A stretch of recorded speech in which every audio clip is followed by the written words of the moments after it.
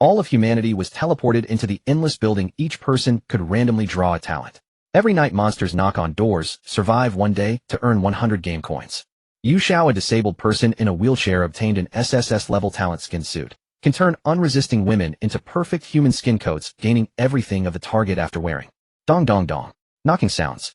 Yu Xiao sat in the wheelchair facing the cold iron door, his consciousness jolting awake from daze. His hands were tightly gripping the armrests. He was back. He had actually been reborn. In the moment his consciousness returned, he almost thought it was a hallucination before death. But he felt the cold wheelchair beneath him. He also felt the heavy iron rod. He knew it was all real. All 4 billion adults of Blue Star were teleported into this endless building with countless floors.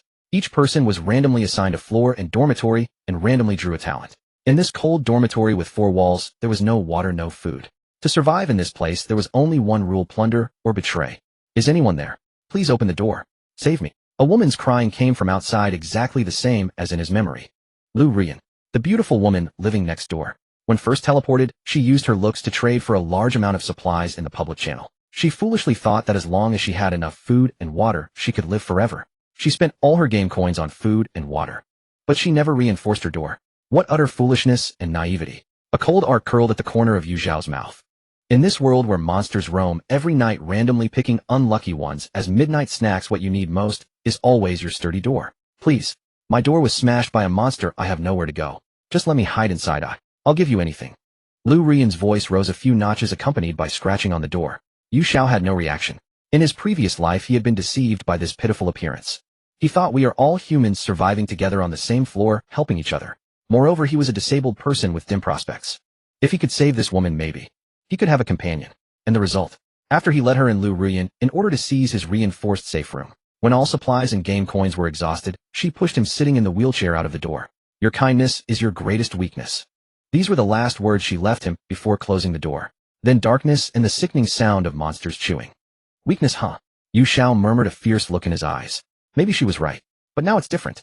Yu Xiao slowly turned the wheelchair to face the door. His right hand quietly reached into the gap of the cushion, gripping the iron rod he had drawn on the first day. You? Really willing to give me anything? His voice was not loud, even a bit hoarse, but it clearly penetrated the door. Liu Ruyan outside was first stunned, then her voice changed. Yes, I'm willing to do anything. Just let me in. Okay, Yu Xiao responded. First he supported himself on the wheelchair and looked through the peephole on the door. The corridor was dim, emergency lights flickering with weak red light. Liu Ruyan was pressed tightly against his door. In the distance, a huge silhouette was slowly moving in the shadows, seemingly hesitating whether to pursue. Time was running out. Yu Xiao withdrew his gaze, took a deep breath. Then little by little he pulled back the bolt. Click. The crisp sound of the lock opening was especially clear in the dead silent corridor. The door was pulled open a crack. Liu Ruyan immediately squeezed in. She quickly turned around, pressing her back against the door, fumbling to lock it again. Quick! Lock the door, she screamed. Yu Xiao didn't move, just sat quietly in the wheelchair watching her. Liu Ruyan finally locked the door again. She let out a long sigh, leaning against the door, gasping heavily. Safe. She took deep breaths of the room's air, her tense body finally relaxing. She looked up at the owner of the room. A cripple in a wheelchair. Liu Ruyan's eyes changed. She sized up Yu Xiao and his room, curling her lip. All right, now this place is mine.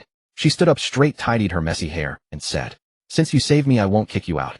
From now on, you'll be responsible for serving me tea and water and attending to me. I'll share the leftovers with you. As expected. Exactly the same lines as in the previous life. Yu Xiao smiled. His smile was calm, but in this dim room it made Liu Ruyan feel something was wrong. The previous lives, Yu Xiao really thought she would live peacefully with him out of gratitude for saving her. But at the first sign of danger, she pushed him out of the room to feed the monsters. What are you laughing at? She frowned, rebuking. A cripple about to die, still laughing. I'm laughing at you. Yu Xiao's voice was very soft. Too naive. As the words fell, Yu Xiao moved. His right hand, hidden at his side, suddenly swung out. The heavy iron rod cut a swift arc through the air, smashing into Liu Ruyan's head. Liu Ruyan's pupils dilated instantly. She only managed a short cry, not even seeing what it was. Bang! A dull thud. Liu Ruyan's body collapsed limply to the floor. Blood quickly seeped from her forehead, staining her black hair. Everything was quiet. Yu Xiao gasped for breath, his chest heaving violently. He stared at the woman on the ground, his hand holding the iron rod still trembling slightly. This was revenge, and also survival. He knew clearly that in this world it was kill or be killed. Mercy to an enemy is cruelty to oneself. He had to lose a life to understand this truth. Skin suit. Activate, Yu Xiao murmured in his heart. A virtual panel emitting a faint blue light appeared before his eyes, visible only to him. This was the talent he had randomly drawn when entering the building. SSS level talent skin suit. Can turn unconscious, unresisting women into perfect human skin coats, gaining everything of the target after wearing. Skin suit grades are divided into F, E, D, C, B, A, S, SS, SSS. Higher grade skin suits have stronger abilities. Tip: a disabled body cannot survive in this building. Abandon humanity, abandon kindness, where someone else's skin walks someone else's path. Humanity. In the previous life, he still retained kind humanity, unable to use this ability, ultimately leading to being devoured to death. Yu Xiao's gaze fell on Liu Ruyan. Now he was determined. He didn't want to become a monster. But this world didn't give him the chance to be human. He controlled the wheelchair, slowly moving to Liu Ruyan's side. The cold system prompt seemed still in his ears.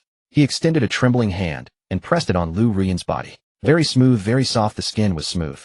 System start production. Detected production materials starting skin suit production. A deep blue light flickered to life in the room. It moved as though alive, splitting into countless tendrils that wrapped completely around the still and motionless Liu Ruyan lying on the floor. Yu Xiao sat quietly in his wheelchair watching. There was no gruesome spectacle of splattered flesh as he had feared, nor any nauseating stench. Within the blue light, the outline of Liu Ruyan's body collapsed and dissolved in rapid succession. Her bones and flesh seemed to have their very essence drained away by something invisible until they all transformed into particles of light and dispersed into the air. The entire process was eerily silent. 10 seconds. The blue light receded. That warm body upon the ground had vanished completely. All that remained was a flawless human skin laid flat against the rough concrete floor.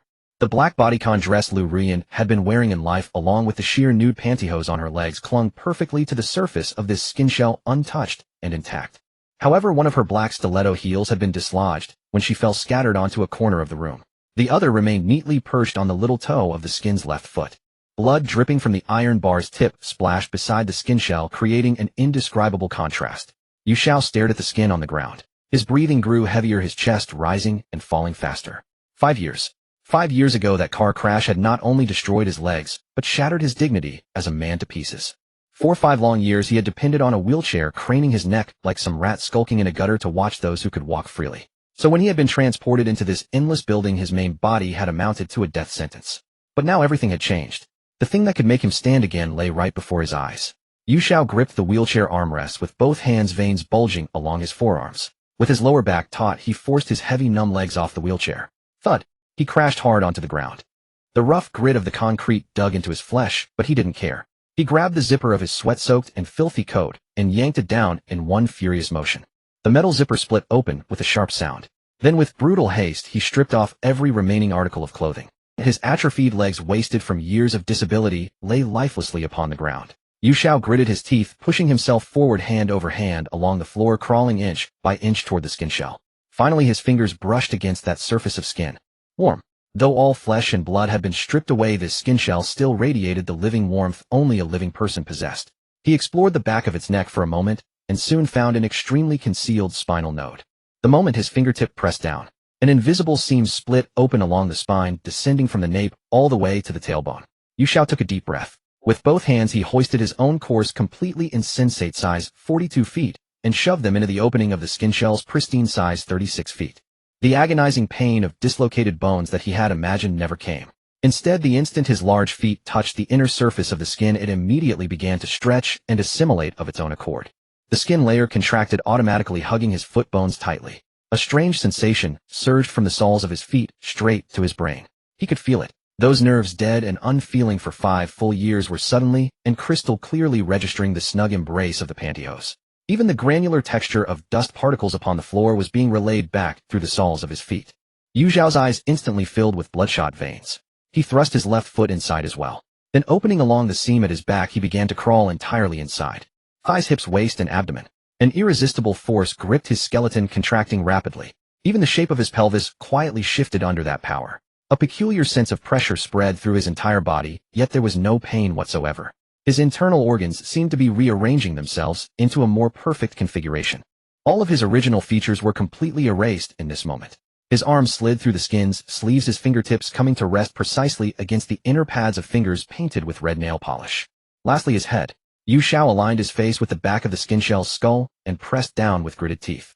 The seam at the back closed soundlessly, joining seamlessly. Raven black silky hair cascaded down over his shoulders.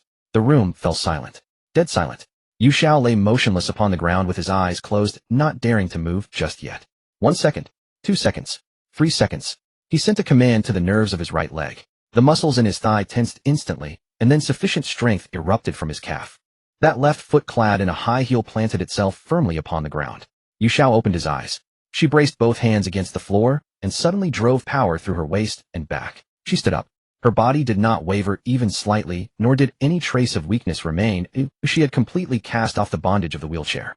The solid certainty coursing through her legs made her feel as though her entire bloodstream were quickening. She looked down at herself. Long straight legs encased in sheer nude pantyhose, their lines almost perfection itself. Her gaze swept upward past her full breasts and slender waist. This body pulsed with vitality countless times stronger than what her disabled form had ever known. Yu Xiao lifted her left foot and flicked her toe lightly. Snap! The remaining stiletto shoe was kicked flying, landing in the corner of the room. Her bare-stockinged feet pressed directly onto the rough concrete. A sharp sting traveled up from below, followed immediately by the distinctive coolness of the cement beneath her soles. This long-forgotten feeling crept up from her feet, making her nearly tremble. This was a healthy body. This was power. Yu Xiao strode across the room to the urine bucket in the corner that had once held her excrement. The pale yellow surface reflected a stunningly beautiful and enchanting face. The fatal wound upon Liu Ruyan's forehead inflicted by the iron bar had been completely restored under the rules of the system, leaving not even a faint mark. The reflection's eyes shimmered with a tender, pitiful charm. It was at that moment that a blue holographic panel appeared. Skin shell Liu Ruyan level E base attributes Constitution 8, Agility 7, Strength 6, Luck 715 luck stacks with the original hosts. Adult male average is 10. Talent charm E rank. Talent description through eye contact, body language, or voice can exert a charming effect upon male organisms, inducing them to do your bidding. Yu Xiao gazed at the data on the panel. She raised her hand and touched her own cheek. The voice that emerged from her throat was no longer that rough horse male voice. It was Liu Ruyan's original voice, sweet and soft. Hello, I am Liu Ruyan. Beneath this beautiful skin shell dwelled no delicate woman. It was an avenging demon willing to swallow anything in order to survive. Joy came quickly and departed just as fast. Yu Xiao forced herself to calm down. She walked over to the wall, bent down to pick up the blood-stained iron rod, and gave it a couple of casual swings. Too heavy. Her arms were as thin as bamboo shoots. Though her previous body had been disabled, at least her upper body had possessed some strength. Now with all her limbs intact, her strength had instead shrunk significantly. She pulled up her status panel, glanced at it, and muttered, Constitution 8, Agility 7, Strength 6. To put it bluntly, she's just a pretty face. Standing at 165 centimeters tall, she possessed a C-cup level of combat capability on her chest, but her weight was likely under 100 pounds. If she ran into any physically formidable men, they could probably lift her with one hand like a piece of meat ready for a stir-fry. But then again, she wasn't entirely without advantages. Liu Ruyan's E-grade talent charm combined with her own unique SSS-grade talent skin suit. With these two paired together, the possibilities were endless. Barefoot in her stockings, Yu Xiao walked silently to the door, stepping onto her tiptoes to peer through the peephole. The emergency lights in the corridor flickered fitfully. A distorted shadow stretched and shrank under the flickering light. A shadow demon, a native inhabitant of this building. It was essentially a mass of black mist, but it would morph into various terrifying forms when attacking. Every night at precisely 8 o'clock it would appear to roam the corridors, randomly attacking the doors of the residents. It would vanish at 8 o'clock the next morning, as punctual as punching a time card. Today was the third day since humanity had been transported here. The rules were simple. As long as one could survive for 24 hours, the system would automatically distribute a basic allowance of 100 game coins and a lucky draw at midnight. Anything in the shop could be purchased with game coins. Items as small as plastic trash bags and toilet paper could be exchanged in large bundles for just a single coin. Items as large as airplanes, tanks, aircraft carriers, and even gene-strengthening serums were available, though the long string of zeros in their prices made her hesitant to even think about them. Essential supplies were also exceptionally expensive. A bottle of water cost 30 game coins, while a loaf of bread cost 20. 100 coins could not even cover a single day's rations. Consequently, the vast majority of players chose to trade with one another in the marketplace. As long as the price was right, anything could be bartered. Food, water, weapons. Even one's body. At this thought, fragments of memory embedded within Liu Ruyan's skin suit surfaced in Yu Xiao's mind. Fortunately, nothing too outrageous was done. Although that woman had been vain, she had only used her charm talent to obtain food and water from a few men at a low cost. She had not yet stooped to selling her body. As for Liu Ruyan's door being breached, it was entirely of her own making. She had spent all her game coins on food, never once considering reinforcing that flimsy level 1 wooden door. To make matters worse, her meager luck stat of 7 ensured that she received special attention from the Shadow Demon for 3 consecutive nights. Wanting to repair the door? Her game coins had long since run out. Unlike Yu Xiao's original body, which possessed a whopping 15 points of luck, Furthermore, she had poured almost all of her game coins into upgrading her door, and in 3 days, she had not been visited by the shadow demon even once. This was the disparity. Now that her original body's luck could stack with the skin suit's attributes, did that mean her nights would be even safer in the future? As for the lucky draw, according to the chat group, most of the rewards were just the guaranteed minimums of purified water and brown bread. In Liu Ruyan's memory fragments, her 3 draws had yielded a grand total of 2 loaves of brown bread and 1 bottle of water. Yet there were also good items. The bucket in Yu Xiao's room used for waste was something she had won on her very first day. Otherwise, she would have had to relieve herself directly on the floor. The iron rod she had used to strike Liu Ruyan was drawn on the 2nd day. On the 3rd day, she was even luckier, drawing 3 bottles of purified water all at once. The luck stat was crucial. Liu Ruyan had only 7 points of luck, so every draw of hers yielded only the basic guarantee. Meanwhile, Yu Xiao with 15 points of luck clearly drew far better items than Liu Ruyan. Yu Xiao ran through this information in her mind, committing it to memory before withdrawing her gaze and focusing her attention on the chat box in her mind. Floor 66 channel, 87,100. 13 dead in just 3 days. This elimination rate was even higher than imagined. Messages in the channel flashed by rapidly in complete chaos. 6,666 to 45. Is there any big brother willing to give me some food and water? I'd be happy to spend the night with you. 6,666 to 46. Like hell, I believe you. I'm right next door and saw you open your door. You're a 300-pound dinosaur. I wouldn't sleep with you even if it were free. 6,666 to 73. Room 45. Come over, I have water. Who cares if you're a dinosaur? I want to have some fun before I die. 6,666 to 12. Room 73. You're truly starving. Aren't you afraid of being crushed to death by a heavyweight? I'd rather trade my water for room 67's Sister Ruyan's worn stockings than let that dinosaur have it. Yu Xiao's gaze lingered on the last message for 2 seconds. Room 67. Sister Ruyan. She looked down at her fair, delicate stocking-clad feet resting on the concrete floor, her toes curling slightly. Someone is actually eyeing them. The chat in the channel continued, mostly filled with useless chatter begging for food and drink.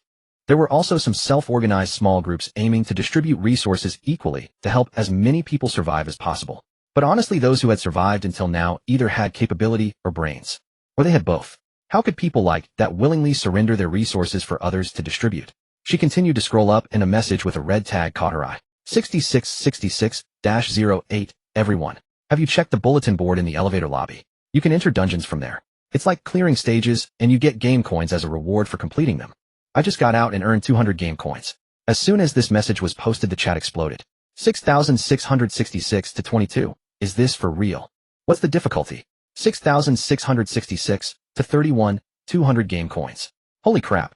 6666-08. It's an F-grade survival difficulty. To put it simply, you just have to last 3 days on a deserted island. There are wild beasts inside. They aren't too strong, but it's best to bring a weapon. 6,666 to 22. 3 days. We've only been here for 3 days in total, right? Did you enter the dungeon on the very first day? 6,666 to 21. I went in today. I spent 3 days in the dungeon, but when I returned, only 10 minutes had passed in the building. Also, don't be reckless. I saw with my own eyes that number 33 went in and never came back out. Dungeons carry a risk of death. Think carefully before you enter. 6,666 to 31. Yu Xiao silently noted down this information. Dungeons. Rewards. Risk of death. But that was a matter for the future. Right now, there was only one urgent problem. Liu Ruyan's room still contained the food and water she had obtained at low prices from various simp admirers using her charm talent over the past few days. Furthermore, her door was currently wide open. Yu Xiao walked over to the peephole and peered outside once more. The black mist of the shadow demon at the end of the corridor had floated quite a distance away, slowly drifting toward the rooms on the opposite side. It stopped in front of a door, pressing its featureless face against it and sniffing for a long time. I wonder which unlucky soul has been targeted. Yu Xiao quickly calculated the distance. Her room was number 66, and Liu Ruyan's was number 67. They were right next door. Stepping out to the next room would take 3 paces at most. But the problem was that Liu Ruyan's door was wide open. While she was inside scavenging for supplies, would the scent from within draw the shadow demon over? She took another look. The dark mist was clinging to a door near room 80, at least a dozen meters away. That's enough. Yu Xiao turned around and quickly scanned the room. Scattered on the floor were the male clothes she had shed earlier and the wheelchair she no longer needed. The iron rod leaned against the corner, the blood on its tip already dried into a dark crust. She bent down to pick it up, pulled a dirty strip of cloth from beneath the wheelchair cushion, and haphazardly wiped the blood from the tip. She then walked to the door and pressed her ear against it. The corridor was silent. From afar there came the occasional wet, dragging friction of the shadow demon, moving sounding like something being slowly hauled across the floor. Yu Xiao held her breath and turned the lock with extreme caution. Click. The door opened a crack. A cold draft poured in from the corridor carrying an indescribable scent of blood. The emergency lights were still flickering. The alternating red and dark light carved the corridor into fractured segments. Yu Xiao slipped sideways through the gap and stepped onto the corridor floor barefoot. Her stocking soles pressed against the concrete floor, making almost no sound. This was an advantage of her current body, lightweight, which naturally made her footsteps silent. Without looking back to close her door, she quickly took 3 steps to the left. The door to room 67 was indeed wide open. Claw marks left by the shadow demon scarred the frame, and the door itself was utterly ruined with only half of it hanging precariously from its hinges. Yu Xiao slipped inside. The layout of Liu Ruyan's room was similar to hers with 4 bare white walls, but it was noticeably more chaotic. A few pieces of women's clothing were scattered on the floor piled together to form a makeshift mattress. In the corner lay a pile of plastic bags containing 3 days' worth of Liu Ruyan's accumulated waste. The entire room reeked of a foul stench. The building's corridors would automatically refresh every morning at dawn, as long as trash was placed outside the door it would vanish. This woman was so lazy she couldn't even be bothered to throw out her own waste. Unless you saw it with your own eyes, it was hard to believe that a woman so beautiful could be so filthy in private. Suppressing her disgust at the stench, Yu Xiao walked over quickly and knelt to search. 6 bottles of water, 4 blocks of compressed bread, and a small pouch of jerky of unknown flavor. Based on shop prices, this is worth at least 300 game coins. All of it had been traded for by Liu Ruyan, using her face. It was enough to sustain a person for 4 or 5 days. Not bad. Without hesitation, Yu Xiao grabbed a piece of clothing, tied its 4 corners together to use as a sack, packed the supplies, and scanned the room once more. On the makeshift bed of clothes lay a rather thick coat, likely swindled from some admirer, to be used as a blanket. She snatched up the coat as well. Just as she was about to turn and leave, a dull creaking sound suddenly echoed from the corridor. Yu Xiao's movements froze instantly. It was the sound of the shadow demon clawing at a door, and the distance was much closer than before. She lowered her body, crept quietly to the doorway, and poked her head out to take a look. The shadow demon was coming back. The black mist was drifting back from the end of the corridor. Its pace was unhurried, yet its direction was unmistakable, steadily closing in toward the rooms numbered 60 through 70. Yu Xiao did not hesitate. A bundle of supplies clutched in one hand, an iron rod gripped tight in the other. She spun around and bolted for the door. GHK. A sudden weakness shot through her right knee, her foot faltered, and she nearly crashed to the floor. This body carried Liu Ruyan's muscle memory. Walking posed no problem, and she could manage a stumbling trot in short, quick steps. But Yu Xiao's own athletic instincts had lain dormant for a full 5 years. When her brain issued the command to run, the response from her leg muscles was always a half-beat too slow. It was like a novice who had just obtained a driver's license trying to handle a top-of-the-line supercar. A fine car indeed, but the driver could not keep up. Outside, door 67. Yu Xiao squeezed through sideways, turned left, took 3 steps. The door to room 66 was right before her eyes. She had been running too fast, and her shoulder slammed straight into the doorframe. Bang! The muffled impact exploded through the silent corridor. Yu Xiao's heart seized. She turned her head toward the far end of the hallway. The black mist paused.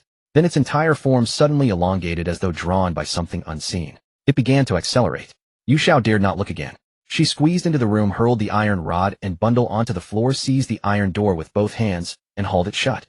The level 2 iron door was heavy. With Liu Ruyan's arms carrying only 6 points of strength, pulling it shut felt like a grueling tug of war. The sticky scraping sound from the corridor was drawing ever closer. Yu Xiao clenched her teeth, her waist and back strained to their limit, and the iron door finally drew shut inch by inch. The final half-arm's width remained. A chill wind surged through the crack, carrying a cloying sweetness of decay. Something grazed the back of her skull, a few long hairs yanked painfully taut. Bang! The iron door shut. Yu Xiao spun the bolt home in a single vicious motion. The very next second, screech. A shrill shriek of metal tore through from beyond the door. The shadow demon's claws had raked directly across the iron door's surface. Screech, screech, screech. 1 strike, 2, 3. Yu Xiao pressed her back against the iron door, her chest heaving violently as she gasped for breath. The iron door trembled faintly behind her, but only slightly. The thickness of a level 2 iron door was enough to withstand the shadow demon's attacks at its current stage. Another dozen or so scratches. The sound slowly receded. It was gone. Yu Xiao's legs gave way, and she slid down the door panel until she sat on the floor. The stockings scraped against the rough cement, the friction burning hot against the soles of her feet. That was way too close. But what emerged from her throat was Liu Ruyan's sweet, soft voice. She couldn't even manage to sound fierce while cursing. She closed her eyes, briefly waiting for her heartbeat to steady somewhat before opening the chat channel in her mind. As expected, it had already exploded. 6,666 to 80. Holy shit. Who was that noise just now? Did the shadow demon break through a door? 6,666 to 71. From the direction, it sounded like it was around room 66 or 67. 6,666 to 45. Is Ruyan from room 67 okay? 6,666 to 12. Room 67. Liu Ruyan, are you still alive? Give us a sign quick. 6,666 to 22. Isn't the one in room 66 some cripple? The guy in the wheelchair. His door looks pretty sturdy though. I saw earlier that it seemed to have already been upgraded to an iron door. 6666-08. What's the use of sturdy? How many days can a cripple last on his own? Only a matter of time. 6,666 to 73. Probably already a goner. That sound earlier was probably his door getting broken through. 6,666 to 46. A moment of silence. 6,666 to 31. You guys should at least show some concern for Sister Ruyan. What if the door the shadow demon broke was 67's? 6,666 to 12. Don't jinx it. Sister Ruyan's definitely fine. Yu Xiao did not speak in the public channel. Her current identity was Liu Ruyan, but Liu Ruyan lived in room 67. If she used the identity of room 67 to speak, and someone happened to pass by 67, they would find the door open and no one inside. That wouldn't add up. She needed an excuse. But that wasn't urgent. Yu Xiao rose to her feet and gathered the scattered supplies into the corner. 6 bottles of water, 4 compressed biscuits, a small bag of jerky. Add to that the 3 bottles of water she'd previously stocked in her own room. Enough to last 3 days. 3 days would be sufficient to restore this body's motor functions to a normal level. By then it would be time to consider venturing into an instance dungeon. The inventory complete, Yu Xiao straightened her back, and then she felt it. A very distinct signal emanating from her lower abdomen. The urge to urinate. The side effects of that harrowing brush with death, and the surge of adrenaline that followed, had come calling all at once. Yu Xiao's gaze drifted slowly toward the bucket in the corner. She looked down at her current body, a fitted skirt, stockings, and the anatomy beneath. This was the first time she had faced this issue since donning this skin. Yu Xiao drew a deep breath, her fingers hooking the hem. Her movements were painfully clumsy. In the end, she still managed to complete the entire process. Her knees quivered several times, unaccustomed to the posture. The sensation of splashing water sent a flush of crimson burning across her entire face.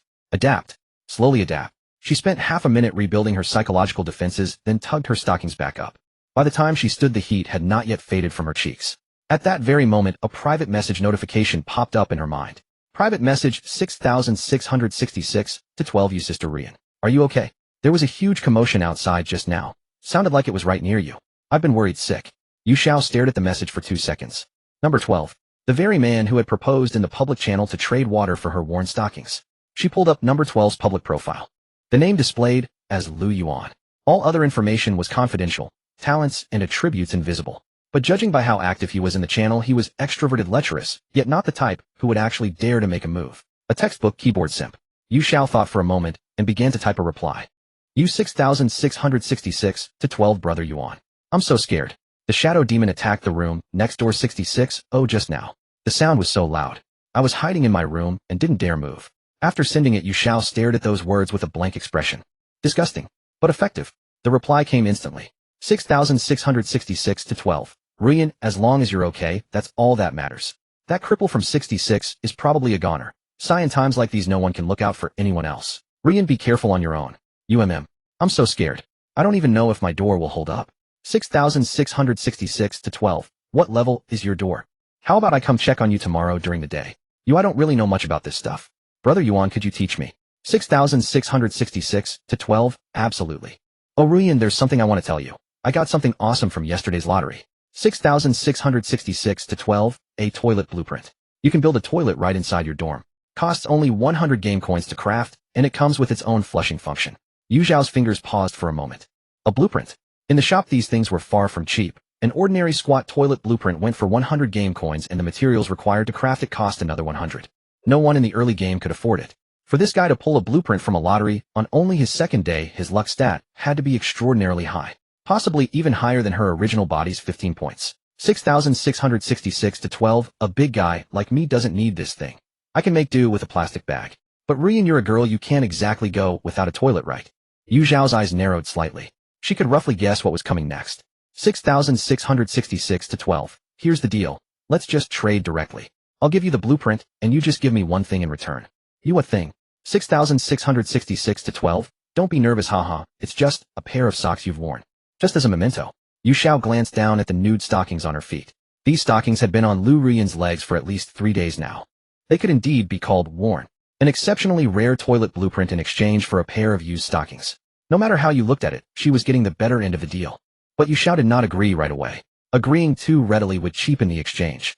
Even if a woman loved a bargain, anything touching on these risque topics always called for a show of feigned reluctance first. That's just how women are. You brother Yuan. That's awful, you even want ones I've worn. 6,666 to 12. Don't get me wrong, Ruyan. I just think you look great in stockings, and want a little something to remember you by. But these stockings I've worn for 3 days. They're a bit dirty from using the bathroom. Are you sure you want them? 6,666 to 12. Even better if they're dirty. A personal collection. Just prepare them, and send me the trade request whenever you're ready. Yu Xiao exited the private chat, the corners of her mouth curling slightly upward. With the toilet blueprint secured, she would never have to squat over that wretched bucket again. But more important than that was number 12 himself. High-lucked, simple-minded, lecherous, and eager to attach himself to her.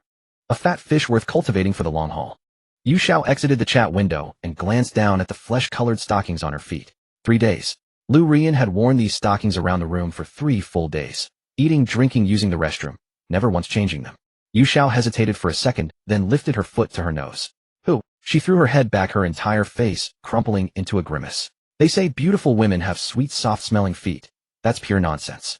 Only after becoming Liu Ruyan did she understand that no matter how pretty you look, 3 days without washing results in one word: sour. The smell hit with explosive force. Yu Xiao lowered her foot and stared at her toes with a complicated expression. I wonder if that Liu Yuan would still want this if he smelled it. Forget it, who cares? Take it or leave it. Yu Xiao bent over and started peeling the stockings down from her legs. They clung tightly to her skin and had to be rolled down inch by inch. By the time she reached her ankles, the soles of the stockings were already yellowed. She pulled both off and casually balled them up on the floor. Barefoot on the concrete floor, the cool, rough surface sent a chill up her soles. But at least it was far more breathable than wearing the stockings. Yu Xiao wiggled her toes, then turned and walked to the corner, bending down to pick up Liu Ruyan's 2 black stiletto heels. One was what she had been wearing when Yu Xiao entered, and the other was the one she'd previously kicked into the corner with her toe. Both shoes had pointed toes and slim heels with decent craftsmanship. The soles showed minimal, where clearly the shoes Liu Ruyan had worn around the building over the past 3 days. Yu Xiao turned the heels over to inspect them. Size 36. The inner sides bore clear marks where her toes and forefoot had rubbed against the material, wearing them shiny and dark. This stuff is just a burden to me. Running in high heels. Only someone craving death would do that. But for someone like Liu Yuan. Yu Xiao placed the 2 heels side by side next to the stockings and reopened the private chat window. You 6,666 to 12, brother Yuan, I've thought about it. I can give you the stockings too. But I have a small request. You 6,666 to 12, brother Yuan, I've thought about it. I can give you the stockings too. But I have a small request. The reply came instantly. 6,666 to 12. What's your request? Just say it. It's just. If you pull any useful blueprints or items in the future, could you let me know first? You don't necessarily have to give them to me for free. Regular trading is fine. I just want priority access. 6,666 to 12. That's it. No problem. Ruyan, don't worry. Whatever good stuff I get, you'll be the first to know. Yu Xiao's lips curved slightly. As expected. The more you play hard to get with this type of person, the more obsessed they become. The more reasonable sounding small request you make, the less they see it as taking advantage, and the more equal the relationship feels. Now comes the part where you ramp things up. By the way, brother Yuan, I also have a pair of high heels. I've worn them for several days, and I won't need them here anyway. Do you want them? By the way, brother Yuan, I also have a pair of high heels. I've worn them for several days, and I won't need them here anyway. Do you want them? After sending the message, the other side went silent for about 5 seconds. For a simp who normally replies instantly, 5 seconds counted as an eternity. 6,666 to 12. Are you serious? 6,666 to 12. Are you serious? Yeah, they're a bit dirty though, full of sweat inside. If you're not grossed out, I'll throw them in with the stockings. 6,666 to 12. Not grossed out at all. Ruyan, you're too generous. 6,666 to 12. Not grossed out at all. Ruyan, you're too generous. 6,666 to 12. How about this? Don't worry about the blueprint thing. From now on, whenever I pull any blueprint, you get first pick. And I'm not taking these shoes for free. I'll throw in 30 game coins as well. Yu Xiao's eyes lit up. 30 game coins. Combined with the value of the toilet blueprint itself, this trade netted her at least 130 in profit. And what had she given up? A pair of smelly socks and 2 worn-out high heels. Liu Ruyan's face was genuinely useful. Yu Xiao opened the system trading interface. A semi-transparent blue panel appeared before her, split into left and right sections. The left showed her inventory, while the right displayed the counterparty's trading information.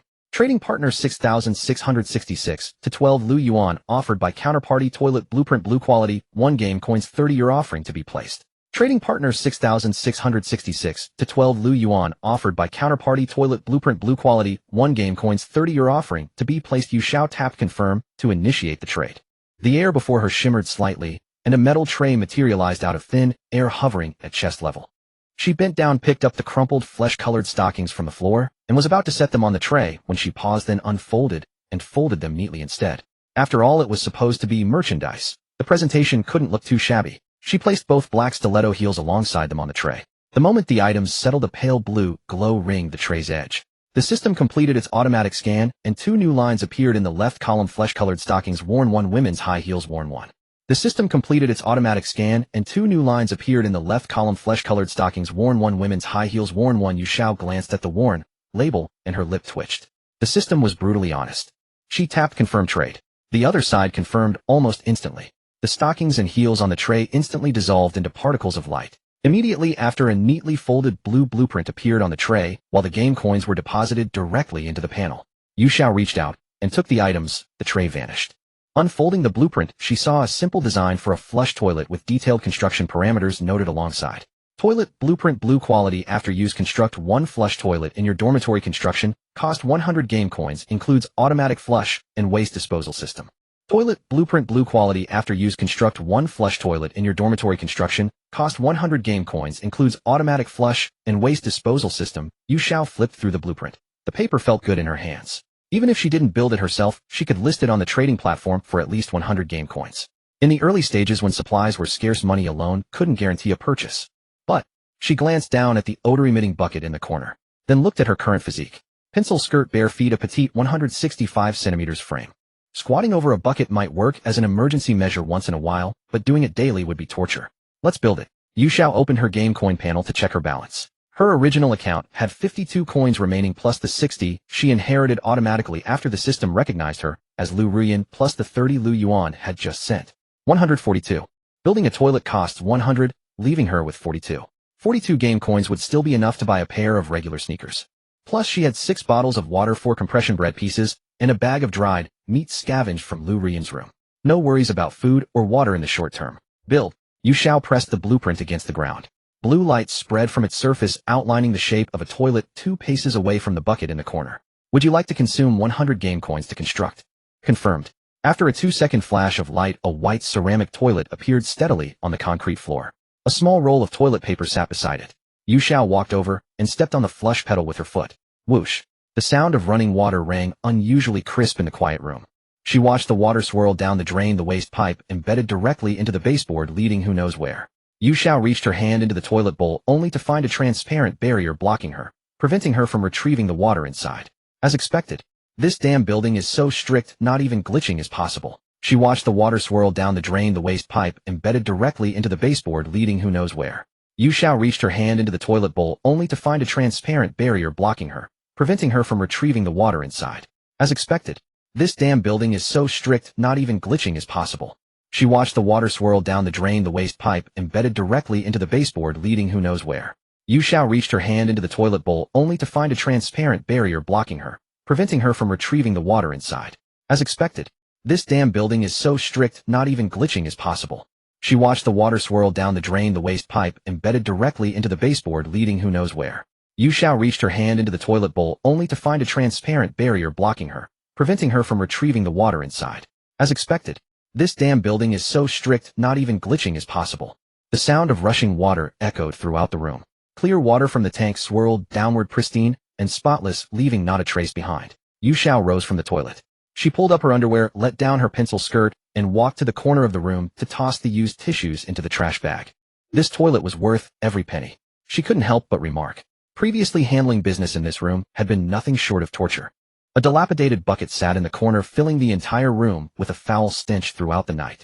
She had to grit her teeth and endure until 8 in the morning when the monsters disappeared before daring to open the door and dump the trash outside. Now it was much better.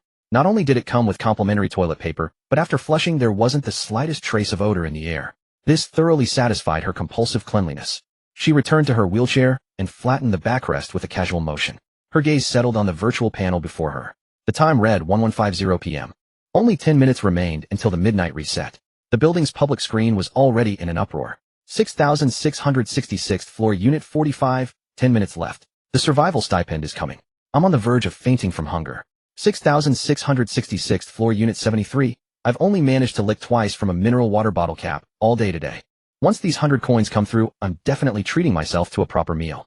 6,666th floor, Unit 80, don't go spending recklessly. Save up and reinforce your door. That's what matters.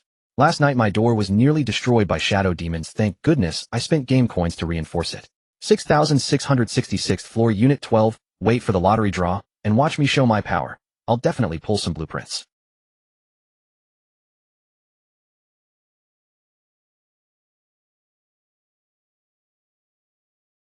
Fear and hunger had drained everyone's energy almost completely. The 100 game coins and lottery opportunity at midnight were everyone's sole hope for survival.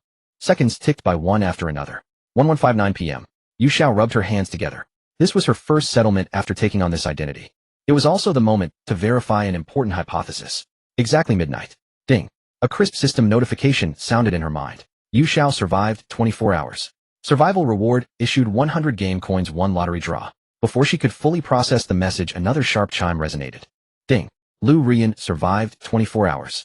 Survival reward issued 100 game coins, 1 lottery draw. 2 beams of blue light flashed directly within her personal inventory. The game coin balance jumped from 42 straight to 242. Lottery draws 2. Seated in her wheelchair, Yu Xiao stared at the panel, utterly stunned. They actually gave 2 sets. She had only entertained this possibility in her thoughts before. She never expected the system to treat her and Liu Ruyan as 2 separate surviving units. 2 identities, 2 stipends. I'm striking it rich, Yu Xiao laughed aloud.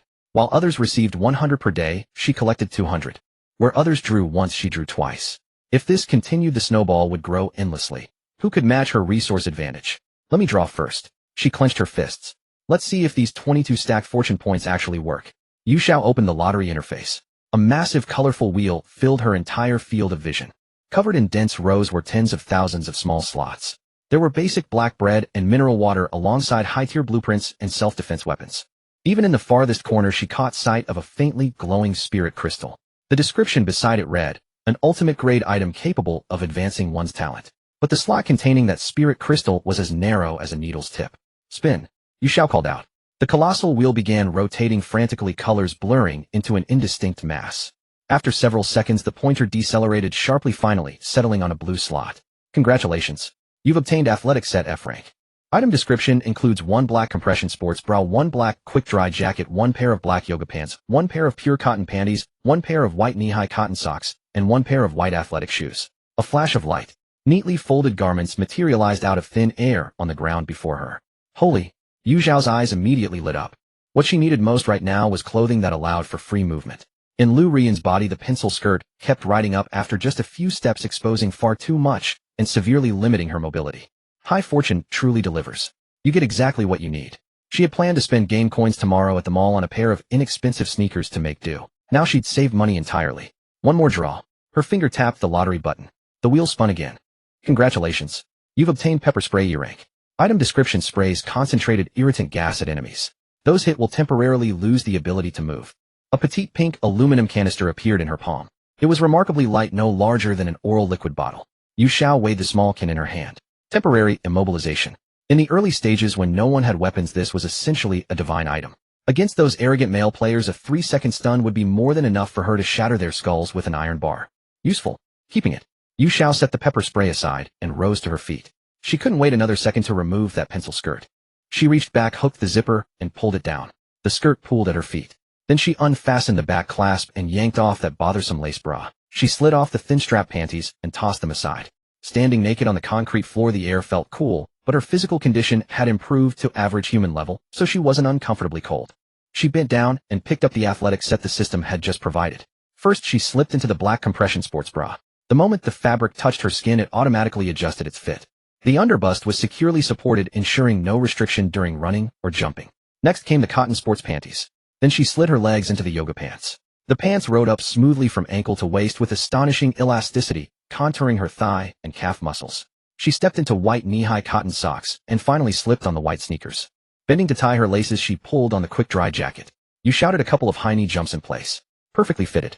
The outfit hugged every curve of her body as though custom-made to her exact measurements. She glanced down at her legs.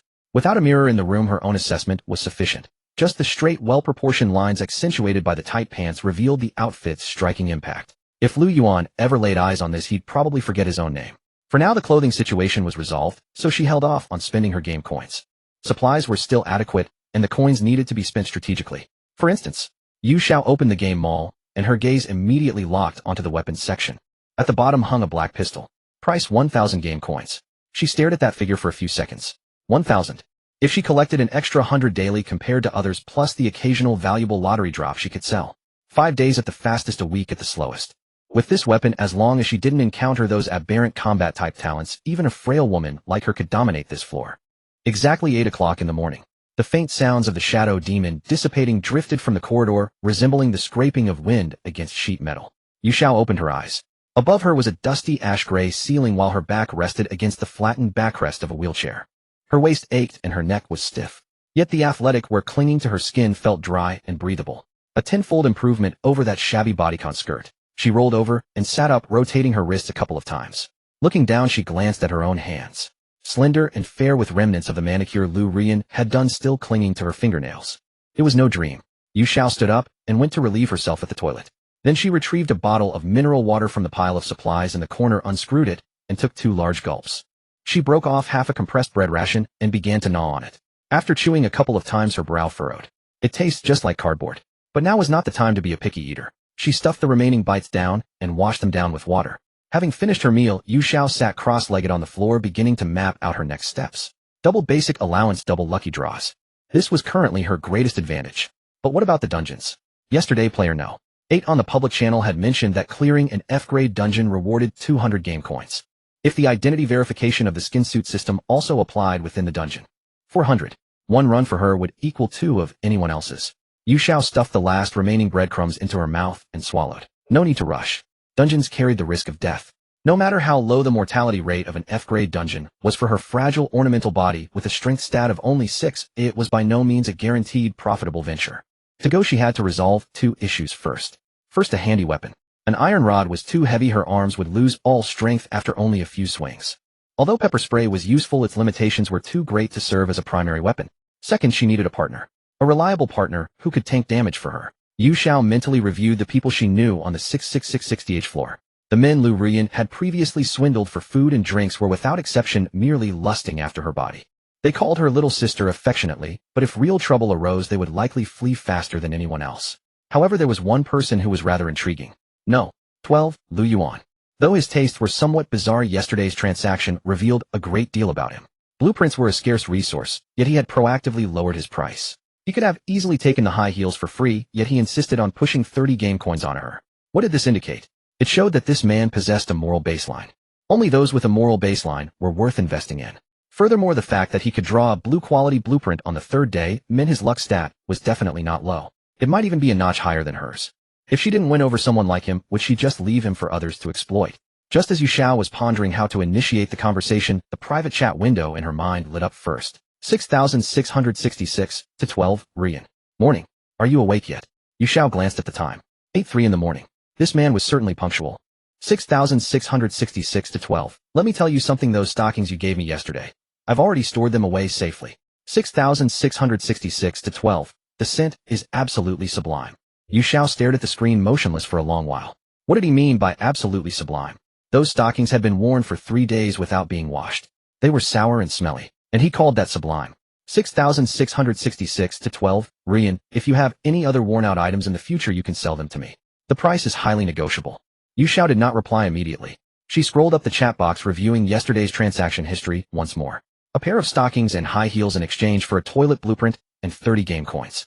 She had certainly profited from this deal. However, if they continued with this pattern, cash on delivery for stockings, she and Liu Ruyan would forever remain in a purely transactional relationship. The greatest flaw of a transactional relationship lay in its volatility. It could be terminated at any moment. He might buy from you today, but tomorrow he could easily choose not to. What she needed was not a customer. She needed an ally. Yu Xiao pondered for about 10 seconds before beginning to type. You brother Yuan, please don't say that. With yesterday's toilet blueprint, I was clearly the one who got the better end of the deal. She sent it. Pausing for 3 seconds, she followed up with another message. You blueprints are such precious items. And yet you even gave me an extra 30 game coins. I feel quite embarrassed. 6,666 to 12? What's there to be embarrassed about? For a girl like you in a place like this, how could you manage without a toilet? But I still feel like I owe you. Brother Yuan, if you like them in the future, I can just give you my worn items directly. You don't need to pay me anymore. The other side fell silent for 5 seconds. 6,666 to 12? How could I do that? Taking your things for free wouldn't be right. How is it for free? You've already helped me so much. Yu Xiao paused for a moment, then continued typing. To be honest, Brother Yuan, since being teleported here, quite a few men have approached me. They claim to care about me, but in reality, they all just want to. She deliberately left the sentence unfinished. 6,666 to 12? Want what? You know. 6,666 to 12? Those filthy scoundrels. That's why I feel you're different, Brother Yuan. You are genuinely helping me, not trying to take advantage of me. Upright guys like you are far too rare. After typing this paragraph, Yu Xiao reviewed it from start to finish with an expressionless face. Every single word was precisely calculated to strike the emotional pressure points of a single straight male. First, offer a sweet treat, giving things away for free to bridge the distance. Then flatter him. You are different from those other men, you are upright. Finally, drop the hint.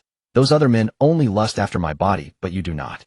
With this combination of moves, any ordinary man would lose his head. The other side fell silent for about 10 seconds.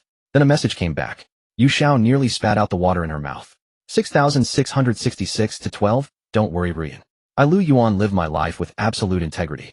6,666 to 12? I do not lust after your body. 6,666 to 12? I only lust after your stockings.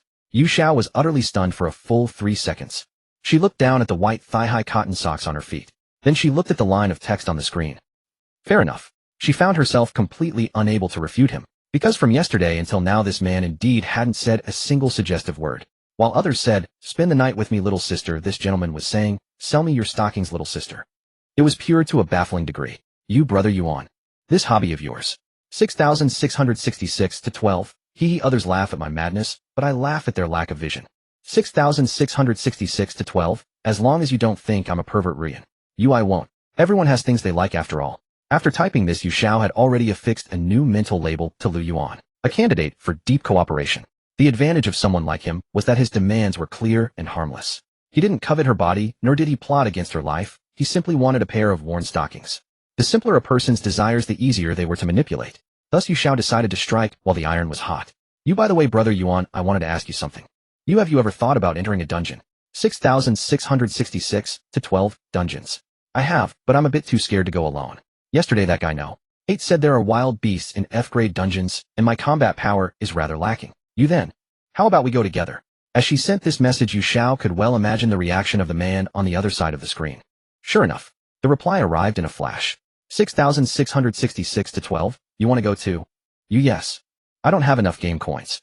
I certainly won't survive long relying solely on the basic allowance. But I'm too scared to go alone, fearing I might run into danger. 6,666 to 12. Then let's team up. I'll let you in on a little secret. I drew something incredible last night, a perfect tool for dungeons. Something incredible. The corner of Yu Xiao's mouth twitched slightly. The fish had taken the bait. Jiang Chun directly sent the blueprint screenshot over. Yu Xiao was biting on some bread when her jaw froze the moment she saw the stats. Sleep Tint Blueprint E-Rank. Construction cost after deployment 50 game coins. Effect emits a special aura that automatically repels F-rank beasts. When attacked by E-rank beasts, it can block 3 impacts. Can be folded and retrieved for repeated use. She stared at the line, automatically repels F-rank beasts, reading it 3 full times. The biggest trouble with F-rank instances is nighttime. During the day it's manageable. Stay focused, dodge the beasts, burn some stamina. But nighttime is different. Number 8 had mentioned that the instance requires surviving 3 full days on a deserted island. Daytime is barely survivable, but at night beasts swarm in packs. Without shelter, it's a death sentence. With this tint once inside, even F-rank creatures can't reach them. As long as luck isn't completely against them, and they don't run into E-rank or higher mutated beasts. Yu Xiao quickly ran the numbers in her head. The tent costs 50 game coins to build. 2 people going in would need enough water and food plus that can of pepper spray and iron rod she already had. Stable. Her original plan had been to spend 3 days recovering this body's physical condition, saving up coins for a weapon, and only then thinking about instances. But this tent pushed the timeline forward entirely. Brother Yuan, your luck is insane. This thing was practically custom-made for F-rank instances. 6,666 to 12, tell me about it. I nearly jumped off the floor when I saw the stats last night. 6,666 to 12. So yeah, while everyone's still hesitating, let's go grab some loot first. First come, first served. Who knows if instance difficulty won't increase later. Yu Xiao had to admit that although this guy's tastes were weird, his mind worked fast. You alright? Let's meet by the elevator. 6,666 to 12, sounds good. Noon. I'll go prepare first. 6,666 to 12. Oh right, Liu Ruyan, we might need to spend the night in the instance, so bring extra supplies. Also, 6,666 to 12, what kind of socks are you wearing into the instance? Yu Xiao's fingers hovered mid-air, pausing for a second. Cotton socks. 6,666 to 12 knee-high ones. You brother Yuan, do you still want to team up, or what? 6,666 to 12? Yes. See you at noon. Yu Xiao closed the chat window and slapped her face. Time to move. First order of business gear.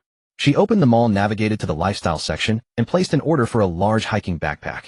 20 game coins. The black canvas bag materialized out of thin air on the ground. It had plenty of capacity, sturdy straps, and looked built to last.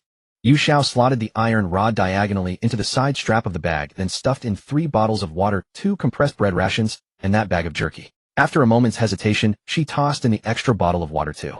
Being stuck in an instance all day, if you bring extra it never hurts. Next was the pink canister of pepper spray. She weighed the small canister in her hand. This couldn't go in the bag. When the moment counted, digging through a bag would take too long. Yu Xiao unzipped her jacket and glanced down at the neckline of her sports bra. It had good stretch, fitted snugly. She slid the spray canister up through the neckline, adjusted its position, and tucked it between her breasts. She hopped twice. It stayed perfectly in place. From the outside, the quick-dry jacket covered everything. No one would suspect there was anything hidden underneath. Never underestimate a woman's ability to produce a weapon from anywhere. Second order of business disguise. Yu Xiao slung the hiking backpack over her shoulders and walked to the door, pressing her ear against it to listen. The corridor was dead silent. It was just past 8 in the morning, and most people were still holed up in their rooms, too scared to move. She turned the lock and peeked out. Nobody was there. 3 steps. Room 67's door was still in the same wrecked state from last night. Half the panel hanging loose from its hinges, shadow demon claw marks running all the way from the doorframe down to the bottom of the door. Yu Xiao slipped inside, opened the system panel, and found the room repair option. Consumed 50 game coins to repair room 67's door to a tier 1 wooden door. Confirm. A pale blue light began spreading outward from the damaged edges of the door panel. The splintered wood chips and fragments flew back into place one by one as if time had been reversed. The crack sealed shut, claw marks vanished, and the hinges snapped back into position on their own. 3 seconds. A flawless tier 1 wooden door now stood firmly in the frame. Yu Xiao pushed against the door panel. It fit perfectly, no gaps. Then she turned, walked to the corner of the room, pinched her nose, and picked up the trash bags filled with Liu Ruyan's waste, quickly stepping out to dump them in the corridor. Finally, she closed room 67's door from the outside and retreated back to her own room 66. This way anyone passing by room 67 would assume Liu Ruyan was still living there in good health. A living Liu Ruyan in room 67, a living Yu Xiao in room 66. 2 identities, 2 welfare payments. No one would spot the deception. With preparations complete, Yu Xiao sat cross-legged and opened the floor chat channel. The floor population had dropped to 85,100. 2 more died last night. She scrolled down. The tone of the discussion had already shifted. 2 days ago, it was all begging for food and water. Now most people were talking about instances. 6,666 to 38. Not entering the instance is just waiting to die. Welfare is 100 a day, and water and bread already eat up 50. The remaining 50 isn't enough to upgrade the door. The shadow demons grow stronger every day. How long can a tier 1 wooden door hold out? 6,666 to 22, but nobody can calculate the actual death rate in instances. Only number 8 has survived so far, and number 33 went in and hasn't been heard from since. 50-50 odds. Are you willing to gamble? 6,666 to 71. Number 33 most likely had bad luck and ran into a tough monster. Number 8 said it himself. Under normal circumstances, F-rank instances aren't that difficult. 6666-08. Right, I only encountered 3 F-rank hyenas on that island. A knife would have been enough to handle them. But judging by number 33 walking in empty-handed, no one could have saved him without weapons. Yu Xiao was scrolling when a new message suddenly popped up. 6,666 to 55. Listen up, everyone. I'm Wang Chong, room 55. My talent is strength enhancement, D rank. 6,666 to 55. If you want to team up and clear instances, follow me. I'll lead the group and take half the rewards as a commission after clearing. Fair, right? No pressure if you're not interested. The moment the message went out, the channel fell silent for about 2 seconds. Then it exploded. 6,666 to 54. Where'd this idiot come from? Demanding half off the bat. Why don't you just go rob people? 6,666 to 38. Half is indeed too greedy. 820 split. would be more reasonable. 6,666 to 71. Dude, you're D-rank talent. Proof. Anyone can brag. Room 55 didn't respond in the channel. Less than a minute passed. Yu Xiao heard it. The entire floor heard it. Boom. A muffled explosion echoed from down the corridor, and the walls shuddered slightly. Then came a heart-rending scream. The channel went instantly silent. Then room 55 posted an image. Yu Xiao clicked on it. In the photo, the tier 1 wooden door of room 54 was completely shattered. The door panel had been blasted straight into the room, broken into 3 pieces, and even the door frame was warped. A thin man with glasses was curled up in the corner of the room, foaming blood from his mouth. His chest had a fist-sized hole punched through his clothing, with shattered eyeglass lenses scattered nearby. The person standing at the doorway taking the photo was a burly man with a buzz cut at least 9 meters tall. His arms were thicker than Yu Xiao's thighs, veins coiled like ropes.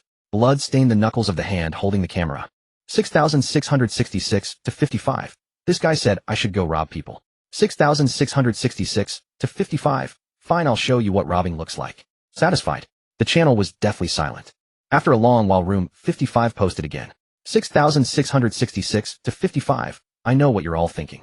Honestly, I could just go door to door and take what I want. But I'm a merciful person. 6,666 to 55. That's why I said team up for instances half commission. Too expensive. Go alone then. Nobody's stopping you. 6,666 to 55. But if anyone else talks trash again. He posted another image.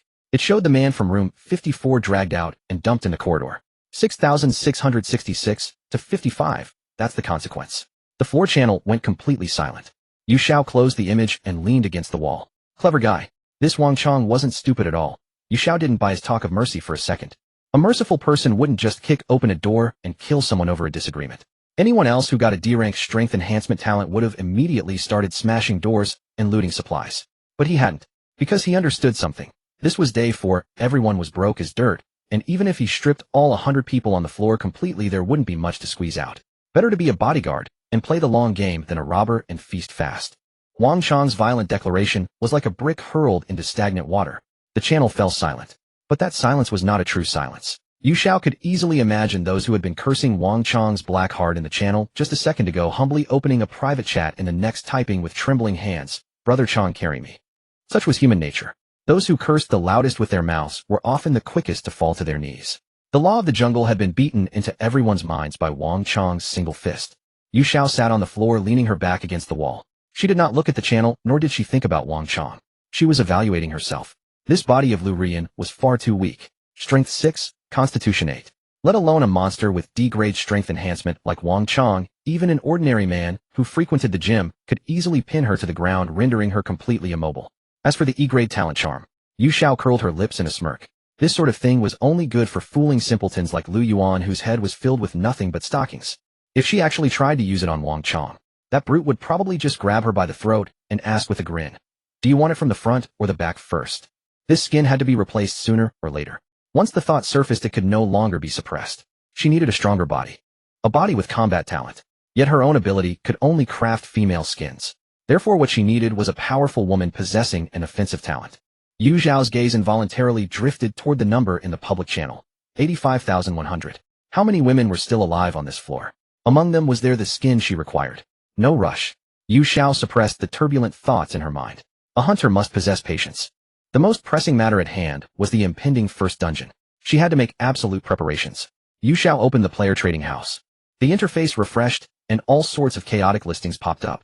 For sale, a pair of women's thongs worn for 3 days, 10 game coins, price negotiable. For sale, a photo of myself in 810 beauty. Pay 100 game coins to chat with me for the night. For sale, half a bottle of purified water open to exchange for any food. The stench of despair could be smelled right through the screen. Everything put up for sale was absolute garbage. Truly useful items like weapons were either kept close to the chest or listed at astronomical prices just to sit there. Yu Xiao patiently scrolled down. 1 page, 2 pages, over a dozen pages. Finally, a listing made her finger pause. For sale, a compound bow, no arrows. Price 100 game coins. The product image showed an all-black compound bow with an exquisite structure, clearly a product of modern industry. Seller's note: I was holding this when I got teleported. No arrows. Exchanging for some cash to buy bread. Yu Xiao stared at the bow, her eyes lighting up. 100 game coins. For an ordinary person who had been starving for 4 days, this was enough to survive. Exchanging a useless bow without arrows for a chance at survival was a bargain, no matter how one looked at it. Furthermore, the same model of compound bow in the official system mall was priced at 500 game coins. Though the mall's version came with 20 arrows to Yu Xiao, this was practically a steal. In this dormitory enclosed by 4 walls, a bow without arrows was indeed useless. But what if she entered a wilderness survival dungeon? What if she entered a deserted island filled with trees and rocks? Arrows would be everywhere. Branches could be sharpened for use and stones could be ground sharp to serve as arrowheads. And what did a ranged weapon signify? It signified a safe distance. She could hide dozens of meters away, picking off those F-grade beasts arrow by arrow. Instead of engaging in close-quarters combat with monsters, using her frail body of only 6 strength. Bought. Without a shred of hesitation, Yu Xiao clicked to purchase. Her game coin balance dropped from 242 to 142. With a flash of light, a heavy compound bow materialized out of thin air into her hands. The body of the bow was very cold. She tried pulling the string, bit was incredibly tight. With the strength of Liu Ruyan's arms, she could draw it 2/3 of the way at most. But it was enough. F-grade beasts were not made of steel. A 2/3 draw weight was more than sufficient to drive an arrow into their flesh. Next, she opened the official mall again. Windproof lighter, 20 game coins. Medical bandage, 2 rolls, 20 game coins. Folding multifunctional army knife, 100 game coins. Buy. After a series of operations, her game coin balance was down to a pitiful 2 points. But Yu Xiao did not feel the slightest bit of regret. Money was meant to keep one alive, not to be hoarded for show. She stuffed the bandages and lighter into her hiking backpack and slipped the folding army knife into her jacket pocket. That bottle of pink pepper spray was still pressed against her chest untouched. The iron rod was packed in her bag, its sharp tip slightly exposed. Finally, she picked up the compound bow. All her gear was complete. She glanced at the time. 11:45. Yu Xiao stood up and walked to the door. Instead of opening it directly, she leaned in to peer through the peephole first. The corridor was empty. The deterrent force of Wang Chang's punch still lingered. No one dared to wander around at this hour. After confirming no one was there, she gently unlocked the door and slipped outside. The corridor was long. As she passed room 54, she slowed her pace. The door panel smashed by Wang Chang was still askew at the entrance. A corpse could be faintly seen inside the room, and a large pool of dried blackened blood stained the floor. The man who had blustered in the channel had become the first person on this floor to die at the hands of another human. Yu Xiao cast a glance, her expression serene, and turned to continue walking. The layout of the endless building was in the shape of a hollow square. The elevator lobby was at the exact center of the floor, a square hall of about 500 square meters. Next to the entrance of the elevator lobby was the stairwell leading to the upper and lower floors, directly facing room 1 and room 100. It was highly convenient for the occupants of these 2 rooms to reach the elevator lobby. They were there as soon as they stepped out without needing to pass anyone else's door. But Yu Xiao lived in room 66. Walking from room 66 to the elevator lobby required crossing most of the corridor, passing by dozens of doors. As she walked over just now, she could sense people staring at her from behind several doors on both sides of the hallway. She could instinctively detect the sound of breathing behind the peepholes. It didn't matter. Let them watch. What the dungeon was truly like could only be known by entering it firsthand. She stepped into the elevator lobby. Inside, there was only a massive metal elevator door with an electronic bulletin board hanging on the adjacent wall. As Yu Xiao walked over, a tall, thin man was standing in front of the board. Liu Ruyan. He carried a massive hiking backpack and rubbed his hands from time to time, looking incredibly nervous. Hearing footsteps, the man whipped his head around, his face full of wariness. But when he clearly saw who it was, Liu Ruyan, clad in a tight-fitting black yoga set, her figure perfectly curvaceous. The wariness on his face vanished in an instant, replaced by sheer pleasant surprise. She was even more beautiful in person than in her photos. Ruyan, I finally met you. Liu Yuan's voice instantly jumped an octave. You're here. And then his gaze drifted downward uncontrollably. White over-the-calf cotton socks wrapped around her well-proportioned slender calves, paired with a brand new pair of sneakers. Simultaneously pure and seductive. Liu Yuan swallowed hard. Yu Xiao ignored his gaze. They had been chatting via text on the channel, so meeting him in person actually caught her slightly off guard. She had imagined Liu Yuan to be an introverted, reclusive otaku, a marginalized figure in society, the type who could never find a girlfriend. But the reality, this guy was over 1.8 meters tall, and although on the thinner side, his facial features were actually quite handsome. He was even somewhat good-looking. With these qualities, finding a pretty girlfriend should have been a breeze. How could he have such a fetish? This person might not be as easy to manipulate as she had imagined. Yu Xiao suppressed this thought and looked up at the electronic bulletin board. Dungeon categories: Survival, Supernatural, Game, Battle Royale, Infinite Worlds. First entry is guaranteed to be Survival. Each time one entered a dungeon, the category was randomized. But the system gave newcomers a special favor. The first time was fixed as a survival type. It was likely the lowest difficulty level. So far, except for the F-grade difficulty survival dungeon cleared by the person from room 8, no one had even mentioned the other categories. Either no one had entered them, or they had entered but never returned. Are we going in now? Yu Xiao spoke, her voice soft, carrying a hint of inquiry. Of course. Liu Yuan patted his chest, trying his best to look reliable. I have a tent, and with the lowest F-grade survival difficulty, we're guaranteed to pass. As he spoke, he proudly pulled out a folded blueprint from his backpack and waved it like a treasure. Yu Xiao nodded, then asked, "What about the rewards?" 200 game coins guaranteed upon clearing. Liu Ruyan pointed to a line of small print at the bottom of the bulletin board. "But look here, there's also an extra reward." Yu Xiao followed the direction of his finger. "First clear reward, clearing a dungeon for the first time grants 1 advanced lucky draw." Advanced lucky draw. Yu Xiao blinked. "Yes, advanced lucky draw." Liu Yuan rubbed his hands in excitement. "With my luck, even the ordinary daily draw gave me a blueprint. That advanced lucky draw has got to drop some god-tier item." Yu Xiao did not reply, because her heart had skipped a beat. First clear reward, advanced lucky draw. She possessed 2 identities, Yu Xiao and Liu Ruyan. Double first clears. Did that mean 2 advanced lucky draws? "Ruyan, hurry up." Liu Yuan was already standing by the elevator waving. Yu Xiao quickened her pace and entered the elevator hall. The massive elevator doors reflected the cold white light. Liu Yuan reached out and pressed the elevator call button. Ding. The elevator doors slid open silently. The interior space was beyond Yu Xiao's imagination. It could easily fit people from an entire floor. 3 sides were mirrored walls, and the floor was a gray anti-slip material. But what caught the eye most were the buttons on the control panel to the right. There were no floor numbers. Instead, a column of glowing letters FEDCBASSSSS. From bottom to top, the light grew progressively more dazzling, and the SSS button even radiated a ring of pale golden glow. Just one glance made her heartbeat quicken. What the hell, this setup? Liu Yuan stared at the SSS button, his hand already reaching out, then pulling back. "What do you think would happen if I pressed SSS? Yu Xiao didn't even look up." "Just kidding." Liu Yuan chuckled awkwardly and tucked his hands behind his back. Yu Xiao ignored him and decisively pressed the bottom F button with her finger. The button glowed pale blue.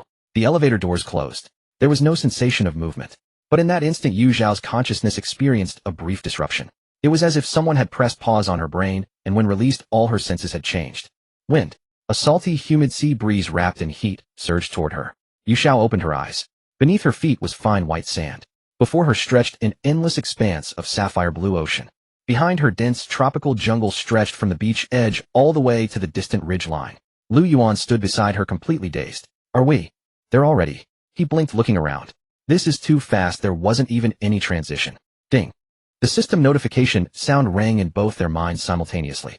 Instance Desert Island Survival F-Rank Mission. Survive on the island for 72 hours. Reward 200 game coins. First time completion grants an extra high-tier lottery draw 1. Rules none. One word. None. Liu Yuan scratched his head. No rules. So just stay for 3 days, and it's done. That's way too simple. Yu Xiao didn't respond. She crouched down, pinched a handful of sand, then stood up and scanned the surroundings. That's too simple, which means there's a problem. Huh. Think about it. Yu Xiao turned to look at him. Those almond-shaped eyes of Liu Ruyan revealed a calmness completely at odds with her appearance. That person who cleared the F-rank instance. How much useful information did he share in the channel? Liu Yuan furrowed his brow, thinking. He said he encountered 3 F-rank hyenas and could handle them with weapons. And then, oi, that was it. Right, that was it. Yu Xiao stood up and brushed the sand off her hands. He didn't mention what else was on the island, didn't describe the nighttime conditions, and didn't reveal what the high-tier lottery prize actually was. A guy who just cleared an instance runs to the channel to show off, yet only shares the most basic info. Don't you find that odd? Liu Yuan's expression slowly shifted. You mean? He deliberately held back. Information asymmetry is an advantage. Yu Xiao took the compound bow from her back and gripped it. He has no reason to lay all his cards on the table, and he might even deliberately feed false information. So we can't rely on his words. We need to prepare for the worst. Liu Yuan swallowed hard. How bad is the worst case? I don't know. Yu Xiao paused. But games without rules usually hide the most traps. After speaking, she turned toward the jungle. Let's go. First priority, find a campsite. Where should we set up the tent? Can't we just use the beach? Liu Yuan pointed at the sand beneath their feet. The view is open. Any threats would be visible from far away. Think about it the other way around. Yu Xiao was already stepping into the jungle. If you can see it, it can see you too. The tent can keep F-rank beasts at bay. That's not the issue. But if you pitch it in the most visible spot and a horde of monsters closes in, you're safe. But you can't get out. Stuck in that tent for 3 days. Exactly. What if an E-rank beast shows up? Yu Xiao didn't look back. At that point, the tent won't hold. Where would you run? There's no cover on the beach. Liu Yuan hesitated, then hurried to catch up. What kind of location should we look for? Hidden, sheltered from wind, near water, with natural barriers if possible. Yu Xiao spoke as she pulled an iron rod from her pack and pushed aside obstructing bushes. Just now I spotted a recessed rock face below the ridge to the northwest. It looks like a semi-open cave. If nothing's occupying it, that's our ideal spot. Liu Yuan followed behind, mouth opening and closing. He wanted to say, "How do you know so much?" But the words died on his lips. Because the woman before him, clad in tight yoga pants and white sneakers, moved through the jungle with steady steps, decisive judgment, and clear logic. She was entirely different from the fragile girl in the channel who kept whispering, "Brother Yuan, I'm so scared."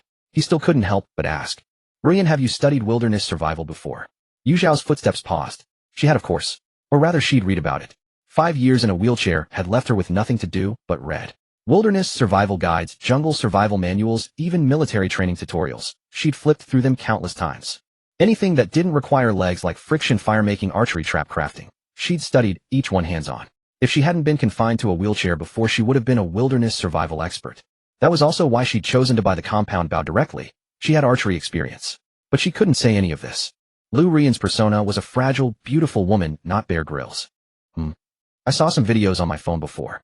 She glanced back at Liu Yuan with a smile, her voice softening again.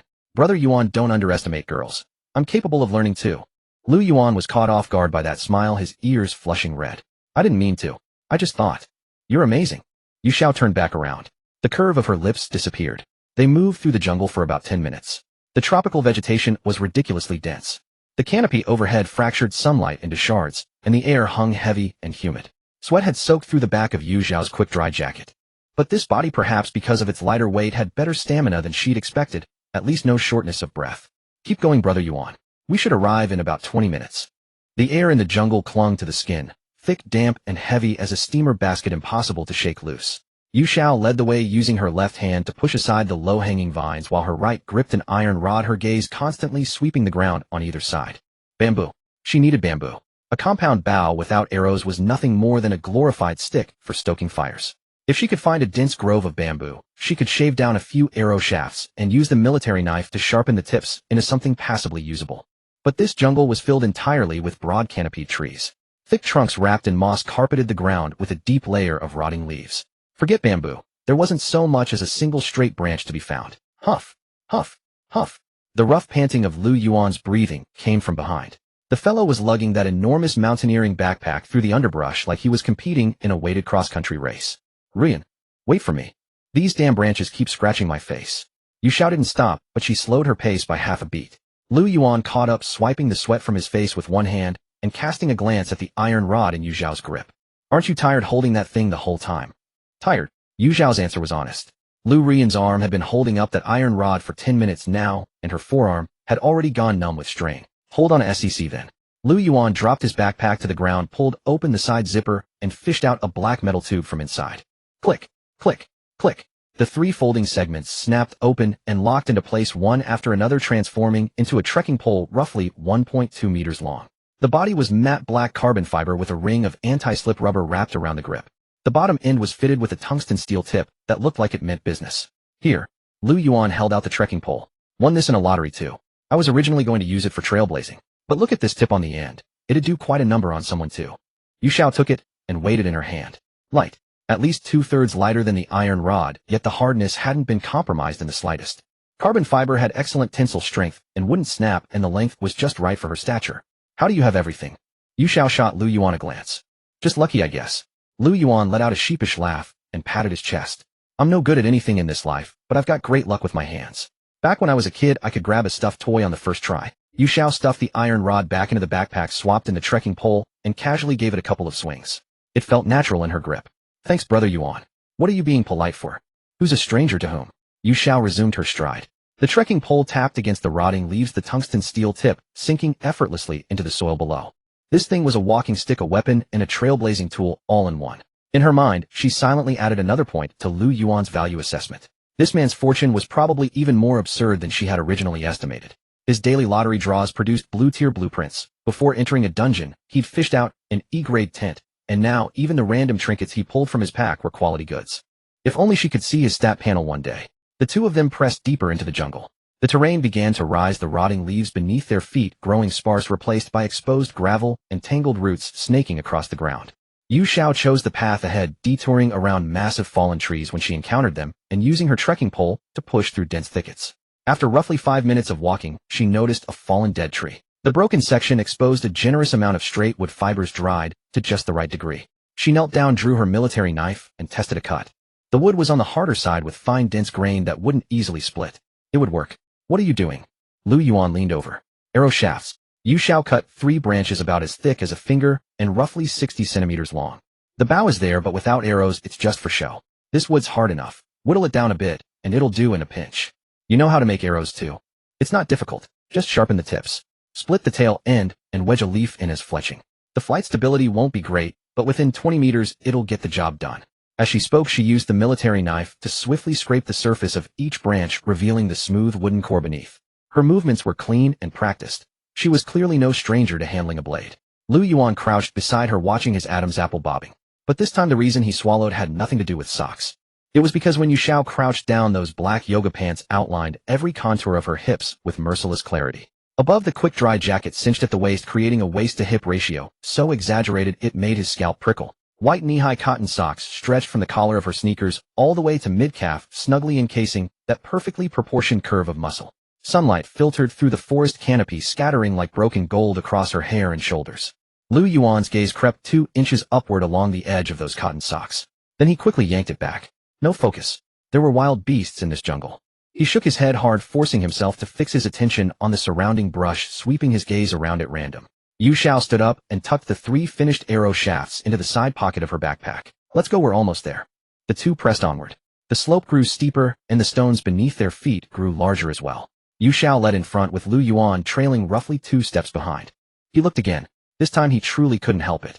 With every step, yoga pants like those caused the gluteal muscles to contract and relax, in turn the fabric clinging to the skin, so that every subtle rise and fall stood out in crystalline detail. Liu Yuan felt his breathing turning strange. He began frantically reciting the multiplication table in his head. 3 times 7 equals 31. No, that's wrong. 7 times 8 equals 56. 9 times 9 equals 81. No good. The more he calculated, the hotter he felt. Just then, don't move. Yu Xiao suddenly stopped and turned back, fixing her gaze on him. Liu Yuan was so startled his entire body jolted, his foot slipping and nearly sending him sprawling onto the ground. What's wrong? By your foot. Yu Xiao lowered her voice, her eyes locked intently on the ground beside it. Don't step on that. Liu Yuan looked down. A grayish-brown thing coiled in winding curves beside his right foot, less than 10 centimeters from his shoe. About as thick as an adult's thumb, its color almost identical to the dead branches and fallen leaves around it. A snake, eh? The color drained from Liu Yuan's face in an instant. His entire body went rigid, both legs locked as stiff as wooden stakes. He didn't even dare to draw a deep breath. Don't move, don't move, don't move. He muttered, his eyes fixed hard on the thing, his voice trembling. Ruyan, do you have anything for venom? What if it bit me? Am I going to die? Yu Xiao looked at it for 2 seconds. Then she walked over, extended her trekking pole, and flipped it up. The thing rolled over. A broken branch. Curved and twisted, admittedly rather snake-like. Liu Yuan stared at that broken branch, his mouth opening and closing, opening and closing. Yu Xiao couldn't hold it in, she laughed. Not the deliberate sweet smile Liu Ruyan usually wore, but a genuine laugh, an involuntary burst of mirth she couldn't suppress. When Liu Ruyan's face broke into a smile like that, her eyes curved into crescents and shallow dimples rose on both cheeks. Damp strands of hair clung to her temples, the whole of her radiating an almost unbearably vivid vitality. Liu Yuan froze for a moment. Then it clicked. You did that on purpose. Yu Xiao nodded with a smile, not denying it in the slightest. You? Liu Yuan pointed at her, his face flushing red. I nearly got scared half to death. Serves you right for spacing out the whole time. Yu Xiao's smile faded and she tapped the ground twice with her trekking pole. Since a while ago, your attention hasn't been on your surroundings. Letting your mind drift inside a dungeon is the same as offering your life up on a platter. The corner of Liu Yuan's mouth twitched. Of course he knew what he had been looking at, but having it called out to his face, and by a beautiful woman at that, the level of awkwardness was indistinguishable from a public social death. Liu Yuan's mouth finally snapped shut for good. His ears were so red they looked about to bleed. Yu Xiao didn't keep teasing him either. She turned around, took a step forward, then with practiced casualness extended her left hand palm open toward the space behind her. Hold on. Liu Yuan was stunned. The slope up ahead is only going to get steeper, and there's a lot of loose gravel. If we get separated, it'll be hard to find each other. Yu Xiao's tone was perfectly even, as if she were stating the most ordinary thing in the world. Take my hand and stay close. Liu Yuan looked at that pale, fair hand. Traces of red nail polish lingered on her fingertips. His Adam's apple bobbed once. My hands are kinda sweaty. I don't mind. Liu Yuan extended his. The instant his fingertips made contact, he realized Liu Ruyan's hand was far cooler than he had imagined. Delicate joints, long fingers, a thin veil of moisture across her palm. The sensation of gripping, it was like clutching a piece of jade on the cooler side of warm. Yu Xiao tightened her grip around his hand. Not forcefully, but with quiet steadiness. Let's go, brother Yuan. She turned her head and resumed walking. Liu Yuan followed his hand, being led forward, his entire being adrift in a daze. He could feel Liu Ruyan's pulse transmitting from her palm, steady and strong. Compared to his own heartbeat, which was pounding so hard it felt ready to leap right out of his throat, the contrast was almost lethal. Hand in hand, the two walked through the jungle for roughly another 10 minutes. The terrain rose to a critical threshold. The trees ahead suddenly thinned out. Through the gaps in the canopy, a grayish-white rock face came into view. This is it. Yu Xiao halted her steps before a rock face. The cliff rose roughly 3 stories high, its base naturally hollowed out into a semicircular alcove, shallow, perhaps 4 or 5 meters deep. Yet the stone above jutted outward in a generous overhang, more than enough to shield against wind and rain. To the left, a slender stream trickled down from the mountain above, modest in volume, yet clear enough to see the bottom. To the right, a dense thicket of shrubs grew so thick that anyone standing outside would have no idea what lay within. This will do. Yu Xiao set her mountaineering pack down and nudged the ground with the tip of her shoe. The soil was firm and compact, not the loose sandy kind, well suited for pitching camp. Liu Yuan caught up from behind, hunched over, and gasping for breath for quite a while. When he finally lifted his head and surveyed the surroundings, his eyes went wide. This is almost too perfect, isn't it? The stone wall shields the rear, the shrubs screen the front, and there's a water source right beside us. You didn't happen to scout this place out beforehand, did you? If I could have scouted ahead, would I still need to team up? Yu Xiao quipped, crouching down to rummage through her pack. Liu Yuan chuckled, swung his own bulky mountaineering bag off his shoulder and onto the ground, and pulled out the tent blueprint from within. All right then, I'll set up the tent. He slapped the blueprint flat against the ground. Blue radiance immediately spread from the paper, tracing the outline of a tent across the hollow in the rock face. A system prompt popped up. Would you like to spend 50 game coins to construct the sleeping tent? Liu Yuan was just about to tap confirm. Brother Yuan, hold on a moment. Yu Xiao's voice rang out. Liu Yuan's finger hovered in midair. What's up? Yu Xiao rose to her feet and dusted the dirt from her knees. Her tone was even, but her words carried genuine weight. The tent blueprint came from you, and the construction fee is 50 game coins. It's only right that I be the one to pay. No, no, no. Liu Yuan waved his hand dismissively. It's only 50 bucks. This one's on me. It's not about treating or not treating. Yu Xiao looked at him. I spent all my game coins when I bought the bow. Right now I've only got 2 coins left on me. I can't come up with that 50 just yet. She paused briefly. Once we clear this instance and the 200 game coins come in, I'll transfer the money to you right away. Liu Yuan scratched the back of his head, his face a picture of indifference. Ruyan, why are you being so formal with me? It's just 50 game coins. You think I'm short on cash? It's not about the money itself. Yu Xiao's voice suddenly dropped heavier than before. She lowered her gaze as though debating whether to speak the words that followed. The pause was perfectly timed. Brother Yuan, I'm going to be honest with you. Don't be mad. Go ahead, go ahead. Don't think of me as that kind of girl. The type who likes taking advantage of men. Liu Yuan's smile froze for an instant. Yu Xiao did not look at him. Her gaze settled on the tent blueprint lying on the ground. Beneath Liu Ruyan's soft, sweet voice, a stubborn edge had now surfaced. You gave me the toilet blueprint, offered to bring the tent blueprint to help me through the instance, and now you want to cover the construction fee too. I know you're being good to me. But the reason I teamed up with you isn't because you could give me things. It's because I feel you're the kind of person, Brother Yuan, who's worth trusting. If in your heart you see me as the kind of woman who lives off her looks, who strings men along, then once this instance is over, we go our separate ways. No more teaming up. Having said that, she raised her head. Her almond eyes carried a trace of grievance, but more than that, sincerity. Liu Yuan opened his mouth, the entire person seeming as though someone had pressed pause on him. He was genuinely dumbfounded. Since being teleported into the Endless Tower, he had seen no shortage of women. Those on the public channel trading their looks for food, those in private messages hinting at spending the night, and that 300-pound woman from Unit 45. Every single one scheming to wring benefits out of men. It wasn't that he hadn't considered Liu Ruyan might be the same sort.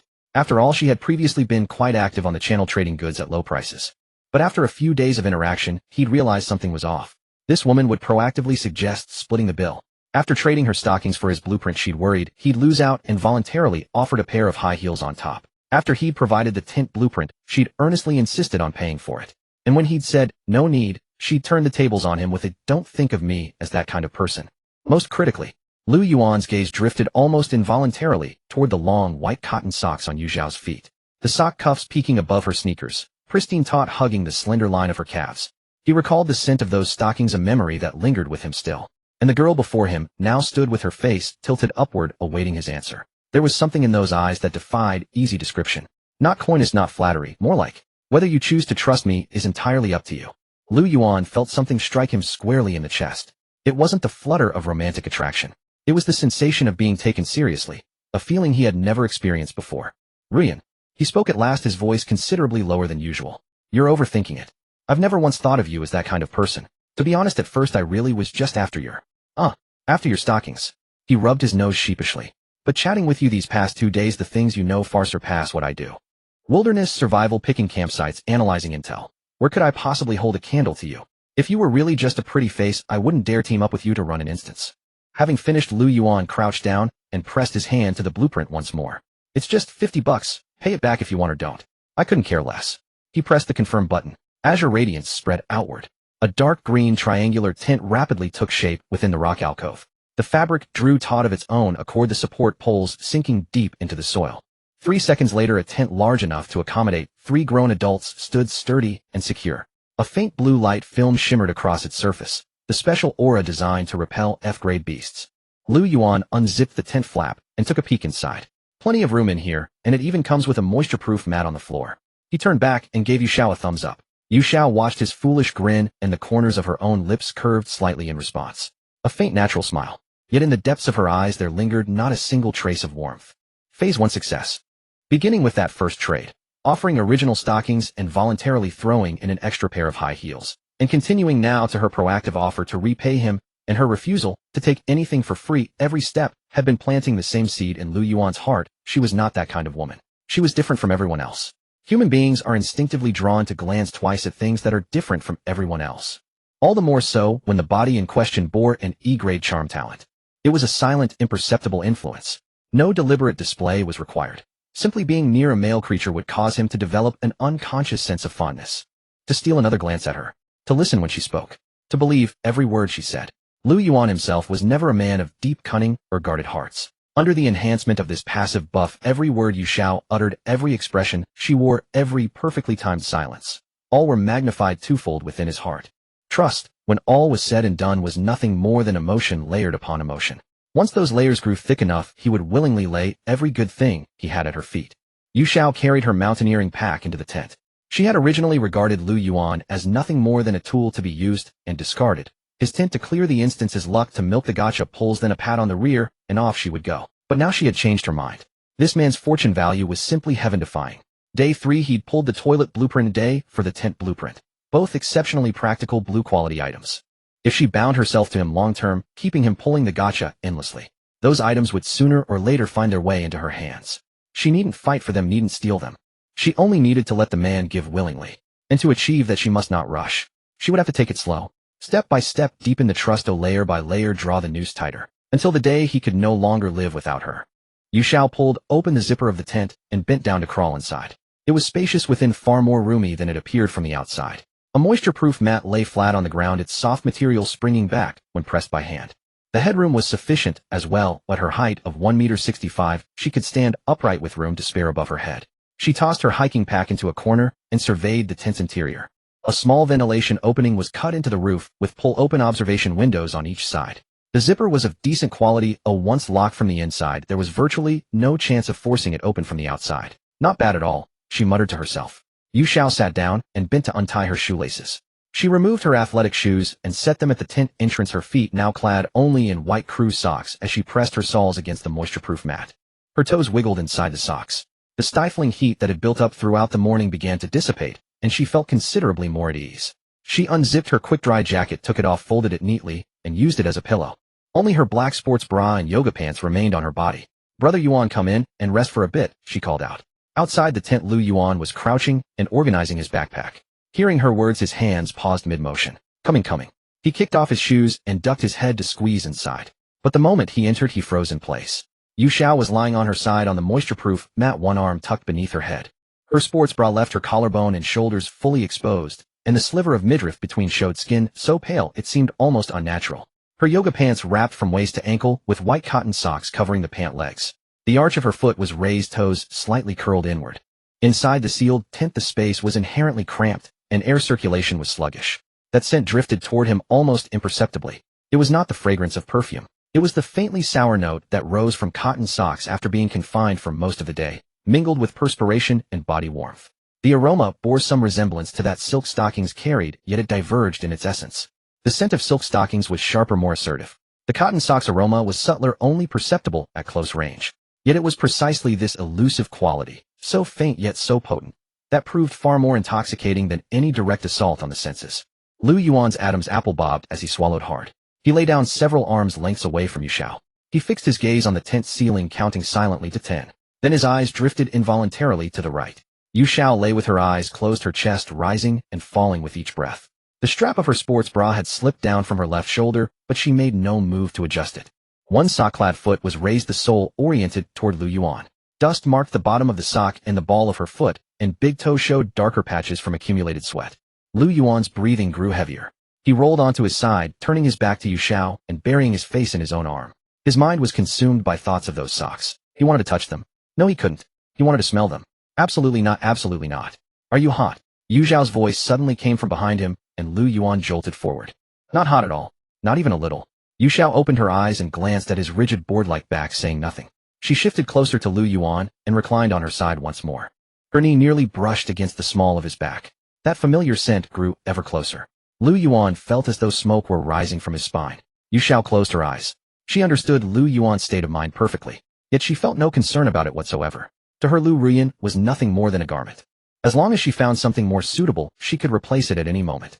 If this outfit could help her secure Liu Yuan, the big catch, then let him desire, let him yearn. Even if the stakes were high enough, she wouldn't hesitate to give him her body. After all, this was Liu Ruyan's body, not her own. In this merciless world, Yu Xiao faced only two options: profit and survival. After lying motionless for nearly 10 minutes, she turned over and sat up. All right, we've rested enough. She pulled her jacket back on and zipped it to the top. Glancing behind her, she saw Liu Yuan still lying on his back, unmoving. Brother Yuan. Huh, you're up. Liu Yuan startled awake and rolled over, his expression revealing something amiss. Yu Xiao said nothing. She slipped into her shoes and tied the laces, then pushed aside the tent zipper and stepped outside. The jungle air rushed into her lungs, humid and warm, yet refreshingly clean. Standing before the rock face, she stretched languidly, then turned to face Liu Yuan, who had followed her out. Help me find something. What? Straight tree branches. Yu Xiao gestured with her hands. About the thickness of a finger, half a meter to 60 centimeters in length. The harder the better. I've already carved 3 arrow shafts, but that won't be enough. I'll need at least 15. 15. Do you really need that many? Not every arrow will be recoverable after being loosed. Yu Xiao crouched down and rummaged through her pack for a folding military knife. Arrows that lodge in tree trunks and can't be pulled out, ones that veer off course and vanish into the underbrush. They all have to be accounted for. Extra supplies never hurt. Liu Yuan nodded and immediately turned to burrow into the nearby shrubbery. Yu Xiao sat cross-legged in front of the tent, laying the 3 arrow shafts she'd previously carved across her knees, and began shaping the arrowheads. The blade of the military knife was razor-sharp, peeling away layers of wood shavings in continuous curls. She carved the arrowheads into 4-sided pyramid shapes, grinding each edge until it was impossibly sharp. Aesthetics were irrelevant. Her sole concern was maximizing wound damage upon impact. Ruyan, will this one work? Liu Yuan poked his head out from the underbrush, holding up a branch. Yu Xiao glanced up and assessed it. Too curved. Find another. What about this one? Too thin. This, close enough. Set it aside. Keep looking. Liu Yuan chuckled and scampered back into the shrubbery. As he searched, he chatted with her. Ruyan, do you think there's anything else on this island besides F-rank beasts? I don't know. Yu Xiao didn't look up, her hands continuing their work. That's why we stay put tonight. Stay put. Not go out and explore. The tent can ward off F-rank creatures. Staying inside is the safest option. For today, it's enough to scout the area within 50 meters of the camp. What about a fire? Should we start one? No. Liu Yuan halted, puzzled. Why? Without fire after dark, we won't be able to see anything. Not seeing is exactly the point. Yu Xiao stuck the finished arrow shaft into the ground and picked up the second one. If we can't see them, it's harder for other things to spot us. This island's true size, how many beasts it harbors, whether there are E-rank monsters or beyond, we know nothing. Before we understand the situation, staying concealed is paramount. Liu Yuan considered this and agreed it made sense. He emerged from the shrubbery, cradling 7 or 8 branches in his arms, and dumped them all before Yu Xiao. Is this enough? Yu Xiao selected 5 that met her standards and set the rest aside for later. We need 5 more, and that should do it. Got it. Liu Yuan dove back into the underbrush without hesitation. Yu Xiao continued carving arrow shafts while keeping her ears attuned to sounds around her. The jungle was far from silent. Bird calls echoed from all directions, diverse and varied. Some sounded familiar while others were completely unrecognizable. Occasionally rustling sounds drifted down from the distant canopy. It could have been monkeys or something else entirely. The stream babbled incessantly from beginning to end, its rushing water drowning out many of the smaller sounds. Yu Xiao disliked this sense of being concealed. The sound of water served as natural white noise. It could mask both footsteps and breathing. For her it was a disadvantage, but for a predator it was an advantage. She inspected each carved arrow shaft one by one, tapping them with her nails and listening to the timber's resonance to gauge its density. Brother Yuan. My. Liu Yuan's voice came from deep within the shrubbery. While you're gathering branches, keep an eye on the ground. Look for footprints, droppings, or signs of animal gnawing. Alright. After about 20 minutes, Liu Yuan returned with the final batch of branches. But his expression was oddly distorted. Ruyan, come look at something. Yu Xiao followed Liu Yuan through a thicket of low ferns, their footsteps largely swallowed by the thick carpet of rotting leaves. Right here. Liu Yuan crouched, pointing to a tree trunk ahead, as thick as a bowl. Yu Xiao walked over, her gaze landing on the trunk. A diagonal slash. The cut was clean and decisive, slicing through bark and into the wood beneath, the white heartwood exposed to air, fresh sap still seeping from the edges. She didn't speak right away, her eyes scanning sideways. The second tree. The third. All three bore similar marks. Not casual hacking. This was trail clearing. Someone had passed through this area, cutting away, obstructing branches as they went. Yu Xiao squatted, staring at the ground. Brother Yuan, look here. Liu Yuan leaned in. Several clear shoe prints marked the muddy earth. Not one person's. Yu Xiao held out her hand and measured the nearest print against her fingers. Size 42, sneaker tread pattern. She stood and walked forward 2 paces, then crouched again. This one's bigger, at least size 44. Different sole pattern, likely a hiking boot. The third is over here, around size 43. Liu Yuan followed her gaze, his expression darkening. 3 people. 4. Yu Xiao pointed to the faintest print on the far left, half buried beneath fallen leaves. Look at this one, size 35. A woman's foot. Liu Yuan froze. There are other people on this island. And not just one. Yu Xiao stood, her gaze following the cleared path into the distance. 3 men and 1 woman carrying machetes. Direction is southeast, moving farther from our camp. Where did they come from? People from the building too. Not sure, but the footprints are fresh. Yu Xiao poked the edge of the deepest print with her trekking pole. The soil was still damp. They likely arrived around the same time as us. Liu Yuan's expression tightened. Then, should we go find them? More hands make lighter work. What if they're friendly? Yu Xiao glanced back at him. Brother Yuan, in a place like this with no sign of anyone else, when they see a beautiful girl, what do you think their first instinct would be? To cooperate, or? Liu Yuan opened his mouth, but said nothing. 3 grown men with a woman. Either an organized team, or the strong coercing the weak. Yu Xiao's tone was flat. Either way, revealing ourselves proactively is unwise. She turned and started back. Can our camp be seen from the direction they came? I don't think so. I took a huge detour coming over. This path doesn't align with our camp at all. Yu Xiao nodded. She had been paying close attention to the surrounding terrain. Judging by the direction of the footprints, they were going around the outer edge of the ridge. Her and Liu Yuan's camp was hidden in a recess of the rock face, screened by shrubbery in front. Unless someone approached head-on from their original landing angle, there was no way they could spot the space inside. Brother Yuan. Yeah, you have ridiculously good luck. Liu Yuan didn't understand. What do you mean? Yu Xiao offered no explanation. She had already pieced it together in her mind. The landing point was random. She and Liu Yuan had landed on the beach and walked 20 minutes to find this campsite. Those 4 were most likely dropped somewhere nearby, as well. Only their route happened to bypass this naturally concealed cave. From their current position facing toward where those people camped, all they could see was an impenetrable wall of dense shrubs. Who would ever think there was a perfect campsite hiding behind them? That was fortune, not some mystical superpower, but an invisible tilt of probability. Seeing what one should see, avoiding trouble one shouldn't encounter. The 2 hurried back to camp. Yu Xiao crawled into the tent, pulled out the sharpened arrow shafts, and began carving fine notches at the tail ends with her military knife. Tonight's plan has changed. Liu Yuan sat down beside her. How has it changed? Still no fire. But once night falls, I'm going up. Yu Xiao gestured upward toward the rock wall above. Up there. Climb to the top of the wall, find a commanding vantage point. While speaking, she picked up a broad leaf from the ground, trimmed it to size, and slid it into the notch at the arrow tail to serve as fletching. Billions of people in the endless building. Do you really think the system would hand us an entire island all to ourselves, eh? Liu Yuan's expression slowly shifted. You mean? This is a large-scale instance. Many people involved.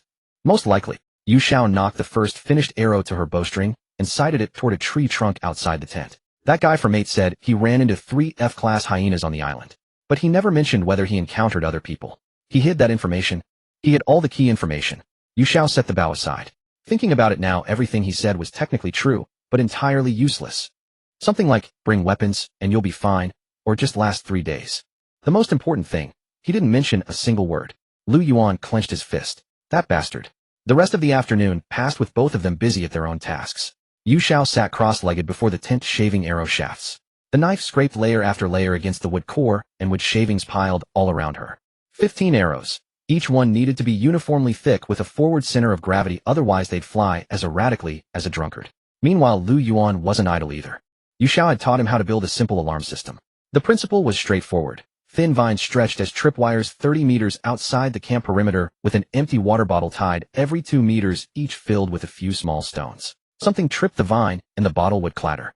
It wouldn't stop anything, but it would at least give them time to react. Liu Yuan worked diligently, though his hands were clumsy.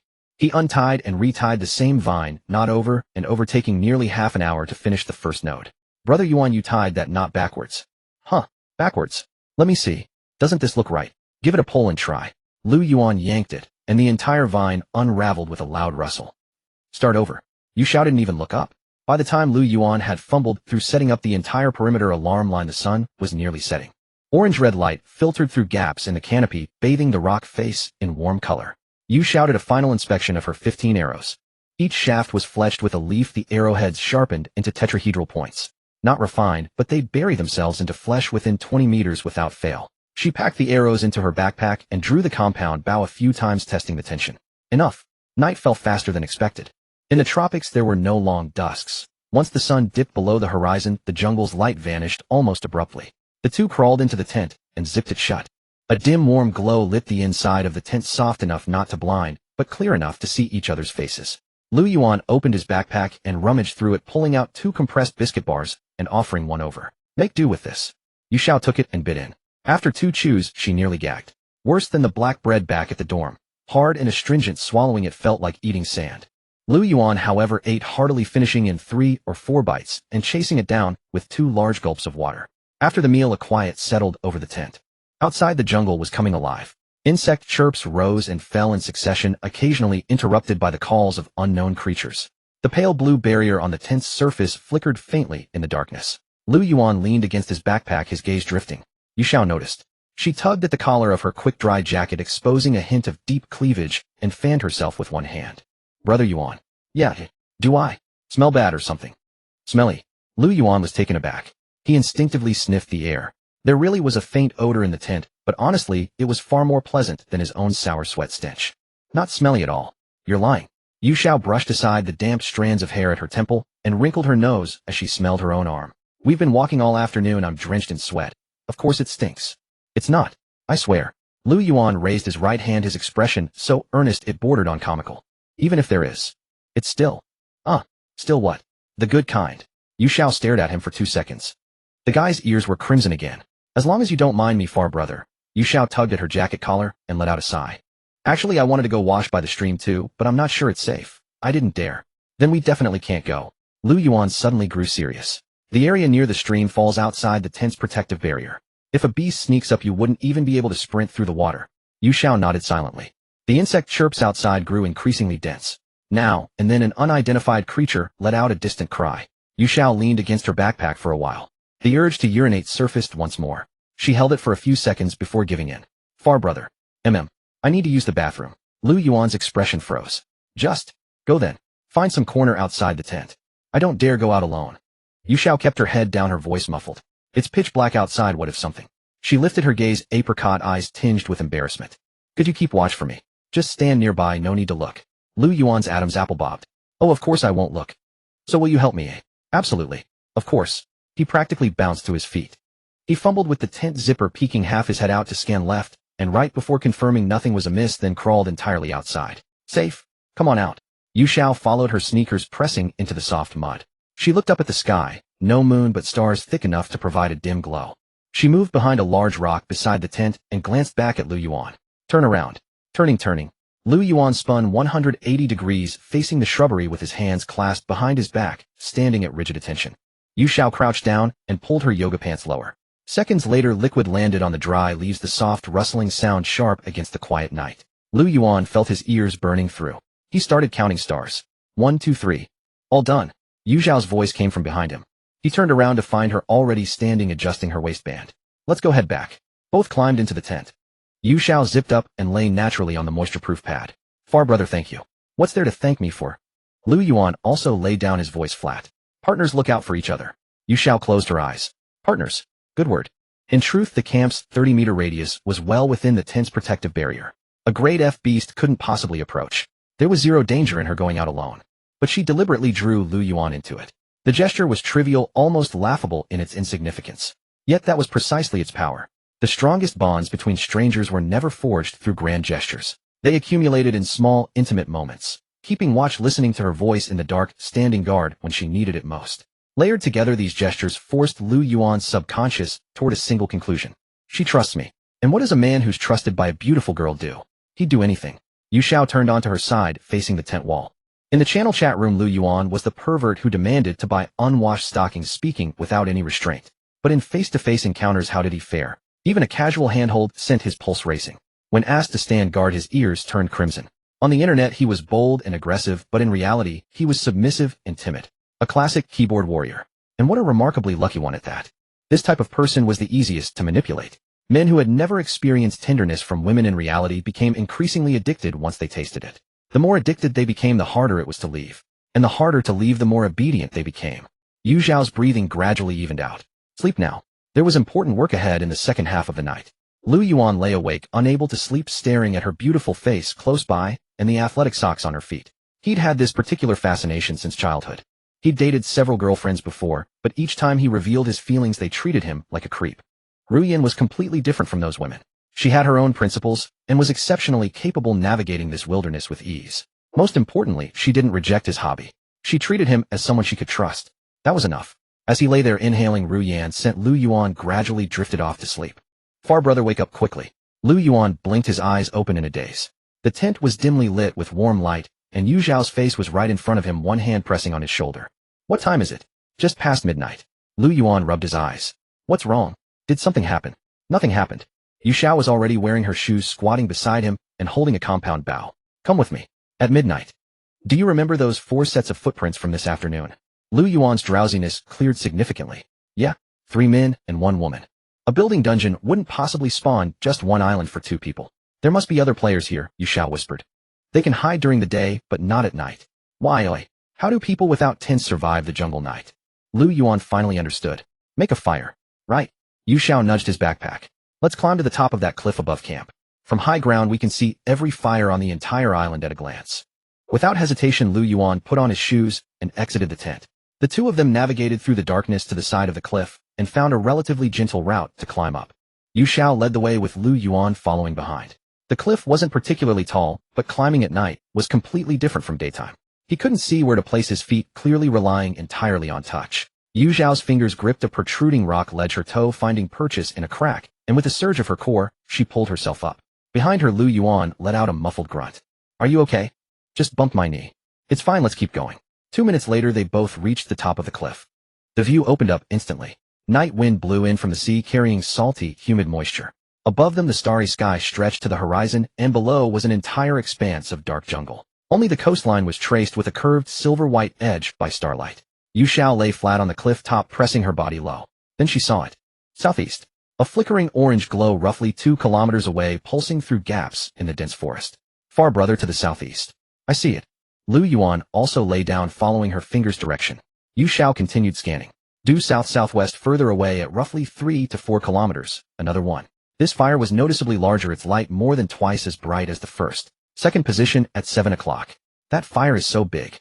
Must be more people there, right? Yu Xiao didn't respond. She continued searching through the darkness. Due west near the coastline. A third fire, quite small. The group was probably not large. Yu Xiao narrowed her eyes in the darkness. 3 fires. At least 3 teams, possibly more. Adding herself and Liu Yuan.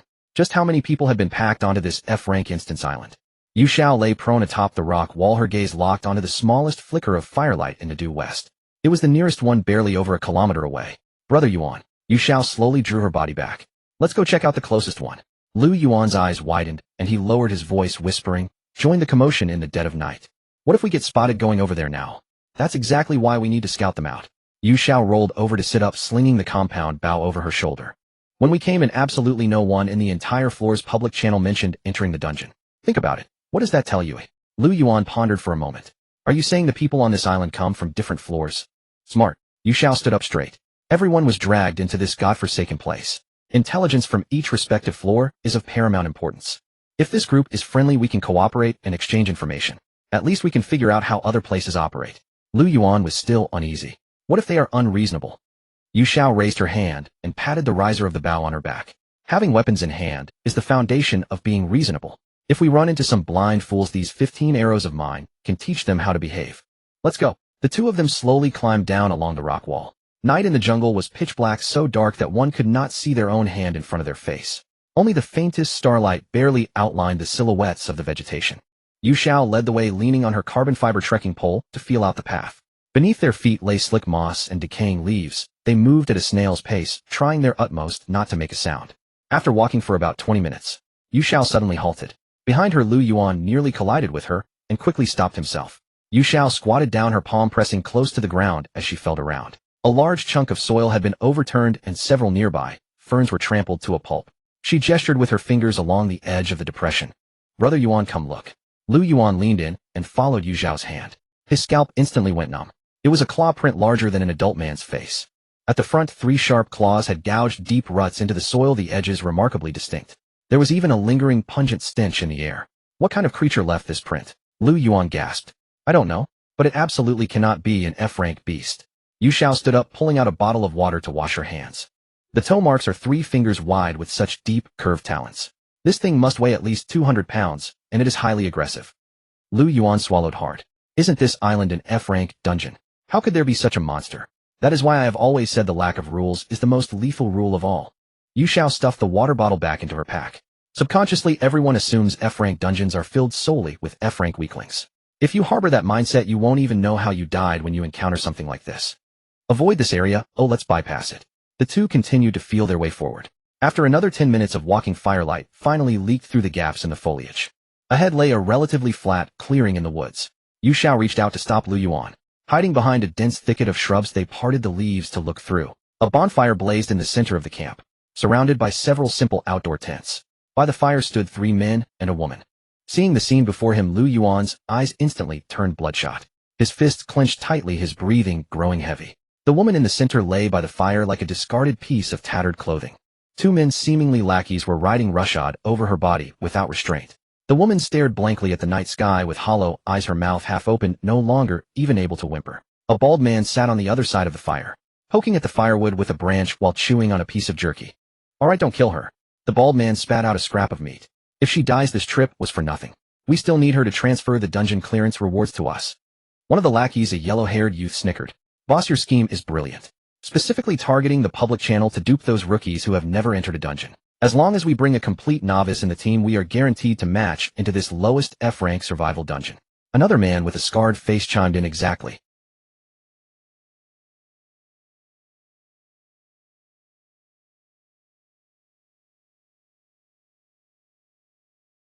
Once we're in this kind of dungeon, the surroundings are nothing but brainless beasts.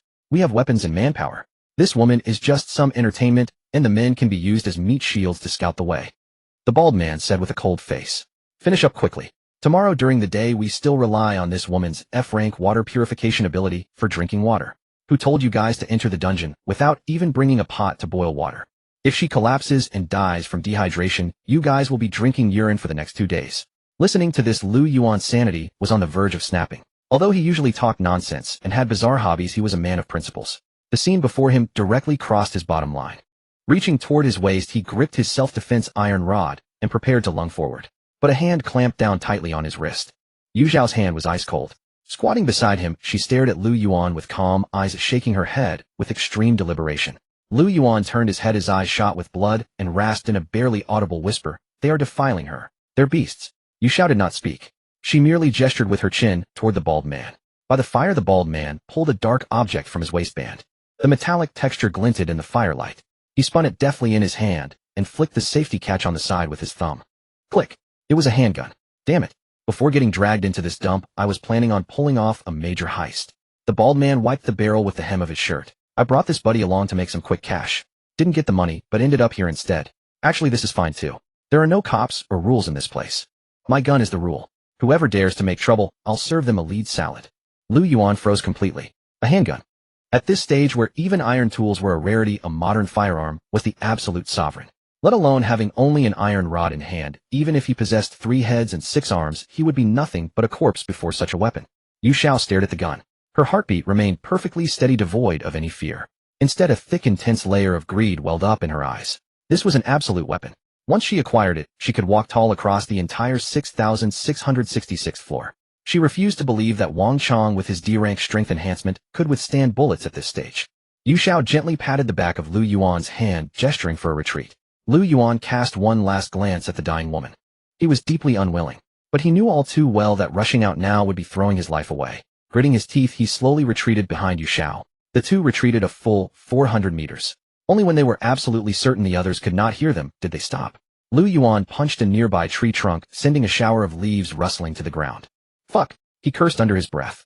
What kind of goddamn world is this? We're just going to let them run rampant like this. That woman is being played with like a dog by them.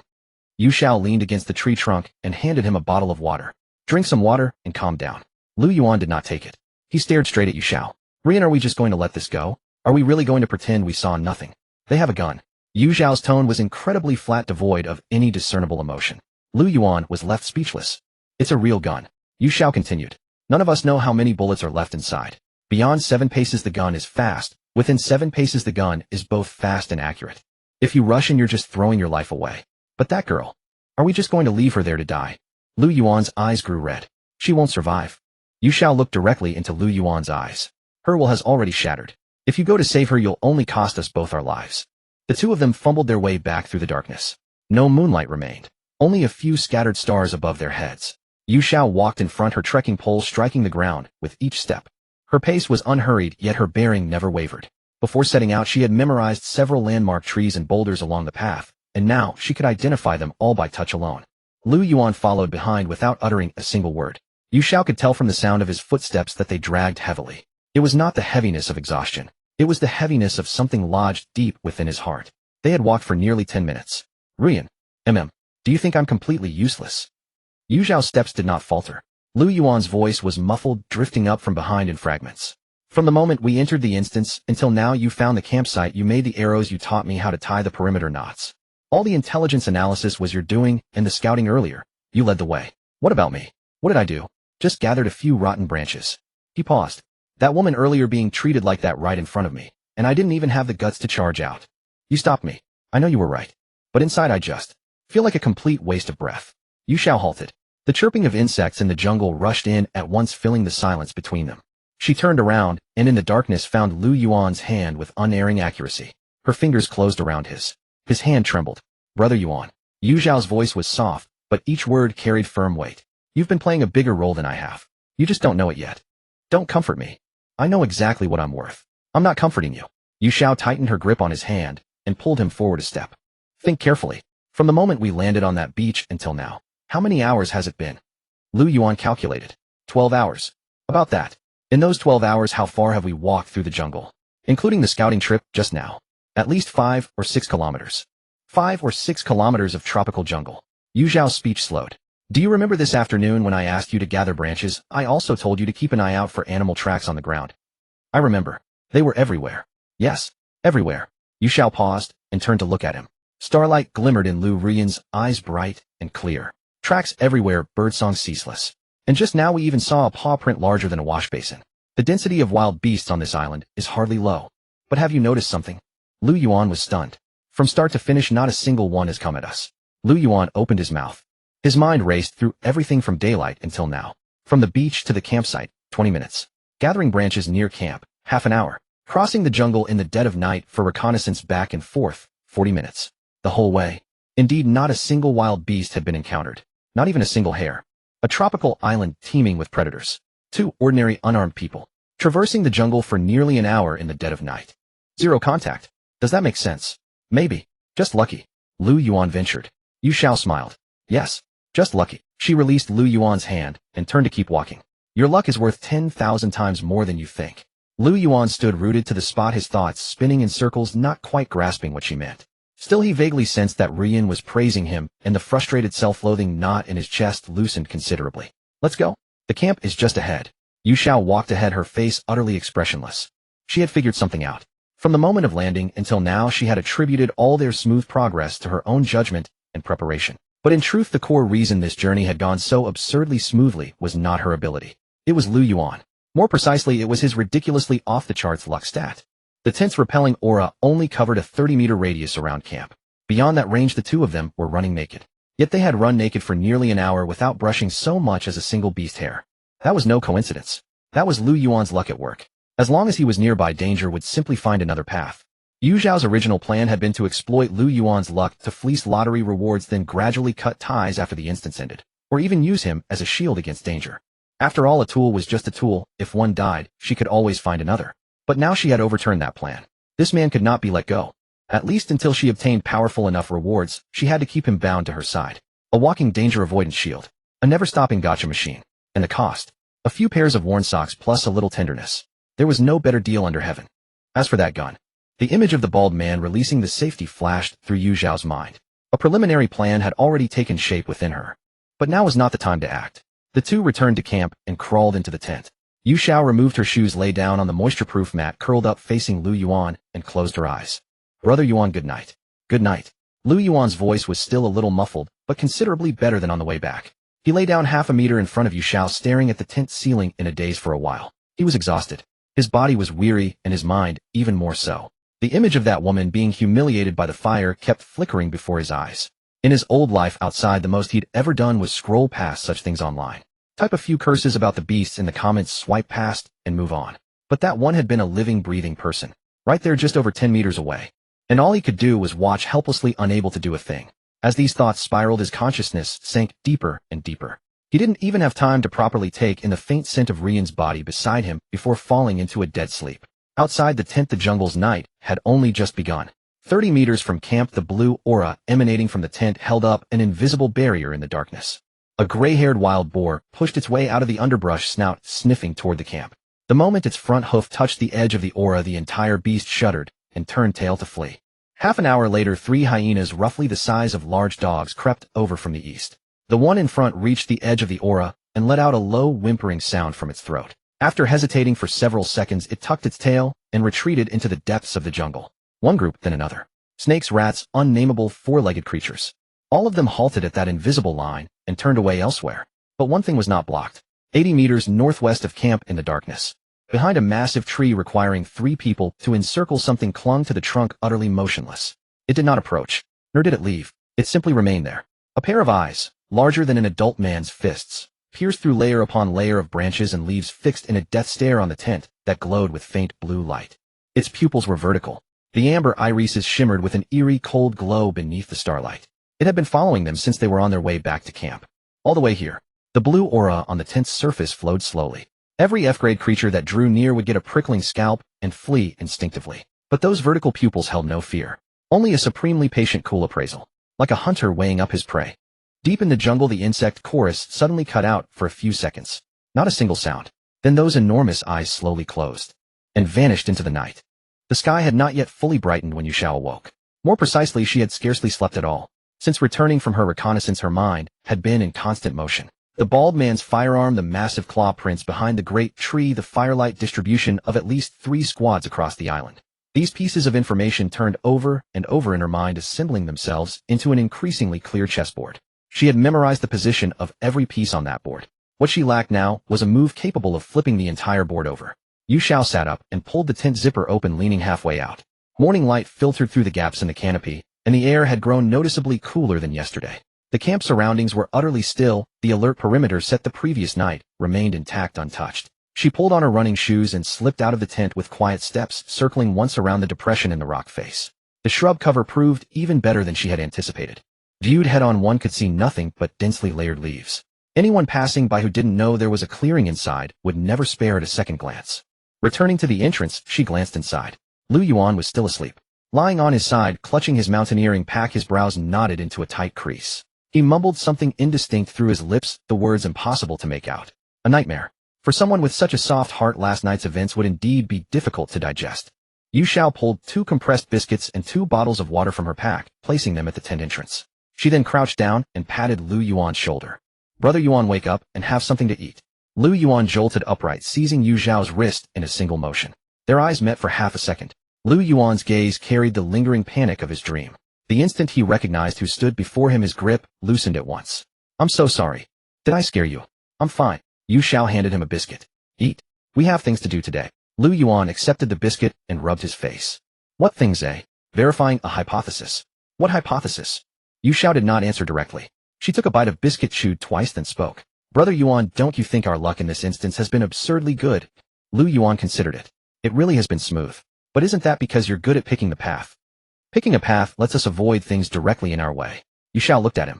But when something in our path clears out on its own that has nothing to do with path picking. The crumbs of biscuit in his mouth almost sprayed out. What do you mean? Cleared out on its own. Finish eating first. The two disposed of their breakfast in a few hasty bites. Yu Xiao gulped down 2 mouthfuls of water and stood. Come with me up there. The two climbed back to the top of the rock face. The morning visibility was more than 10 times better than the night before. The full outline of the island lay spread out clearly before them. To the north stretched an expanse of deep green dense forest, to the south the terrain flattened, and one could make out the white surf along the distant coastline. Yu Xiao lay at the edge of the rock face, pointing toward different directions with her fingers. Look over there. Liu Yuan followed the line of her hand. To the northwest, about 300 meters away near a patch of shrubs, 3 gray-furred wild boars were rooting around a fallen rotting log for food. Now look there. Due north a bit further out. A group of small brown beasts crouched by the stream, drinking water, numbering at least 7 or 8, resembling badgers or something similar from a distance. And there, on a small earthen mound to the northeast, 2 animals of noticeably larger build paced back and forth.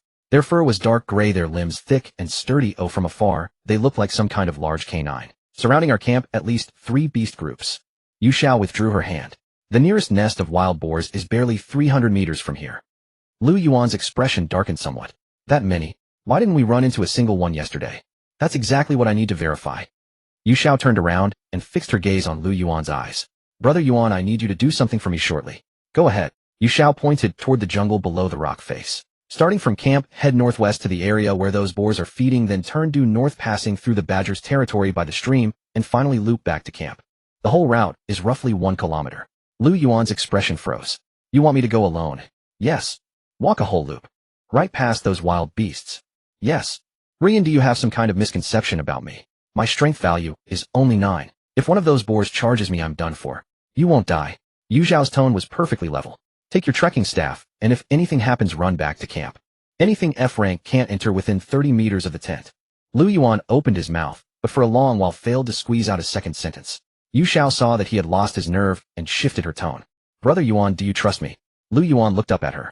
The morning light fell across Liu Ruyan's face with strands of still damp hair clinging to her temple. Those almond-shaped eyes gazed at him. There was no command in them, no plea, only a kind of pure, unwavering sincerity. I won't send you to your death, she said. I'll be watching you from up here. If anything really goes wrong, I have my bow. Liu Yuan clenched his back teeth. Fine. He took the trekking staff and climbed down the rock face. Before leaving, he looked back at Yu Xiao. If I get gored to death by a boar, you better come collect my body for me. Stop being dramatic. Go. Liu Yuan drew a deep breath and walked into the jungle toward the northwest.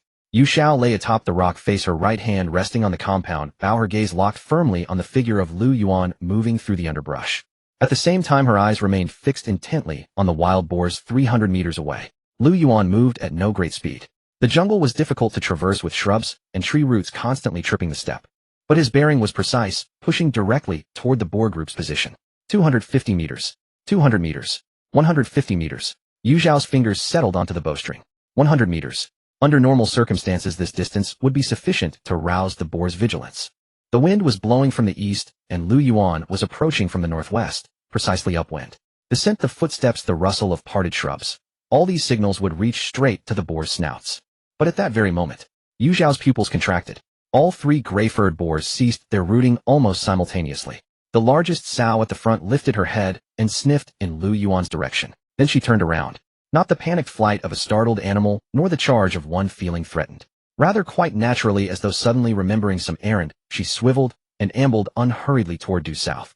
The other 2 smaller ones followed behind their pace, unhurried. The 3 boars lined up in single file and stepped aside in perfect formation from the route Liu Yuan was about to take. Yu Xiao stared at this scene, and her fingers eased off the bowstring. Liu Yuan continued walking forward. He had no idea whatsoever what had transpired 300 meters away. From his perspective, the jungle was utterly quiet, nothing to be seen. But Yu Xiao saw it all with perfect clarity. Liu Yuan turned due north, walking toward the badgers by the stream. The same thing happened. The group of badgers crouched drinking by the stream began to relocate before Liu Yuan had even closed to within 500 meters. Not scattering in a panicked swarm, but as though drawn by some distraction, they filed into the shrubs to the east in 2s and 3s. By the time Liu Yuan reached the stream, the surroundings were completely empty. Not a single living creature in sight. Yu Xiao shifted her gaze toward the small earthen mound to the northeast. Those two hyenas at this very moment were facing away from Liu Yuan's direction, strolling at leisure along the ridgeline toward the other side. They did not even bother to glance back. Yu Xiao's fingers tapped twice against the rock face. The entire process had taken less than half an hour. Liu Yuan completed his full loop and walked back to camp from the east. Along the entire way, not a single wild animal showed itself within 50 meters of him. It wasn't that they had concealed themselves. It was that they had departed ahead of time. Before Liu Yuan had even approached, before he had posed any threat whatsoever, these F-rank beasts had already happenstance to decide upon another place to stay. No driving force. No fear. Only a supremely natural, inexplicable skew in probability. Everything that should have appeared in his path had vanished entirely. Liu Yuan returned to the base of the rock face and shouted with his neck craned upward. Ruyan. Done the loop. Didn't run into a single thing. Yu Xiao did not answer. She lay atop the rock face, a single thought circling through her mind. It had to be a top-tier fortune-type talent, at least A rank. This could no longer be explained by mere good luck. Yu Xiao swung herself down from the rock face and landed before Liu Yuan. How was it? Hypothesis verified. Liu Yuan wiped his sweat. Told you, the beasts on this island aren't that scary. They're F-rank after all. Cowards. Yu Xiao looked at him, the corner of her mouth curving slightly. Cowards. She had no intention of telling him the truth. A person who doesn't know how valuable he is far more useful than one who does. Yu Xiao took back the trekking staff, and the plan in her mind began shifting from a hazy outline into concrete steps. The bald man's firearm was the greatest variable. But if there existed a person who could make all danger automatically step aside, then she needed only to place Liu Yuan in the right position. The rest heaven itself would arrange for her. Brother Yuan. Tonight we go take that gun. Go get a gun. Liu Yuan's voice suddenly rose. He quickly covered his mouth and lowered his tone. Ruyan, you're not joking, are you? That's a gun. Between the two of us, we can't survive 3 shots from them. That's why I didn't say we go now. Yu Xiao leaned her compound bow against the rock wall and sat down cross-legged. Charging in headfirst is suicide. But we can make them turn on each other first. Liu Yuan leaned closer, his face tight with tension. How do we get them to fight among themselves? Liu Yuan pointed at his own nose, his face clearly saying, are you crazy? I've never even killed a chicken. You want me to fight armed bandits? I didn't say you'd be fighting them. Yu Xiao's tone was calm, as casual as discussing someone else's business. Remember that walk I had you take around the camp this morning? Liu Yuan nodded. Those beasts aren't shy. It's your talent at work. Yu Xiao stared at him. Once your fortune reaches a certain threshold, F-rank creatures will instinctively avoid you. They'll sense something wrong about your direction and simply detour on their own. Liu Yuan stood there with his mouth agape, struggling to process what he had just heard. He had always considered himself an ordinary person with decent luck, winning raffles, avoiding pitfalls. But he had never imagined his luck could be strong enough to make wild beasts retreat from him on their own accord. So the plan is simple. Yu Xiao picked up a twig and drew a circle on the ground to represent Baldy's camp. Starting now, walk around their camp from the outside. She drew an even larger circle outside the first one. The first circle has a radius of 1 kilometer. After completing it, shrink inward by 100 meters for the second circle, then another 100 meters for the third. The twig traced a spiral pattern on the muddy ground, contracting inward from the outside. Each time you complete a circle, you'll push the F-rank beasts within that radius closer toward the center. And that center is Baldy's camp. Liu Yuan studied the spiral drawing on the ground, his atoms apple bobbing as he swallowed. You wanna drive all the beasts in this area right to their doorstep. Not all of them, just those within this zone. Yu Xiao discarded the twig. During the day, they'll be gradually compressed into the same direction along your path. By nightfall, dozens, or even hundreds, of beasts starved all day will be piled up outside the camp. Do you think those 3 with Baldy will be able to sleep? Their ammunition is limited. 1 shot, 2 shots, 10 shots. By the time they run dry or get exhausted from fighting the horde. Yu Xiao glanced up at him. That's when we strike. Liu Yuan fell silent for a long moment. The plan sounded flawless, almost cruel in its precision. But the moment he thought of that woman's hollow stare from the night before, his hesitation vanished. Fine, I'll do it. He clenched his fist. But what about that girl? She won't survive if the beast herd charges in. She's the second part of the plan. Yu Xiao stood up and brushed the dirt from her pants. I need you to drive the beasts and compress their movement around the camp. I'm going to another location to wait. Wait for what? They need water.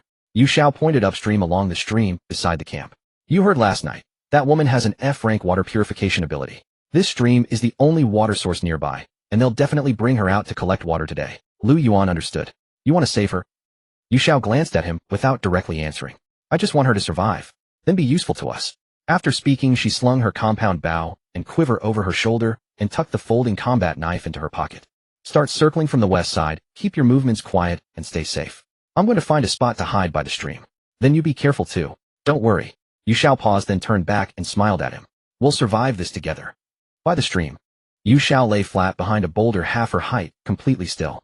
The ground sloped slightly upward here, giving her an unobstructed view of the area downstream for dozens of meters. The stream was shallow, barely reaching her calves, with smooth pebbles visible on the bottom. She waited for about an hour. Her legs had gone numb, but her eyes never left the open sandbar downstream. Finally, rustling came from the bushes downstream as a man with yellow hair cursed his way through hacking branches aside with a machete. Behind him trailed the woman.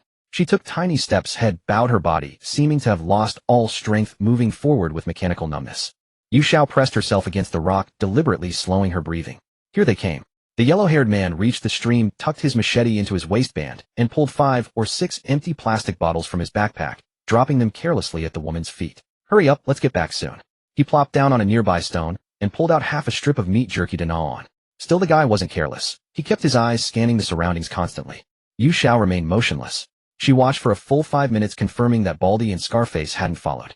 They clearly felt confident enough in their firepower. In an F-rank instance, one yellow hair was more than enough to keep watch over a defenseless woman whose will had already broken.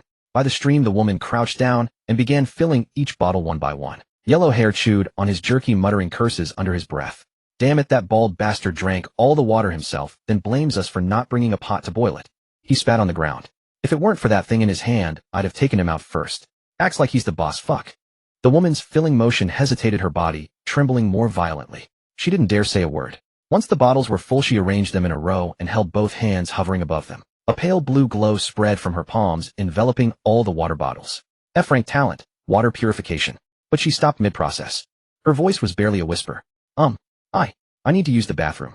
Yellow hair glanced at her sideways, a nauseating smile playing on his face. Just go here. I've seen it all before. I know every inch of you. What's there to be shy about? He jerked his chin toward the surroundings. This forsaken place doesn't even have a ghost for company. You're worried about someone watching. The woman's face drained of all color. After biting her lip and hesitating for a long time, she finally shuffled silently to a large tree and slowly crouched down. Far from looking away, yellow hair stood up and craned his neck to watch with keen interest. Tisk couldn't see clearly last night, but it's quite fair now.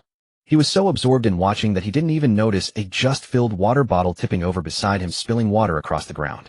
Now was the moment. Yu Xiao's eyes held no excess emotion. She crawled along the ground, inching from behind the boulder into a closer patch of bushes. Less than 10 meters from yellow hair. That distance was sufficient.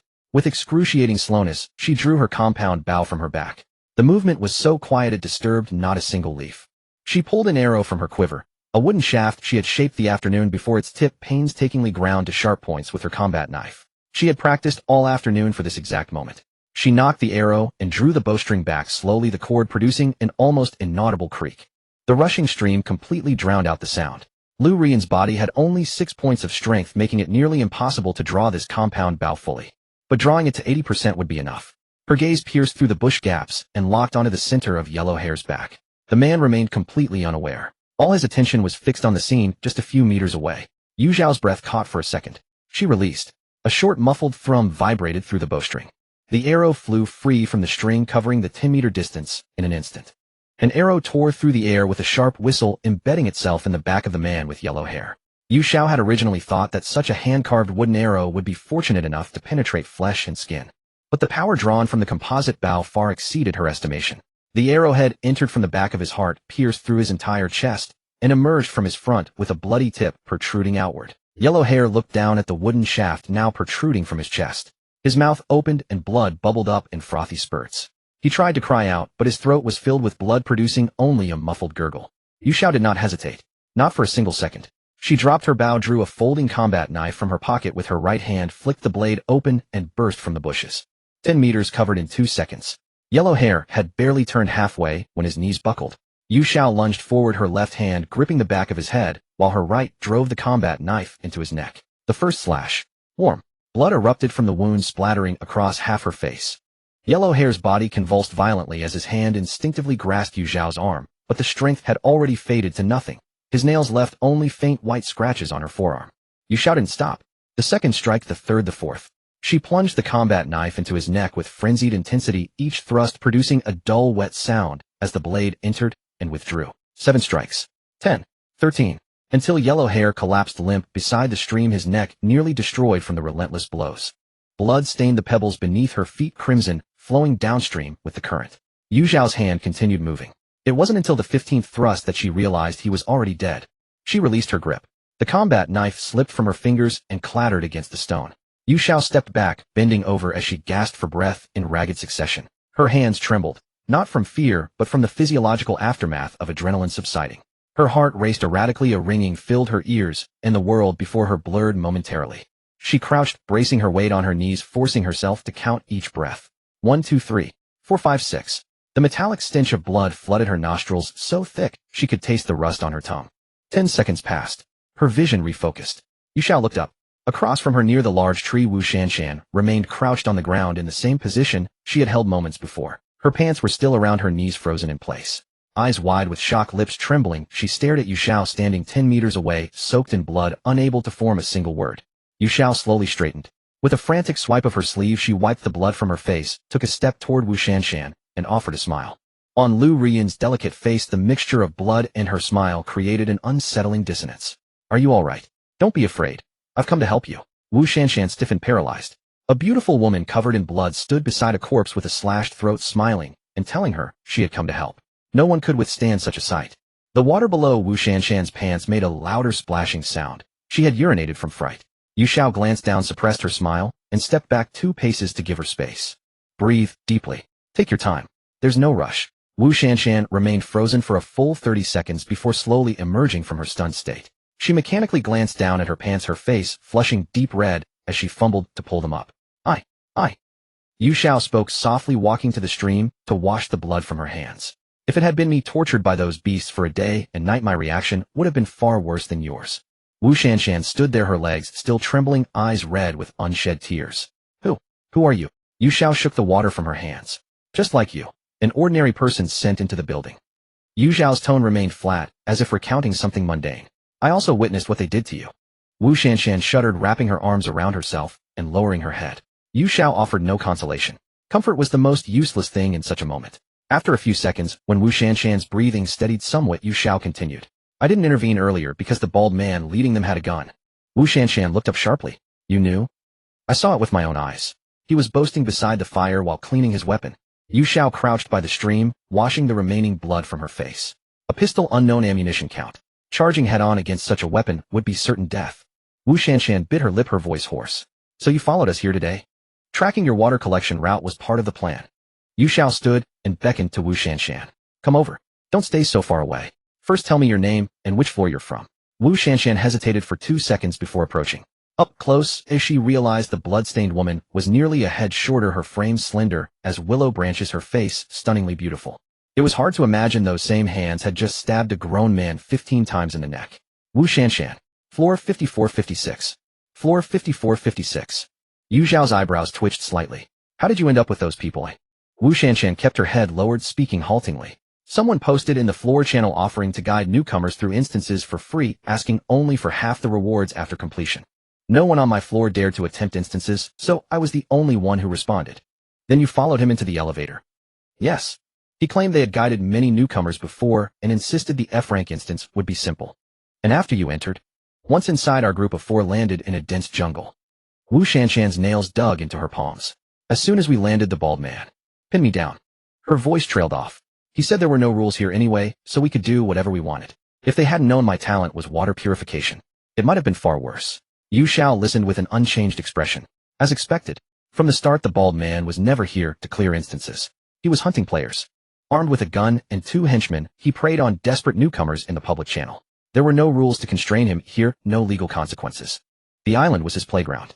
Your talent, water purification. What rank is it? F rank. I can only purify small amounts of stream water, roughly 5 or 6 bottles at a time. That's enough. Yu Xiao picked up several empty mineral water bottles nearby and handed them to Wu Shanshan. Listen carefully.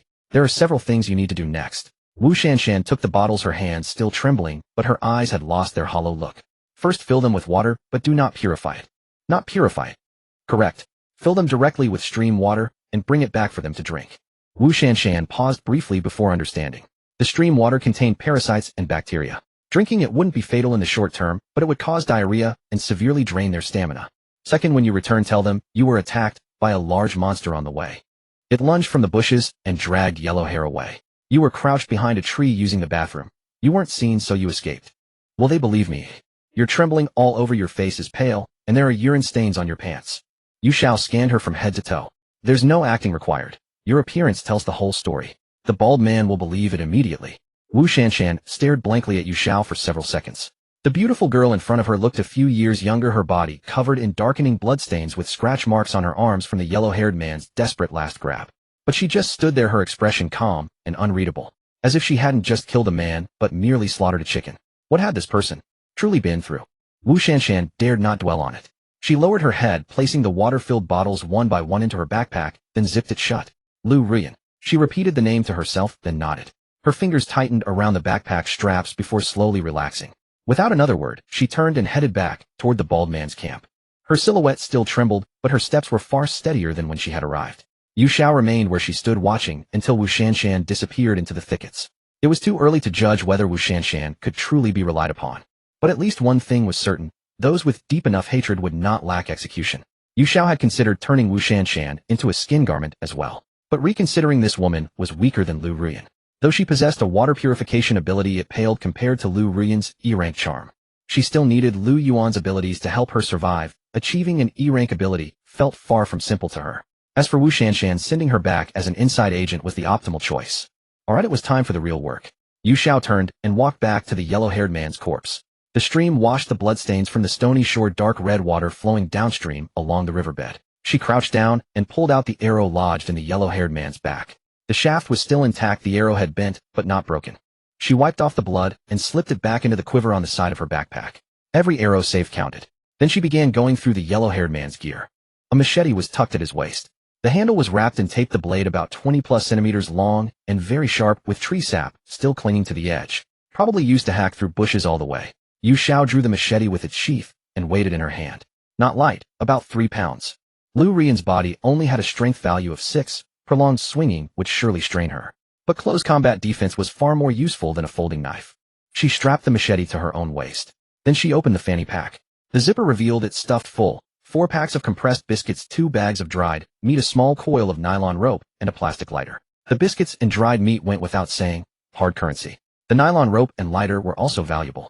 Keep in mind, just that single machete would cost 200 gold coins in the system shop. This haul was an absolute windfall. Yu Xiao inventoried the contents of the fanny pack, restuffed everything, and hung it directly on her waist. The hiking backpack was too large, likely to snag on branches while running through dense forest. This fanny pack sat close to the body, steady and silent, far more agile than lugging a big pack. With that done, Yu Xiao grabbed the yellow-haired man's ankles and began dragging the corpse into the nearby bushes. Moving an adult man's body with Liu Ruyan's physique was truly exhausting. She had to stop every few steps to catch her breath before continuing. After dragging it nearly 20 meters, she finally shoved the corpse beneath a patch of ferns. She tossed a few handfuls of dead leaves over it, barely covering most of it.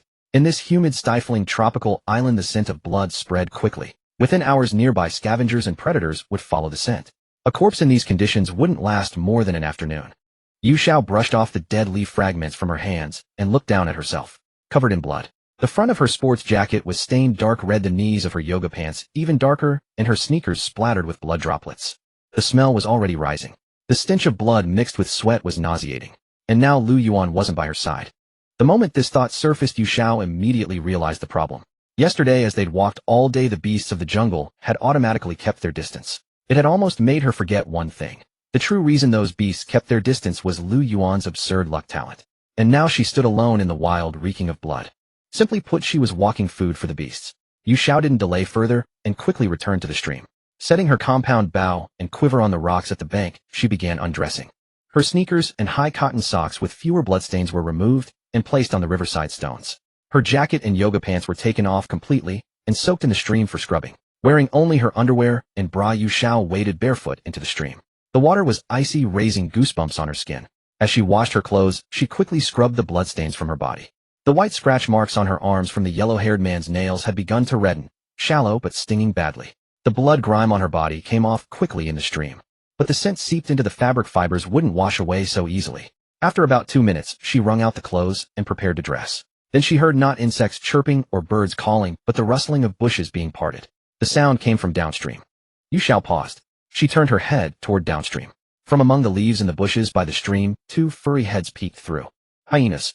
About the size of medium dogs, their grayish-brown fur splattered with mud. 2 yellow eyes stared straight at her. Their noses sniffed hard in her direction. Blood. It was the bloody water from her washing carried downstream by the stream. These two had followed the scent right to her. Yu Xiao didn't panic, but her movements were extremely fast. She pulled on her soaked yoga pants and slipped into her sneakers in the shortest time possible. No time for socks. They went straight into the fanny pack. She threw on her dripping jacket without zipping it. The bow was in her hand. The machete was at her waist. The two hyenas emerged from the bushes, heads lowered, emitting muffled growls from their throats.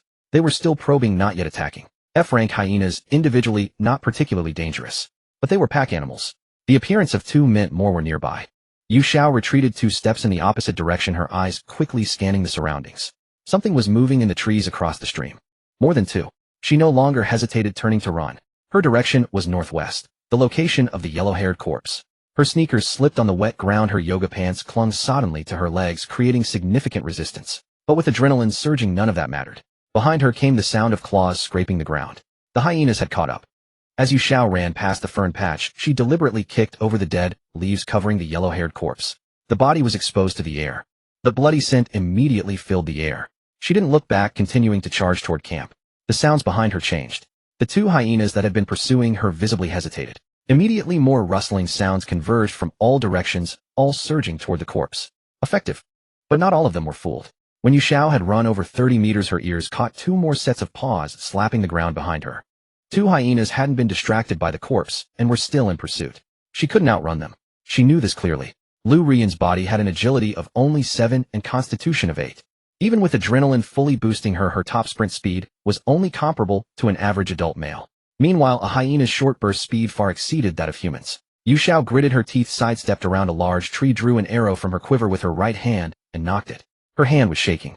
Running too hard earlier had sent her heart rate soaring, leaving her fingers unable to maintain fine control. The leading hyena was less than 8 meters away, its hind legs pushing off the ground, ready to leap. Release. The arrow flew. It missed. The arrow shaft grazed the hyena's shoulder and embedded itself in the mud behind. However, the hyena was startled, lowering its body to the side, losing most of its momentum. Yu Xiao didn't attempt a second shot. She turned and kept running. Where was the camp? She desperately tried to identify the surrounding trees and rocks. The large tree with 3 branches, the landmark she'd noted before departing, was 50 meters ahead. 50 meters. The tent's dispersion field had a radius of 30 meters. In other words, she only needed to run 20 more meters to reach the safe zone. The hyenas behind her had caught up again. She could hear their rapid short breaths. 15 meters. 10 meters. 5 meters. Yu Xiao charged straight through the invisible blue barrier. The sounds behind her suddenly stopped. She ran several more steps before coming to a halt. Bending over with her hands on her knees, she gasped for air in great gulps. Her heart hammered so hard it felt like it would burst from her throat. She looked back. The 2 hyenas stood at the edge of the bushes 30 meters away, heads lowered, paws digging at the ground twice. They whined a few times and retreated back into the jungle with their tails between their legs. Yu Xiao's back pressed against the nearby rock wall. Her wet clothes clung to her skin, making her shiver. She slowly slid down the rock face to sit on the ground, looking up at the sky visible through gaps in the canopy above. Then she smiled. A soft laugh, clearly audible in the quiet camp. Without Liu Yuan by her side, it was genuinely fucking deadly. As the sun climbed higher, the temperature within the camp began to rise. Yu Xiao sat on the ground for a considerable while before finally steadying her ragged breathing. She reached down to tug at her yoga pants clinging to her skin, then felt the sports bra beneath. Everything was completely drenched. Even the cotton underwear that had never touched the water had suffered the same fate.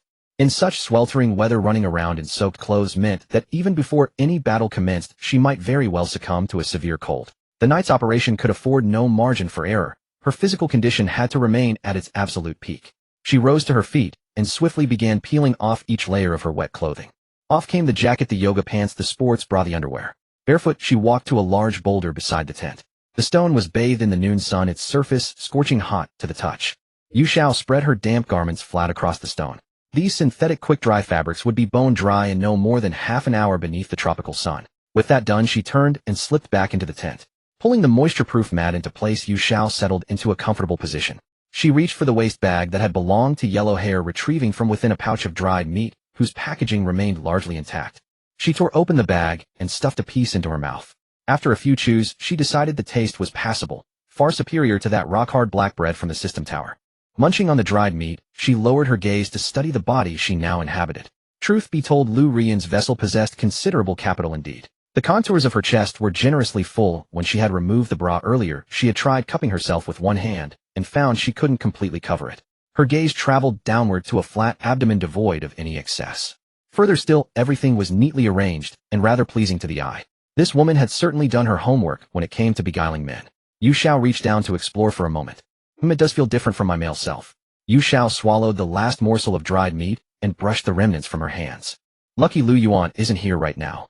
She muttered the words to herself. If that guy were to return now and witness this scene, he'd likely lose all control. Though Liu Ruyan was a principled and pure-hearted man, even he might falter beneath such a visual assault. Were he to harbor improper thoughts, she would have to expend considerable effort to pacify him. Though this body was merely a leather jacket to be discarded at will, it still had to serve its purpose of binding that absurdly fortunate tool of a man. She couldn't give herself too easily. She had to keep him dangling. Yu Xiao waved her hand through the air attempting to summon the system's chat channel. The panel materialized, but everything displayed in a uniform gray. The tower's regional channels and marketplace had been entirely locked within this instance. This meant she had no way to message Liu Ruyan. If she wished to contact him, she could only traverse the distance on foot. Yu Xiao glanced at the sun outside the tent. There wasn't much time left. Aside from themselves and the bald man's gang, they had spotted 2 other campfires on the island the previous night. 2 entire teams of players whose identities and intentions remained unknown. These people would never idle away the daylight hours. They would almost certainly venture out to scavenge resources. Liu Yuan's combat prowess was utterly abysmal. Against wild beasts he could rely on his fortune to evade harm, but what about against other players? The human heart defied prediction. Should those seasoned veterans catch sight of Liu Ruyan wandering alone through the forest, who knew what malicious intentions might take root? At this thought Yu Xiao could sit still no longer. She leaned halfway out and reached toward the garments on the stone. Dry. The synthetic fabric baked beneath the sun for half an hour retained not a trace of moisture. She swiftly donned her undergarments, then pulled on the yoga pants and jacket. She tucked the machete at her waist and slung the compound bow across her back. Once everything was secured, she strode out of the camp. According to their earlier plan, Liu Yuan's route should now trace a 1-kilometer perimeter around the bald man's camp. Trusting her sense of direction from memory, Yu Xiao made her way toward the due west. After roughly 20 minutes of trekking through the dense forest, a series of cracking sounds, branches being snapped underfoot, erupted from the thicket ahead. Yu Xiao immediately dropped into a crouch, her hand closing around the grip of her blade. The footfalls were rapid and urgent. The sound of breaking branches strung together in rapid succession echoed from the trees some dozens of meters away. Not a casual passerby. This was a sprint. Someone was shouting, "Leave the bag. Spare your life." The accent was rough and unfamiliar. Yu Xiao knew immediately that these weren't the regulars who frequented the tower's public channels. Another voice came from ahead, breathless from running. "Are you fucking insane? Robbery out here in the wilderness." It was Liu Ruyan. Yu Xiao, who had been resting against a rock face, shot to her feet at those words. She drew the machete from her waist and took cover behind a thick camphor tree. She peered halfway out from behind the trunk toward the source of the commotion. Liu Ruyan ran at the front, brandishing his carbon fiber trekking pole like a walking stick, scrambling forward in desperate haste. His pack still hung from his shoulders. 2 men pursued close behind, one tall, one short, each wielding a steel pipe over a meter long. One end of each pipe had been ground to a gleaming point fashioned into the shape of a spear. Yu Xiao calculated rapidly. Throughout his earlier journey, Liu Ruyan had traversed his path with miraculous ease. Not even a single insect had deigned to bite him. She had originally assumed that this fortune of his worked wonders against mindless beasts, but would prove utterly useless when confronted with calculating humans. After all humans could think, they could launch deliberate attacks. Now it seemed her earlier assessment held true. The taller man behind came to a halt. He tightened his grip on his pipe spear, aiming at Liu Yuan's exposed back. "Die!" The tall man bellowed, his arm hurling the weapon forward with tremendous force. The steel pipe cleaved the air with a piercing whistle, hurtling straight toward Liu Yuan's heart. Liu Ruyan was running too hard. A dead vine beneath his feet caught hold of his sneaker. He pitched forward violently, crashing face first into the dirt. In that very second, he fell. The bushes to the side burst apart. A gray bristled wild boar charged out. It had been head lowered, clearly intending to gore the running Liu Ruyan. But with his sudden stumble, Liu Ruyan had flattened himself against the ground. The boar could not break in time. It intercepted the flying spear perfectly. Thwack! The steel tip buried itself directly into the boar's neck. The boar shrieked and collapsed onto its side. Its forelegs kicked wildly in frantic spasms. Blood sprayed across the ground. Yu Xiao, crouched behind the tree, observed the entire sequence. She immediately retracted her earlier assessment. This thing worked miracles against humans too. This guy's fortune was truly absurd. Even a disaster from the sky could be intercepted by a boar taking the blade for him. Liu Ruyan sprawled on the ground, glanced back at the boar still twitching, then scrambled forward on all fours in terror. "You fucking bastards." The tall man, seeing his spear had gone astray, cursed in fury. He accelerated in pursuit. The shorter man followed close behind. The two closed to within 10 meters of Liu Ruyan. Liu Ruyan clambered up and continued his desperate flight. His trajectory led him directly toward the great tree where Yu Xiao hid. She had no time for deliberation. She steadied her breath, gripped the blade's handle with both hands, and concealed the edge behind the trunk. "Brother Yuan, run," Yu Xiao hissed. Liu Yuan heard her voice, glanced up to spot the flash of clothing beside the great tree ahead. Without slowing, he charged past the left side of the trunk. The tall man, eyes blazing with pursuit, never registered Yu Xiao's cry. He followed Liu Yuan's path straight toward the tree. The instant he passed alongside the trunk, Yu Xiao moved. She stepped out half a pace. Harnessing the torque of her waist, she drove the machete forward with her full strength. No flourishes whatsoever. A pure horizontal slash. The blade met the tall man's neck, slicing through flesh and lodging against the cervical vertebra. Blood sprayed across the bark of the great tree. The tall man never even cried out. His eyes bulged wide. His body lost all balance and crashed heavily to the earth. It twitched twice, then lay still. The shorter man behind slammed his foot down on the brakes. He watched in horror as his companion was cleaved down by a woman who had materialized out of nowhere. Having already thrown his spear, he yanked a folding knife from the small of his back. "You fucking stinking whore," the shorter man bellowed. Yu Xiao had already calculated his reaction and put distance between them. She dropped the machete to the ground and snatched up the compound bow. Her right hand drew a wooden arrow from the quiver on her back. She knocked it to the string. A distance of less than 2 meters. Draw. Release. The motion flowed without the slightest pause.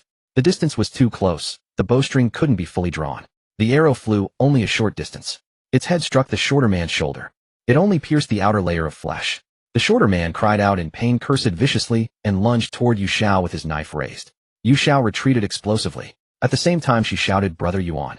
The short man charging at them with a folding knife was moving much faster than Yu Xiao had anticipated. The arrow had only pierced the surface of his shoulder, doing nothing to hinder his movement.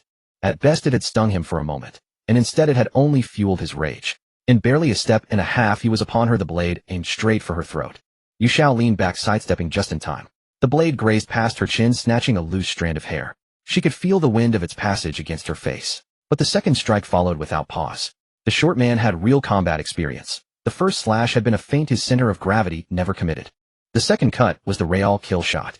The folding knife swept upward from below, aimed straight at Yu Xiao's midsection. The angle was vicious, the speed brutal.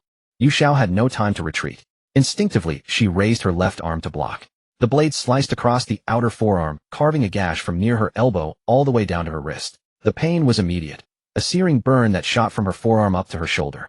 Blood welled and ran down her arm, dripping onto the fallen leaves at her feet. Plink, plink. The sight of blood lit up the short man's eyes. He retracted his knife and swung it around for a third strike. But the third blow never came. A carbon fiber hiking staff erupted from his flank, driving upward at a sharp angle and punching straight into the man's right temple. Thunk. The alloy tip, powered by momentum, sank 3 or 4 centimeters deep. The short man froze. The folding knife slipped from his grasp and clattered to the ground. His eyeballs rolled involuntarily toward the wound. His mouth hung open, a ragged, breathy sound escaping his throat, as though he meant to curse, but his tongue no longer obeyed him. Then his body lurched sideways, and he collapsed. The hiking staff slipped free from Liu Yuan's grip, still lodged in the man's skull. The short man twitched twice on the ground. Blood poured from the wound in his temple, soaking into the leaf litter. His legs kicked a few times, then went still. Liu Yuan stood where he was. His hands remained locked in the follow-through of the thrust, fingers splayed in the air. He looked down at the man on the ground. Seconds ago, that mouth had been cursing, now it lay half open, spattered with blood and froth. His stomach turned violently. Liu Yuan bent over, hands on his knees, and retched. The compressed biscuits he'd eaten that morning came up, mixed with stomach acid, splattering his shoes. Even after the initial heave, dry retches racked him, his stomach cramping as acid burned his throat. He had never killed a person before. The biggest living thing he'd ever killed was a rat he'd smashed with his shoe in the backyard of his childhood home.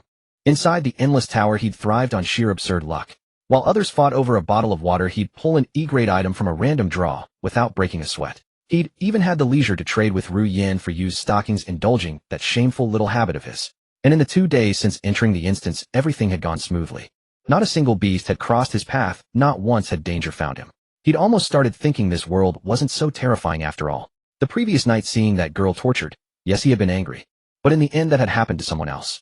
Until just now. 2 steel pipe spears had hunted him for hundreds of meters. That incoming projectile had nearly pierced clean through his chest from behind. If only he hadn't tripped and fallen, if that wild boar hadn't somehow burst from nowhere to take the hit for him. He would be dead. That realization hit him harder than the act of killing itself. Yu Xiao, clutching her wounded left arm, walked over and crouched in front of him. "Brother Yuan." Liu Yuan looked up. Vomit stained the corners of his mouth, his face ashen, his lips completely drained of color. I killed him."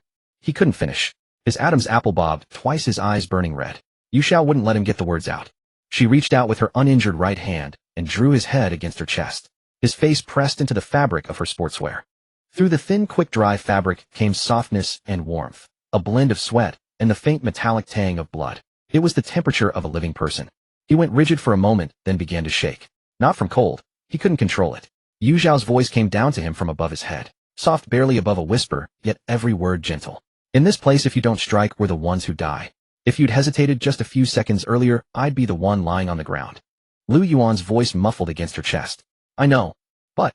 There is no but. Yu Xiao tightened her embrace, pressing his head closer. Her chin rested on his crown, catching the warm, sweaty scent of his hair. You saved my life. That's enough. Nothing else matters. Liu Yuan fell silent. Pressed against her, he could hear Yu Xiao's heartbeat, racing far faster than normal. It was the body's response to near-death combat, but Liu Yuan didn't understand that. To him, her heartbeat came in steady rhythmic pulses, and against all reason it anchored him together when he felt himself falling apart. His chaotic thoughts gradually settled into that rhythm. A minute passed, perhaps longer. Liu Yuan lifted his head from Yu Xiao's embrace. His first glance didn't find her face. It landed on her left arm. Blood was still flowing. The wound wasn't deep, just a superficial slice, but it stretched long enough to be alarming. From elbow to wrist, roughly 15 centimeters. The entire forearm was stained crimson, fresh blood dripping steadily from his fingertips. Liu Yuan's face went pale. Ruyan, your hand. Why is there so much blood? It's just a flesh wound. No damage to the tendons. Yu Xiao frowned, inhaling sharply through her teeth. Bandages in the bag. Wrap it for me. This is all my fault. Liu Yuan fumbled with the backpack on her shoulders, fumbling with the zipper twice before getting it open. If I hadn't tried to save you, you wouldn't have had to get close to him. You could have just shot from a distance with your bow. Brother Yuan. Yu Xiao cut him off. Liu Yuan's hand stilled. He looked up at her. Her lips were bitten white, her eyes rimmed red. Her voice carried a tremor that wasn't quite natural, entirely different from the composure she'd shown moments before. Don't say things like that. She paused, sniffing. When I saw them chasing you, I didn't think at all. I just ran out. If you had died here, how would I survive alone?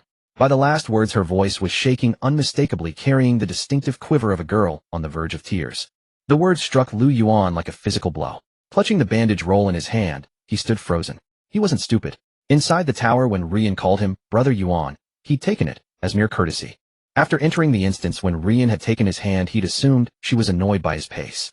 But what she'd said just now, that panic, the tone of someone terrified of loss. No matter how he parsed it, it wasn't simply the concern of partners. Liu Yuan's ears burned. He had no idea how red his face had become.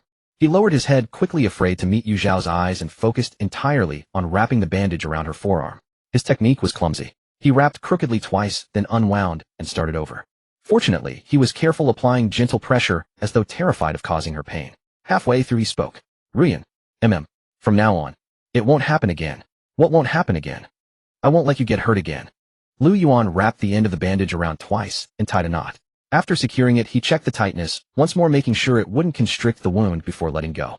Then he raised his head, his gaze meeting Yu Xiao's directly. Her almond-shaped eyes still glistened with unshed tears, the tip of her nose tinged faintly red. Her lips were slightly chapped, and the wisps of hair at her temples clung damp against her skin soaked with sweat. She looked somewhat disheveled, yet her gaze remained stubbornly resolute. Liu Yuan watched her in silence. The scenes of the past few days flickered through his mind one after another. From the moment he entered the endless building until now, he had encountered far too many people. Some were consumed by greed, others by selfishness, and some had already lost all reason. On the public channel of the 6,666th floor, every day brought cries for help, bursts of cursing, and endless scheming against one another. But Ruyan was different. This girl had helped him analyze intelligence, taught him how to tie warning knots, and guided him through reconnaissance in the jungle. Every time they walked, she always took the most dangerous position at the front. When those two men had come after him with steel pipes and spears moments ago, she could very well have stayed hidden. She could have concealed herself behind that large tree and slipped away once they had passed. That would have been the wisest way to preserve herself. A woman facing two armed grown men. Any sane person would have chosen self-preservation. But she didn't. She charged out with a machete and cleaved one of them dead with a single stroke. Then, to block the second man's blade, she met it with her own left arm. A gash 15 centimeters long. All for him. In their first days together, he had only wanted to trade for her socks. Later, he found himself drawn to her calm composure in the jungle. And then last night in the darkness, she had taken his hand and said, "Your luck is worth 10,000 times more than you realize." And just now, with reddened eyes, she had said, "If you die, how am I supposed to survive alone?" Liu Yuan felt a place deep within his chest burn with an unbearable heat. It had nothing to do with adrenaline. It was simply the pounding of his heart, raw, unreasoned, and absolute. I mean it. Liu Yuan's voice was hoarse, but every word was bitten out with fierce conviction. Starting today, anyone who wants to hurt you will have to step over my dead body first. The moment the words left his mouth, Liu Yuan himself was momentarily stunned. He hadn't thought them through when he said them, but not a single syllable did he wish to take back. Yu Xiao looked at him. The corners of this man's mouth still bore the residue of vomit, and his face was as pale as a ghost. Just 10 minutes ago he had been retching uncontrollably, and now he had finally spoken his first truly fierce words.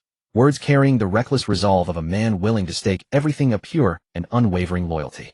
In the endless building, such a thing was rarer and more precious than food or water. She nodded. Then she extended her right hand and took Liu Yuan's. Her fingers wound around his, interlocking deeply into his palm. Liu Yuan's breath caught for a heartbeat. He lowered his gaze, staring at their joined hands, and his Adam's apple bobbed once. He didn't pull away. He didn't dare pull away. Let's go. Yu Xiao rose to her feet without releasing his hand. We can't stay here long. The commotion from the fight was too loud, and the smell of blood is already spreading. If it draws another team, or those scavengers will be in trouble. Liu Yuan rose to his feet alongside her. He lowered his gaze once more to their clasped hands. Yu Xiao's fingers were slender, her knuckles sharply defined. Blood still seeped through the bandages on her left arm, blooming into a small dark crimson stain across the white gauze. Yet her grip on his hand remained steady, neither tight nor loose, just enough to feel reassuring. The noonday sun cast their shadows short upon the ground, overlapping into one indistinguishable shape. But from the angle Liu Yuan could not see. The corner of her mouth curved upward. It was no gentle, affectionate smile. It was a cold smile of a plan executed flawlessly. Phase 2 of winning his heart, complete. Yu Xiao released Liu Yuan's hand and stepped back. All right, brother Yuan, we still have business to handle. She turned and walked toward the two corpses on the ground. Liu Yuan blinked, wiped his face, and followed. The tall man had fallen beside a tree root, the gash across his neck still seeping blood. The shorter man lay face down, the trekking pole still embedded in his temple. Yu Xiao crouched down and began by pulling out the trekking pole. The tip was coated in a viscous dark red. She wiped it clean with dry leaves and handed it to Liu Yuan. Your weapon, keep it safe. When Liu Yuan took it, his hand was still trembling, but he no longer felt the urge to retch. Yu Xiao began searching through the tall man's equipment. The very first item made her eyes light up, a hollow steel pipe spear. The walls were thin yet hard enough to serve. The tip had been ground into a cone shape, secured with several wraps of tape. The entire spear measured roughly 1.2 meters long. She weighed it in her hands, just over half a kilogram. Nice find. Yu Xiao gripped the shaft with one hand and practiced a couple of thrusting motions. The hollow steel pipe weighed nearly a third less than the machete. For Liu Ruyan's body, which had only 6 points of strength, a lightweight weapon was the optimal choice. The machete required wide swings, which demanded far more power. A spear required only forward thrusts, less exertion, greater reach.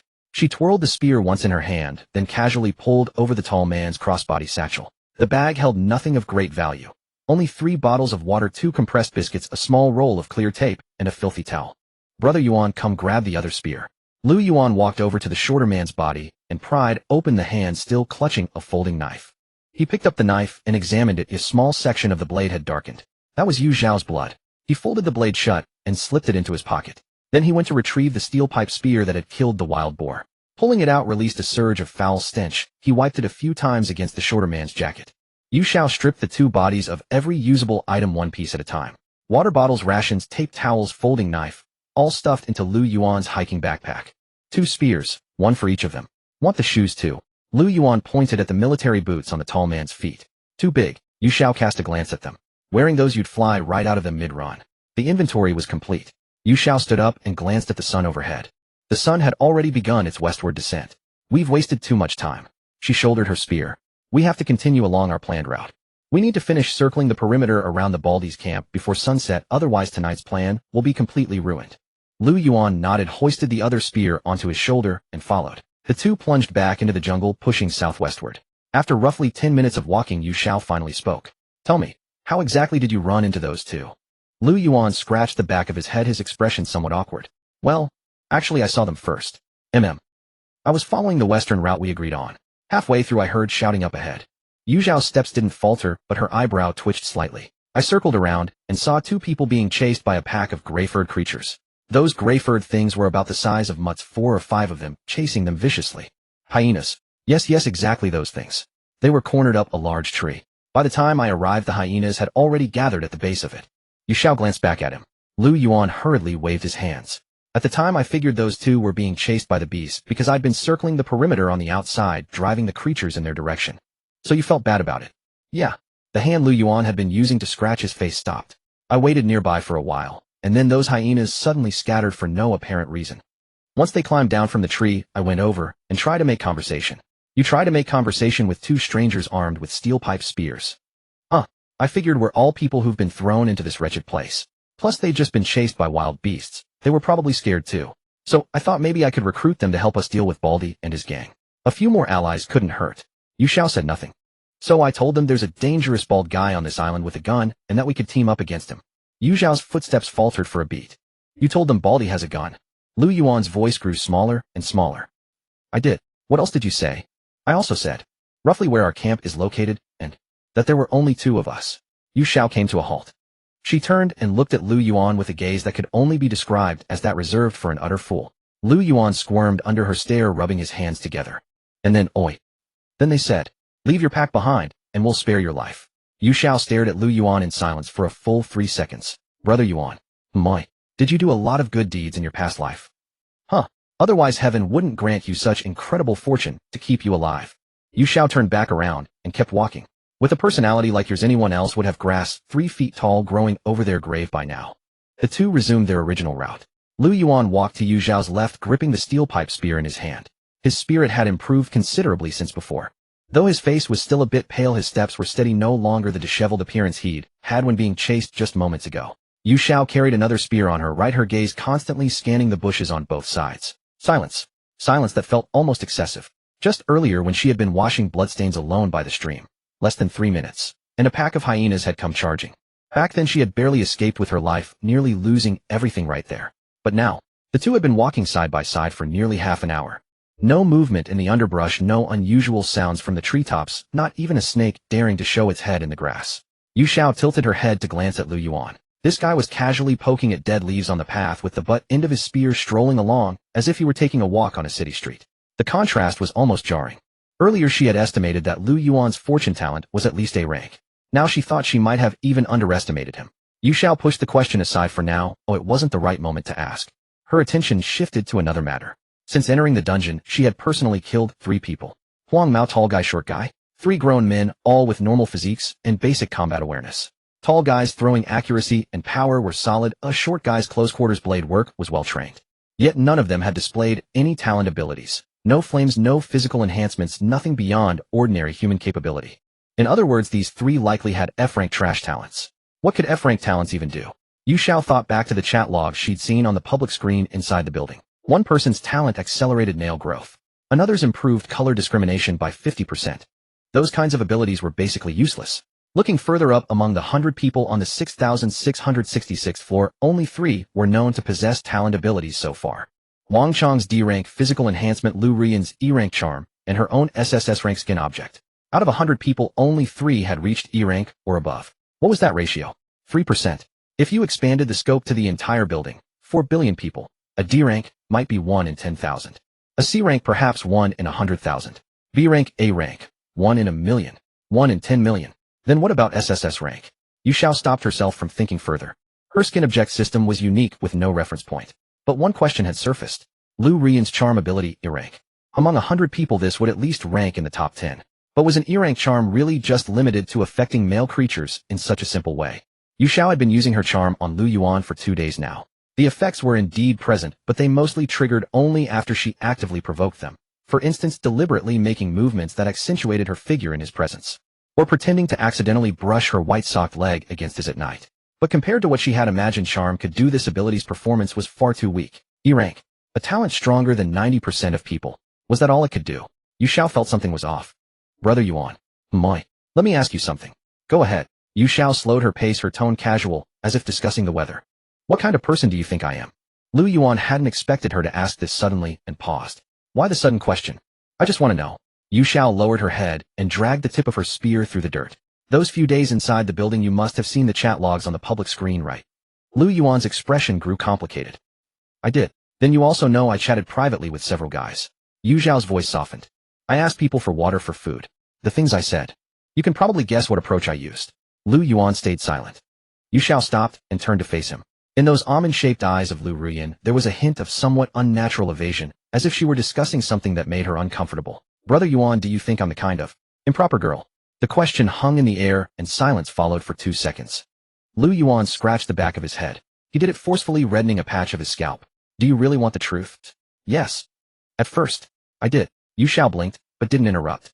Liu Yuan shifted his spear to his other hand, and let his gaze drift toward the nearby treetops. On the first day in the building, you were chatting up several guys on the public screen. Calling this guy brother, and that guy uncle, sounding sweeter than honey. Those guys were competing to impress you, terrified someone else would steal you away. He paused. Honestly, I watched all that, and thought this girl has quite the wild side. That's why I felt bold enough to ask you for your silk stockings. He grinned. If you had looked like some proper respectable girl, would I have dared to open my mouth?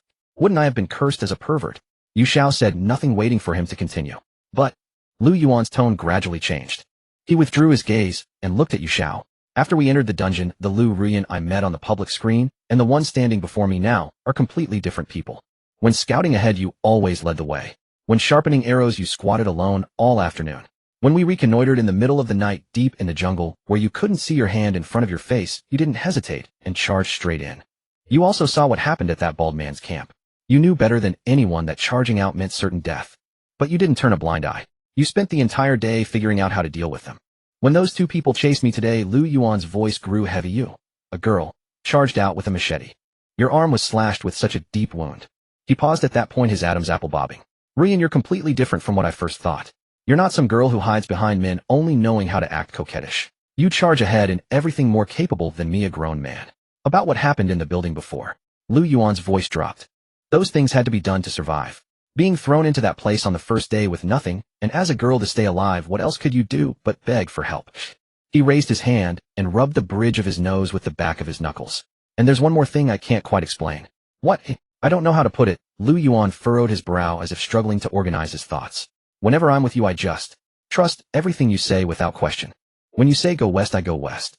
When you say take a detour, I take a detour. When you told me to face a wild boar alone, I agreed without hesitation. If anyone else had said those things to me, I'd think they were insane. But when you say them, he scratched his head. I just feel she's right, I should listen to her. Maybe. This is just your personal charisma. After saying this, Liu Yuan felt it sounded a bit too cheesy and quickly looked away. Don't worry, from now on I'll be here. You won't have to lower yourself to beg other men for things anymore. Yu Xiao looked up at him. Sunlight filtered through the canopy and fell across Liu Yuan's profile, illuminating the flushed redness behind his ears. She smiled a smile carrying the relief of being understood. Thank you, brother Yuan. But on the side, Liu Yuan couldn't see Yu Xiao's smile faded, unconsciously believing her. 2 days. From the moment they first met in person until now, they had spent less than 48 hours together. In those 48 hours, this man had already handed over his back to her. Willing to block blades for her, willing to do anything for her. Was that normal? No, it wasn't. No matter how beautiful Liu Ruyan's face was, no matter how masterful Yu Xiao's words, for an adult man to hand over that level of trust and loyalty in 48 hours. This wasn't something that could be achieved by charm alone. Unless the charm talent had a passive effect. Yu Xiao's mind raced. The system description for her talent stated through eye contact, body language, or voice, one could charm male creatures. She had always assumed it was an active skill that required deliberate action to trigger. But what if it wasn't? What if the charm talent, without her knowledge, was constantly radiating influence over others every moment? It wasn't some powerful instant control that overwhelmed the mind, but rather a subtle, continuous influence on the target's psychology. Liu Yuan had said he unconsciously believed her whenever they were together. Unconsciously. Those 3 words held the answer. He had no idea he was being affected. Yu Xiao took a deep breath, shouldered her spear, and continued walking, her expression returning to its usual calm. E-rank charm. Passive effect, sustained goodwill, infiltration. If this ability's rank were higher, D rank, C rank, B rank. At that point, standing before any man, he might not be able to tell whether his feelings were genuine or manipulated. This was the truly terrifying aspect of charm. It didn't forcibly override a person's will, instead it made them naturally feel that all their actions were self-directed. Yu Xiao cast a sidelong glance at Liu Yuan. This guy was walking along happily, occasionally sneaking peeks at her and pretending to admire the scenery whenever he got caught. A tool. An increasingly ineffective one. Brother Yuan. My. The sun is setting soon. Tonight we rescue that girl. Yu Xiao slid the compound bow from her back. She tried gripping the bow's riser with her left hand while knocking an arrow with her right, drawing it back once. A searing, tearing pain shot through the wound beneath her bandages. Her entire left arm trembled as though electricity were coursing through it. Her fingers could not keep a steady hold on the riser. The string veered off course at barely 30%, draw the arrow wobbling atop it. She couldn't even attempt to aim. Yu Xiao released the string and exhaled. Useless. At least for tonight, this arm could not draw a bow. She held the compound bow out horizontally toward Liu Yuan.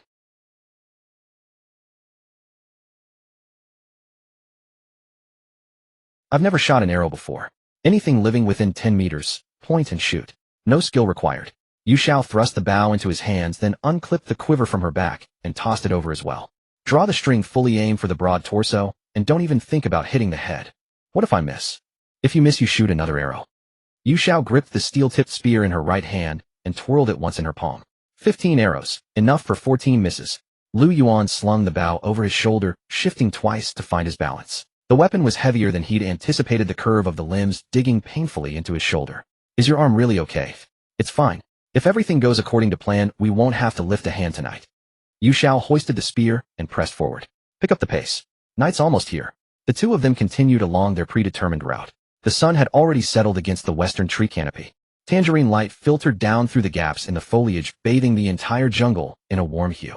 Yet the temperature refused to follow suit. A sea breeze swept in from the southeast, laden with a damp, briny scent, sending a chill creeping across their backs. Yu Xiao fished a pouch of jerky from her belt bag, tore it open, and ripped half off, handing it to Liu Ruyan. They walked and ate simultaneously. The jerky was nothing special, chewy as sinew, requiring constant grinding before it would go down. But the calories were sufficient, and the nutrition far surpassed that of compressed biscuits. Those two we ran into today must be a team that landed on the island from another direction. Yu Xiao chewed her jerky, speaking at an unhurried pace. We saw 3 campfires last night. The bald guys is one, those two make another, and there's still one group we haven't crossed paths with. Liu Ruyan swallowed the meat in his mouth and wiped his lips. What about that third group? Could they be nearby too? Can't say for sure, but as long as the plan holds, once the bald guy's crew gets hit by the beast tide, we stay hidden on the sidelines, grab the gun, and pull out immediately. Even if the other team hears the commotion and comes over, we'll already be long gone. Liu Ruyan listened, then lowered his gaze to the bow on his shoulder before looking again at the spear gripped in Yu Xiao's right hand. He couldn't pinpoint when it had started, but at some point he'd grown accustomed to taking orders from her. The encirclement grew tighter with each passing moment. From 1 kilometer to 800 meters to 600 to 400. The two of them circled the perimeter of the bald man's camp, loop after loop. With every inward contraction, Yu Xiao noticed the activity within the jungle shifting. Rustling whispers rose incessantly from the underbrush. Bird cries in the canopy had grown 3 times denser than that afternoon. The ground was covered in fresh hoof marks and claw marks, every single one converging toward the same point. The center, the bald man's camp. At last the sun sank beneath the horizon. Darkness descended swiftly, from tangerine to deep blue to pitch black, in less than 20 minutes. Yu Xiao led Liu Ruyan creeping up behind the pale boulder east of the bald man's camp. Before them lay the bald man's camp, behind them the path back to their own camp. The cream-colored stone surface gleamed coldly beneath the moonlight, encircled by a ring of half-man-high shrubs. Crouching behind it, they could peer through the gaps in the branches and glimpse the bald man's clearing some 300 meters away. Yu Xiao dropped to the ground, pushing aside the outermost branches of the shrubs. Liu Ruyan settled down to her right. A fire had just been lit in the camp. The flames illuminated a radius of some 10 meters around them. The bald man sat hunched on a wooden stump, one hand pressed against his belly, his face taking on a sickly pallor in the firelight. Motherfucker. The bald man's voice drifted over on the wind, broken and fragmented. What's going on? My goddamn stomach. Aw shit. He lurched to his feet and snapped at the scar-faced man crouching by the fire. You? Go fetch that stinking whore. The scar-faced man, who had been adding firewood to the blaze, raised his head at the outburst. Fetch her for what? I'm gonna ask her. The bald man gritted his teeth, his forehead sheened with sweat. Is her crappy purification ability even reliable or not? I drank the water she prepared at noon, and I've had the runs 3 times since. He lashed out with a kick at a tree at the edge of the camp. Wu Shanshan had been curled up at the base of that tree, arms wrapped around her knees, her entire body folded into itself. Get the hell over here. Wu Shanshan rose on trembling legs and made her way to the edge of the fire. The bald man seized her by the collar and wrenched her up before him. Tell me, did you little bitch tamper with the water? Wu Shanshan stumbled from the yank, her voice quavering. No. I just did the standard purification. Maybe it was something else you ate that was the problem. Bullshit. Why was there no problem before? Only today's water is the issue. Is this you getting back at me because I fucked you, eh? The bald man released his grip and shoved her to the ground. Wu Shanshan hit the dirt without a sound, simply curling her body inward and shuffling back 2 paces. Yu Xiao lay hidden behind the shrubs, her right hand gripping the spear, her gaze fixed unblinkingly on the camp. The effect was promising. The unpurified stream water had begun to take its toll. The bald man and the scar-faced man had each had the runs at least 2 or 3 times. Surely their stamina had taken a hit. In this tropical environment, the dehydration brought on by diarrhea was even deadlier than mere physical exhaustion. What about that blonde bastard? After finishing with Wu Shanshan, the bald man turned his fury on the scar-faced man, sent out to fetch water, and gets attacked by some goddamn beast. The scar-faced man offered no response. He shoved the firewood into the blaze, rose to his feet, and dusted off his hands. "Boss, I'm hit with the runs too. Gonna go take care of it." The bald man waved him off with a look of disgust. The scar-faced man turned and walked toward the camp's outer perimeter, finding a patch of tall grass with its back to the firelight, and squatted down. He'd just pulled his trousers down to his knees and froze. Less than 5 meters ahead of him in the grass, a pair of eyes was staring him down. Yellow, glowing bright as a pair of light bulbs. He instinctively glanced to his left. Another pair. A bit farther out, a third pair, a fourth. In the darkness beyond the firelight's reach, a dense constellation of glowing points was surging in from every direction. Furry bodies pushed aside the low shrubs one after another, producing a continuous cascading rustle. The snorting of wild boars, the low growl of hyenas, and other unidentifiable high-pitched shrill cries, all drawing nearer, all converging on the camp. The scar-faced man's trousers were still bunched around his knees. He hadn't even thought to pull them up. He sprinted toward the center of the camp, bare from the waist down, screaming as he ran, his voice cracking. "Boss! Beasts! It's full of beasts!" Scar's face's scream had barely faded when the bushes around the camp perimeter erupted. Countless shrubs were trampled flat, the sound of snapping branches ringing out in a continuous chain. Wild boars snorted, hyenas growled low, and countless small beasts shrieked. All these sounds tangled together, pressing inward from every direction toward the camp center. Bald Head sprang upright from the wooden stake with explosive force. What the hell is going on? He snatched his pistol from his waist and grabbed a burning log in the other hand. Scar's face hadn't even pulled up his pants before rolling and scrambling back to the fire pit. One hand seized the machete while the other yanked a blazing branch from the flames, swinging it wildly at the nearest pair of yellow eyes. "Get lost.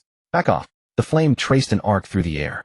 The hyena retreated 2 steps, a menacing growl rumbling from its throat. But it didn't flee. It simply backed beyond the firelight's reach, crouching there with those yellow eyes locked firmly on Scar's face. More eyes began gleaming in the darkness. 1 circle, 2 circles, 3 circles. The jungle surrounding the camp bristled with countless glowing pupils. Liu Ruyan pressed himself against the white rock, sweat slicking his palms around the composite bough. "There are that many." Yu Xiao remained silent. Her right hand gripped a steel pipe, spear, her gaze threading through the shrubbery gaps to lock onto the pistol at the camp center. Bald Head brandished the gun, the barrel sweeping back and forth through the dark. Yet he didn't fire. Yu Xiao caught that detail immediately. At least 30 seconds had elapsed since the beast tide appeared. Bald Head's gun barrel jerked 3 times, each moment aimed at a different direction, before he pulled away. Most likely running low on ammunition. "Brother, fire." Scar's face's voice had cracked. "The left side. The wild boars are charging." Bald Head clenched his back teeth, the barrel trained on the surging dark mass to the left. His finger never touched the trigger. He was calculating. Yu Xiao was too. How many shots had Bald Head actually fired since entering the instance? She hadn't kept count. But given his nature, if ammunition weren't scarce, he'd have opened fire long ago to assert dominance, not hesitating like this. The encirclement tightened. The front line of hyenas had closed to within 5 meters of the fire, their noses twitching as they smelled human prey. Wu Shanshan huddled beneath the tree, trembling, yet eyes wide open, watching everything unfold. Her gaze shifted from the pistol in Bald Head's hand to the machete in Scar's face's grip, then settled on the dark jungle to the east of camp. "East. 300 meters. The White Rock." She silently repeated these words to herself. Every prediction that woman Liu Ruyan had made was coming true. The beast tide had arrived. Bald Head's attention was fixed on the perimeter. Now all that was lacking was her own legs. A wild boar suddenly burst from the flank, charging straight for Bald Head. Bald Head finally snapped. He swung the gun around and fired at the boar. Bang! The gunshot exploded through the night, sending flocks of birds scattering from the canopy. The bullet struck the boar's flank, sending its body flying sideways before it hit the ground, and convulsed twice, then went still. The gunshot took immediate effect. The front line of beasts erupted into chaos. Hyenas closest to the gunshot let out sharp shrieks and turned to flee. But the rear was packed with more animals. They couldn't escape. Those in front were pushed backward while those behind surged forward. The two forces collided within the herd, and smaller creatures in the middle were trampled flat. The sound of hooves crushing bones was both dull and sharp, mingling with the beast's roars to raise goosebumps on one's scalp.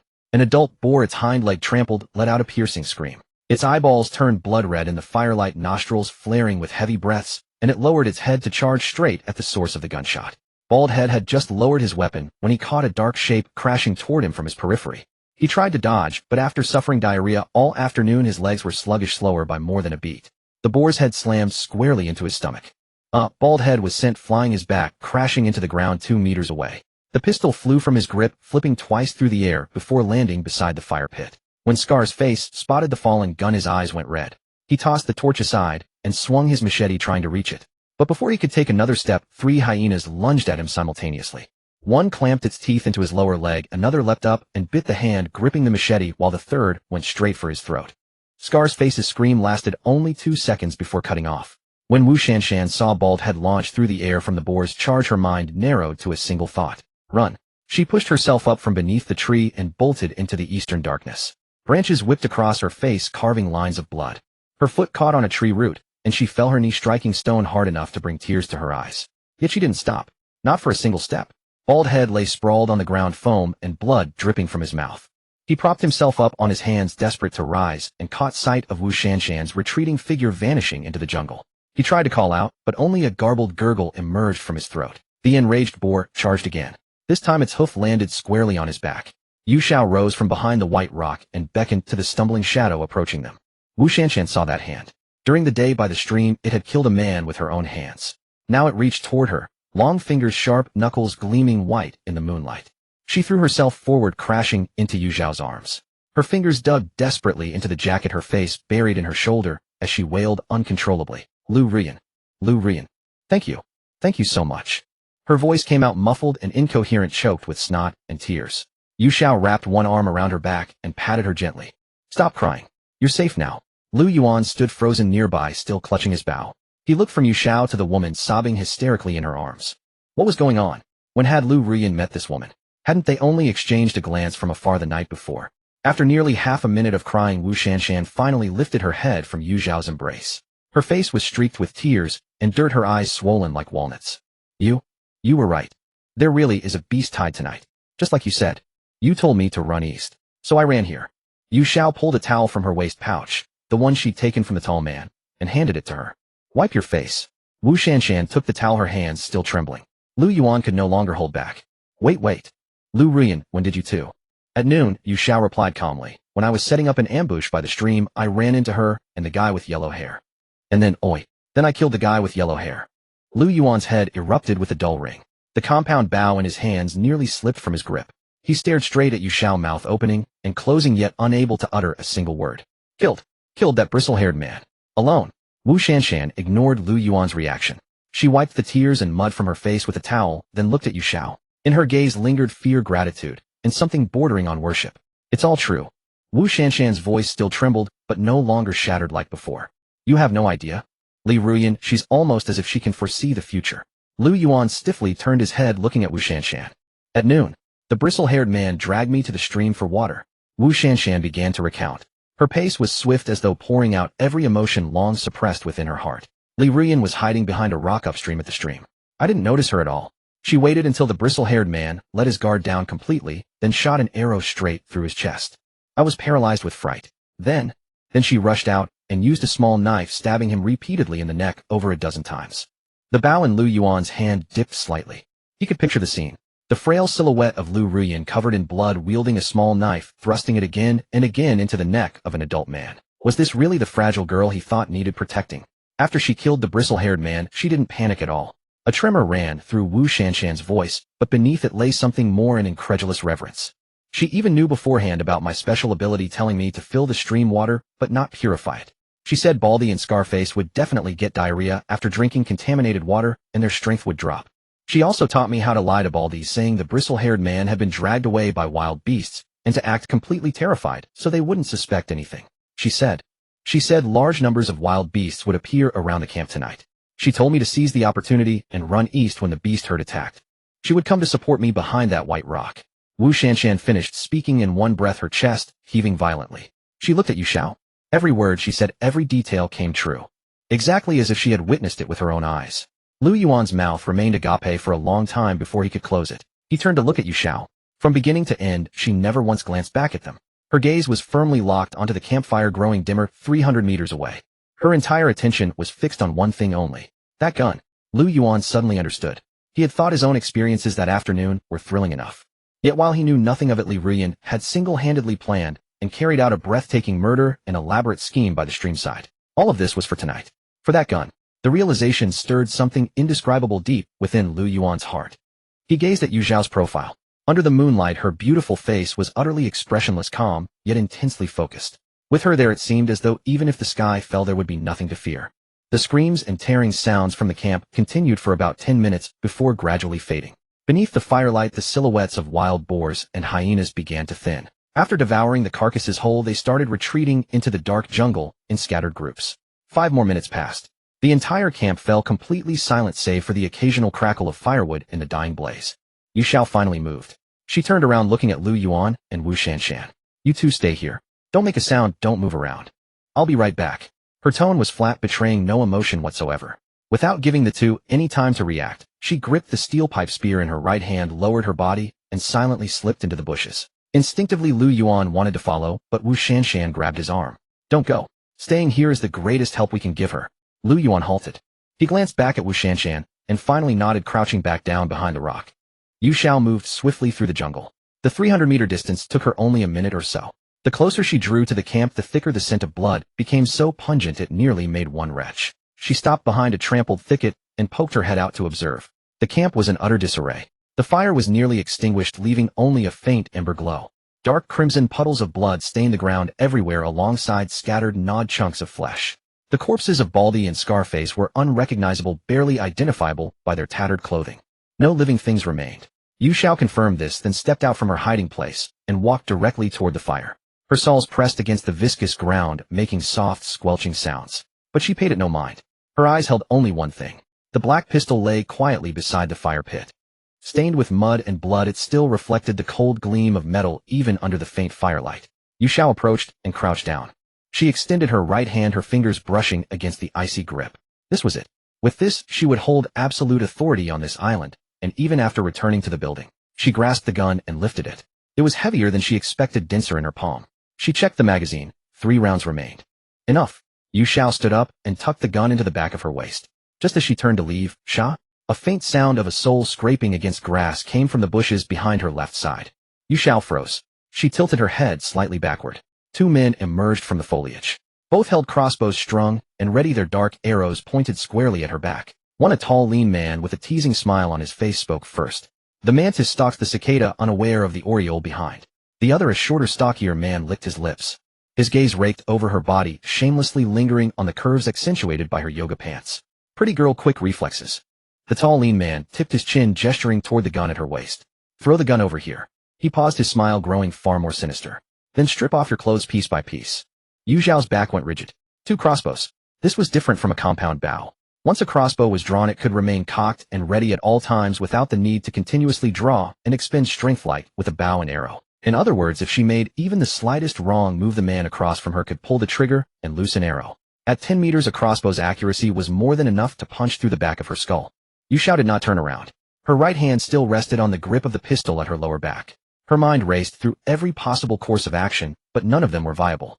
Drawing the gun and turning would take far too long. The opponent's crossbow could fire in a fraction of a second.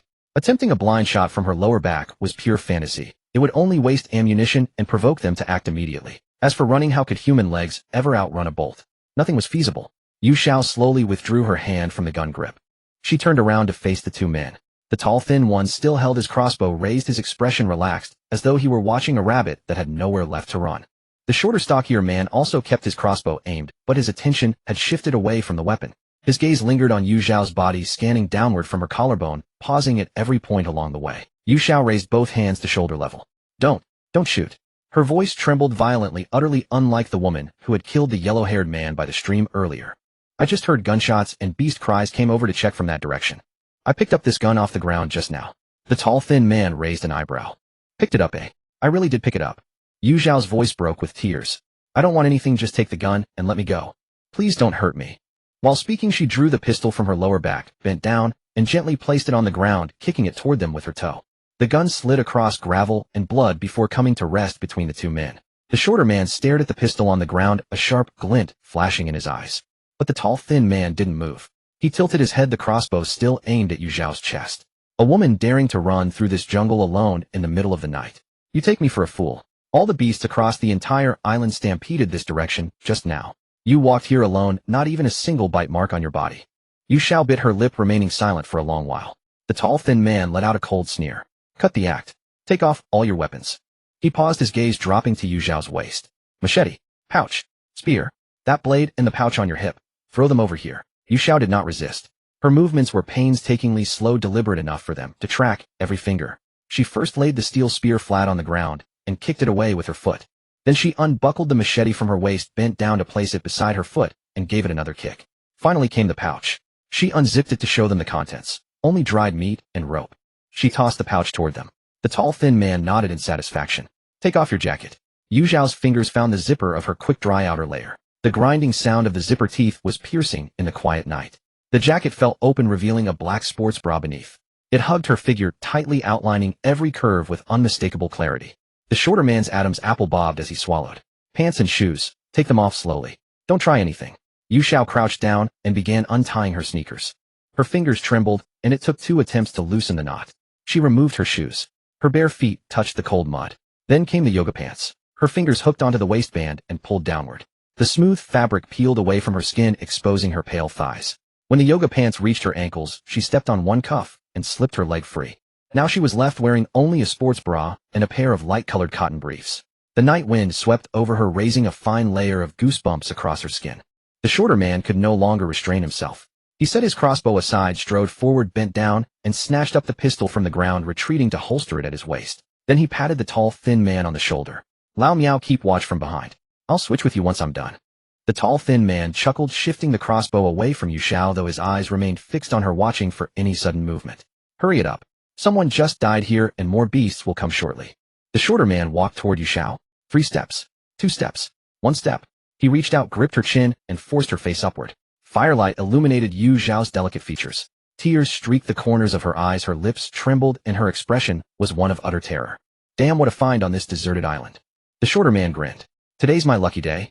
He released her chin and began unfastening his belt with his other hand. Just cooperate, and once we're done we'll let you go. Yu Xiao's gaze slid past the shorter man's face, over his shoulder, toward the dark jungle to the east. 20 meters away, within the underbrush, Liu Ruyan lay prone behind a fallen, rotting log. His breathing was suppressed to the lowest possible level, drawing air almost entirely through his abdomen. He gripped his compound bow tightly, his knuckles growing numb from the strain. From the white rock to this position, he had crawled for a full 5 minutes. He had watched helplessly as Yu Xiao was held at arrow point by the 2 men. Watched as she handed over her gun. Watched as she began stripping. Liu Yuan's temples throbbed. His back teeth ground together until he thought they might shatter. But he did not charge. 2 days ago he might have. But after surviving that near-death encounter during the day, he forced himself to stay calm. 2 men. 2 crossbows. Charging head-on would only get them all killed. He had to wait. Wait for an opportunity. The shorter man had set down his crossbow, drawn his pistol, and holstered it at his waist. The tall, thin man continued to keep his crossbow aimed, his attention never wavering from Yu Xiao. 20 meters. Liu Yuan's hand reached toward his quiver on his back, drawing out a wooden arrow. Hand-carved shaft, a military blade-sharpened tip. He had never shot an arrow before. But this was 20 meters, and from the side. They still had no idea he was here. He knocked the arrow. His breath stopped. The shorter man's hand had for Yu Xiao's shoulder strap. He could wait no longer. Liu Yuan drew the bowstring taut. The arrowhead aimed at the tall, thin man's torso. Yu Xiao had taught him, aim for the largest target, don't waste shots on the head. He released. A hum resonated through the air. And then, the arrow sailed past the tall, thin man's side and vanished into the jungle behind him. He had missed.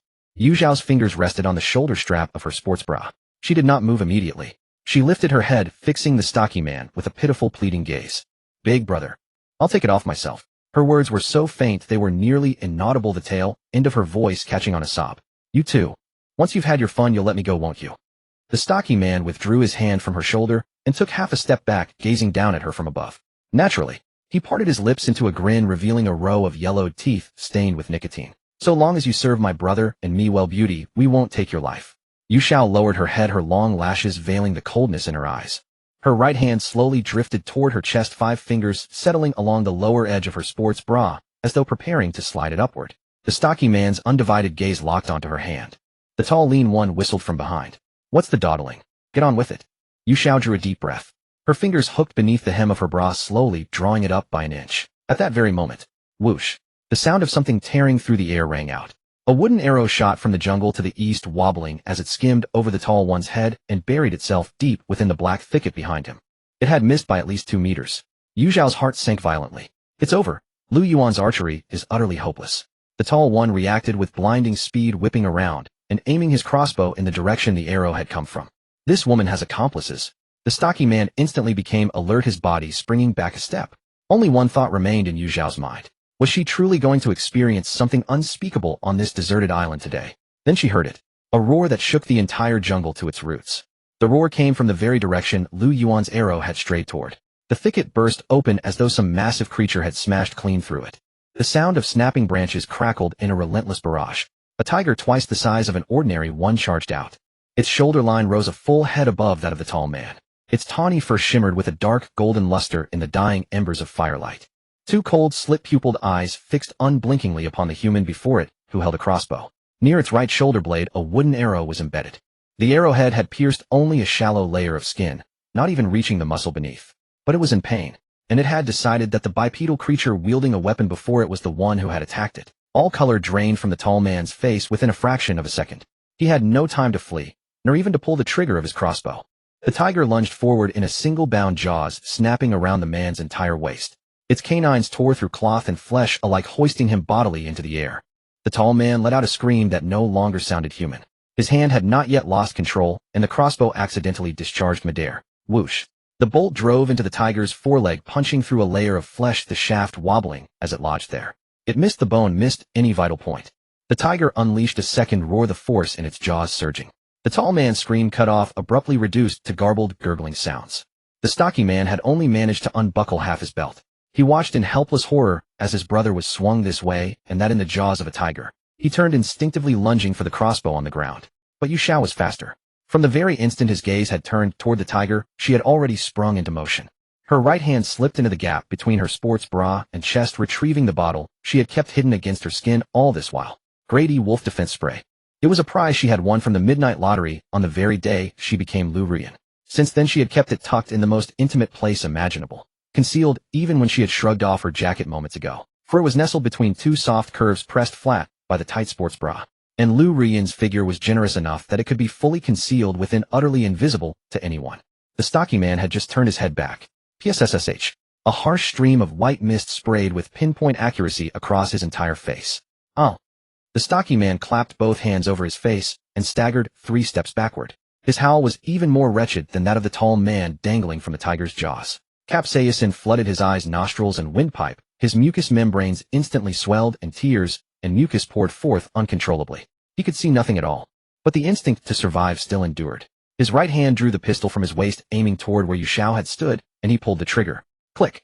It did not fire. Click, click, click, click, click. The trigger would not budge. He howled as he frantically squeezed the trigger, the muzzle waving wildly through the air. Yu Xiao was no longer where she had been. Barefoot, she lunged forward in 2 steps, snatching up the machete 3 meters away. Safety.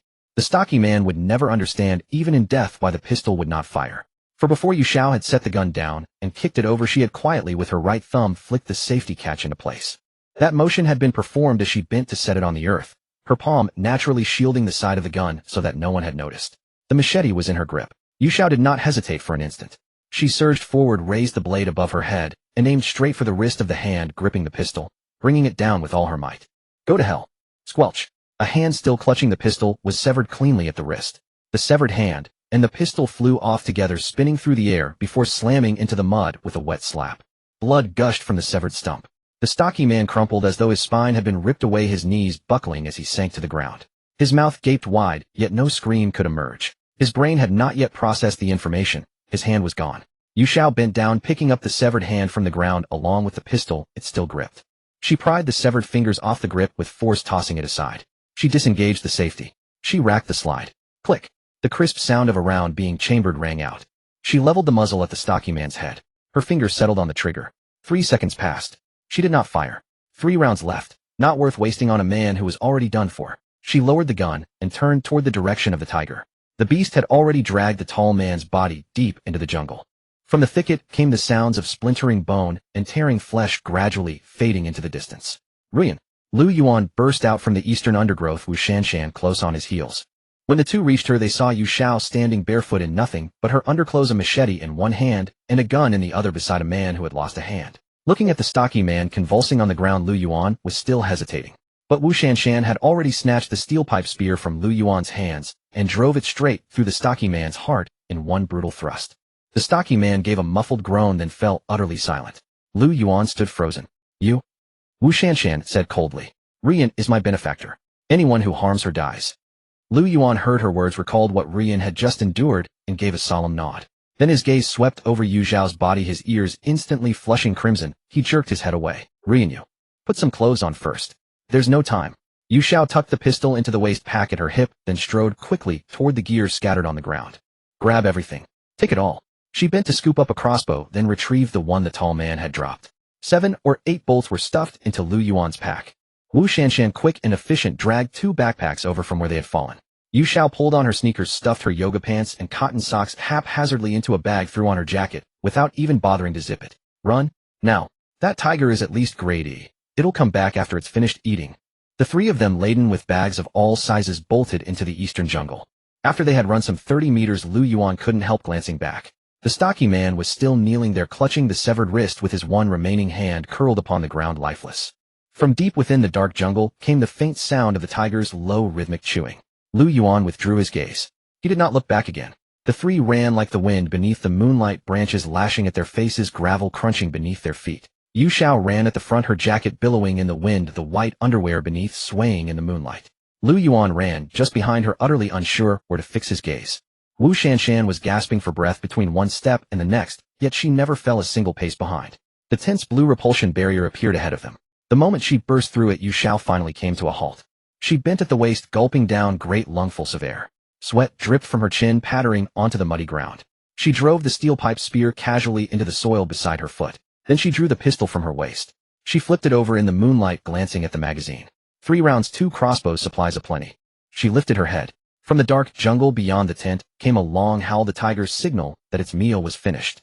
Yu Xiao tightened her grip on the pistol, a faint curve lifting at the corner of her lips as she drawled. Brother Yuan. That arrow of yours. Absolute masterpiece. Liu Yuan stared at the pistol in Yu Xiao's hand, then glanced at the compound bow slung over his shoulder. Liu Yuan's expression was a complex mix of emotions, his face flushing red and turning pale in turn. That arrow of mine. Really missed. He scratched the back of his head, his voice barely a whisper. I was aiming for that thin guy's back. Who knew my hand would tremble? And it just flew off. Yu Xiao rolled her eyes at him. If that arrow of yours had actually hit, that would have been a miss. Liu Yuan opened his mouth to speak, then closed it again. He wanted to argue that it truly was a missed shot, but upon closer reflection, he found himself convinced. Yu Xiao couldn't be bothered to argue with him. She slipped the gun back into her waist pack and looked down at herself. Her bare legs were covered in bloody scratches from the bushes, a patchwork of pale skin and crimson welts. Her cotton underwear, soaked in sweat, clung tightly to her skin. As the night wind blew, it felt icy cold. All right, don't just stand there like a statue. She bent down to rummage through her bag for her yoga pants. Wait. Wu Shanshan suddenly leaped in front of Liu Yuan, slapping his shoulder and spinning him around. You. Turn around. Liu Yuan froze for a beat, his ears instantly burning bright red as he quickly turned his back. I didn't see anything. Then where were your eyes glued during the entire run here? I was watching the path. What kind of path? Do you think I'm blind? You were staring at Ruyan's legs the entire way. Liu Yuan was left utterly speechless. He could only face away from them, his shoulders slumping. Yu Xiao paid them no mind. She was about to put on her pants when Wu Shanshan grabbed her arm. Ruyan, your legs are covered in cuts. They'll get infected if they aren't treated. Wu Shanshan knelt before her, pulling a small bottle of iodine and some cotton swabs from the looted backpack. Yu Xiao glanced at her. This woman was entirely different from the one weeping by the stream during the day. The terrified vacancy in her eyes had vanished, replaced by a complex, deep gaze. Come inside. Yu Xiao pointed at the tent. You do it for me. Okay. The 2 of them crawled into the tent and zipped it shut. From outside, Liu Yuan's muffled grumble drifted in. Then what about me? Do I just stand here? No one answered him. Yu Xiao shed her jacket, tossed it into a corner, and sat down cross-legged. Wu Shanshan unscrewed the cap of the iodine bottle, dipped a cotton swab into the liquid, and began treating the deepest scratch on Yu Xiao's right calf. The sting of the iodine was sharp and burning. Yu Xiao didn't even flinch. She was thinking about something else. Wu Shanshan's performance back at the bald man's camp kept replaying in her mind. While Liu Yuan was still in a daze, this woman had snatched the steel pipe spear and plunged it straight through the chest of the short, stocky man kneeling on the ground with a severed hand. She recalled the angle, the force, and the look in Wu Shanshan's eyes as she struck. It was not the reaction a normal person should have when killing for the first time. People pushed to their absolute limits either break down completely or transform into something else entirely. Wu Shanshan belonged to the latter. Give me your hand too. Wu Shanshan's voice snapped Yu Xiao out of her thoughts. Yu Xiao extended her left arm. The bandage was already soaked through dark red blood seeping from the edges of the gauze, a gruesome sight. Wu Shanshan's hands were steady as she unwrapped the bandage, but she paused slightly upon seeing the gash, which was over 10 centimeters long. Without a word, she kept her head down, using the cotton swabs to gently clean the dried blood from around the wound, applying iodine and wrapping it anew with clean gauze. As she wrapped the final turn, she spoke. Ruyan. Yeah, thank you. For what? For saving me and for helping me get revenge. Yu Xiao tilted her head looking at her. Then she let out a faint smile. That was just the beginning. She beckoned to Wu Shanshan. Come closer. Wu Shanshan scooted forward. Yu Xiao reached out and lifted the hem of her short-sleeved shirt. Her abdomen was covered in purplish bruises, some of which had already turned yellow, indicating she had endured more than one round of beatings. Then Yu Xiao's hand slid lower, resting on the waistband of her pants. Wu Shanshan's body tensed. Don't move, Yu Xiao said softly and flatly, as if in casual conversation. Did the bald guy and his men use anything on you down there? Wu Shanshan's face drained of color instantly. Her lips trembled as she nodded. Take them off. Let me see. The tent fell silent for a few seconds. Wu Shanshan didn't ask why. She slowly unbuttoned her pants, sliding the filthy trousers and underwear down past her knees, then rolled over to lie face down on the ground. Yu Xiao bent down to inspect Wu Shanshan's private area. There were obvious signs of swelling and inflammation from being violated. When touched, Wu Shanshan winced violently, grinding her teeth with a sharp click, but she uttered no sound. Fortunately, there is no major damage, there's just some swelling. But there is a noticeable tear on the other side. The laceration isn't too large, a disinfecting it should be enough. As Yu Xiao spoke, she dipped a cotton swab in iodine and carefully applied it to the tear. Wu Shanshan buried her face in her arms, letting out a muffled groan. Once we get back to the building, the first thing you must do is go to the mall and buy emergency contraceptive pills. Yu Xiao's voice carried no excess emotion, sounding as though she were merely listing a task to be completed. Wu Shanshan's shoulders trembled slightly. Yu Xiao withdrew her hands and set the iodine and cotton swabs aside. Listen, she whispered, lowering her voice. What happened to you is not your fault. Wu Shanshan remained still. But in this hellhole, nobody cares about right or wrong.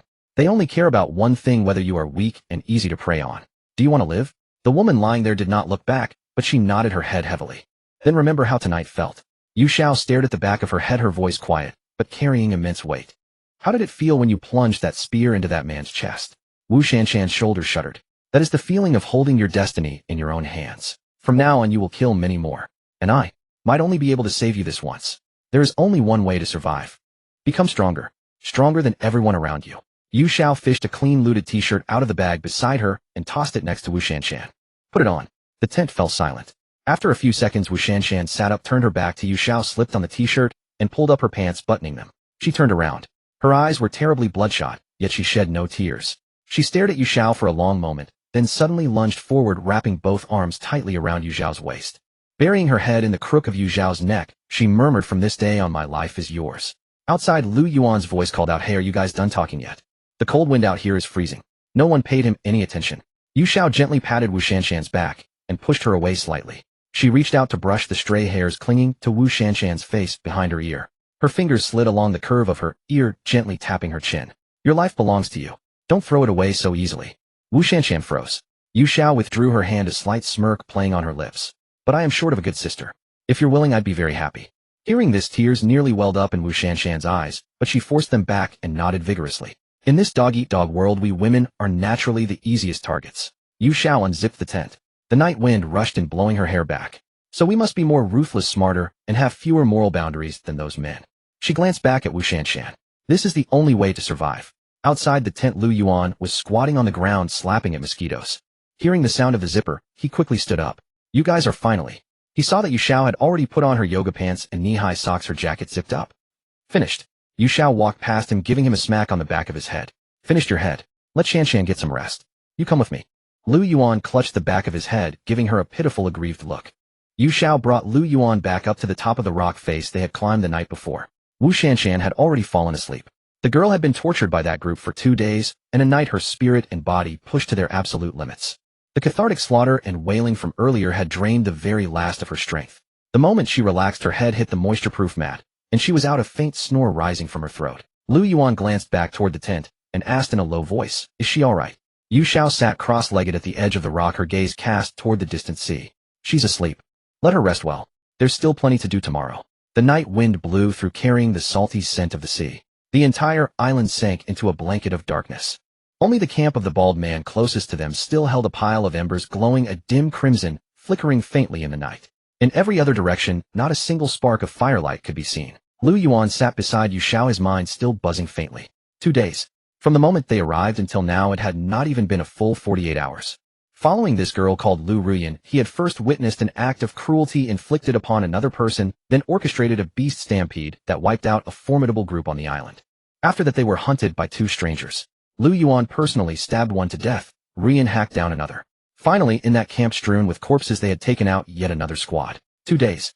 3 squads. 7 lives. Liu Ruyan had originally thought that entering the instance meant relying on his lucky break with the tent, finding some spot to hunker down and survive the 72 hours. But now, Liu Ruyan tilted his head looking at Yu Xiao beside him. Her yoga pants had been torn in several places by shrubs during the running and fighting, revealing patches of pale skin beneath. The bandage on her left arm was seeping with blood, looking rather jarring under the moonlight. Yet her profile remained utterly calm, as if nothing had happened at all. Liu Yuan's heart skipped a beat. He suddenly felt that trading those 3-day worn stockings with her back in the building might have been the wisest decision of his entire life. Without that exchange, he never would have teamed up with her. Had he not joined her team, he would likely have already died in some unknown corner by now. He shifted his weight and scooted a little closer to Yu Xiao. Ruyan, my, you're really amazing. Liu Yuan's voice was soft, but utterly sincere. Yu Xiao didn't turn her head, merely snorting through her nose as if to say, isn't that obvious? Liu Yuan was amused by her reaction. I used to think having good luck was enough. Now I realize a sharp mind matters far more than luck. Yu Xiao finally turned to glance at him. A sharp mind and good luck, neither can be missing. Without your luck, none of my plans today could have worked. Without your heaven-defying fortune, the two of us would have died 800 times over by now. Liu Yuan grew a little bashful from the praise and scratched his head. But you're amazing too. If it were me, I could never have come up with so many twists and turns. Yu Xiao's gaze returned to the darkness. This is only the beginning. What day is it now? The 4th day since we entered the building. Yu Xiao's voice was even. That's right. The 4th day. Floor 66. How many people are left?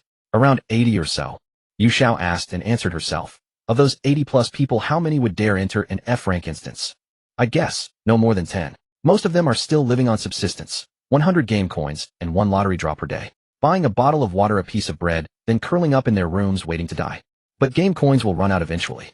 And one day the shadow demons will tear through those doors. When that time comes, their only path to survival will be entering the instances. Yu Xiao's voice drifted far on the night wind. When that moment arrives, this island won't just have 3 or 4 squads anymore. It could be dozens. Even hundreds. Everyone fighting to survive will tear at each other like mad dogs, snatching up every resource they can get their hands on.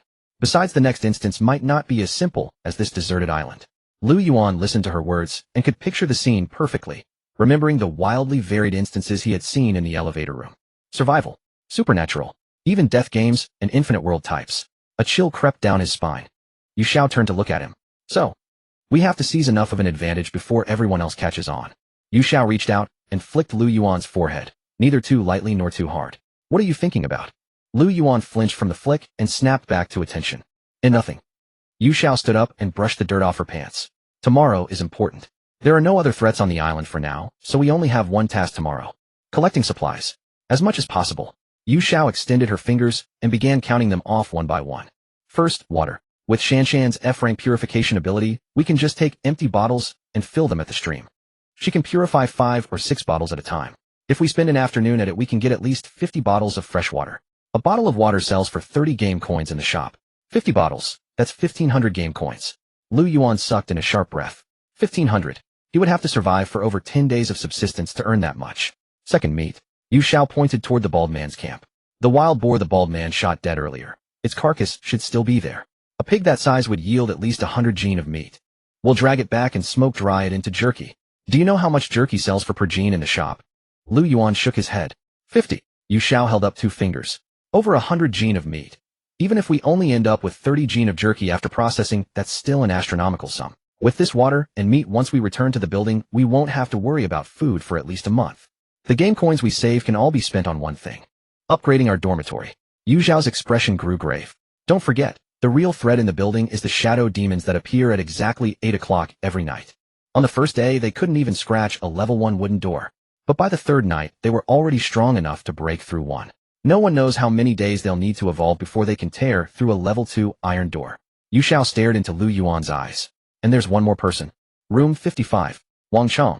Liu Yuan remembered. That was the D-rank strength enhancer who had blustered on the public channel and smashed through someone else's door. That guy can shatter a level 1 wooden door with his bare body. How long would a level 2 iron door last against him? If he finds out we brought back a large haul from the instance and gets greedy, breaks down our door by force, we wouldn't even have anywhere to run. So we have to upgrade our room as fast as possible. Ideally straight to a level 3 steel-plated door or add defensive installations inside the dorm. That costs 1,000 game coins. Liu Yuan fell completely silent after hearing all this. Only then did he understand that Ruyan's gaze had never been fixed on this little island before them. What she had been thinking about all along was how to return to that perilous building and survive there longer.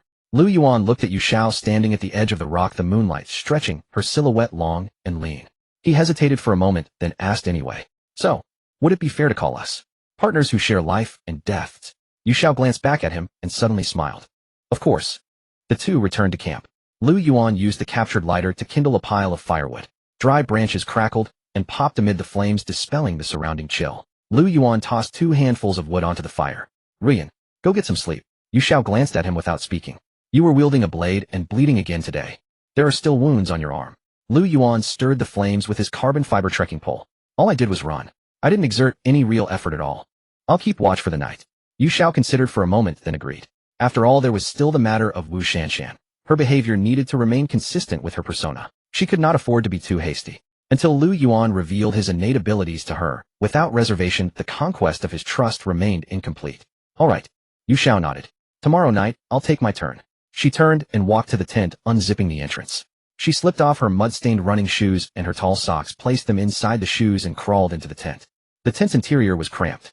Wu Shanshan lay at the edge of the moisture-proof mat, her eyes closed, her chest rising and falling evenly. She occasionally emitted a faint snore. She slept with exceptional tranquility. Yu Xiao sat cross-legged at the other end of the mat. The warm glow built into the tent fell across Wu Shanshan's face, which still bore the marks of scarring. This woman's current state was utterly fascinating. After enduring inhuman torment and personally exacting vengeance for her deepest grievance, every trace of timidity within her had been thoroughly stripped away. When she drove the spear into someone that afternoon, Wu Shanshan did not hesitate in the slightest. She had become a blade freshly honed to its edge, coupled with that F-rank water purification ability of hers. Within this resource-starved building system, she was nothing less than a cash cow. This was an investment that absolutely had to be made. Yu Xiao let out a soft laugh. Good sister. She let herself fall onto the mat. The moment she touched the ground, a searing pain shot through the knife wound on her left arm. Liu Ruyan's body possessed terribly poor base attributes. Constitution at a mere 8, strength at only 6.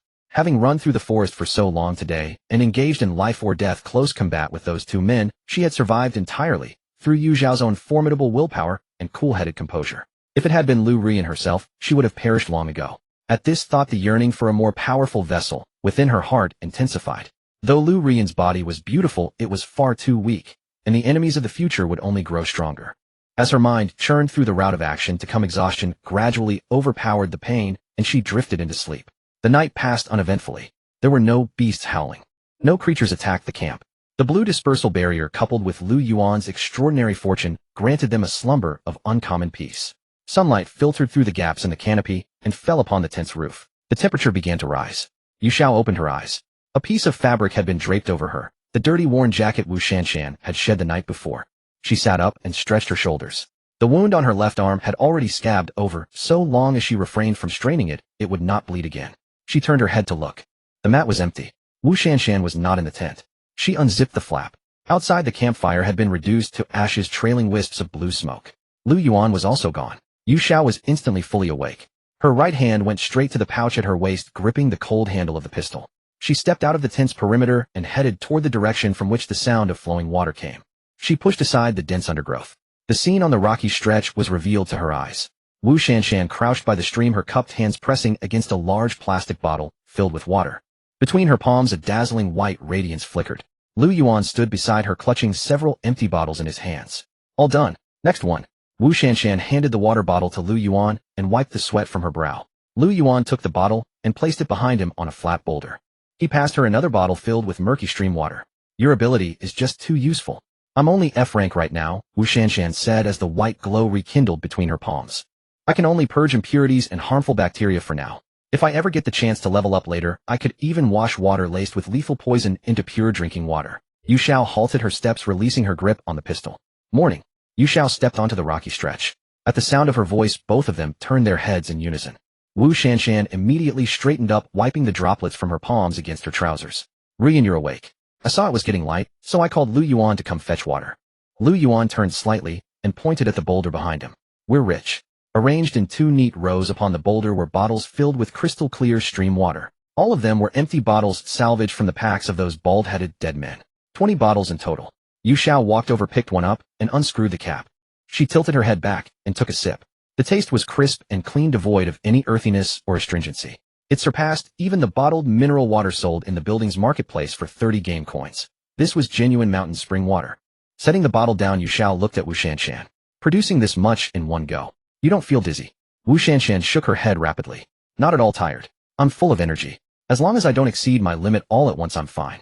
She gazed into Yu Xiao's eyes, her tone tinged with eagerness to please. If you're still thirsty, there's plenty more over there. Liu Yuan cut in. What are we doing today? Going to haul that boar like we said last night. Yes. Yu Xiao placed the water bottle back on the boulder. That's valuable goods. Shanshan, after you've finished purifying the water, head back to the tent and rest for a bit.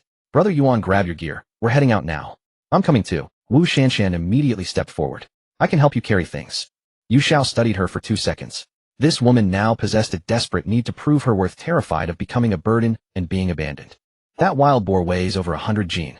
The blood will draw all manner of creatures. Yu Xiao picked up her spear from beside the boulder. You stay here. Keep purifying water. If anything seems off, hide inside the tent's perimeter at once. Understood. Wu Shanshan nodded quickly. Got it. I understand. Yu Xiao turned and led the way. Liu Yuan snatched up the compound bow and followed behind. The two of them made their way along the stream toward the bald men's camp. She's like a completely different person. Liu Yuan walked beside her, breaking the silence. What changed? When you first pulled her out yesterday, she could barely walk, trembling with fear. Liu Yuan kicked aside a withered branch blocking his path. This morning she was the one pulling me to work. That fire in her eyes. It's nothing like yesterday. She's found her purpose, Yu Xiao remarked, her tone even. Purpose? Yes. Yu Xiao used her spear to push aside a banana leaf obstructing their path. Something to rely on to survive in this man-eating world. Brother Yuan, do you know what's most lacking inside the building? Yu Xiao turned to look at him. Water, food, weapons. Liu Yuan guessed. Willpower. Yu Xiao turned back and kept walking. The will to fight desperately to survive no matter what. Liu Yuan fell silent behind her for several seconds. He gazed at Yu Xiao's slender back, lost in contemplation. The two walked in single file, following the stream downstream. Ruyan, what level do you think that tiger from last night actually was? Liu Yuan carried his crossbow in hand, moving cautiously along the path. That thing was massive. At least grade E, maybe even higher. Yu Xiao's answer was crisp and decisive. But don't worry. Your fortune is written all over you. I still find it a bit hard to believe. Liu Yuan scratched his head. Can my luck really make a monster that big go out of its way to avoid me? So you absolutely cannot have anything happen to you, brother Yuan. Yu Xiao tilted her head to glance at him. You are my lucky star. Liu Yuan chuckled sheepishly at those words, puffing out his chest a little more proudly. They had walked for roughly 10 odd minutes when the metallic scent of blood grew thicker in the air. We're here. Yu Xiao halted her steps and pushed aside the shrubs before her. The bald men's camp appeared even more gruesome up close than it had looked in last night's darkness. The ground was strewn with darkened clots of blood and tattered shreds of cloth. Several mangled corpses lay scattered around the fire pit, most of them gnawed down to nothing but skeletons with scraps of flesh still clinging to the bones. A swarm of flies buzzed in spiraling patterns overhead. At the sight, Liu Yuan's stomach churned once more, but he forced himself to hold back the urge to retch, merely turning his pale face away. Yu Xiao's brow furrowed as well. The reek of decay mingled with the stench of blood sent a wave of nausea through her. Even after killing so many people yesterday, the sight of what wild beasts had left behind still proved difficult to stomach. Find the boar. Yu Xiao gritted the words out through clenched teeth, stepping into the camp first. The wild boar that the bald man had shot dead lay at the edge of the camp, its carcass still there. Compared to those other bodies, the boar had clearly been far more fortunate. Its corpse remained largely intact, merely a great gash torn across its belly with some of its innards dragged out. Most of its meat was still there. Brother Yuan, your luck really is something else. Yu Xiao poked the boar's solid back with her spear. If this had been gnawed clean, our whole trip today would have been for nothing. Liu Yuan let out a dry laugh and walked over. So what do we do now? Something this huge. Can the two of us even drag it? How would we know unless we try?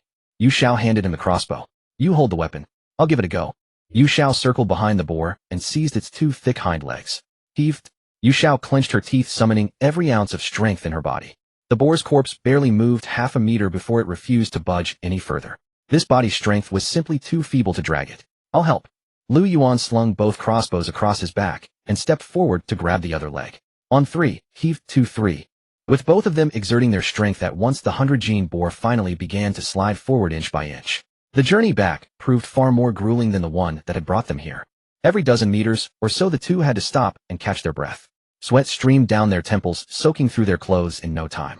I can't go on. Liu Yuan dropped his backside onto the ground, gasping for air in great heaving gulps. Let's rest a moment. If we keep dragging this, I swear my arms are going to snap off. Yu Xiao braced herself on her knees, her chest heaving violently. Watching Liu Yuan's utterly dog-tired expression, she spoke up. Brother Yuan, once we're back at the building, I'll give you a gift. What kind of gift? It's a secret, but I guarantee you'll like it. Liu Yuan's eyes lit up at once, his gaze drifting down toward the white knee-high cotton socks on Yu Xiao's feet. Really? Why would I lie to you? Yu Xiao straightened her back. Liu Yuan scrambled up from the ground in one motion, grabbing the boar's leg again. Come on, let's keep going.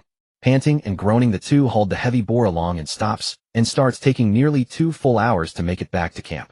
From a great distance, they could already see a bonfire blazing before the tent, with Wu Shanshan crouching beside it, feeding branches into the flames. Spotting the pair dragging an enormous wild boar back, Wu Shanshan immediately rushed over to meet them. Ruyan, you're back. Shanshan, good work. Yu Xiao released her grip and collapsed flat onto the ground. You two rest right there, I'll come help. Wu Shanshan moved without a word of hesitation, reaching out to lend a hand. You can't lift it. Liu Yuan released his grip as well and waved her off. Go grab all those knives. We've got a big job ahead of us today. After a brief rest, the three of them set to work processing the boar. Without proper butchering tools, they had to make do with machetes and military knives. Each of them took on a clear role. Liu Yuan, with his greater strength, wielded the machete to split through bone and thick hide. Yu Xiao, whose blade work was finer, used the military knife to carve off large slabs of meat, slicing them into long strips. Wu Shanshan threaded the cut strips of meat with vines and hung them on wooden racks beside the fire to smoke. None of the three spoke a word. Only the sound of blades slicing through flesh and hide and the rhythmic crackle of burning wood echoed through the camp. The sun shifted from high noon to the western sky. It took the three of them the better part of an entire afternoon to finish processing the boar. Dozens of jean of choice tenderloin and hind leg meat had been turned into jerky. The remaining ribs and miscellaneous cuts were skewered directly over the fire and roasted, serving as the three's dinner. As he bit into pork that sizzled and glistened with fat, Liu Yuan sighed in deep contentment. This life is way better than anything back in the building. For now at least. Yu Xiao tore off a strip of richly charred rib and handed it to Wu Shanshan. Once we get back to the building, getting a meal like this won't be easy. Wu Shanshan accepted the rib, taking small, delicate bites, her eyes fixed on Yu Xiao the whole time. Bellies full, the time came to divide the spoils. All their harvest lay here before them. For food, over 50 bottles of purified water and more than 100 strips of smoked jerky. On the weapons front, 2 crossbows, 2 steel pipe spears, 3 machetes, 3 folding military knives, and finally a handgun. This was the entirety of what the three had gathered over these past days. The water and jerky. We split them evenly, all three of us. Yu Xiao began by dividing up the food and water. Once we're back at the building, these will be hard currency. How you use your share is up to you. Yu Xiao turned her gaze to Wu Shanshan. Shanshan, you're not on the same floor as us. After we get back to the building, we won't be able to keep in touch. Use these supplies sparingly. Wu Shanshan nodded and carefully packed her share of water and jerky into her backpack. As for weapons, Yu Xiao picked up one of the crossbows. Brother Yuan, give this one to her. Liu Yuan had no objections whatsoever. That's only right. You're a girl on your own. Going back without some kind of ranged weapon for self-defense won't do. Liu Yuan handed his crossbow to Wu Shanshan, then pulled a few bolts from his pack. Use them sparingly. These things aren't easy to come by. Thank you, Brother Yuan. Thank you, Ruyan. Wu Shanshan's eyes reddened at the edges. I'll make do with the spear and my compound bow. Liu Yuan patted his chest. Good chance to work on my aim. Yu Xiao slung the other crossbow across her back, then tucked the captured machete at her waist. Finally, Yu Xiao drew the handgun from her waist pouch, weighing it thoughtfully in her hand. I'll be holding on to this one. Yu Xiao's gaze swept across the other two. No objections, I hope. Of course not. Liu Yuan immediately declared his stance. You took that gun fair and square in the first place. If you didn't take it, that's what I'd have a problem with. Wu Shanshan nodded firmly as well. Yu Xiao slid the gun back into her waist pouch and fastened it shut. She rose to her feet and took stock of the gear she now carried. She now held a crossbow in her hands, a machete at her waist, and a handgun loaded with 3 rounds tucked in her waist pouch. Not to mention a backpack full of jerky and purified water. Compared to just a few days ago when she had first entered the instance without so much as a single arrow to her name, the difference was staggering. Turns out robbery really is the shortcut to getting stronger. After dividing the spoils, all three were greasy-faced from eating. Liu Yuan even let out a loud burp. All right, eat your fill and go sleep. Yu Xiao tossed the bone-cleaned ribs into the fire and said to the two, we agreed last night to take turns on guard duty, 1 person per night. Tonight's my turn. Liu Yuan rubbed his eyes. He was indeed getting sleepy. He nodded. Then Shanna and I will go rest first. Be careful. But Wu Shanshan didn't move. She glanced at the tent, then at Yu Xiao, and said softly, Ruyan, I slept well last night, and I'm not very sleepy now. Let me keep you company for the night watch. Yu Xiao looked at her, then at Liu Yuan. This girl, while having no issue with Liu Yuan, had just gone through such trauma. Feeling uneasy staying alone with a man was only natural. Then sit here. Yu Xiao didn't refuse, leaning against a smooth rock with her eyes closed. Seeing this, Liu Yuan didn't think much of it, and crawled into the tent himself, soon emitting soft snores. As night deepened, only the crackling of the campfire echoed through the camp. Ruyan. Wu Shanshan shuffled over to Yu Xiao's side and sat down. My, when can we go back? Calculating 3 days. We entered at noon 2 days ago, so we should return at noon tomorrow. Yu Xiao replied without even opening her eyes. Then, before we go back, can we take a bath at the stream? Wu Shanshan's voice grew smaller with a hint of anticipation. I feel so dirty. Yu Xiao opened her eyes and glanced at her. After experiencing such things, wanting to wash herself clean from the inside out was only natural. Plus, this body of Liu Ruyan had run all day drenched in sweat, now carrying a sour smell, plus the metallic scent of blood from killing. Indeed, it was time to clean up. Go to the stream tomorrow morning. Wu Shanshan's eyes lit up at the confirmation, her courage growing. Ruyan, is the floor you're on the same as ours? Oh, what's the situation on your floor? Yu Xiao grew interested. Our 6,586th floor doesn't seem to have anyone particularly strong. Wu Shanshan recalled. In the public chat, everyone argues over a single drop of water every day. The strongest among us has an E-rank speed enhancement, but they're still too afraid to enter instances casually. I ran out of game coins and had no choice but to follow the bald guy and the others. Trailing off, her voice faded. MMR 6,666th floor is about the same. Yu Xiao responded dismissively. Inside, she understood. It seems those with high-tier talents are indeed rare as phoenix feathers. Even if there are any, most would choose to conceal their abilities rather than act like fools in novels, flashing what little power they have across the public channel. Staying quiet and building wealth is what smart people do. The two chatted sporadically, Wu Shanshan sharing trivial matters from her floor, while Yu Xiao occasionally responded. A cool night breeze blew, and Wu Shanshan instinctively snuggled closer to Yu Xiao. As they chatted, the two girls ended up leaning against each other, hugging their knees and falling asleep. The next morning, sunlight pierced through the forest mist. The three had a simple meal of jerky and began packing up the camp. This tent is too heavy to pack away. Liu Yuan struggled to fold the E-rank tent, slinging it over his shoulder, the weight making him stumble. When built from blueprints, it felt light as air, but once materialized, its heft was no joke. Carry it to the stream, Yu Xiao directed. After we bathe, we'll wait there for the instance to end. Got it. The moment he heard about bathing, Liu Yuan perked up immediately. Arriving at the stream, Yu Xiao shooed Liu Yuan into the tent. You go in and stay there. Don't come out, and definitely don't peek. I know. Liu Yuan was pushed into the tent, the zipper closing with a snap. Am I the type to do that? The stream water was crystal clear and icy cold. Yu Xiao and Wu Shanshan walked to a calm, shallow section of the stream and removed their soiled clothes. Yu Xiao looked at Wu Shanshan. The girl still bore faint bruises, but her eyes had completely changed. They were no longer filled with the terror and numbness of their first meeting. Truthfully, Yu Xiao felt a bit uncomfortable. His soul was still male. Although he had gradually grown accustomed to Liu Ruyan's body over these past few days, being completely bare before a girl was still a first. Checking her wounds yesterday was purely for medical purposes, but now, the situation was somewhat different. He quickly suppressed that flicker of discomfort. No, I am Liu Ruyan, now her best sister. I cannot show any weakness. Let me help you wash, Yu Xiao said, her voice sounding natural. Okay. Wu Shanshan's cheeks flushed slightly, and she obediently turned around. Yu Xiao scooped water and poured it over her back. The movements were somewhat clumsy, perhaps even rough, with no particular technique to the scrubbing. Yet Wu Shanshan didn't feel any pain. She only felt that Ruyan's clumsy manner of washing her body carried an endearing awkwardness. Especially when Yu Xiao helped clean those sensitive wounds, her movements grew even more rigid. But Wu Shanshan's heart was filled with an unprecedented sense of happiness. This powerful, calm, and somewhat cold girl was taking care of her in her own way, clumsily, but earnestly. Wu Shanshan felt an indescribable relief, releasing all the pent-up suffering of these past days without reservation. Yu Xiao watched Wu Shanshan's body trembling continuously from her rough scrubbing, her lips twitching. Was she really scrubbing that hard? Why was she shivering and twitching from the pain? When it was Wu Shanshan's turn to wash Yu Xiao, her movements became much gentler. Her former profession was as a kindergarten teacher. Caring for others was her natural gift. When her hand glided over Yu Xiao's smooth back, and she noticed Yu Xiao's shoulders trembling slightly from the cold water, a strong protective urge surged within Wu Shanshan. So, even such a powerful Ruyan had such a vulnerable side. She was truly adorable. Wu Shanshan made a silent vow in her heart. She must grow stronger. Strong enough to repay everything this girl has given her, strong enough to stand by her side, rather than forever hiding behind her. After washing, the two changed into clothes that had been drying on the stones nearby, feeling refreshed all over. Hey, Brother Yuan, come out. It's your turn. Yu Xiao called out toward the tent. Coming. Liu Yuan eagerly popped out of the tent, quickly stripped naked, and dove headfirst into the stream. Whoa, feels great. As he washed, he hummed a tuneless song. I love taking baths, skin so soft, ooh ooh.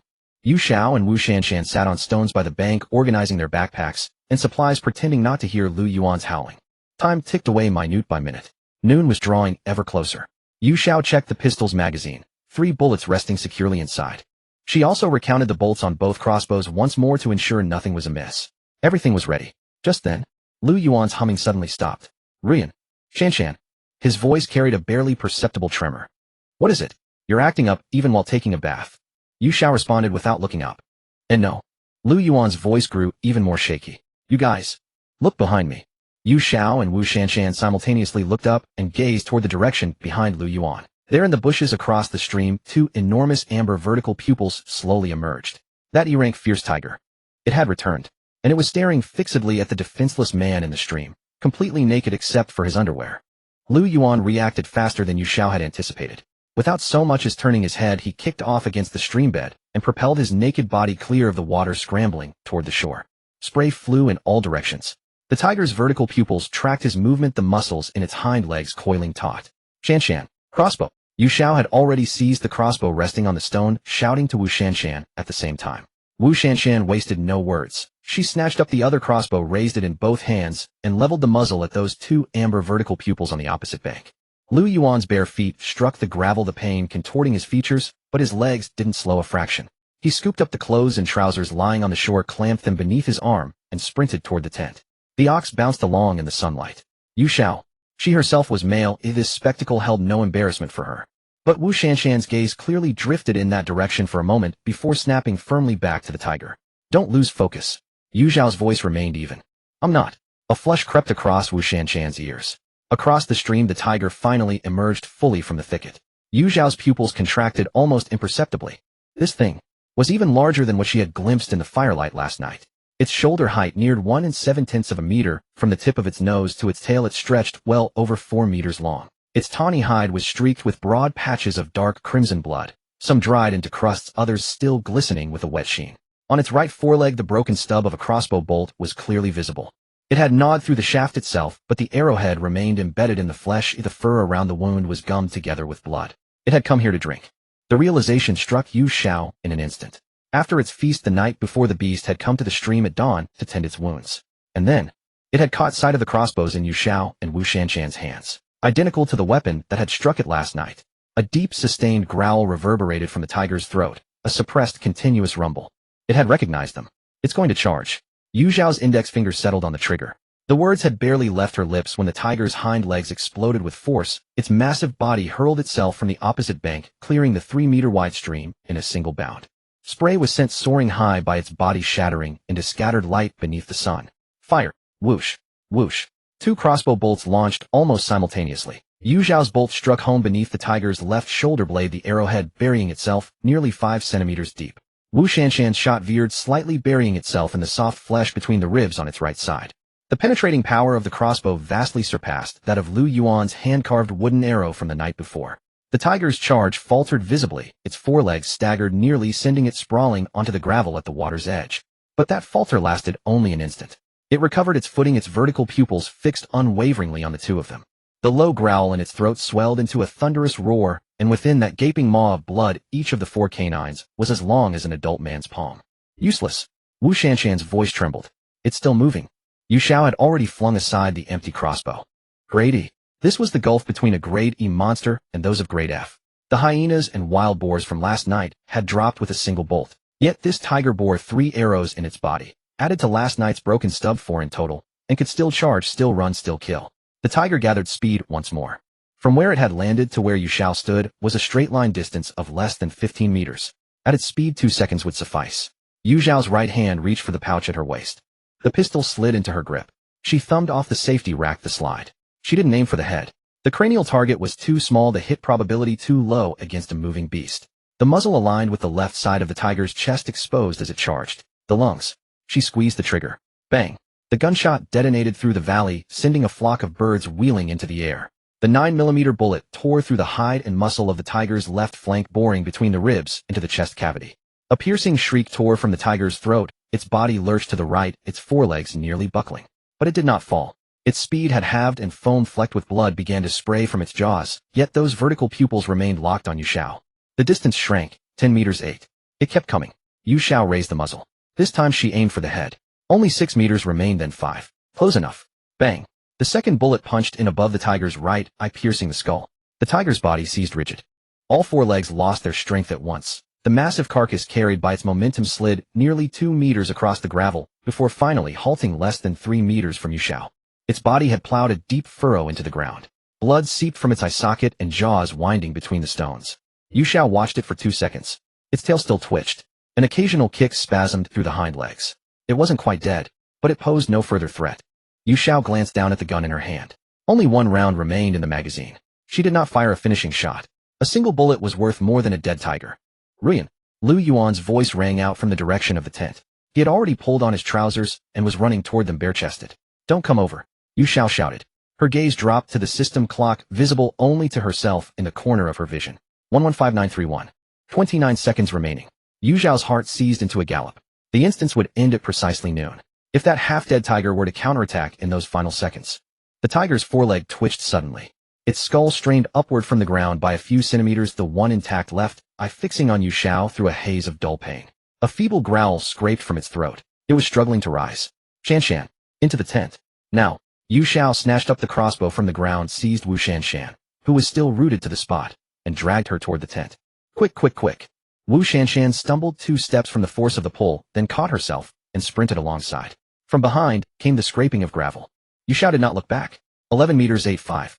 The tent's azure barrier loomed before them. The instant the two of them plunged within its range, a thunderous roar erupted behind them. Yu Xiao spun around sharply. That tiger, its skull pierced by a bullet hole, 2 arrows lodged in its body, a bullet through its lung, had actually hauled itself upright once more. It swayed unsteadily forward, heading toward the tent. With each step, a gout of bloody foam burst from its jaws. Is this thing unkillable? Liu Yuan's eyes went wide at the tent entrance. The tiger reached the edge of the azure barrier. It paused for a single second. Then it hurled itself through. Boom. The azure light curtain shuddered violently, concentric ripples spreading outward from the point of impact. But the barrier did not shatter. Grade E refuge tint defense charges remaining 23. The system notification materialized before Yu Xiao's eyes. The tiger was repelled 2 steps that shook its head, and the ferocity in its vertical pupils blazed hotter still. It retreated 3 paces and charged again. Boom. Defense charges remaining 13. Quick, take everything with you. Yu Xiao's eyes fixed on the system clock as she swung her pack onto her back and gathered her weapons. She couldn't be certain whether gear left uncarried would be transported back with them. She dared not gamble. At her words, both immediately began shouldering their pre-packed rucksacks and weapons. The seconds ticked away. 115952. The tiger retreated a 3rd time, drawing further back, gathering greater momentum, its hind legs sinking deep into the earth. 8 seconds left. 5. The tiger launched itself forward with explosive force. 3. Yu Xiao's pistol leveled on the massive silhouette, swelling ever larger beyond the barrier. 1 final round remained. The final 2 seconds, 1 second. The instant the tiger's body slammed into the azure light curtain. White radiance swallowed everything. The gravel beneath Yu Xiao's feet, the wind in her ears, the tiger's roar, all vanished in a single heartbeat. Before her stretched a floor of frigid metal, and above it the pitiless glare of fluorescent lights. The endless tower. She had returned. The first thing in sight was the pale fluorescent light. The floor beneath his feet was cold metal. This was inside an elevator. Wu Shan was gone. The E-rank emergency shelter tent had been completely destroyed after enduring 3 attacks from E-rank monsters, and it had not been brought back. Only Yu Xiao and Liu Yuan remained in the empty cabin. Liu Yuan's current appearance was rather disheveled. His upper body was completely bare, wearing only a pair of long pants, and he was barefoot on the metal floor. The clothes they had taken off at the shore hadn't had time to be retrieved. Fortunately, in the last few dozen seconds, they had all securely strapped their backpacks filled with supplies to their bodies. The compound bow in hand, and the machete at his waist, had all been brought back as well. Only things held in the hand or pressed against the body can be teleported back. Yu Xiao reached a conclusion. Liu Yuan's chest heaved violently, gasping heavily, unable to speak clearly. Fuck. That was goddamn thrilling. If we had been a few seconds slower, I would have gone to meet my great-grandmother. He wiped the cold sweat from his forehead, looking fearfully at the empty elevator interior. Yu Xiao didn't respond. She leaned against the cold metal wall of the cabin. Her legs clenched together, and a strange flush colored her cheeks. She had been paralyzed in a wheelchair for a full 5 years. Every day had been a struggle to endure. But these 3 days in the instance, whether it was killing and looting or fighting for her life against fierce beasts, that extreme experience of walking on the edge of life and death made every cell in this body leap with excitement. She even felt her tight cotton underwear completely soaked, not from fear-induced incontinence. It was that feeling of crossing the boundary between life and death that made her completely lose control. Her body trembled wildly. She loved this feeling too much. This was the world she should have been in. Yu Xiao looked up at the electronic display on the wall. Day 41210. 3 days passed in the instance, but only 10 minutes outside. Yu Xiao suppressed the unusual sensation in her body and spoke rapidly. Brother Yuan, take out your bow. Hurry up. Liu Yuan had just caught his breath, his face full of confusion. What for? Aren't we already back? Stop wasting words. Liu Yuan quickly complied, taking out an arrow and knocking it to the bow. Just as he placed the arrow, ding. The elevator doors slid open slowly to both sides, without making any sound of mechanical friction. In the corridor outside the door, more than 10 people stood, both men and women. The man leading the group was burly, his short sleeves stretched to bursting by thick muscles. He was the resident of room 55, a D-rank strength type enhancer, Wang Chong. The people behind him held wooden sticks and iron pipes, chaotically surrounding him, calling him Brother Chong, one after another. The moment the elevator door opened, the noisy sounds outside instantly fell silent. A dozen pairs of eyes fixed squarely on the two people in the cabin. Yu Xiao reacted quickly, her right hand unconsciously pressing the trigger of the crossbow, her left hand pulling Liu Yuan's arm, stepping back, half a pacer back against the elevator wall. Brother Chong, look. One of the lackeys reacted first, pointing at the large bag on Liu Yuan's back and shouting, these two have packed stuff to the brim. Crossbow and a machete. The crowd erupted in murmurs. For these past few days, everyone had to carefully ration even a sip of water, and yet someone had acquired such high-grade gear. Holy shit, for real. Have these two just come back from the instance? Definitely. Look at that guy, he didn't even wear clothes, came back with his bare torso. One lackey with a lecherous expression stepped forward and leered up and down at Yu Xiao. Yu Xiao's current appearance was indeed suggestive. Her yoga pants had several holes revealing fair skin.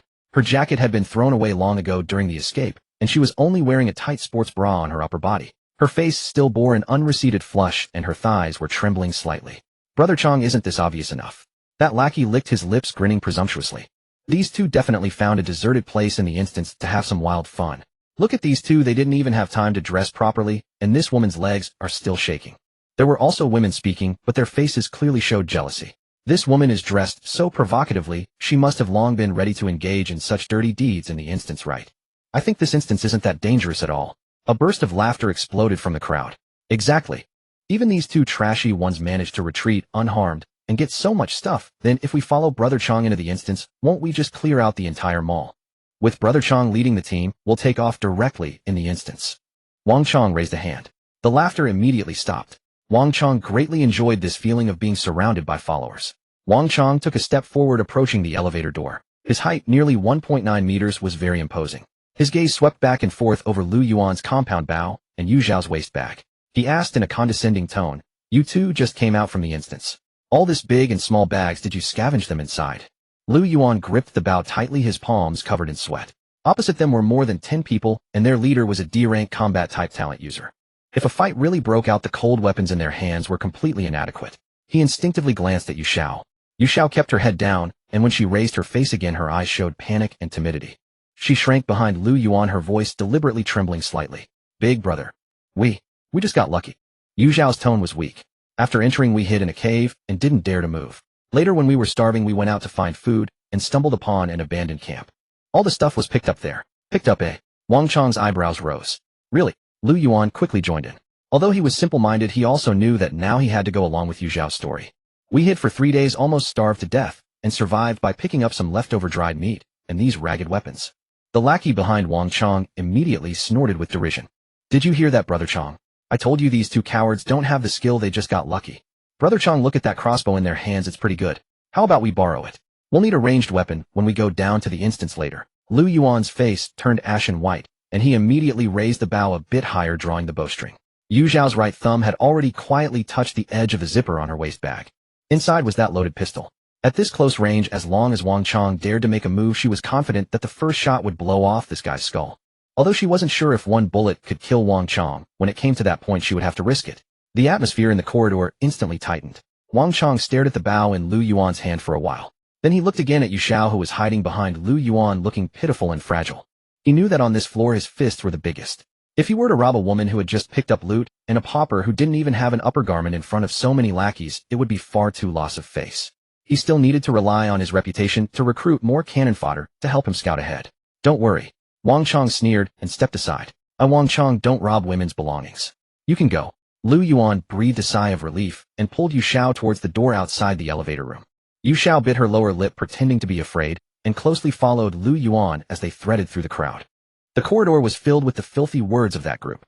Dare to have wild sex in the instance, looks like this girl has quite a demand. Girl, if this pretty boy can't satisfy you, come find us brothers anytime. We'll make sure you're so pleased you can't walk. They walked until they reached the corner of the corridor, confirming they were out of sight of those people. Liu Yuan then leaned against the wall and exhaled a long breath. Scared me to death. I thought we were really going to fight just now. Liu Yuan wiped a drop of sweat from his chin. Yu Xiao's spine finally relaxed. She withdrew her hand that was pressing on the zipper of the waist bag. The fear she had just pretended disappeared, and now only coldness remained on her face. One punch from him could smash through a wooden door. Would our small frames be enough for him to chew on? Liu Yuan scratched his head. Then what you did just now, pulling me to pretend to be cowardly, was also correct. A brave man doesn't take immediate losses. But these guys are too arrogant, right? They haven't even seen what the instance looks like yet they dare to be so domineering. So I deliberately showed signs of panic. Yu Xiao walked along the corridor. These idiots believed our excuse about picking up loot and really think the instance is for sightseeing and wild sex. She let out a cold laugh. It's just unknown how many will be left when they come back. The two retraced their steps down the corridor. Wang Chang's cohort had already entered the elevator lobby, restoring quietude to the hallway. Yu Xiao led the way while Liu Yuan followed in her wake. Passing the door of room 67, Yu Xiao halted her steps. We're here. Liu Yuan came to a stop as well. Standing 2 paces behind her, he opened his mouth as if to speak only to close it again. Yu Xiao turned her head to look at him. This fellow's expression was quite amusing. His gaze drifted aimlessly, flitting from the ceiling to the corner of the wall, avoiding her face at all costs. His lips twitched repeatedly as though he were organizing his thoughts. Yu Xiao naturally knew what was on Liu Yuan's mind. While they were carrying the wild boar, she had personally promised him, "Brother Yuan, once we return to the building, I have a gift for you." At that moment his gaze had drifted down toward her feet. Ruyan, Liu Yuan finally spoke, his voice half a tone lower than usual. "You? Get some good rest. Today was hard on you." With that he prepared to turn and leave. Wait a moment. Liu Yuan's footsteps halted. Yu Xiao looked at Liu Yuan's hesitant, tongue-tied demeanor. Wait here. She pushed open the door to room 67 and slipped inside. The door remained half ajar behind her. She bent down to untie her sneakers, kicking them aside, then reached down to pinch the cuff of the white cotton knee-high sock on her right foot, sliding it down. 3 days. These socks had accompanied her as she ran across a tropical island for 3 whole days. She had climbed mountains, slain enemies, and dragged a wild boar while fleeing for her life. In between, she had only removed them to dry for less than an hour while bathing by a stream. The cotton fabric had turned yellow from sweat, and the soles were darkened by a shade. Yu Xiao brought the sock close to her nose and took a sniff. A pungent, sour odor assailed her nostrils. Expressionless, she pulled off the left sock as well, layering them together and squeezing them into a tight ball. She then pulled the door open, revealing only half of her body. Liu Yuan was still lingering in the corridor, his back to the door, his hands restlessly rubbing against the seams of his trousers. Brother Yuan. Liu Yuan turned around abruptly. Yu Xiao proffered the balled-up cotton socks, still warm with her body heat, through the crack in the door and pressed them into his hands. With a perfectly orchestrated blush on her face, her voice was so soft and tender it could melt water. This is for you.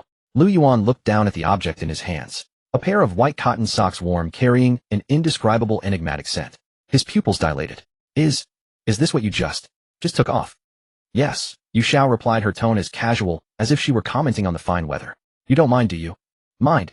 Liu Yuan's voice spiked an octave before he hastily hushed himself. How could I possibly mind? He cradled the socks in his palms with utmost care.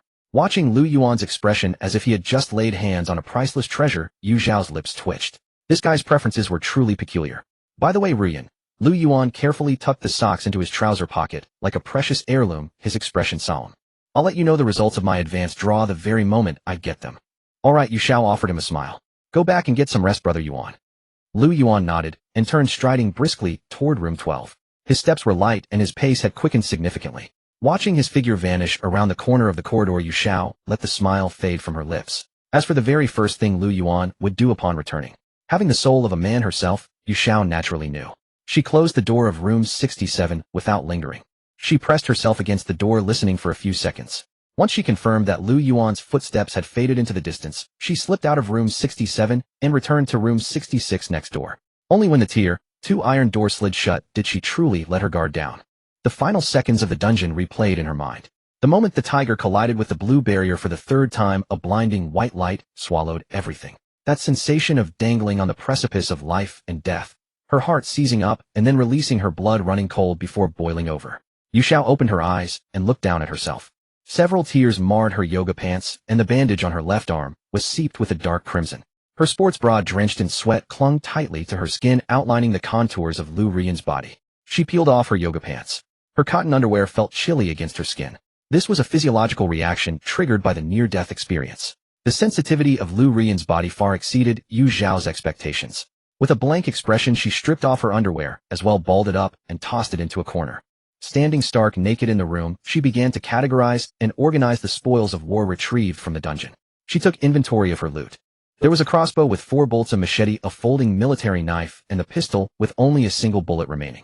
Aside from those, there was half a bottle of pepper spray, 17 strips of jerky, and 18 bottles of purified water. It was enough to sustain her for half a month.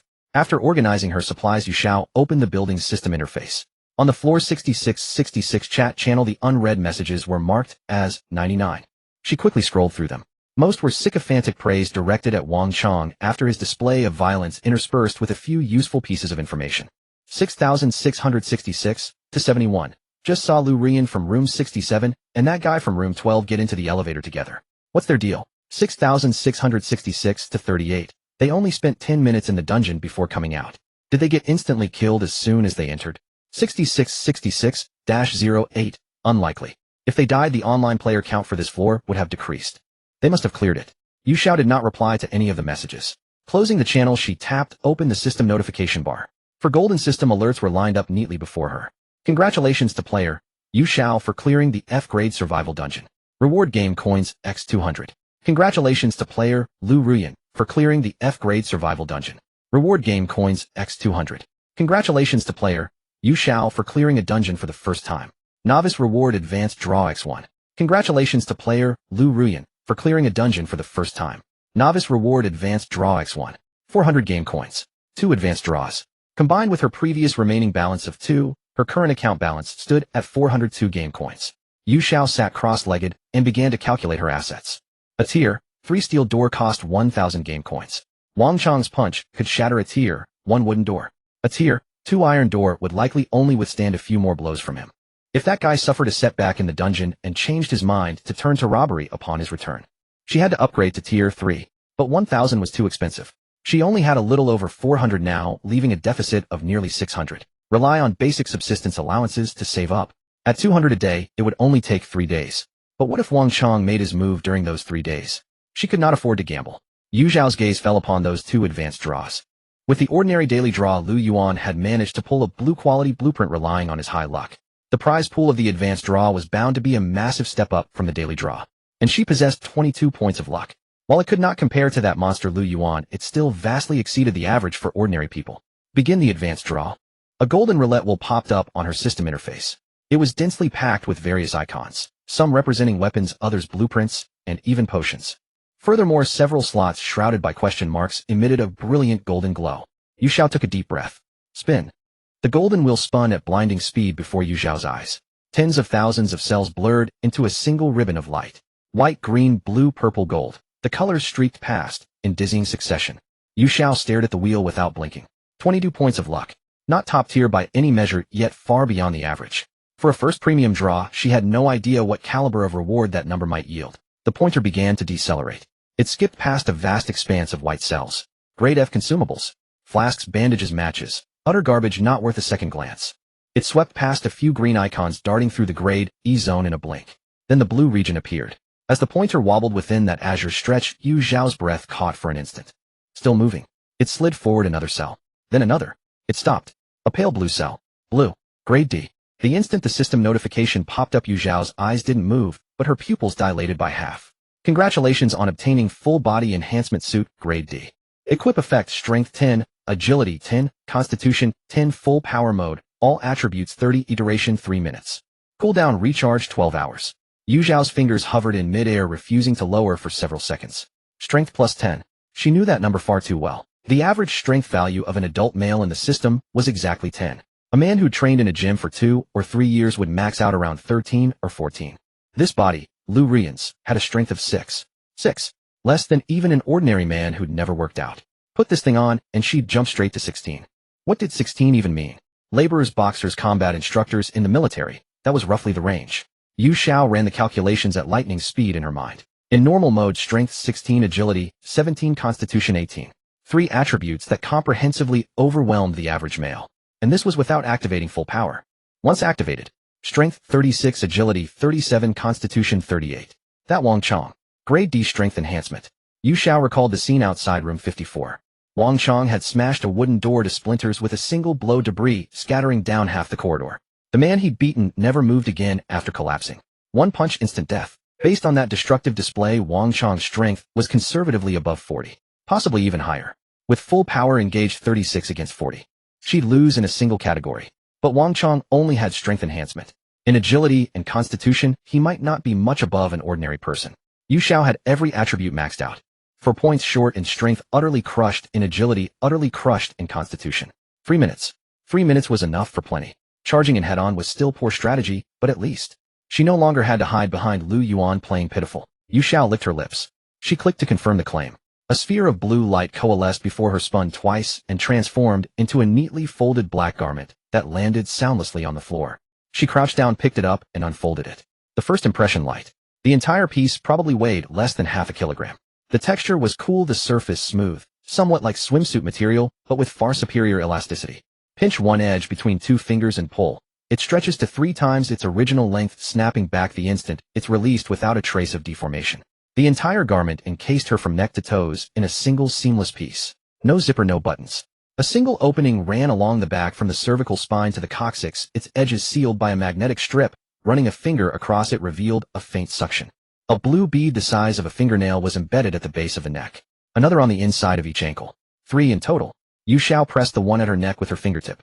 It was faintly warm, its surface smooth, embedded too deeply to pry out. An energy storage unit. There to power the enhancement suit. She lifted the garment and gave it a shake, then examined it under the lamplight, turning it over and over. No markings whatsoever. A pure black bodysuit, so thin she could see the outline of her fingers through it. Yu Xiao cast a downward glance at herself. Her sports bra was stained with sweat, nothing covered her below the waist, and her underwear had been crumpled into a ball and tossed against the corner earlier.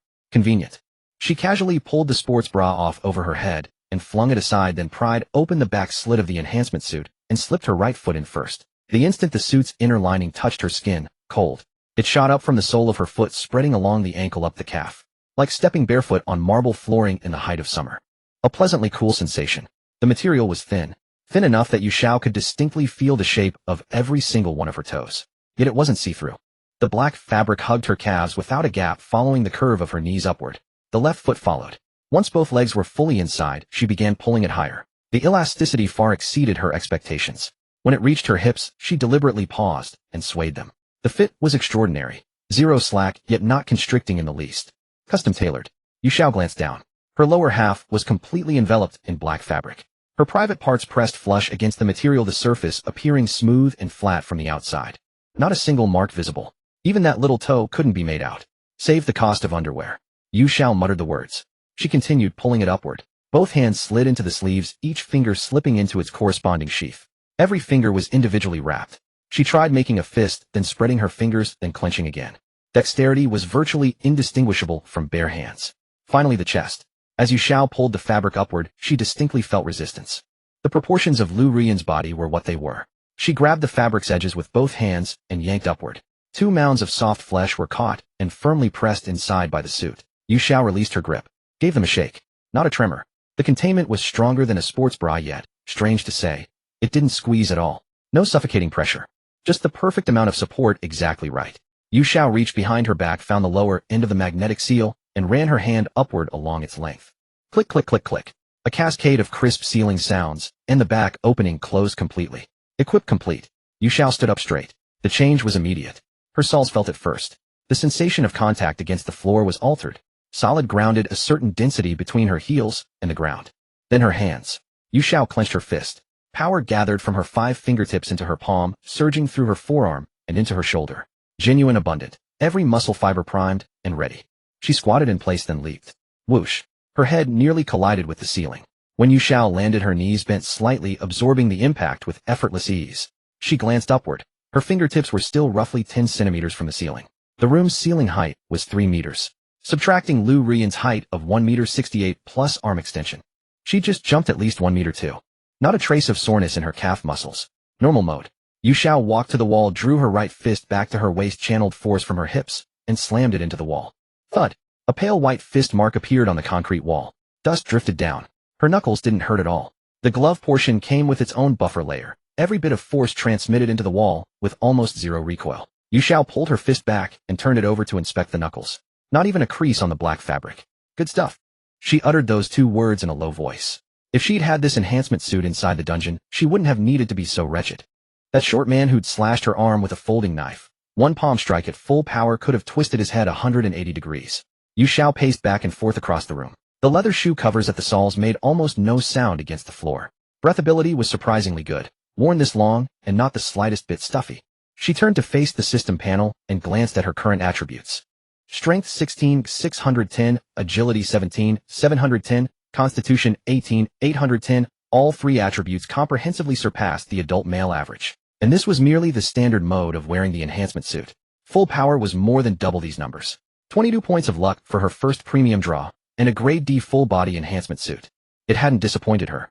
Yu Xiao withdrew her gaze from the panel, walked to the corner, picked up the sports bra she tossed on the floor, folded it neatly, and placed it in her backpack side pocket.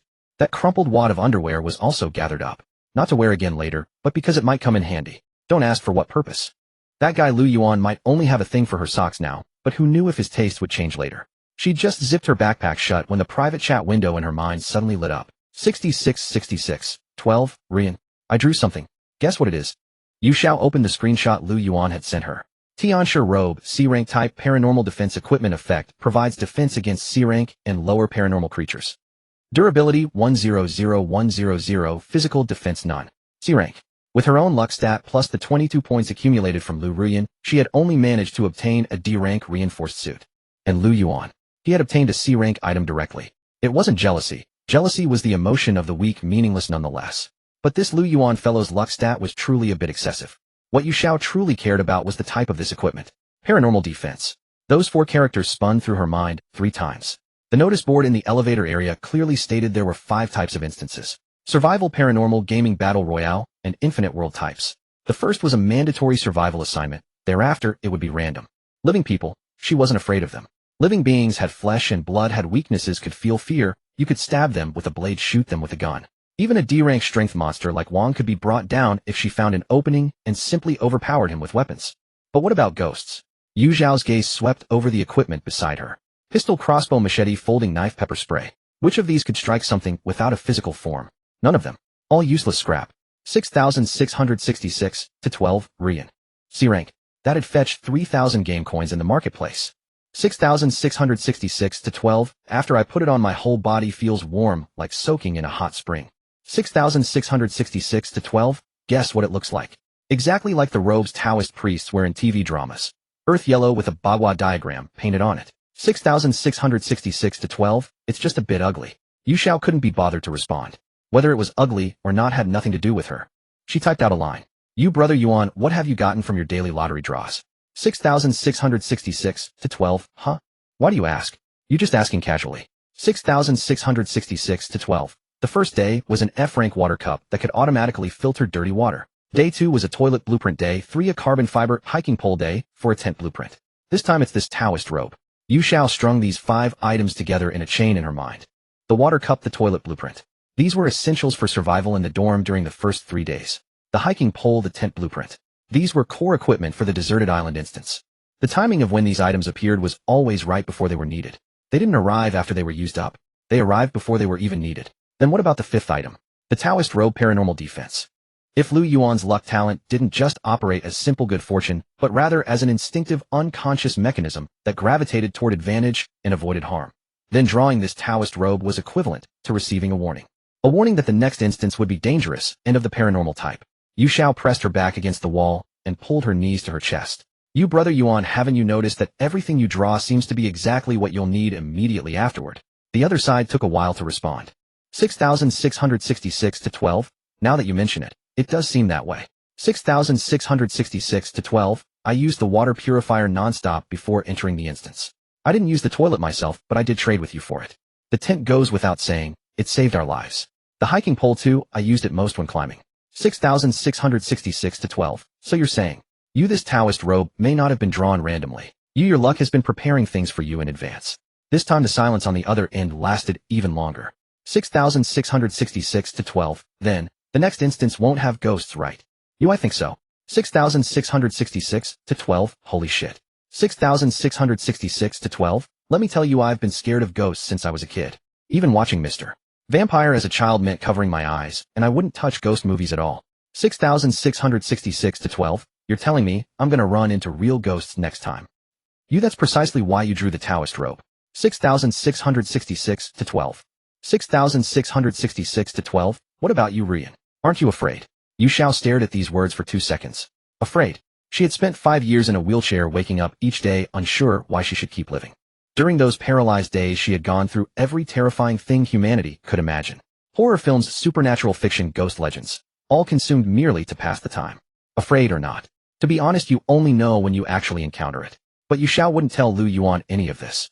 You with you here, brother Yuan, I'm not afraid of anything. 6,666 to 12. 6,666 to 12. Don't worry. As long as I Liu Yuan draw breath, I won't let anything lay a finger on you. Human or ghost. Then I'll go prepare first. You get some rest too, brother Yuan. 6,666 to 12. Alright. Yu Xiao closed the private chat and opened the system marketplace. She typed paranormal into the search bar. The product list appeared. Not many items, but the prices were outrageous. Consecrated Taoist Talisman F-Rank, 50 game coins per piece. Effect deals burn damage to F-Rank paranormal creatures. Single use.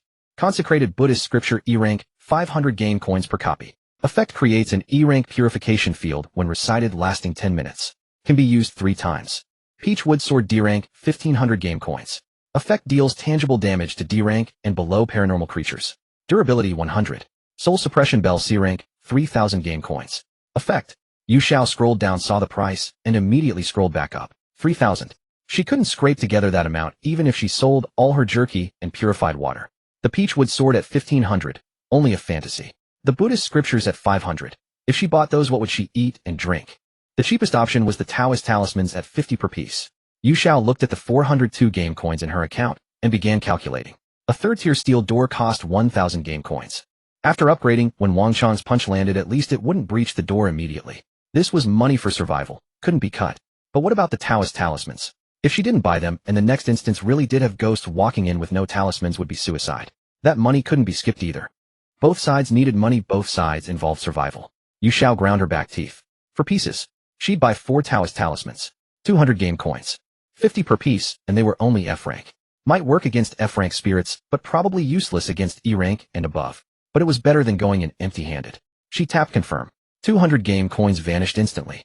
Her account balance dropped to 202. 4 yellowed paper talismans appeared out of thin air beside her hand. Palm-sized, the paper surface covered in dense vermilion runes, rough edges carrying a faint sandalwood scent. Yu Xiao picked one up and held it to the light. The paper was brittle, would tear with barely any pressure. Single-use items. Burn one and it was gone. 4 talismans. For chances to strike.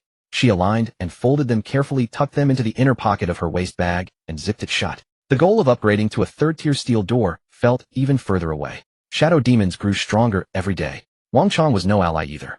And who knew when a paranormal instance would fall to her? And in her hands, only 202 coins remained. Yu Xiao propped her feet against the wall, the reinforced soles of her boots feeling the coolness seeping through the floor. She closed her eyes for a moment, then opened them. Make money. Yu Xiao leaned her head back and stared blankly at the ceiling. Money. It was never enough. Yu Xiao had just removed her reinforced suit when a clamor erupted from the corridor. Her movements halted. She walked to the door and pressed her ear against the cold iron.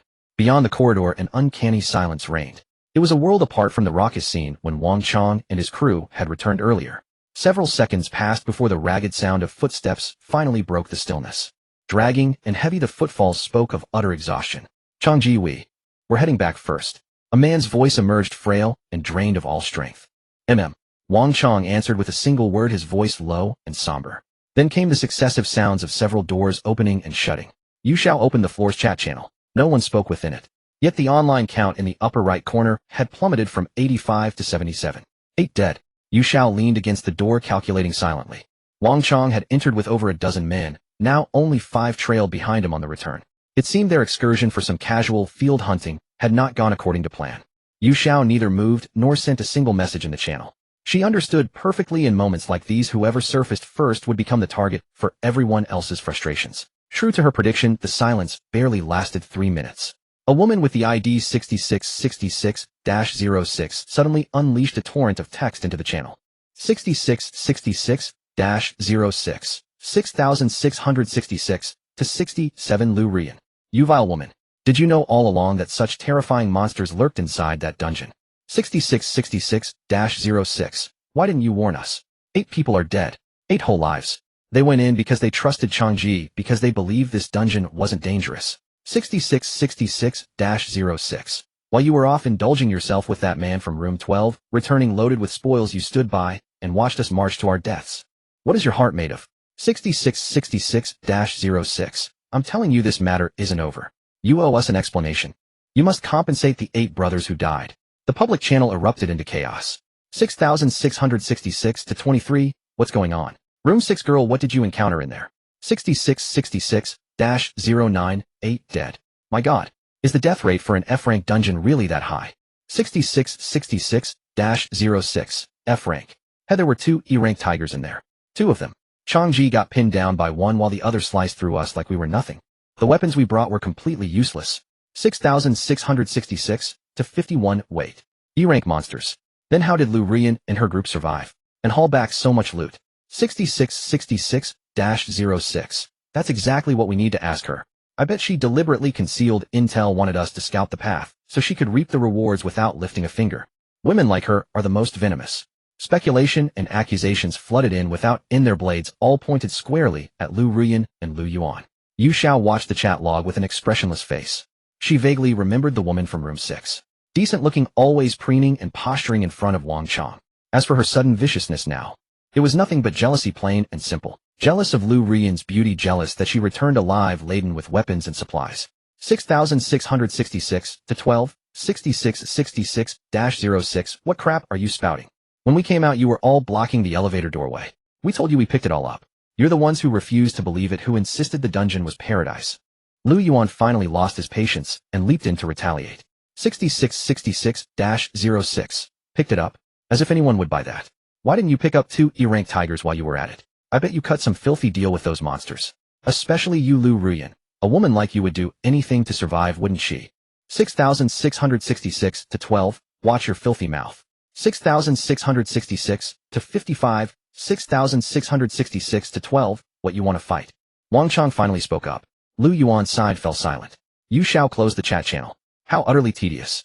Waging a war of words with this pack of fools was nothing but a waste of time. She had more important matters to attend to. The second advanced draw. Yu Xiao sat cross-legged and whispered in her heart, begin advanced draw. The golden roulette materialized once more. The needle spun at blistering speed. Yu Xiao's heartbeat remained perfectly steady. She didn't dare hope for C-rank spoils like Liu Yuan had casually pulled. Anything blue, anything D-rank would satisfy her. The needle gradually slowed. The white section. The green section.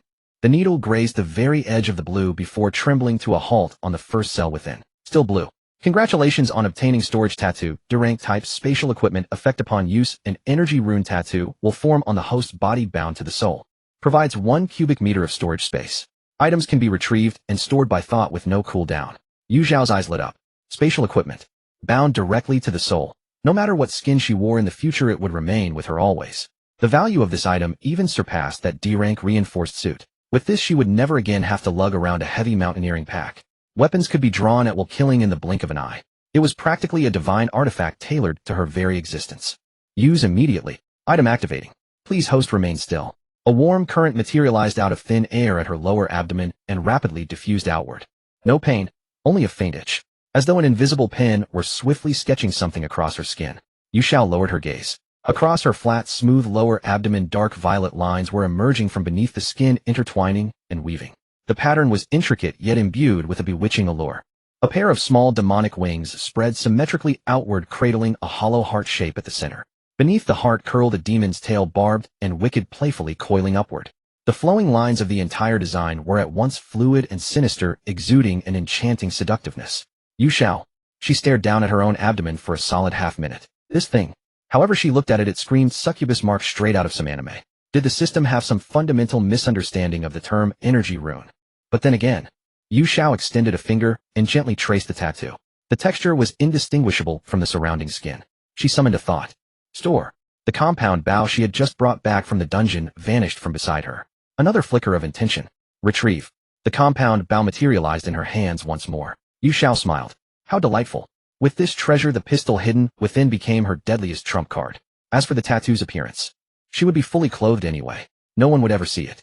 Yu Xiao stored every weapon, every scrap of food, and all her water within the spatial storage. The oversized mountaineering pack became completely hollow. She rose to her feet and slipped back into the D-rank black bodysuit reinforced suit. The instant her body was enveloped, that sense of power returned. Just then the private message notification chimed incessantly. It was from Liu Ruyan. 6666 to 12, Ruyan.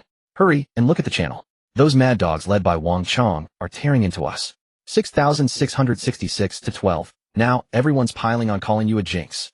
6666 to 12. What do we do? Should we explain ourselves? Yu Xiao tapped open the public channel and swept a glance over it.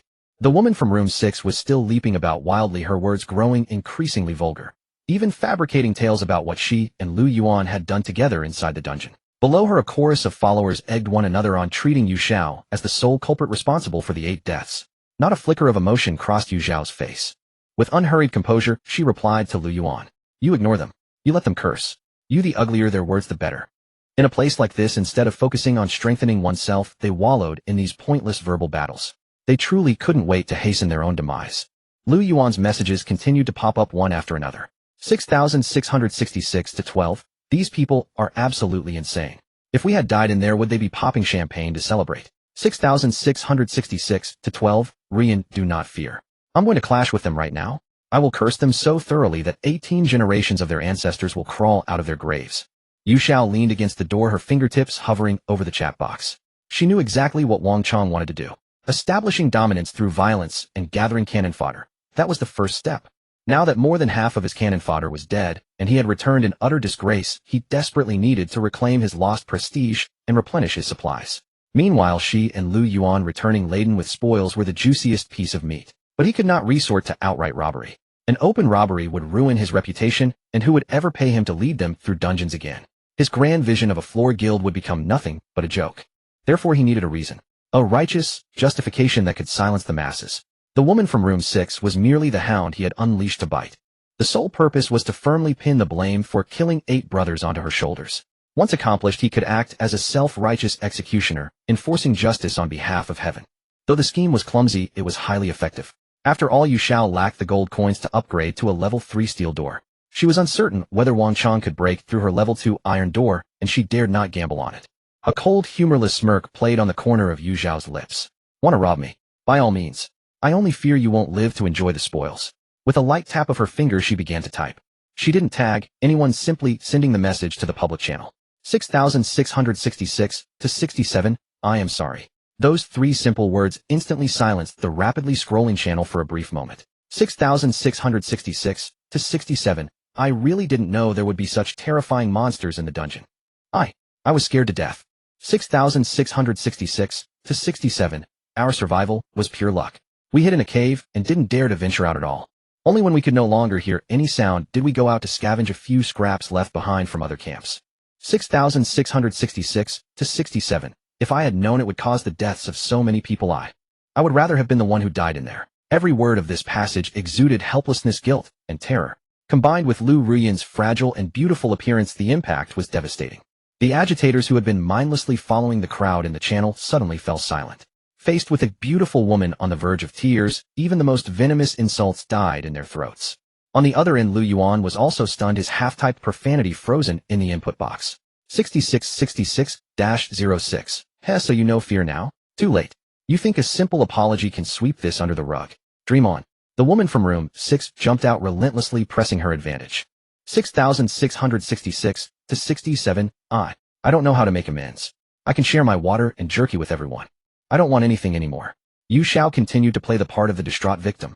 6666 to 23, Sai, let it go, number 6. I don't think she did it on purpose. 6666 to 51.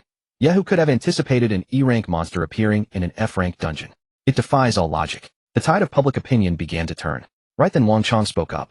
6666 to 55, there is no need for compensation. 6666 to 55, I, Wang Chong, have not sunk so low as to rob a woman of her food. 6666 to 55, however, the dead of my 8 deceased brothers cannot be simply written off. Here it comes. Yu Xiao's gaze remained entirely unchanged. 6666 to 67, you, Brother Chong. Then tell me, what should I do?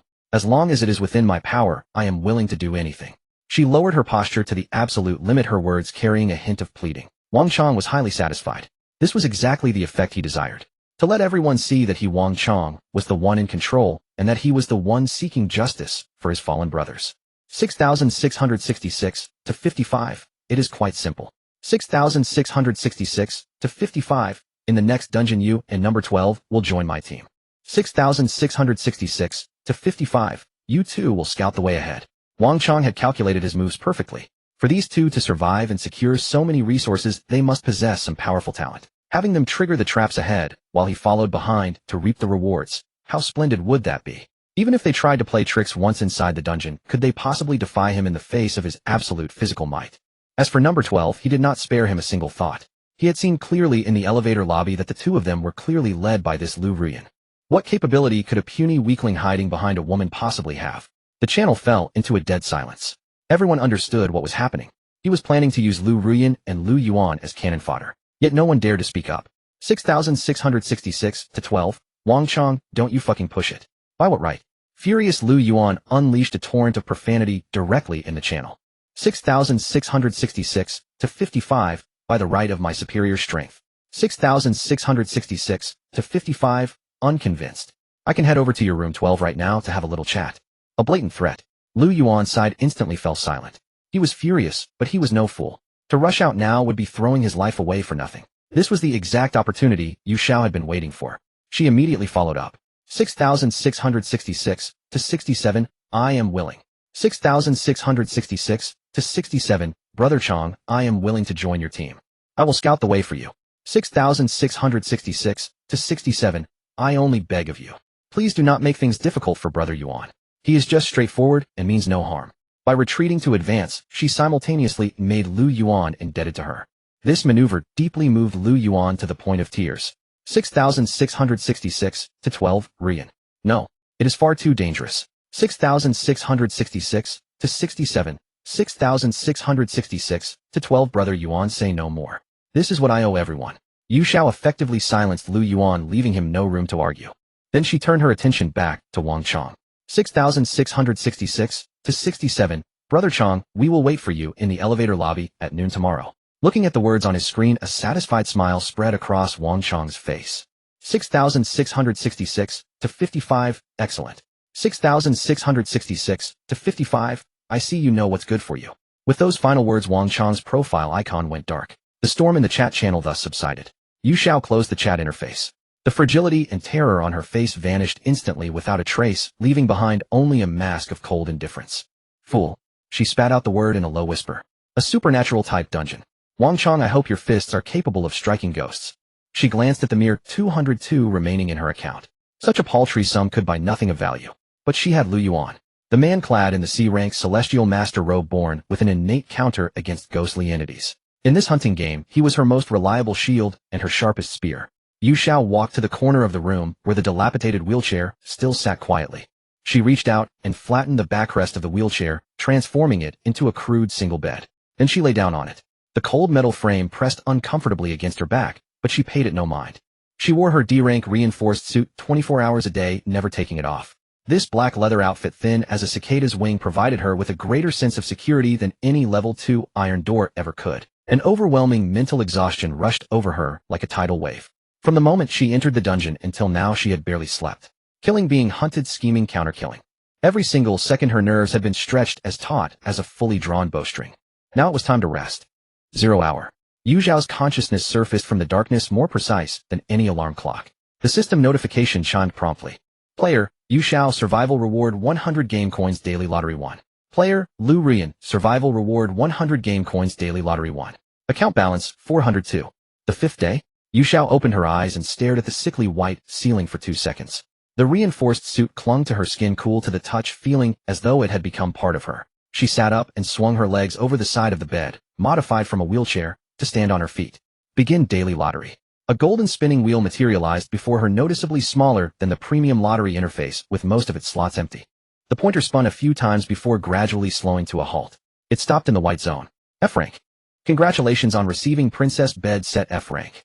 Includes single princess bed 1, soft mattress 1, LA bedding set 1, matching vanity table 1, full-length mirror 1. Yu Xiao studied the system description silent for 3 seconds. A flash of pink light erupted at the center of the room, and a single bed, 1.2 meters wide, materialized on the floor. It was pink. The bed frame was white wrought iron with a semicircular canopy bracket overhead. The quilt featured a pink floral pattern, and the pillow was embroidered with a bow. The matching vanity table beside it was also white with a ring of artificial roses wrapped around the mirror frame. Yu Xiao, does this system match outfits based on the host's gender? She walked over and pressed down on the mattress with her hand. The bounce was decent, far superior to those rigid iron bars of her wheelchair. Yu Xiao lay down directly on it. Her back sank into the soft mattress with indescribable comfort. She had slept in her wheelchair for 4 days, and before that the hard ground of the instances. Though this bed was painfully ugly, the comfort level was undeniable. Second time. The wheel spun again. The pointer landed in the white zone once more. Congratulations on receiving casual outfit set F rank. Includes black long-sleeve t-shirt 1, a dark blue slim fit, jeans 1, white short socks 1 pair, white flat canvas shoes 1 pair. The clothes materialized out of thin air at the foot of the bed, folded neatly. Yu Xiao picked them up and examined them. The fabric was ordinary, the workmanship standard. For outside they'd be worth only a few dozen yuan.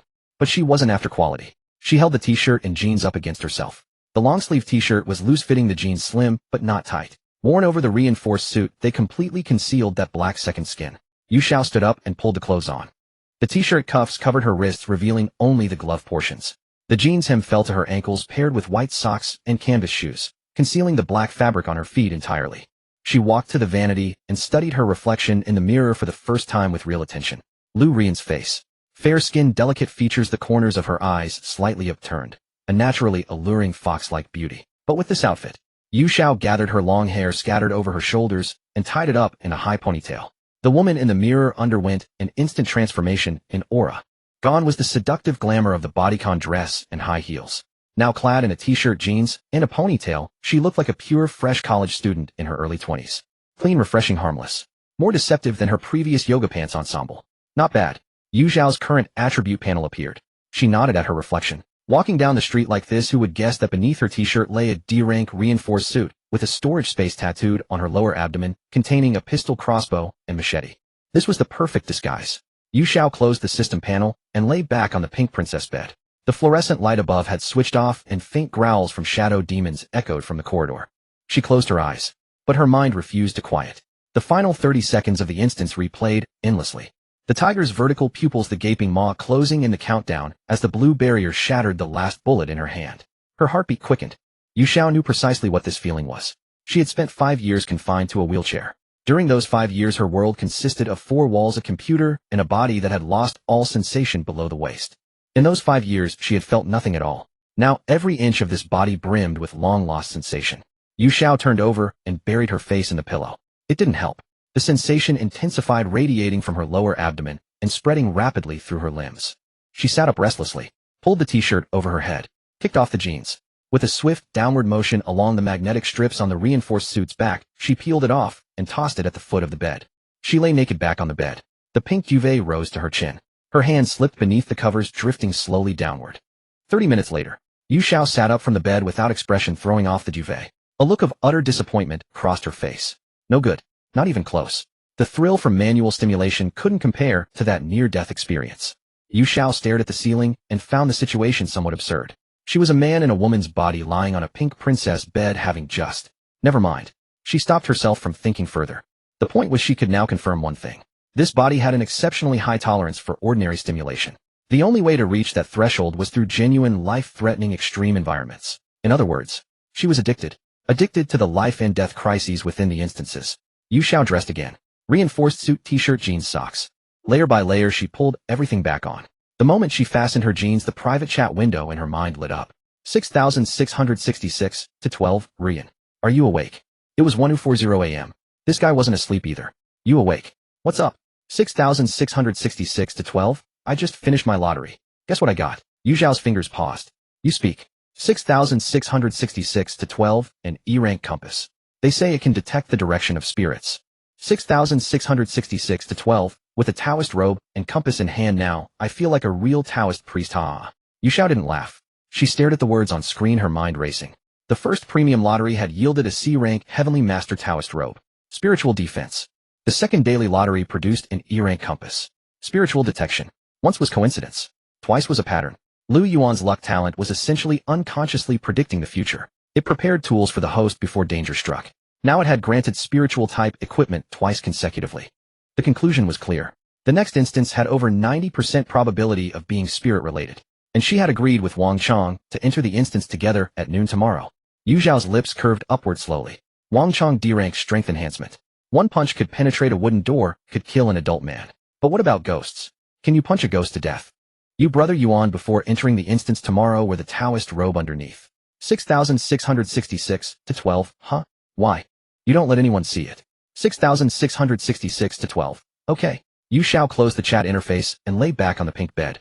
The curve of her lips hadn't yet faded. Wang Chong, oh Wang Chong. You want me to be your cannon fodder? Let's see who's really the cannon fodder. She slept deeply that night. The soft mattress embraced her body and the pink gauze curtains appeared hazy before her eyes. Compared to the hard wheelchair and damp tent she had endured before, this was simply paradise. It would be even better if there were a bathroom for a hot shower every day. Yu Xiao stretched lazily and loosened her stiff limbs. She glanced at the time, 8 in the morning. Opening the public channel, Wang Chong's recruitment messages had already flooded the screen over a dozen times, his tone growing increasingly irritable with each post. 6666 to 55, need 3 more. Join my dungeon run, and we split the loot 730. I get 7. 6666 to 55, damn it, are you all deaf? Normally you all crawl to kiss up, but when it matters you play dead. 6666 to 55, fine, you have guts. Don't step outside, or I'll beat every last one of you. No one responded in the channel. The last dungeon had claimed 8 lives, utterly shattering the courage of those remaining. An F-rank dungeon could kill so many. Who would dare follow him to certain death? Yu Xiao closed the channel. Wang Chong grew desperate. He had gained nothing from the last dungeon run, lost most of his crew, and his supplies were likely running low. Today he had to enter the dungeon. Sure enough, within 10 minutes a private message from Wang Chong arrived. 6666 to 55, 6666 to 67, noon, elevator entrance. Be 1 minute late, and I'll break that pretty boy's leg. Yu Xiao did not reply. She opened the marketplace and began browsing. Wu Shanshan had mentioned that as long as a team included a newcomer, the dungeon would be fixed as an F-rank survival type. But Wang Chong's team was full of veterans, and with herself and Liu Yuan there was not a single rookie. For a second entry, the dungeon type would be completely random. The Taoist robe and compass Liu Yuan had drawn were nearly an explicit hint that the next mission would be a paranormal type. Yu Xiao stared at the mere 402 game coins remaining in her account and dared not grow overconfident. In paranormal dungeons, spirits ran rampant and physical attacks would likely be useless. The 4 F-rank Dao talismans she bought the night before cost her 200, but they served only as insurance. One use gone was one less. She needed something more reliable, a weapon capable of sustained output. Yu Xiao skipped the paranormal section and went straight to the technology category. As items scrolled past, her gaze landed on an inconspicuous icon. Portable infrasound emitter. Price, 300 game coins.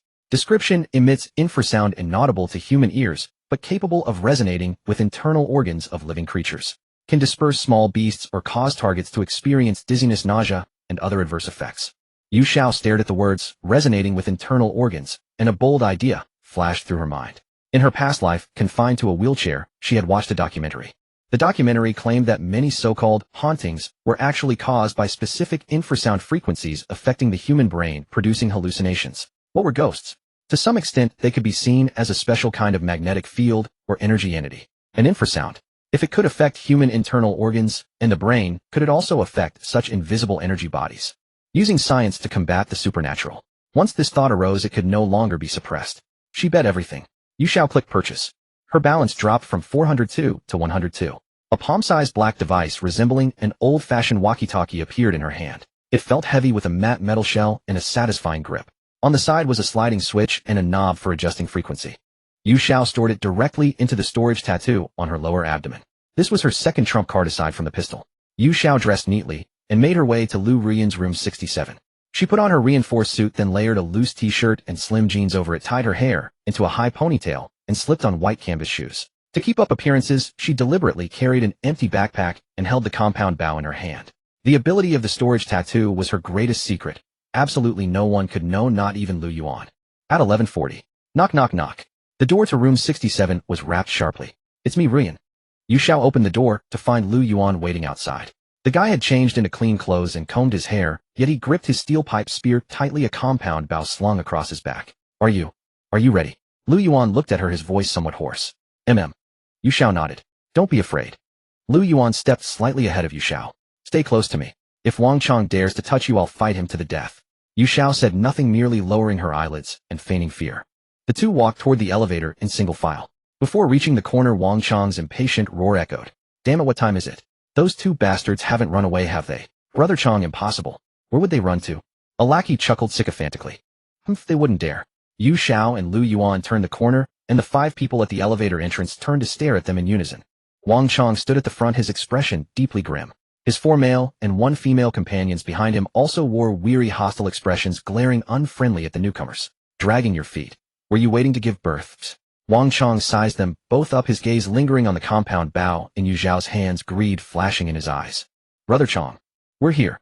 Yu Xiao cowered behind Liu Yuan, her voice barely above a whisper. Liu Yuan stepped forward, shielding Yu Xiao more completely. The woman beside Wang Chang, the same 6 who had been most active in the channel the day before, sneered mockingly. Oh, so you know how to protect her. Once we're in the dungeon, let's see how long that little body of yours can guard her. The woman's gaze towards Yu Xiao was filled with venom. Yu Xiao bit her lip and said nothing, gripping Liu Yuan's arm tighter. Cut the nonsense. Wang Chang snapped impatiently.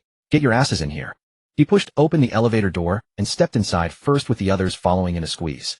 Inside the cabin, the 7 split into 2 factions, eyeing each other warily in silence. Wang Chang and his 5 subordinates occupied one side, while Yu Xiao and Liu Yuan kept their distance on the other. Press F. Wang Chang leaned against the wall, jerking his chin toward the control panel, and ordered Yu Xiao. Liu Yuan was about to speak, but Yu Xiao halted him with a glance. She released Liu Yuan's arm, stepped forward 2 paces, and under everyone's watchful eyes reached out to press the glowing F-rank button. The button lit up, and no one in the cabin spoke. A tall, lean man beside Wang Chang suddenly licked his lips, casting a greasy gaze at Yu Xiao's back. Brother Chang, this girl's got a nice figure. Once we're in the dungeon, why don't we? He didn't finish his sentence. Ding. At that exact moment, the metallic floor beneath all 7 lost its color, turning pitch black. All 7 simultaneously felt a wave of weightlessness, their bodies forced downward uncontrollably. The metallic floor beneath their feet had vanished. Immediately after, a pungent odor filled their nostrils, a mixture of damp earth and rotting wood. Something soft and squelching gave way beneath her feet, mud. Damp and sodden, a clammy miasma tinged with the stench of rotting wood and decomposed leaves surged relentlessly into her nostrils. Cough, cough, cough. Woman number 6 was the first to falter. She doubled over and began retching, her face drained of all color. The men Wang Chang had brought along fared no better. Each one staggered and swayed like a sailor who had just stepped off a ship, unable to find steady footing. Only Yu Xiao and Liu Yuan remained firmly planted on their feet. The moment Yu Xiao's feet touched ground, she swept her gaze across the surroundings. It was an abandoned courtyard. The bluestone slabs beneath her feet lay shattered more than half to pieces, their cracks choked with slick verdant moss. Directly ahead stood an old traditional Chinese residence. The paint on its wooden doors and windows had peeled away in patches, while 2 tattered paper lanterns hung beneath the eaves. No wind stirred within the courtyard. Yet those 2 lanterns swayed lazily, one to the left, one to the right. Thick gray-white fog enveloped everything. Beyond 10 meters, nothing could be discerned. Dungeon Blackwater, old residence. Rating F class. Objective: survive for 72 hours, or successfully break the curse of the old residence. Hint: rules exist within this dungeon. Please explore with caution. The moment the system notification appeared, Wang Chang had already spat onto the ground. What the hell kind of place is this? Isn't it supposed to be a survival island? He kicked aside a broken roof tile at his feet. Rules? What bullshit rules? Brother Chang, this place feels wrong.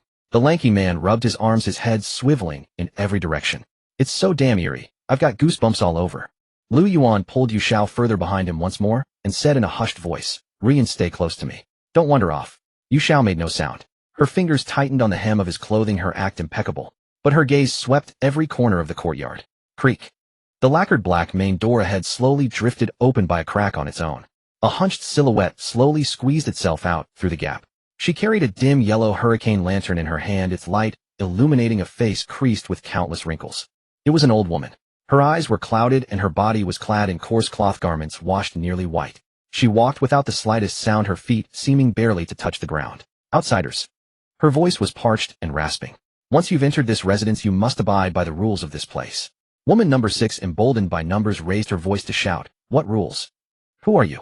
Putting on airs and playing tricks. The old woman did not spare her a glance. Her clouded gaze swept across each person, finally passing over the crowd to fix upon some unseen corner deep within the main hall. The first rule. The courtyard fell utterly silent. When the eternal lamp illumines the hall by night, though the small flame wavers, it must not be allowed to die. When the candle sways 3 inches, souls are startled from their dreams.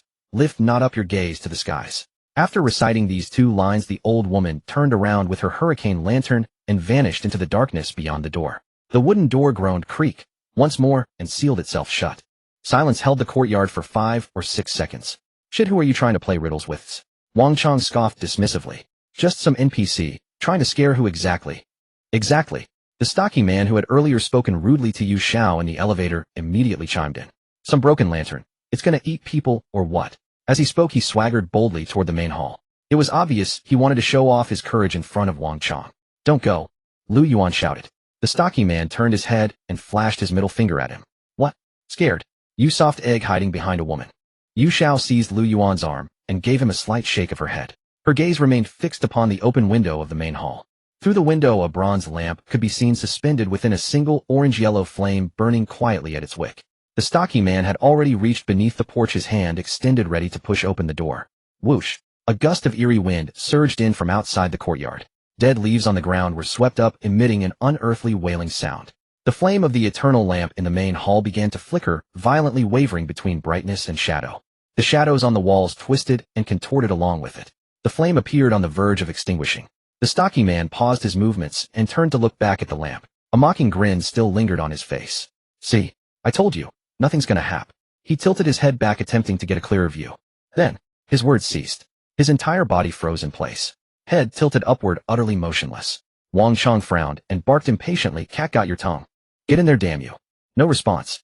TCH playing dead with me, eh? Wang Chong cursed and strode forward, raising his hand to slap the back of the stocky man's head. He hadn't used much force, just meant to rouse the man. Smack. A soft crisp sound. Something was wrong. That head, still tilted skyward, simply slid off from the neck. Thud, thud, thud. It rolled twice across the moss-covered stone slabs, finally coming to a halt at Wang Chong's feet. That mocking expression remained frozen on the face, both eyes bulging wide, the eyeballs seeming to burst from their sockets. The cross-section of the neck was eerily smooth. Not a single drop of blood. Oh. Woman number 6 let out a piercing scream. She collapsed onto her backside, a dark stain spreading across her trousers as her entire body trembled uncontrollably. Although she had witnessed death in her previous dungeon, as well being torn apart by a tiger, and the grotesque scene before her now were entirely different matters. That one, she could comprehend. This one, she could not. Wang Chong, too, stood frozen in place. He looked at his own hand still suspended in midair, then lowered his gaze to the severed head at his feet. The muscles of his face twitched uncontrollably. He had truly only given the lightest of taps, just now. At some unknown moment, the eerie wind in the courtyard had ceased. The eternal lamp in the main hall had steadied once more, burning quietly as before. But beneath the porch, that headless corpse still stood ramrod straight, utterly motionless. Chong. Brother Chong. The lanky man's teeth chattered violently, his words tumbling out in broken fragments. He. He's dead. Wang Chong's countenance darkened ominously. His chest heaved several times, then he kicked the severed head flying. Thud. The skull struck the distant courtyard wall and bounced onto the ground. Useless trash. He bellowed, loud and fierce. But listening closely, a tremor quivered at the tail of his voice. Liu Yuan's face had also gone pale. The cold sweat in his palm made even his steel pipe spear slick and treacherous to grip. He turned his head to check on Yu Xiao. Then he froze. Yu Xiao was staring fixedly at that headless corpse. Her face bore no trace of fear. Instead, an unwholesome flush crept across her cheeks, and the corners of her mouth curled upward in a smile she could barely suppress. A fanatical gleam burned in those eyes. Liu Yuan's heart clenched, a chill rising from the soles of his feet. Ruyan. He lowered his voice, unaware that his own words had begun to tremble. You? What's wrong? Don't be afraid. Yu Xiao snapped back to herself, concealing that strange surge of excitement. She turned her head, her voice soft, yet terrifyingly steady. The orange halo of the eternal lamp in the distance reflected in her eyes. That old woman's rules are real. She leaned close to Liu Yuan, speaking rapidly in a voice only the two of them could hear. When the candle sways 3 inches, souls are startled from their dreams. Lift not up your gaze to the skies. Just now, when the wind rose and the lamp flame swayed, he tilted his head back to look up. And so he died. In this dungeon, we must obey the rules. Yu Xiao's voice carried a trace of lingering dread, but above all, composure. Those who do not obey are doomed to die. All of you shut the fuck up. Wang Chong shouted violently, finally suppressing the screams of woman no. 6, which were about to tear their eardrums apart. His chest heaved violently, his eyes bloodshot as he stared fixedly at the headless corpse that remained standing. His prized D-class strength seemed laughable and utterly useless in the face of such a bizarre demise. Brother Chong, this place is too creepy. Let's get out of here. The tall and thin man was trembling as he spoke, his lips completely devoid of color. Leave? Leave where? Wang Chong snapped his head around, his gaze fierce. It's all fog outside. Where do you think you're going? The crowd flinched at his roar, no one daring to speak another word. The courtyard fell once again into that suffocating silence. Just then, creak. The black lacquered door which had just been closed slowly parted by itself. The old woman carrying the horse lantern slipped out silently from behind the door once more. Her cloudy eyeballs rotated, eventually landing on Wang Chong. Wang Chong's entire body tensed, instantly throwing up a fighting stance.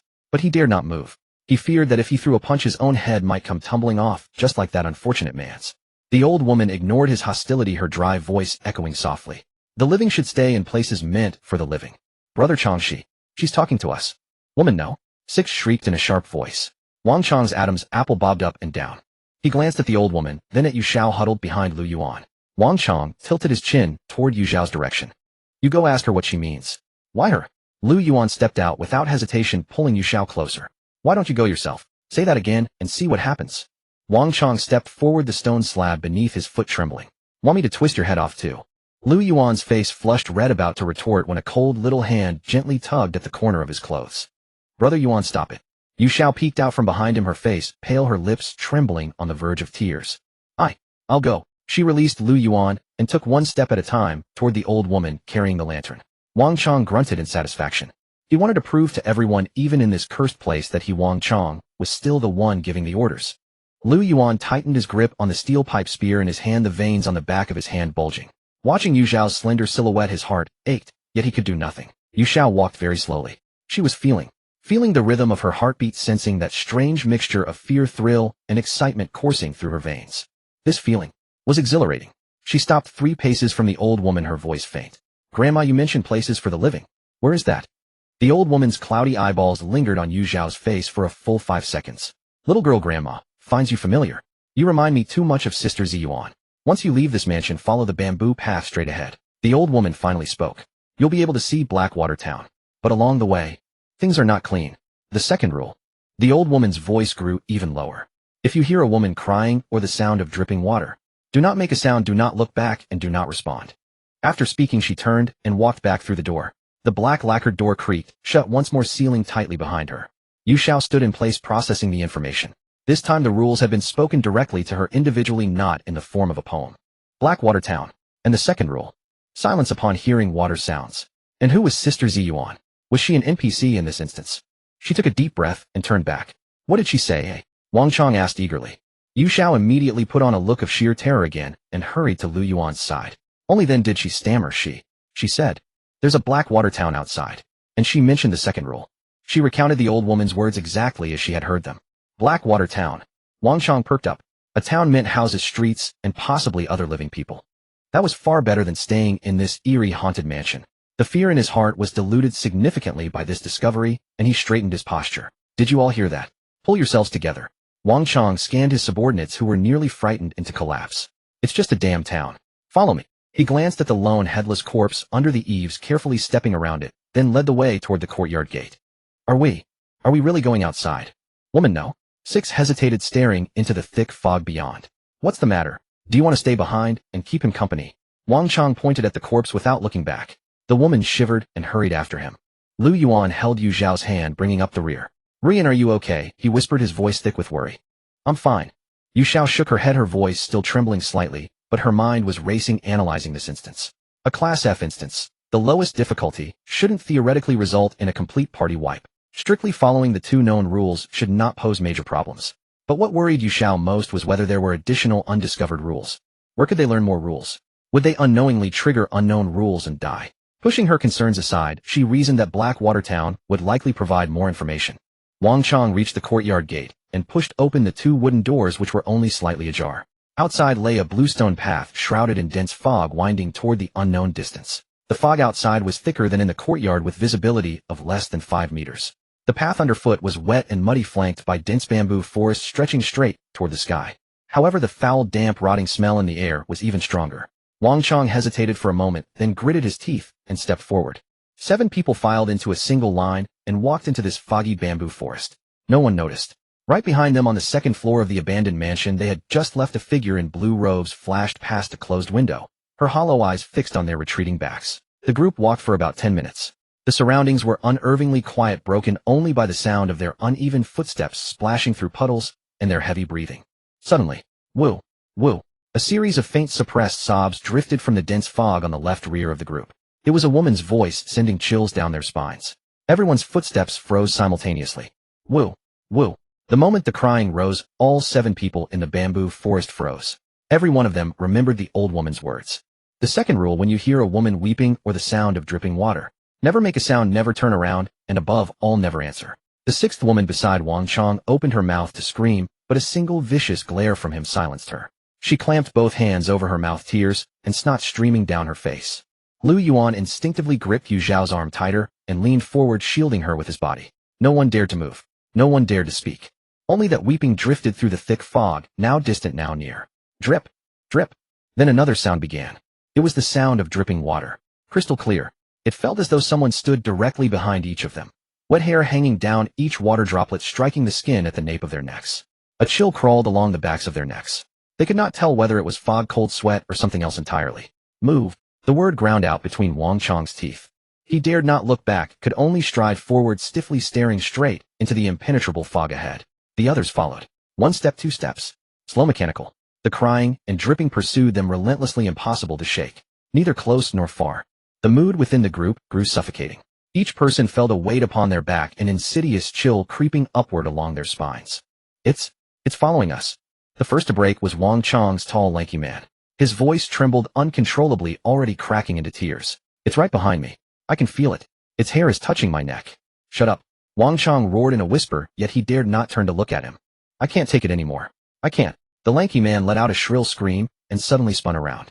Then like a madman he bolted recklessly into the dense fog-shrouded bamboo forest. Come back, Wang Chong shouted instinctively. But it was too late. The lanky figure flickered once in the mist and vanished completely. The bamboo forest held only his terror-stricken screams and the crisp snapping of bamboo leaves under his frantic flight. The sound faded quickly, then stopped abruptly. Wang Chong's group had lost another member, and at that very moment the crying and dripping behind them vanished as well. The remaining members, Wang Chong included, hardly dared to breathe. No one mentioned the fleeing lanky man. They simply kept their heads down and pressed forward at a desperate flight-like pace. Roughly 10 minutes later the fog ahead seemed to thin slightly. The bamboo forest ended. Before them stretched a desolate clearing. At the far end of the clearing, dark roof outlines emerged from the mist. This must be Blackwater Town. But before they could exhale in relief, the 6th woman at the rear of the group let out a sharp gasp. Her legs buckled and she collapsed onto the ground, pointing toward the edge of the bamboo forest, unable to form a single word. Everyone followed her pointing finger. Then their stomachs turned. The lanky man was dead. He lay fallen at the bamboo forest's edge. A jade-green bamboo shoot thick as an arm had erupted from the mud and pierced cleanly through his back, exiting his chest. Blood still clung to the bamboo's sharp tip. Worse still, strips of intestines had been hooked out from his abdomen by the bamboo's point, dangling and swaying gently in the breeze. Ugh! The 6th woman could no longer hold back. Leaning against a nearby bamboo stalk, she vomited everything she had eaten that night. The 2 remaining men under Wang Chong were equally pale, retching continuously. Wang Chong's face darkened to an extreme. He punched the bamboo beside him with all his might. The tremendous strength from his D-rank power enhancement shattered the adult arm-thick stalk in an instant. Damn it, he growled. An F-rank instance. He hadn't even caught sight of the boss, and 2 of his men were already dead. One decapitated. One impaled through the heart by bamboo. What kind of F-rank was this? What kind of easiest difficulty instance? Just then, rustle, rustle. Rapid footsteps echoed from the other side of the bamboo forest. Who's there? Wang Chong spun around sharply. His 2 remaining subordinates immediately raised their steel pipes, aiming nervously toward the sound. Several figures burst from the thick fog. Another group. 4 men and 2 women, 6 in total. They were equally caked in mud, their faces mirroring Wang Chong's own terror and exhaustion. The 2 groups collided at the forest's edge.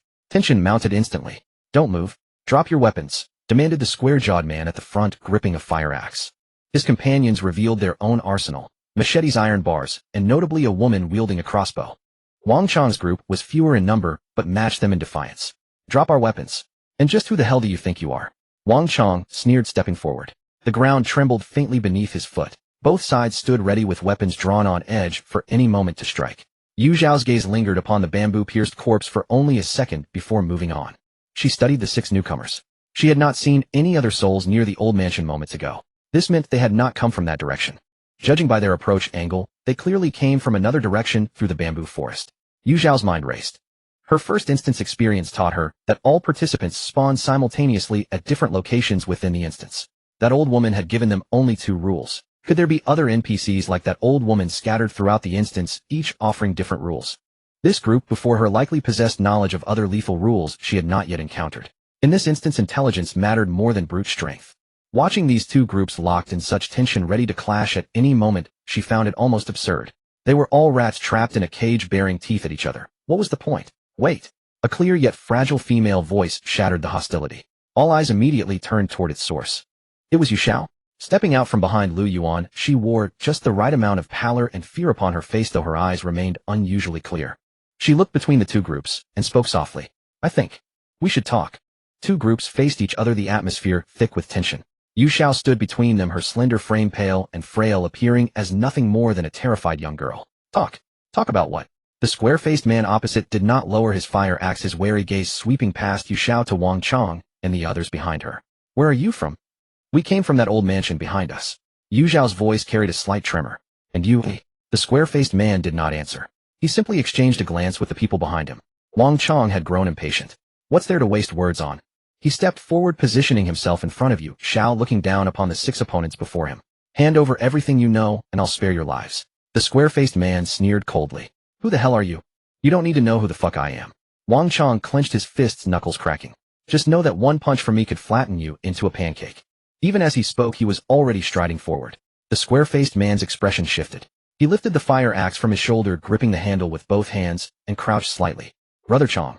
A subordinate behind Wang Chong reached out to stop him. Too late. Wang Chong threw a punch. D-rank strength enhancement, full force. The punch carried a whistling wind, aimed straight at the square-faced man's face. The man did not dodge. He raised his fire axe blade forward and slashed downward with all his might. Buzz. A white blade of chi erupted from the axe, head approximately half a meter long, carrying a sharp slicing sound as it met Wang Chong's fist head-on. Bang! Wang Chong's fist collided with the blade of chi. The impact sent him stumbling backward 3 steps. His right palm split open, blood streaming between his fingers. The square-faced man merely swayed once and held his ground. An instant of silence fell over the courtyard. Liu Ruyan stared at the fire axe, still humming with vibration, his mouth opening and closing. An axe that could cleave sword chi. The sight felt profoundly wrong. Wang Chong's expression darkened. He glanced down at his bleeding palm, then looked up at the square-faced man, whose face remained utterly expressionless. D-rank. That man opposite was at least D-rank as well. But he possessed a combat-type talent unlike Wang Chong's purely strength-based build. The man had skills, techniques, ranged attack methods. In a real fight in this godforsaken place, victory was far from certain. Brother Chong. The woman designated as number 6 screamed as she ran over. Your hand. Wang Chong shoved her away and fixed the square-faced man with a vicious glare. The 6 opponents across from them also tensed, raising their weapons and forming a defensive formation. The woman holding the crossbow had her arrow already aimed at Wang Chong's chest. Everyone listen to me. Yu Xiao's voice was not loud, but it landed perfectly in the gap between both sides, catching their breath. She stepped out from behind Liu Ruyan and walked into the open space between the two groups. If we keep fighting, neither side will benefit. She looked at the square-faced man. And fighting here is meaningless. She tilted her head slightly toward the corpse at the edge of the bamboo grove, a bamboo stalk piercing through its chest. You must have seen it too. The square-faced man's gaze followed hers, his expression tightening. Of course he had seen it. In this instance, the rules are what kill. Yu Xiao's voice was soft, carrying just the right measure of helplessness. We've already lost 2 people. Because we didn't know the rules. She paused, meeting the square-faced man's eyes directly. Do you happen to know some of the rules? The man fell silent for several seconds. A thin man wearing glasses behind him leaned in and whispered something. The square-faced man nodded slightly, then turned back to Yu Xiao. So what if we do? He slung the fire axe back over his shoulder, his tone cold. Why should we tell you? Because we also know the rules. Yu Xiao said, let's exchange. The square-faced man raised an eyebrow. Wang Chong behind her snorted coldly, opening his mouth as if to protest, but then glanced at his bleeding hand and swallowed his words. Yu Xiao ignored him. I'll go first. She spoke proactively. Consider it good faith. The square-faced man neither refused nor agreed. He simply watched her. Yu Xiao spoke in a tone of recollection. We encountered an old woman in the old mansion. She told us a rule. In this instance, if you hear a woman crying or the sound of dripping water, you must not speak, must not turn around, and under no circumstances may you respond. She finished speaking and pointed toward the deep bamboo grove. That person could not endure those sounds. He turned and ran. And then, he became like that. The square-faced man's expression finally shifted. His companions exchanged glances, fear evident on their faces. No wonder. The thin man with glasses murmured. We also heard those sounds in the bamboo grove. Fortunately, no one turned around. The square-faced man was silent for a moment, then nodded. Fine. He spoke up. I'll tell you one as well. We landed deep within the bamboo grove. Scattered across the ground were many old items, copper coins, silver ornaments, red threads. All looking valuable. He paused. One of our team members picked up a copper coin. And then, "Oi," number 6 asked before she could stop herself. The square-faced man did not look at her. He simply said calmly. And then his entire body began to rot, starting from his fingers, spreading all the way to his face. He lasted less than 30 seconds. Silence descended upon the courtyard again. Number 6's face had turned green. Yu Xiao quietly filed this rule away in her mind. No picking things in the bamboo grove. Do not touch anything within it. This was the third rule. Combined with the 2 the old woman had mentioned, there were currently 3 known death rules. Anything else? Yu Xiao asked. The square-faced man shook his head. That's the only one. The NPC on our side only shared that single rule before disappearing. Yu Xiao nodded and did not press further. A fair exchange. 1 for 1. But Yu Xiao had given him the second rule, not the first. The first rule. The eternal lamp must never be extinguished, and when the flames flicker, one must not look up. She had kept this rule hidden, guided by an intuition. The eternal lamp was an object used to suppress evil. In this instance was named Blackwater Ancient Mansion. This rule was certain to be connected to the old mansion and the core objective of clearing the instance. Possessing knowledge of the eternal lamp's rule meant holding the initiative in this instance. She would save this intelligence for the most critical moment. Enough. The square-faced man holstered his fire axe. The intelligence exchange is complete. We're heading to the town. You do as you please. He turned and left, striding decisively toward Blackwater Town with his 5 companions. After a few steps he stopped and looked back at Yu Xiao. "Miss, my name is Fang Yuan." Yu Xiao raised her head. "You are far smarter than the men behind you." Fang Yuan finished speaking and walked away without looking back. Wang Chang's face was so dark it seemed water could drip from it. He watched the departing figures, then glanced at his still bleeding palm, rage burning within his chest like fire. He restrained himself. He now had only 3 subordinates remaining, and in this cursed place fists could not kill ghosts. "Move." The word ground out between Wang Chang's teeth. To the town. He strode forward. His 2 remaining subordinates and number 6 hurried to follow. Liu Yuan leaned close to Yu Xiao and whispered, "Ruyan, why didn't you tell them the first rule?" Yu Xiao looked up and smiled at him. That smile within the eerie fog was strangely captivating. Brother Yuan, in a place like this, information asymmetry is the most important weapon. Liu Yuan froze. Yu Xiao did not wait for a response. She took his hand and fell in step behind the group ahead. Before them the silhouette of Blackwater Town grew clearer through the dense fog. Dark tiled roofs and white walls, upturned eaves. Like an ancient town that had been dead for centuries. And the moment they stepped into the town entrance, Yu Xiao's peripheral vision caught a detail. On the stone slab road at the town entrance, there was a shallow puddle of water. Reflected within it were the figures of everyone. But there was one too many. There was an extra one. In that pool of stagnant water 7 figures were clearly reflected. Yet there were only 6 of them. Yu Xiao's pupils contracted slightly, but she instantly regained her composure, pretending she had seen nothing. She submissively let Liu Yuan pull her along, keeping her head low as she followed step by step. It was no illusion. The extra shadow, clad in a crimson robe that clashed violently with its surroundings, stood at the very back of the line, pressing tightly against her. What kind of ghostly town is this? Woman, no. 6 stared at the crooked stone tablet at the entrance of the town, upon which 2 words were painted in blood-red Heishui. The town was deathly quiet. The doors and windows of the shops lining both sides of the street were tightly shut, their white walls stained with massive patches of dark brown grime that resembled long-dried blood. The damp, putrid stench in the air grew even stronger. Wang Chang spat on the ground and cursed, "Damn it, it's like a ghost town." His 2 lackeys held steel pipes, nervously huddling close to him, while constantly scanning their surroundings. On the other side, Fang Yuan's group appeared far more disciplined. Fang Yuan led the way, carrying a fire axe.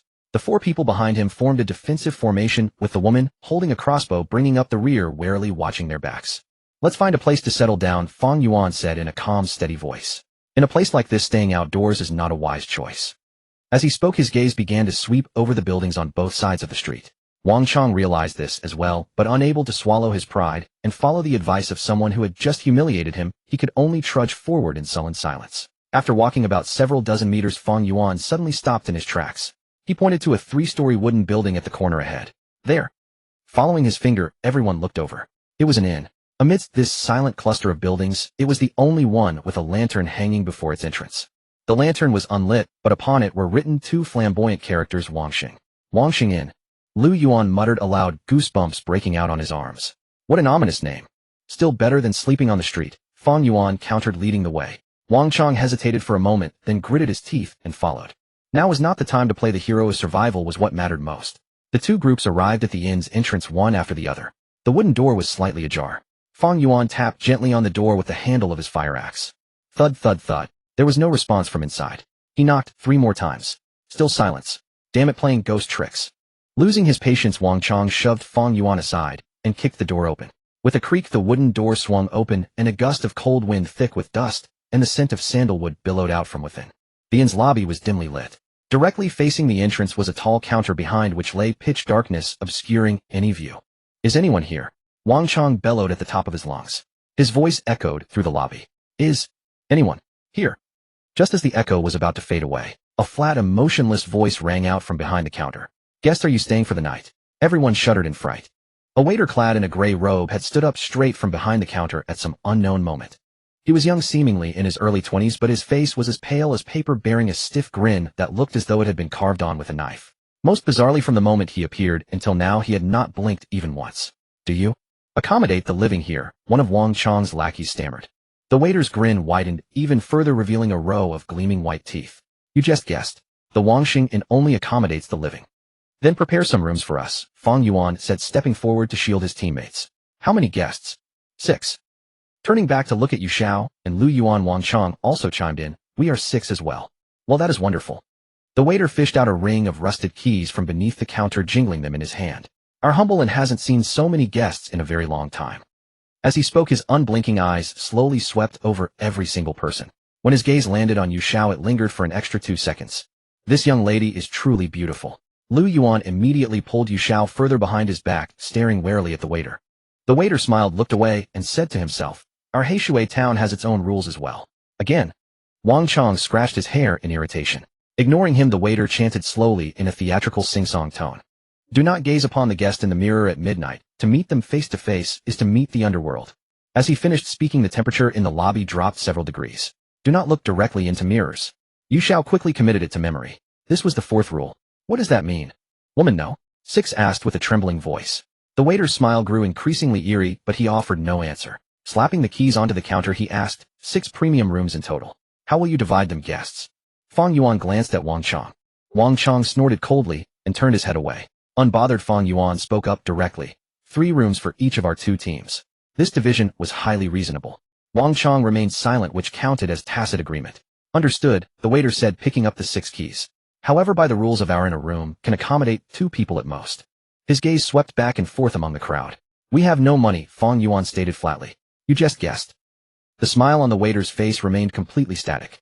Heishui town hasn't had any visitors in decades. This time, it's free. I'll share a room with Brother Chong. Woman, no? 6 was the first to react, clinging tightly to Wang Chong's arm. Wang Chong frowned, but did not push her away. His remaining 2 lackeys exchanged glances, and one of them spoke up then. The 2 of us will share a room. Wang Chong's side was settled. On Fang Yuan's side, he looked directly at the woman holding the crossbow. A Shui will share a room. The woman named a Shui nodded, her expression unchanged. The remaining 3 men and 1 woman quickly paired up and settled their room arrangements. Finally, only Yu Xiao and Liu Yuan were left. Then, the 2 of us. Before Liu Yuan could finish his sentence, the waiter interrupted. A room for the 2 of you, perfect. The waiter pushed the last key forward, speaking with a beaming smile. Liu Yuan took the key, his palms slick with sweat. He could feel that from the moment they entered, the waiter's gaze had never once wavered from Yu Xiao. The rooms are all on the 2nd floor. Please help yourselves, guests. The waiter pointed to the wooden staircase beside the counter. The stairs were narrow and steep, creaking loudly underfoot. Having taken their keys, the crowd dared not linger and hurried upstairs. Yu Xiao followed behind Liu Yuan, bringing up the very rear. Just as she set foot on the stairs, she suddenly glanced back. Behind the counter, the waiter still stood in place, frozen in that rigid smile, unmoving. At some point, a palm-sized bronze mirror had appeared in his hand. Holding a gray cloth, he was wiping the mirror's surface over and over in a slow, deliberate manner. Meanwhile, his unblinking eyes stared intently at her through the gaps in the crowd. Yu Xiao quickly turned her head back, her heart pounding uncontrollably. Guests. The waiter's flat, emotionless voice floated up eerily from downstairs once more. After midnight, it is far from peaceful. The wooden staircase was narrow and steep. 12 people climbed in single file, their footsteps causing the entire building to creak and groan. Fang Yuan led the way at the front, lowering his voice as he spoke to his teammates behind him. Remember, there are 3 rules we've confirmed so far. If you hear crying or the sound of water, do not turn around, and do not make a sound. Do not touch anything in the bamboo grove. And also what that shop assistant said earlier. He paused, furrowing his brow as he tried to recall those 2 lines of verse. At midnight, do not look at the guest within the mirror. Should you meet face to face, it is the yellow springs you shall embrace. What does it mean? Something to do with mirrors? Asked the thin, bespectacled man behind him. Fang Yuan shook his head. I'm not certain, but it must have something to do with mirrors. Don't look into mirrors after the Z hour. The voice came from the back of the group. Everyone turned to look at Yu Xiao. She was hiding behind Liu Ruyan, her voice thin but clear. The Z hour is also called Z-shur from 11 o'clock at night until 1 in the morning. Do not look at the guest within the mirror means you must not look at the reflection in the mirror. Should you meet face to face, it is the yellow springs. That means if you look, you die. Fang Yuan stared at her for a couple of seconds then nodded. Makes sense. TCH. Wang Chong scoffed through his nostrils. How hard is that? Just smash all the mirrors in the room and chuck them out. Done. Yu Xiao said nothing in reply. People like Wang Chong always solve problems in the crudest, most thoughtless way possible. Smash the mirrors. What if the act of smashing a mirror itself triggers one of the rules? What if there are more mirrors than just the one on the vanity? Or what if the mirrors aren't really mirrors at all? But she couldn't be bothered to warn him. Whether Wang Chong lived or died had nothing to do with her. Or rather, she had originally planned to kill Wang Chong here. Tomorrow morning at 7 o'clock, everyone gathers in the main hall. Wang Chong stood at the end of the second-floor corridor casting a glance at his own underlings and at Yu Xiao and her companion. Tomorrow we're going to turn this crummy little town upside down and find something that can take down the boss. No one objected. Fang Yuan took the keys to rooms 1 through 3 for his people. Wang Chong's side got rooms 4 and 5. Yu Xiao and Liu Yuan were assigned room 6. At the end of the corridor, Liu Yuan slid the key into the lock, turned it twice, and the wooden door creaked open. The room was small. A wooden bed sat against the wall, slightly wider than a single, barely enough for 2 people to lie side by side. The bed was covered with coarse, grayish-white bedding that looked fairly clean. By the window stood a vanity table upon which rested a bronze mirror no larger than the palm of a hand.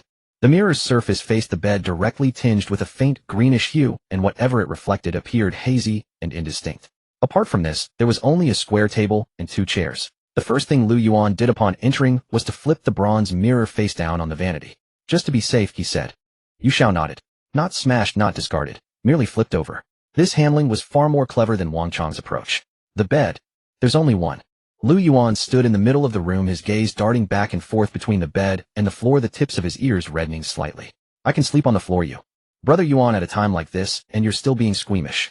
Yu Xiao leaned the crossbow against the headboard and tossed her hiking pack at the foot of the bed, her tone casual. Sleeping on the floor in a place like this. If some hand reaches out from under the bed and drags you away in the middle of the night, who am I supposed to turn to? Liu Yuan's face instantly went pale. Don't scare me like that. We'll just sleep with our clothes on. Yu Xiao had already sat down on the edge of the bed, bending to untie her canvas shoes. I'm not bothered, and here you are, a grown man, getting all shy and awkward. Liu Yuan opened his mouth as if to say something, then swallowed the words back. Yu Xiao slipped off both canvas shoes and placed them neatly beside the bed. She then drew her legs up and sat cross-legged on the bed. Her small feet were wrapped in white socks, the toes curling slightly within them. The soles of the socks were stained with yellowish traces from walking all day long. The sock cuffs had rolled down slightly at the ankles, revealing a small stretch of black reinforced fabric beneath her jeans, resembling tights worn beneath denim. Liu Yuan's gaze simply stuck there, unable to look away. He stood rooted to the spot, his Adam's apple bobbing once. The only thought in his mind after walking an entire day through the instance, those socks must be incredibly. Ahem. Yu Xiao looked up at him. Liu Yuan jerked his gaze away in a panic, pretending to look at the window. Should we close the window? Go ahead and close it. Yu Xiao's expression remained impassive. She had of course noticed where Liu Yuan's gaze had landed. This man's weakness was far too obvious, so obvious she didn't even need to deliberately exploit it. But this was not the time for such things. Brother Yuan. Huh, yes. Liu Yuan's response was far too swift, like a student who had just been called on by the teacher. Your compass, Yu Xiao said. Take it out and have a look. Liu Yuan paused for a moment, then quickly understood. He reached into the small pouch at his waist and drew out the E-grade compass. It was about the size of a palm, housed in a bronze casing, its surface inscribed with densely packed runes. In the center, a slender needle, jet black from end to end. How does this thing work again? Liu Yuan turned it over and over, examining it. The manual says the needle points toward the nearest paranormal entity, and the color indicates the danger level. Black means safe, green means F-grade, red means E-grade. He had not yet finished speaking when the needle in the compass stirred. The originally still black needle slowly rotated, finally settling firmly in one direction. Outside the door, the corridor, the color of the needle shifted gradually from pitch black to an inky green. An F-grade entity. Right outside the door. Liu Yuan's hand began to tremble. Ruyan. His voice was barely audible. Outside the door. There's something. Yu Xiao stared at the green needle without a word, then raised a finger to her lips, signaling Liu Yuan to stay silent. Then with light, soundless steps, she slipped off the bed and made her way silently to the door. She pressed her ear against it. In the corridor outside there was absolute stillness. Not a single sound. But the compass needle still pointed toward the door. The green glow had even grown slightly brighter than before. It was drawing closer. Yu Xiao held her breath. 3 seconds. 5 seconds. 10 seconds. Then she heard it.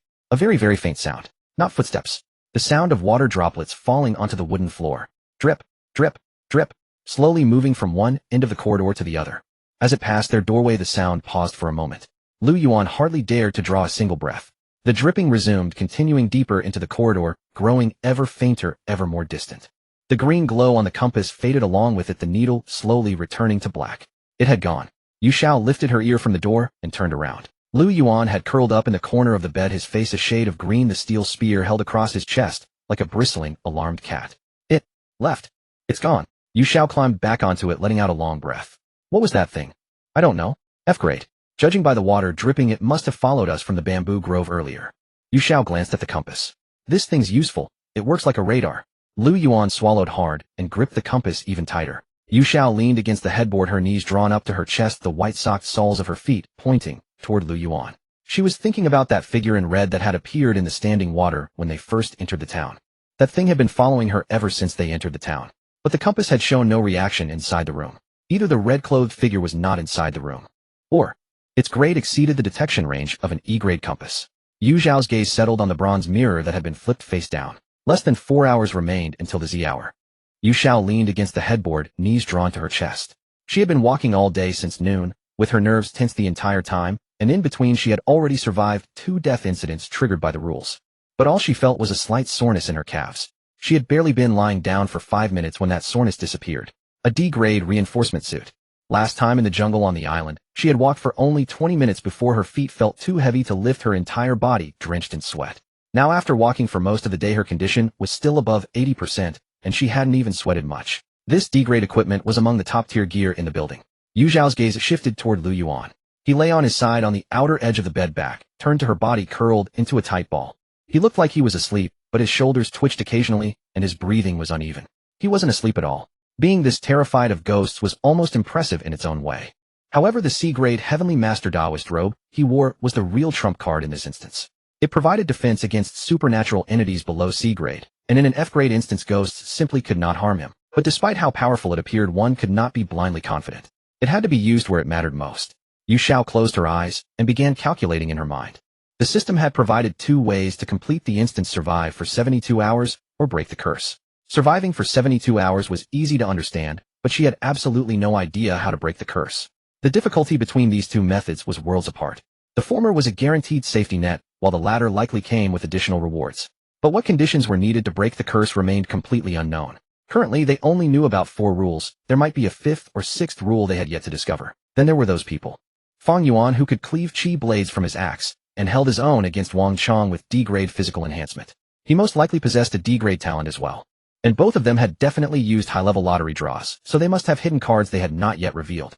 If she wanted to act against them, especially Wang Chong, she would need to be extremely cautious. As she thought, her consciousness began to blur. Yu Xiao hugged her knees, tilted her head, and fell into a deep sleep against the headboard. Liu Yuan turned over. He looked at her peaceful sleeping face beside him, his heart filled with mixed emotions. What were this girl's nerves made of? A ghost had just passed outside the door, and she had not even blinked.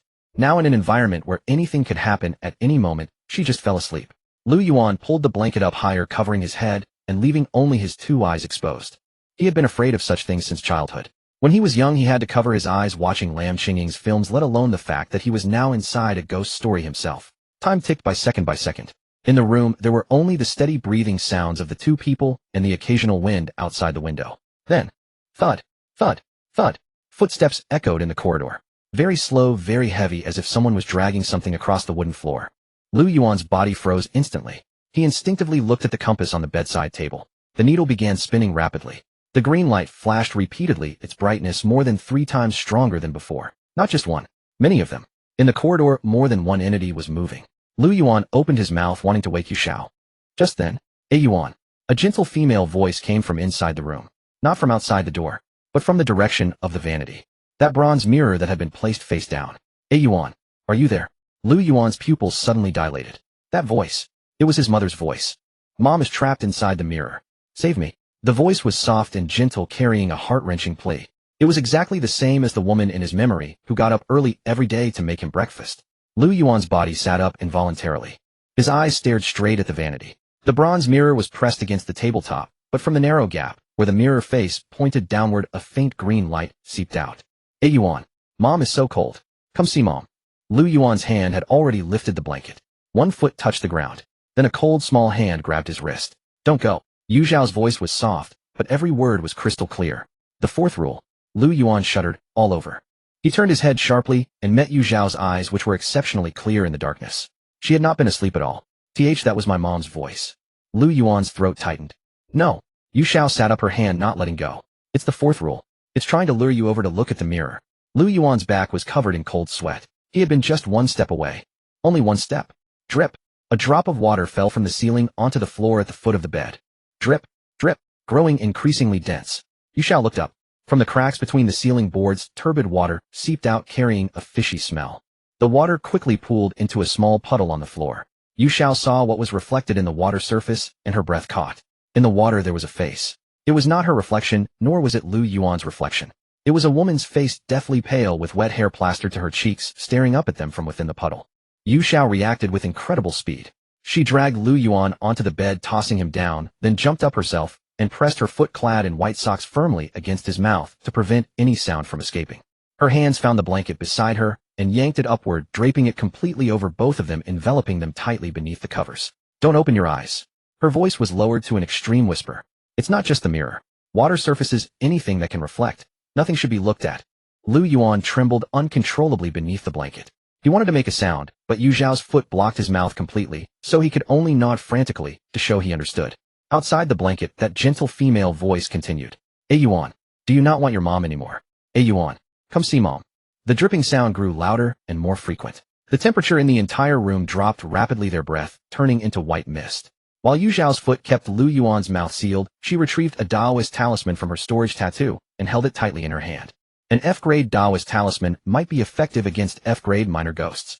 But if this entity exceeded F-grade, the talisman would be wasted. There were only 4 of these items.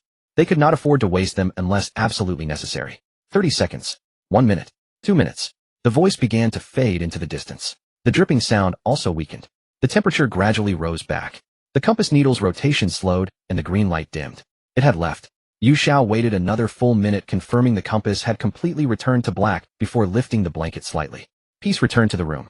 The ceiling stopped seeping water, and the puddle on the floor vanished without a trace. The bronze mirror on the vanity remained face down. "It's over." Yu Xiao lifted her foot. Liu Yuan's face was deathly pale, his forehead covered in sweat. He did not even think to savor the taste he loved most. "Ruyan." His voice hoarse. "That wasn't really my mom, was it? How old is your mom this year?" 53. Then it was not. Yu Xiao returned the talisman to her storage space. "The Endless Building only transports people aged 18 to 45. Your mom should still be on Blue Star." Liu Yuan took a deep breath and nodded. Yu Xiao was about to say something when, a shrill scream erupted from the adjacent room. It was the voice of woman No. 6.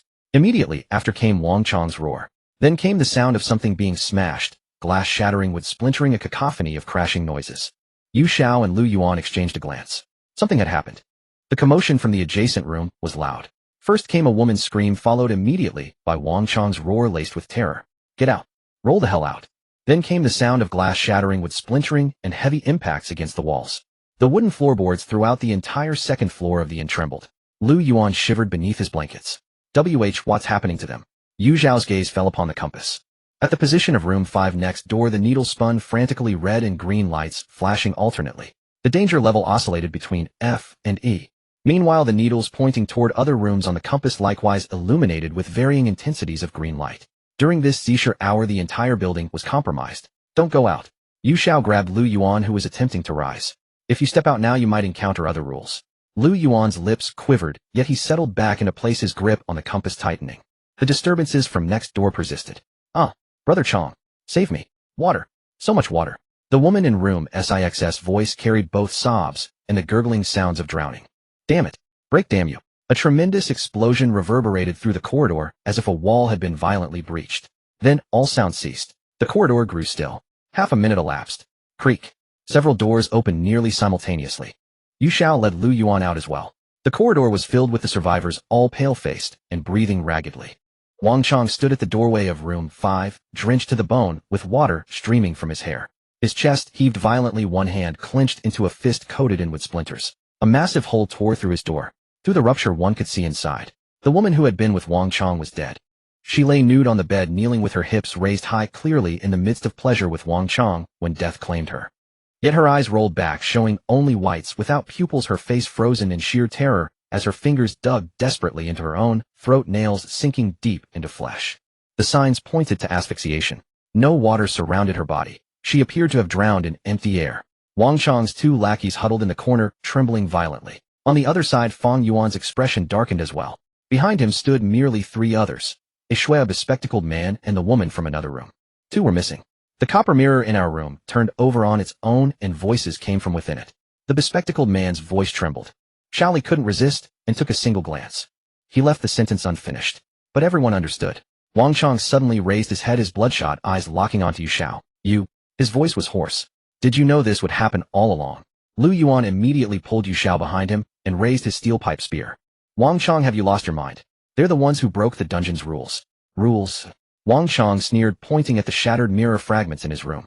I smashed every damn mirror. They reappeared on their own, right in front of my eyes. Yu Xiao's gaze drifted past the crowd toward room 5. She remembered clearly. When Wang Chong and the others had entered the room, the first explosive crash had been the sound of mirrors being hurled out and shattering. But now the room contained not only mirror shards, but pieces positioned right beside the bed. As expected, the rule-bearing objects in this dungeon could not be destroyed by physical means. Smash them, discard them.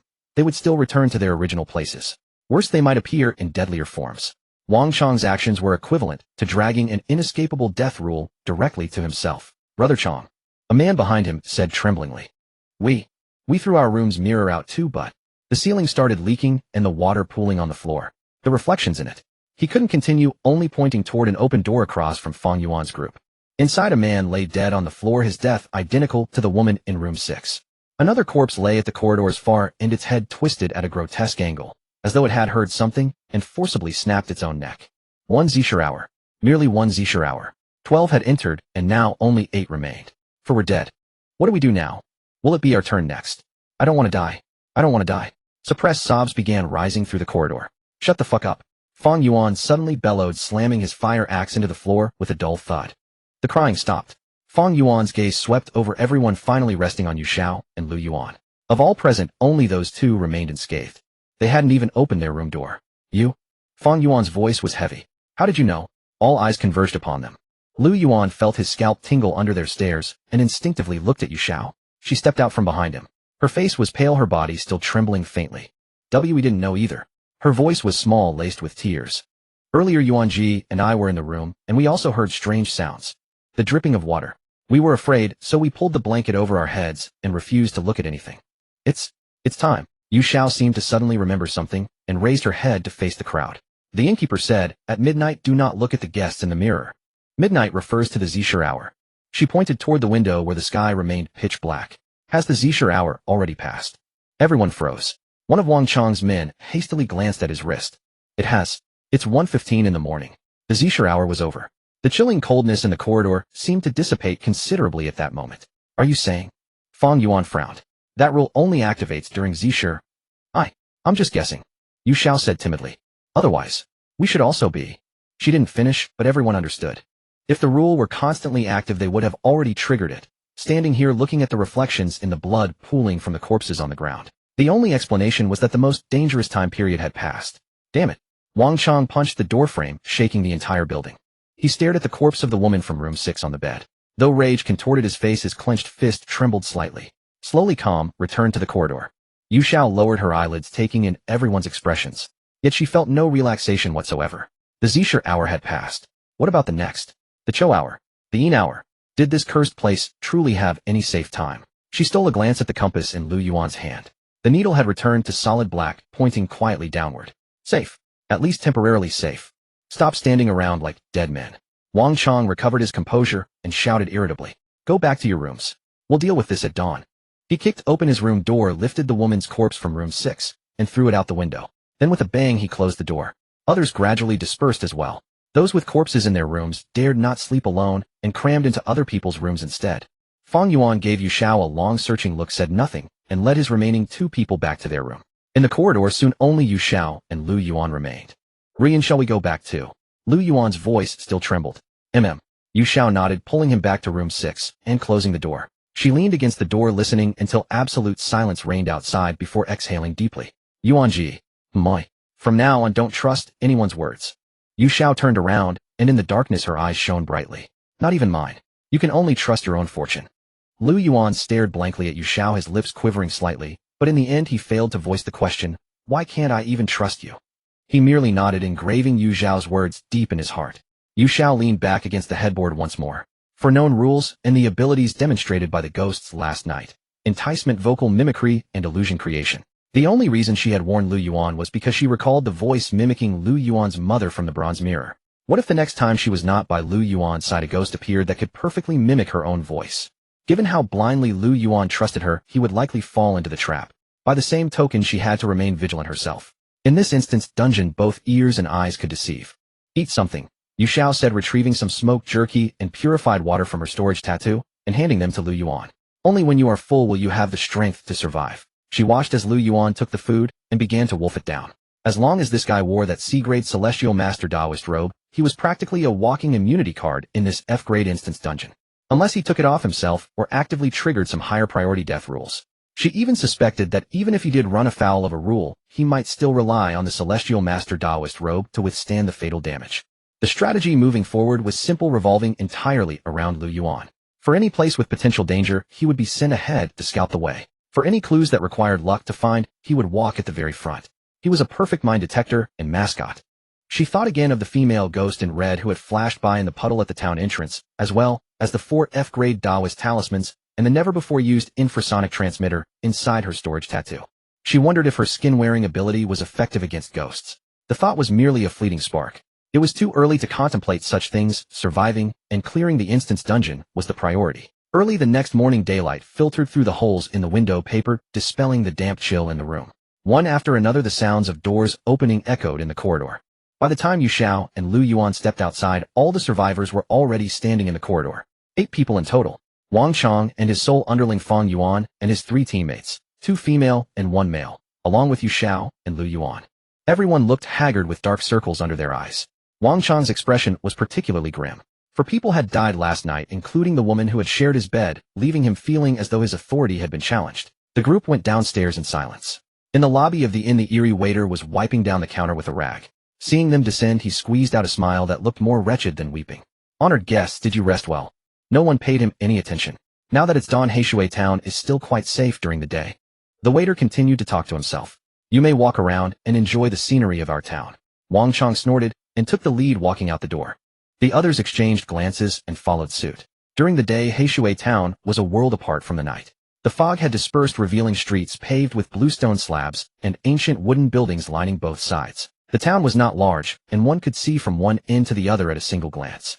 A few townsfolk began to appear on the streets, dressed in antiquated styles from decades ago, carrying shoulder poles or holding baskets, all walking in a hurried rush.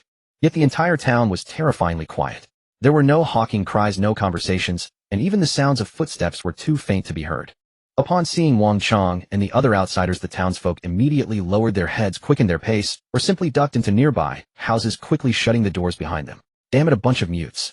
Wang Chong cursed irritably, kicking the door of a nearby house with a resounding bang. There was no response from inside.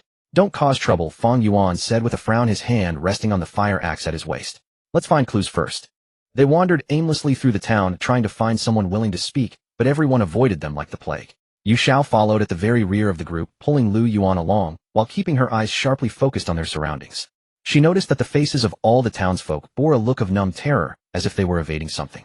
Moreover, as they walked, they deliberately avoided any water on the ground, even if it was just a tiny puddle. The streets were utterly lifeless.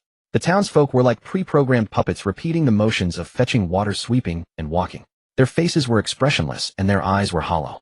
There is something wrong with these people, Fang Yuan whispered, his hand never leaving the fire axe at his waist. Beside him, Aksu gripped her crossbow, warily scanning every townsperson who passed by. Just playing tricks. Wang Chong spat, though he did not dare to kick doors as recklessly as before. Last night's deaths had after all cast a shadow over his mind. Yu Xiao walked at the very back, pulling Liu Yuan along. Her calves felt slightly sore, a sensation that brought her a bizarre sense of satisfaction. She did not look at the numb townsfolk, focusing instead on the ground beneath their feet. Just as she had observed earlier, every single townsperson would subconsciously bypass the puddles on the ground, even if it was merely a small damp patch. They were afraid of water. The boss of this instance dungeon was bound to be related to water. As she was contemplating this, Liu Yuan suddenly tugged at her. Ruyan, look. Yu Xiao looked in the direction he indicated. At the end of the town around a street corner, another group of people had appeared. 5 people, 4 men, and 1 woman. Their attire was completely out of place compared to the townsfolk, marking them as players at a single glance. Leading them was a burly man standing over 1.9 meters tall, wearing a camouflage vest with bulging knotty muscles on his arms. Most eye-catching of all was the weapon he held in his hand. A double-barreled shotgun, its dark muzzle seemingly capable of swallowing light. The atmosphere shifted instantly. Wang Chong and Fang Yuan stopped in their tracks almost simultaneously, and both teams quickly tightened their formations, confronting the newly arrived group from a distance. Damn it, another team. The sole remaining underling beside Wang Chong muttered, his voice trembling. Wang Chong said nothing, but the veins on the back of his clenched fists bulged one by one. His gaze was locked onto the shotgun. With D-grade strength enhancement, he could punch through a wall, but could he block a bullet? He had no confidence in himself. Fang Yuan's expression was equally solemn as he silently raised his fire axe across his chest. The 5 newcomers noticed them as well, stopping about 30 meters away. The burly man with the shotgun slung the weapon over his shoulder, grinning to reveal a row of white teeth. Oh, quite a crowd here, his voice boomed. Did you guys come from the building too? Where did you land? And where did you guys spring from? Wang Chong took a step forward, attempting to overwhelm them with his presence. Us. The burly man pointed his thumb behind him. We came from Heishui Lake on the other side of town. Heishui Lake. Yu Xiao noted down this location.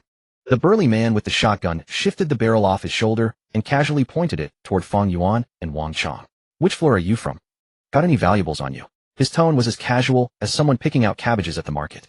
The 4 men behind him fanned out, cutting off every avenue of retreat along both sides of the street. Clearly this was hardly their first time pulling a stunt like this. Fang Yuan didn't answer, merely shifting his grip on the fire axe so the blade faced outward. You come from Blackwater Lake. Fang Yuan stared at them. Did you run into any rules over there? The shotgun-wielding brute let out a laugh. Rules?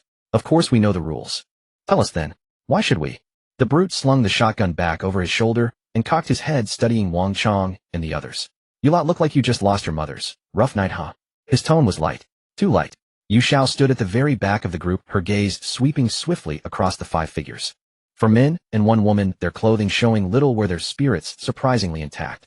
None of them wore that hollow, trembling look of those who had survived a rule kill. Either fortune had smiled upon them, and they had never triggered any rule at all, or they had already mastered enough rules, perhaps even the very method to clear the dungeon. Either way, the mere fact that they had come from the direction of Blackwater Lake made them the most valuable source of intel around. Last time I'm asking. The brute's smile faded. He lowered the barrel from his shoulder, aiming it squarely in Fang Yuan's direction. Every last valuable you've got. Drop it all on the ground. Fang Yuan's face darkened. A muscle twitched along Wang Chong's jaw. Yu Xiao could see it clearly. Wang Chong's fist clenching, then loosening, then clenching again. The veins on his neck bulged, throbbing wildly at his temples. She knew men like Wang Chong all too well. During the last dungeon, 2 E-grade tigers had toyed with him like a monkey. Too thick-skinned to wound, too stubborn to kill. 8 of his 13 followers had died. He had come into this dungeon itching to redeem himself, only to find himself trapped in a paranormal one. All his brute force slammed into empty air, nothing to grab, nothing to smash. 1 punch thrown, and the ghost was fine, while he nearly scared himself half to death. He had swallowed that rage for a full day and night. From the moment he had stepped into this building, when had Wang Chong ever suffered such humiliation? I've had it up to here with you bastards. Wang Chong's voice rasped out as though wrenched from the depths of his throat. He didn't waste another word. His right foot slammed down. Boom. The bluestone slab beneath him shattered on cue. A slab half the height of a man was kicked clean off the ground by his D-grade monstrous strength, hurtling through the air with a shriek toward the shotgun brute's face. What the hell? The brute clearly hadn't expected anyone to strike first, let alone a man capable of kicking a stone slab airborne like that. He raised his gun on instinct. Bang. The shotgun fired. The bullet didn't strike Wang Chong. It slammed dead center into the flying slab of stone. The next instant, the entire stone slab detonated midair. This was no ordinary shattering. This was an explosion. Flames, debris, and a shockwave all blasted outward at once. The shockwave sent wooden tables and chairs along the street flying. Stone fragments scattered like grape shot in every direction. Get down. Fang Yuan yanked Ah Shui to the ground beside him. Smoke and dust swallowed the entire street in an instant. Yu Xiao's pupils contracted. The bullets can explode. That man's bullets can explode. Is it his innate ability, or is that shotgun something more than ordinary? It doesn't matter. What matters is the situation at hand. The smoke had blinded everyone. Ahead came the roar of Wang Chong, the curses of the shotgun brute, the panicked shrieks of Fang Yuan's teammates. All of it churning into one deafening cacophony. Chaos. Yu Xiao didn't hesitate for a heartbeat. She seized Liu Yuan by the wrist, retreated 3 steps, and slipped into the narrow alley behind them. Run! She kept her voice low, hauling Liu Yuan through the alley at a sprint. Liu Yuan stumbled, nearly falling. Ryo, where are we going? They're still fighting up ahead. Why should we care? Yu Xiao didn't look back, her footsteps swift and sure. If Wang Chong wins, he wins. If he loses, he dies. What does it have to do with us? Liu Yuan opened his mouth, then closed it again. He wanted to say something. Something like, shouldn't we help? But after being tempered through 2 dungeons, he had learned one thing. Listen to Ryo. If she says run, then run. The two of them cut through a narrow alley, turned 2 corners, and the sounds of fighting and explosions behind them quickly faded into the distance. The alley was narrow, walled in by blackened wooden planks on either side, the eaves above nearly touching, leaving only a thin sliver of pale gray sky. After running roughly 200 meters, Yu Xiao confirmed no one was following before slowing her pace. That brute. His bullets could explode. Liu Yuan bent over, gasping for breath. That's just insane, isn't it? His gun or his ammo is a high-grade item, or his talent lets him make bullets explode. Yu Xiao leaned against the wall, her breathing, so even she might have been out for a casual stroll. But that doesn't matter. What does matter then? They came from Blackwater Lake. Yu Xiao glanced up at the sky. This dungeon is called the Old Blackwater Mansion. The town is called Blackwater Town. The rules mention forbidden responses to the sound of water, and the rules the shopkeeper gave relate to mirrors. And what is the defining characteristic of a mirror? Liu Yuan blinked. A reflection. A reflection on water. Yu Xiao spoke quickly. The entire core of this dungeon revolves around water. Blackwater Town, Blackwater Lake, the dripping sound, the mirror. That lake very likely holds crucial clues to beating this dungeon. Her chain of logic was razor sharp. That team of 5 came from the lakeside, and the first thing they did upon seeing us wasn't trade information, it was rob us. Why do you think that is? Liu Yuan furrowed his brow, thinking. They think they're strong enough that they don't need to cooperate with us. Not entirely. Yu Xiao shook her head. Anyone who's survived a rule kill, no matter how strong, wouldn't dare act so cocky in a place like this. Unless they know how to survive. Liu Yuan finished the thought. Exactly. They've already gotten the critical intel from Blackwater Lake. They know how to clear the dungeon, or at the very least how not to die. Yu Xiao straightened up. That's why they have the upper hand. Then we go to Blackwater Lake. Yu Xiao stepped forward, walking deeper into the alley. They spent a whole night over there without dying, which means the lakeside has something we need. Liu Yuan watched the slender figure before him, along with her small feet, clad in white socks inside canvas shoes. He suddenly recalled how those very feet had stomped hard on his mouth the night before, and his old face flushed red. Without lingering on that intoxicating memory, he hurried after her. Fine, wherever you say I go. The two of them cut through half of Blackwater Town via the alleyways. Yu Xiao relied on the bearings she had observed when they first entered the town, as well as the direction from which that other group had come. She roughly determined that Blackwater Lake lay to the northwest of the town. By the time they emerged from the cluster of buildings, the edge of the town was already within reach. They hadn't encountered any rule kills or dangers along the way, which confirmed what the shopkeeper had said. The daytime in Blackwater Town was safe. But once they left the town, that might no longer hold true. The edge of the town gave way to a stretch of low shrubs, beyond which lay a vast field of scattered rocks, and further still a vast expanse of black water loomed faintly through the thick fog. Blackwater Lake. The lake was enormous, at a glance at least 200 to 300 meters across, and the far bank was nowhere to be seen. The water was pure black, not from filth, not from depth, but a black that seemed to seep from the very marrow, as though it had swallowed every trace of light. The lake's surface was still, without a single ripple, like a colossal pane of black glass. Liu Yuan instinctively tightened his grip on the compass in his hand. The needle slowly rotated, its color shifting from black to a faint green. There's something here. But not strong, he said. Yu Xiao nodded. Rather than heading straight for the water's edge, she made her way along the rocky shoreline, searching. After about 50 meters, she spotted something. Standing amid the jumble of rocks on the shore was a stone tablet, half the height of a man. The tablet was overgrown with moss and vines, most of its inscriptions eroded beyond recognition. Yet a few characters could still be faintly made out. She crouched and brushed the vines away from the stone with her fingers. What is it? Liu Yuan leaned in. Yu Xiao said nothing. She stared at the blurred inscriptions on the tablet, deciphering each character one by one. The Li family's purple garden. Employed sorcery. Communed with evil to harm others. Sentenced to death by drowning in the pond. Ziyuan of the Li family. Practiced witchcraft. Colluded with evil to harm others. Sentenced to death by drowning. Yu Xiao finished deciphering the final faint characters on the stone monument. She stood up, brushing the remnants of moss from her hands. Liu Yuan, crouching beside her, had turned slightly pale. Drowned in a pond. You mean being held underwater and forcibly drowned? Yes. Then this Ziyuan. Is she the specter of this dungeon? Yu Xiao offered no reply.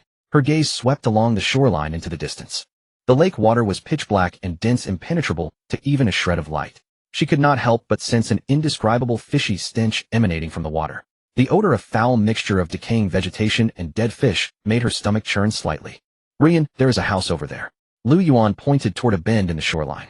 Behind a pile of jagged rocks, half of a blackened roof was visible. It was a small wooden cabin so dilapidated that it seemed on the verge of collapse. The door stood wide open. In front of the entrance sat a bamboo chair upon which a figure was seated.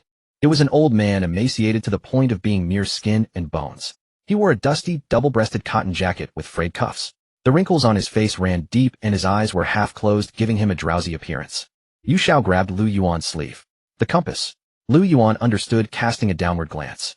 The needle was black and completely motionless. Safe. Yet Yu Xiao did not let her guard down. The old woman from last time had not triggered the compass either. These NPCs simply fell outside the detection range. Brother Yuan, you go ask. Your providence is strong. Yu Xiao released his sleeve and took half a step back. If anything goes wrong, you will be safer than I am. Liu Yuan swallowed hard. Clutching the compass to summon his courage, he took a step forward. Yu Xiao followed 3 paces behind. Her hand slipped quietly into her pocket, brushing the edge of her storage tattoo, ready to retrieve a talisman at a moment's notice. Excuse me. Elder. Liu Yuan stood about 2 meters away from the bamboo chair and spoke cautiously. The old man's eyelids twitched, and his turbid eyes slowly rolled toward them. His gaze first rested on Liu Yuan's face, then bypassed him to settle on Yu Xiao behind him. After a 2-second pause, he spoke. Are you outsiders? His voice was raspy, grating on the ears. Yes, Liu Yuan nodded. Elder, we would like to ask. Who is the Ziyuan of the Li family carved on that stone tablet over there? Why was she executed? The old man's expression grew peculiar, as if he were recalling something he wished to avoid mentioning. His skeletal fingers tapped lightly on his knee.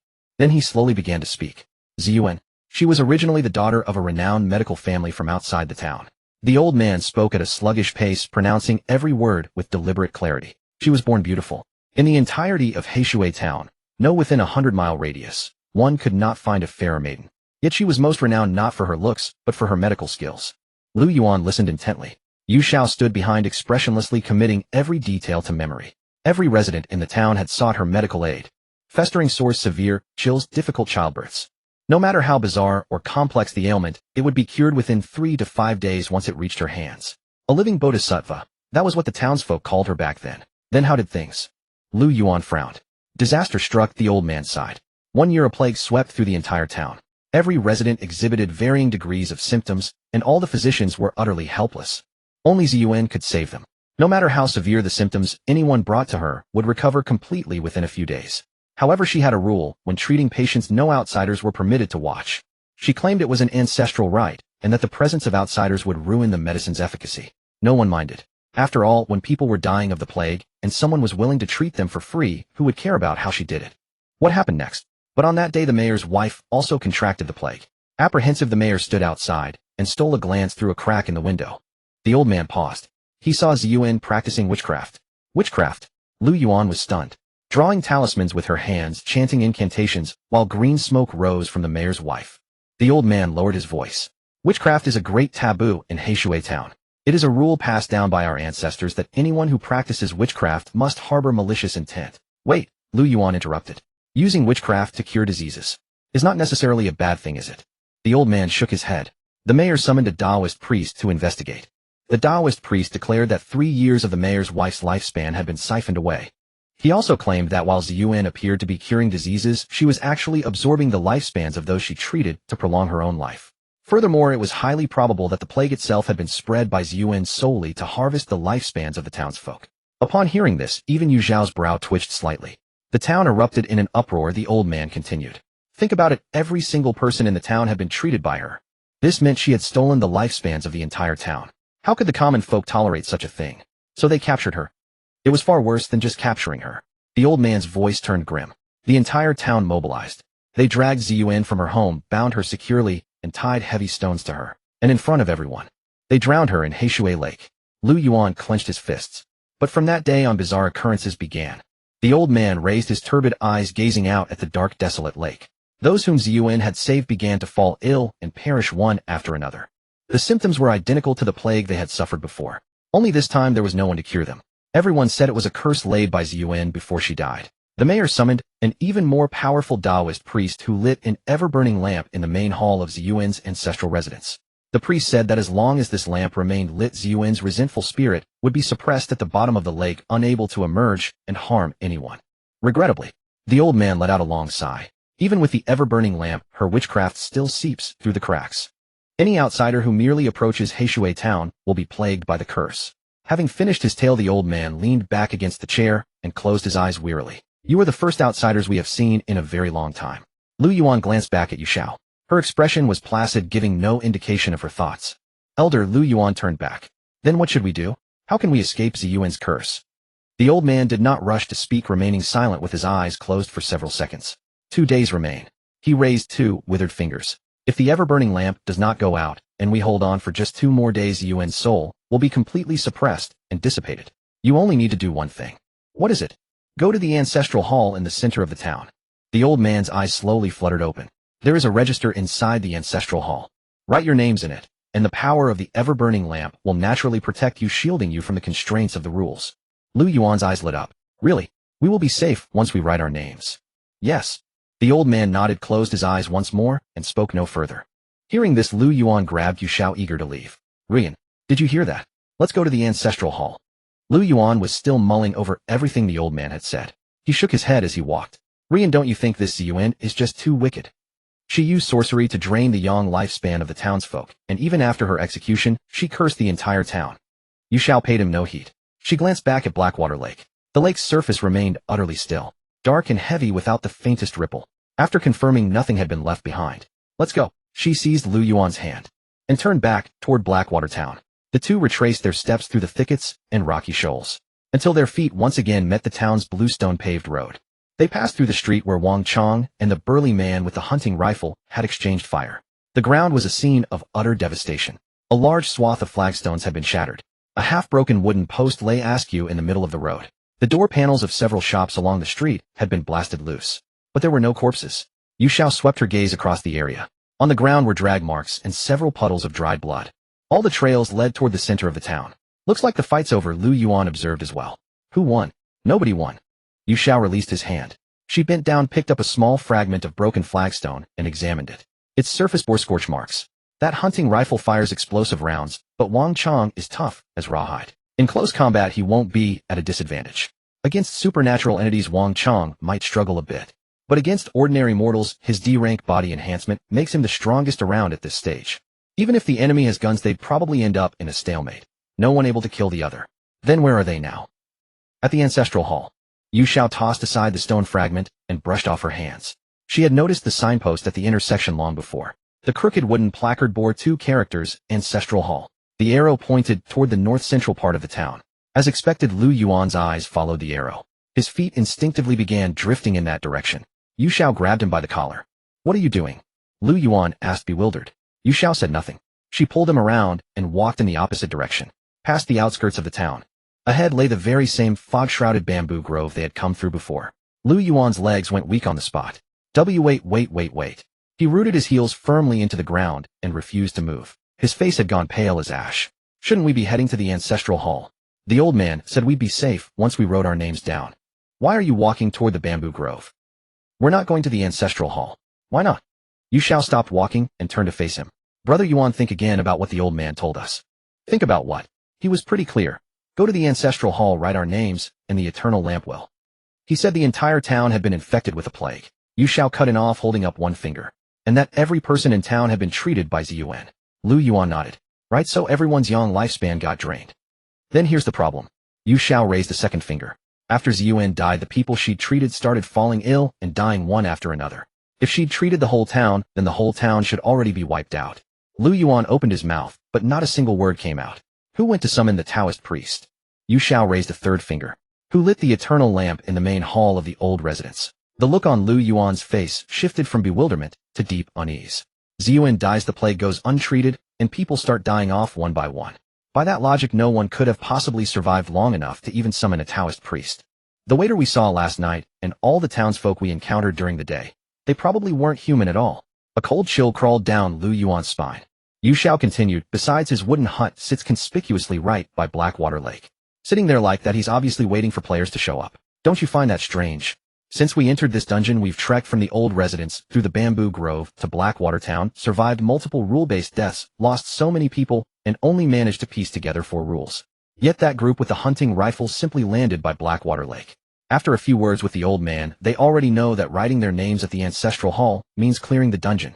What makes it so easy for them? Liu Yuan's lips moved slightly. Yu Xiao gazed directly into his eyes. This dungeon has been hammering one lesson into us from the very start: those who break the rules die. So flip that around.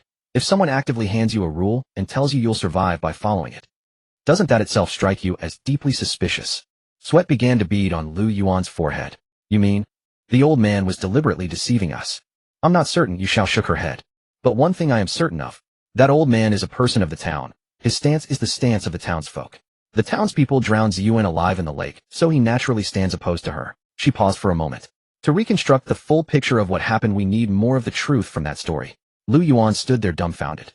Yu Xiao turned around once again, facing the bamboo grove. In the main hall of the old residence, there's an NPC, an old woman. When I was asking about the rules earlier, she said something to me alone. What did she say? She said my eyes look a lot like Sister Ziyuan's. Liu Yuan froze. Like that ghost's. She called her Sister Ziyuan. Yu Xiao's speech slowed a fraction. That sister tells us she knew Ziyuan, and they were close. Calling a sorceress who cursed the entire town to death sister. It means she doesn't hate Ziyuan. She might even know the truth of what happened back then. What if Ziyuan was truly innocent? Liu Yuan was stunned. What if Ziyuan wasn't the one who spread the plague? What if the accusation of draining young lifespans was the Taoist priest's slander? What if the entire town conspired together to frame a woman who had healed them? Yu Xiao's voice was soft. Then the drowning became murder, ingratitude repaid with death. Wind drifted over from the bamboo grove. It carried the damp scent of rotting leaves. Liu Yuan's fists slowly clenched tight. Then the registry at the ancestral hall.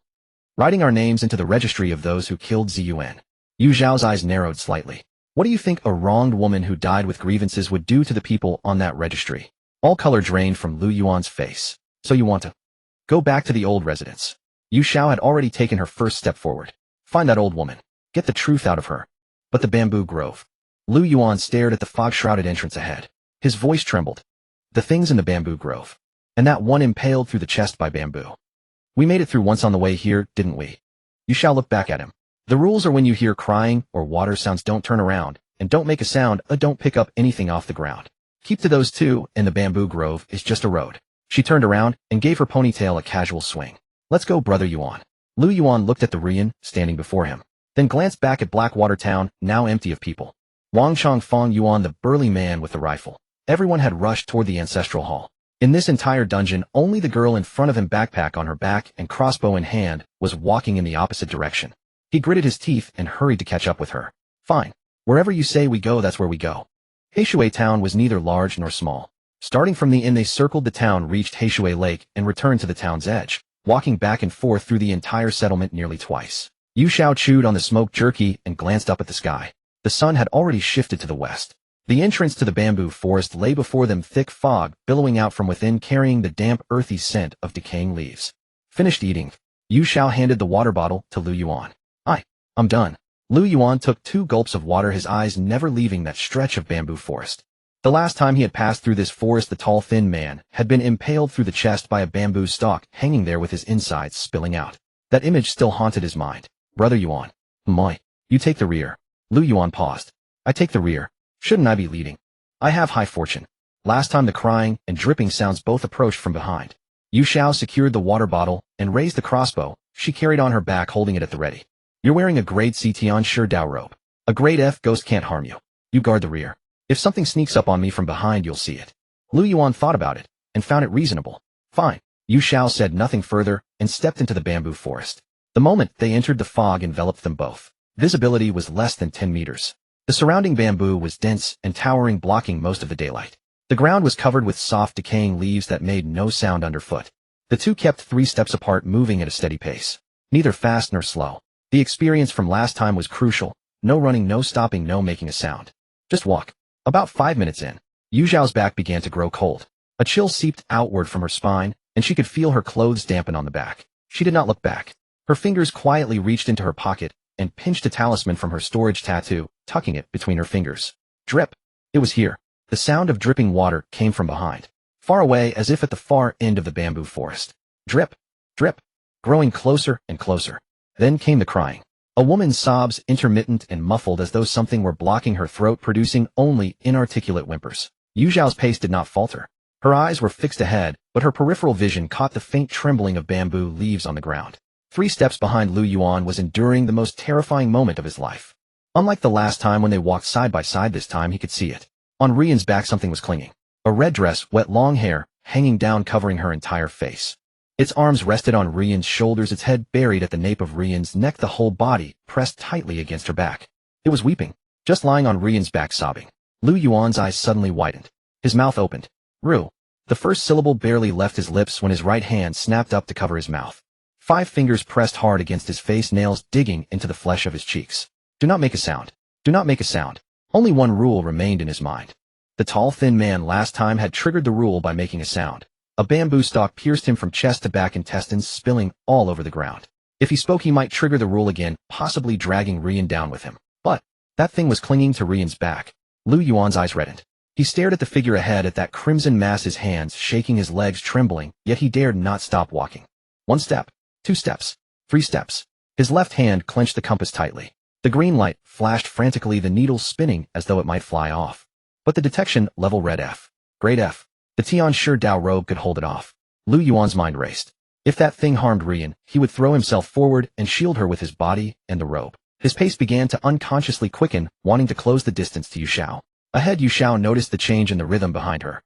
She did not turn around, but her right hand extended from her side to behind her back, 5 fingers spread, pressing gently toward Liu Yuan. It was a gesture they had used during the island dungeon instance, meaning don't move. I'm fine. Liu Yuan slowed his steps. He bit his lip, the moisture in his eyes threatening to spill over, but he held it back. The damp coldness on his back never subsided. Yu Xiao could feel something pressed against her, could even smell a rotten, muddy stench. She did nothing. Continued walking. 1 step at a time, steady and even. 30 seconds. 1 minute. 1.5 minutes. The weeping began to fade. The dripping sound also receded. The chill on her back gradually dissipated.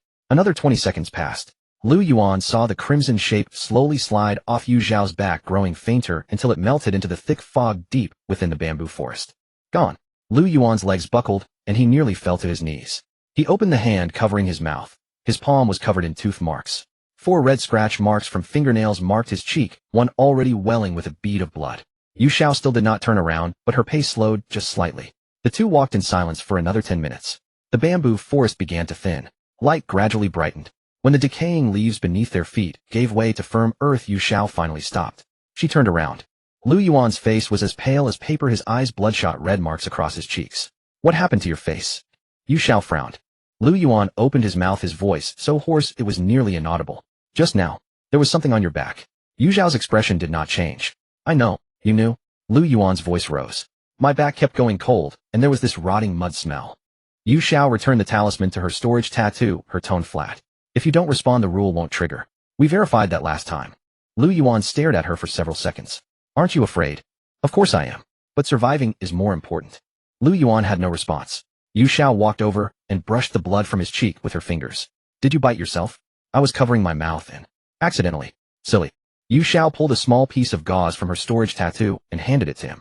Wipe it. Liu Yuan took the gauze, his nose stung with emotion, and hastily bowed his head to wipe carelessly.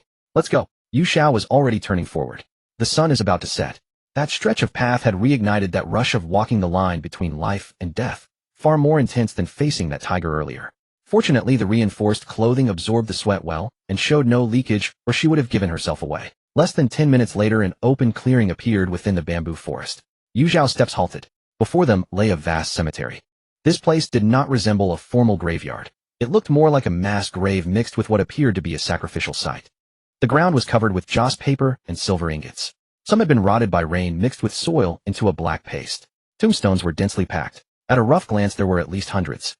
Most tombstones bore no characters. Bare stone slabs stuck into the mud, not even a name carved. Only the largest stele at the very center bore an inscription. The tomb of Lin Xiaoxing, mayor of Heishui town. Yu Xiao squatted down, staring at the name for 3 seconds. Mayor Lin Xiaoxing. He was the very mayor from the old man's story who had peeked at Ziyuan performing her healing and subsequently led the mob to drown her in the pond. He was dead. Furthermore, his grave stood right in the center of these hundreds of unmarked tombstones encircled by a multitude of nameless dead. No matter how one looked at it, there was something deeply unsettling about this scene. Yu Xiao stood up and looked at the offerings scattered around the tombstone. Paper horses, paper dolls, a few porcelain bowls, and one other item. A handheld bronze mirror. Palm-sized, the surface of the bronze mirror was completely free of dust, its edges carved with intricate patterns. Amidst the pile of decaying offerings, this item stood out starkly. This mirror was clearly something from a young woman's boudoir. How did it end up as an offering before the mayor's grave? Yu Xiao stared at the bronze mirror for 2 seconds. What the mirror reflected was not the scene before her, but rather what seemed like another world with the same grave and the same layout. Only the offering before the mayor's grave had changed. It had become a black circular dome. Although it was not yet the hour of Zishur, and no spirit spoke from within the mirror, leaving the purpose of the object inside unknown, she did not reach out. Items on the ground of the bamboo forest must not be picked up. This was one of the rules that Feng Yuan's side had verified with human lives. Ruyan, these tombstones. Liu Yuan had also noticed them. Feng Yuan and the others dropped point. Yu Xiao straightened up and continued forward, bypassing the graveyard. This is where they entered the instance. Then what are these nameless tombstones? I don't know. Yu Xiao quickened her pace. But the mayor's grave is right in the center, surrounded by hundreds of unmarked graves. What do you think this looks like? Liu Yuan's mind raced. Perhaps they are the townspeople who perished from the plague and had no one to treat them. Walking ahead, Yu Xiao said, the old man said that after Ziyuan died, the townspeople fell ill and died one after another. If so, the scale of this graveyard makes sense. She paused. But the question is, why is the mayor also among them, and in such a surrounding layout? Liu Yuan remained silent. Yu Xiao quickened her pace to cross the graveyard.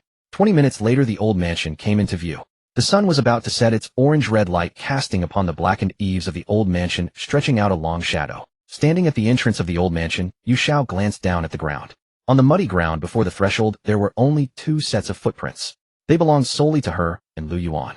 No one had followed them back. Wang Chong, Feng Yuan, the burly man with the shotgun. Everyone had gone to the ancestral hall. In the entire instance, only the 2 of them stood here at this moment. Yu Xiao lifted her foot and stepped over the threshold. In the main hall, the ever-burning lamp was still lit. On the bamboo chair beneath the light sat a figure. The old woman with the lantern. Her body was hunched, her withered hands resting on her knees, and her turbid eyes stared motionlessly at the doorway. Young lady, the old woman spoke, her voice dry and hoarse. You have returned. Yu Xiao stood at the entrance of the main hall looking at the old woman. I have a few questions to ask you. About Sister Ziyuan. About how she died. The old woman's face twitched, her lips trembling as if she wanted to cry, but was afraid, as though she had been holding it in for a very long time. Her chapped lips parted slightly. Do you wish to know the truth? Yes. The old woman rose from the bamboo chair, her hunched body slowly turning toward the darkness deep within the main hall. Then follow me. She paused, casting a backward glance at Yu Xiao. But young lady, once you learn certain truths, there is no turning back. No turning back. Yu Xiao's footsteps did not falter. The old woman had already turned and walked toward the stairs behind the main hall, her silhouette stretching long in the lamplight. Brother Yuan, keep up. Liu Yuan glanced at the ever-burning lamp, then at the direction where the old woman had vanished, and gritted his teeth to follow. The stairs were made of wood, creaking with every step taken. The corridor on the second floor was much narrower than the first, with 3 tightly closed doors on each side. The old woman stopped in front of the innermost door and pushed it open with her withered hand. Come in. Yu Xiao stepped over the threshold. The room was not large, but it was kept very neat and tidy. There was a carved wooden bed with pale green curtains which, though faded, were folded very neatly. By the window stood a dressing table, yet there was no mirror on the stand for grooming. Instead, several porcelain bottles and a wooden comb lay on its surface. A medicine cabinet stood in the corner of the room with yellowed labels pasted on the drawers. A faint scent of herbal medicine lingered in the air. This was a young woman's boudoir, and more specifically the boudoir of a physician. Is this Ziyuan's room? Yu Xiao asked. The old woman nodded, slowly walking over to sit on the edge of the bed. Her hand gently caressed the edge of the bed, her movements exceedingly careful. My name is Zhaodi. The old woman suddenly spoke, her voice somewhat softer than before. The daughter of the herbal medicine shop owner in Heishui town. Yu Xiao leaned against the doorframe, remaining silent. Liu Yuan stood behind her, poking his head in to look. Sister Ziyuan was a physician and often came to my father's shop to buy medicinal herbs. Zhaodi's gaze lost its focus as if she were reminiscing. Over time we became close. I was only 7 or 8 years old back then, running after her all day long. She was kind and never found me annoying. When I called her Sister Ziyuan, she would smile and say I was her little tail. Yu Xiao's gaze swept across the wooden comb on the dressing table. A few long strands of hair were still caught between its teeth. One day, Zhaodi's voice dropped. I snuck over to play with her and entered the room without knocking. And then, Liu Yuan couldn't help but ask. I saw her treating an elderly man. Zhaodi's fingers twined together. The old man was lying on the bed, his face pale green, gasping, as if on the verge of death. Sister Ziyuan placed her hand on the old man's chest, chanting something under her breath. And then I saw a dark mass being drawn out from his body. A dark mass. It looked like smoke, yet also like water, Zhaodi gestured. It emerged from the old man, and following Sister Ziyuan's hand, seeped into her body. The old man's complexion improved instantly, and his breathing stabilized. But Sister Ziyuan's face turned pale for a moment, and a layer of fine sweat broke out on her forehead. Yu Xiao narrowed her eyes, absorbing the bad things from others. I was terrified at the time and let out a cry. When Sister Ziyuan turned around and saw me, her expression changed completely. Zhao gave a bitter smile. She pulled me aside and asked what I had seen. I said I saw everything. She panicked for quite a while before finally telling me the truth. What did she say? Yu Xiao asked. She said she was born with this ability. Zhao looked up. To absorb the bad things from people's bodies. She called it misfortune, sickness, bad luck, evil spirits. As long as it was something that caused suffering, she could absorb it. Once absorbed, she would combine it with her medical skills to prescribe treatment, and any illness could be cured. Liu Ruyan listened utterly enthralled. Isn't that a good thing? Isn't she just like a divine physician? Zhao shook her head. I said the same thing back then, but Sister Ziyuan forbade me from telling anyone. She said that in this era, whether your ability is good or bad, as long as it is associated with sorcery, you are deemed a witch. And that means death. Yu Xiao remained silent. Absorbing misfortune. This ability. Where did the things she absorbed go? Yu Xiao asked, getting straight to the point. Zhao's body trembled slightly. They stayed inside her own body. They didn't disappear. No, Zhao's voice began to tremble. I only understood later. Every time she cured someone, she was essentially taking on their misfortune onto herself. She could bear the misfortune of one person and barely manage that of 10. But the hundreds of people in the entire town. Zhao fell silent. Yu Xiao finished the sentence for her. So during that plague, she absorbed the misfortune of everyone in the town. Zhao abruptly raised her head to look at her eyes brimming with tears. She was so foolish. Zhao's voice was filled with agony. I begged her not to use it anymore. I told her, you don't have to care about them. Is your own life not a life? But she said she couldn't bear to see people suffer. She said her own fortune was abundant enough to bear it. What happened next? Yu Xiao asked. Zhao's tears had already flowed down the turbid drops, tracing paths through the deep wrinkles on her face. After that, Sister Ziyuan stopped treating illnesses. She carried too much misfortune upon herself and was afraid of harming the people around her. But what about those townspeople? Zhao's voice began to tremble. They forgot everything. Sister Ziyuan saved their lives, and they turned around and cursed her behind her back, saying she put on airs, saying she refused to help, saying her healing was all for fame. Liu Yuan's fists clenched tightly. These ungrateful bastards. Zhao ignored him and continued. Until the magistrate's wife fell gravely ill. The magistrate led all the townspeople to kneel at the entrance of Sister Ziyuan's old house, begging her to intervene. Sister Ziyuan looked at those people. Zhao's lips were trembling. She knew clearly that she could no longer bear such burden upon her body, yet she still agreed. Yu Xiao finished the sentence for her. Zhao nodded, weeping until she could barely speak. Yu Xiao leaned against the doorframe, her expression unmoving. But her mind was racing. The logical chain was now clear. The magistrate spied, accused her of witchcraft, and condemned the entire town to drowning. This was not ignorance. This was a calculated scheme. The magistrate did this intentionally, Yu Xiao said. Zhao's head snapped up. How did you know? A magistrate who of all moments barged in while Ziyuan was treating his wife, Yu Xiao said in a flat tone. If he truly cared about her safety, he would have been waiting outside long ago. He chose that exact moment to storm in so everyone could witness Ziyuan performing witchcraft with their own eyes. Zhao's body was trembling. You're right. It wasn't until later that I learned the truth. She wiped the tears from her face with her sleeve. After Sister Ziyuan was condemned to drown, I came to this room every single day. I wanted to help her tidy up her belongings to preserve something she had left behind. One night, I sneaked back again. And then, Zhao's voice dropped to a whisper. I saw the magistrate was also here. He stood in the center of the main hall, drawing talismans on his hands and chanting spells. The movements were identical to, exactly like what Sister Ziyuan used to do when treating patients. Liu Yuan froze. Wait. The magistrate also knows magic. He was originally a Taoist priest. Zhao's tone turned cold. One who specialized in studying how to control ghosts. Yu Xiao's eyes narrowed slightly. He killed Ziyuan to create a ghost. Zhao looked at Yu Xiao, her eyes filled with shock and pain. You guessed all of this. Ziyuan could absorb misfortune. Yu Xiao's logical chain clicked into place piece by piece. The more misfortune one carries, the heavier the resentment after death. The greater the resentment, the more powerful the ghost becomes. A woman who bore the misfortune of hundreds of townspeople, wrongfully accused, betrayed, after saving them, drowned alive. Such a ghost, just thinking about it, you can tell it's terrifyingly powerful. Zhao's body trembled violently. Yes, that's exactly it. That night I hid in the cabinet and overheard the magistrate's conversation with Ziyuan's spirit. He was laughing. He said those townspeople were all fools manipulated by him. He said the plague was his doing.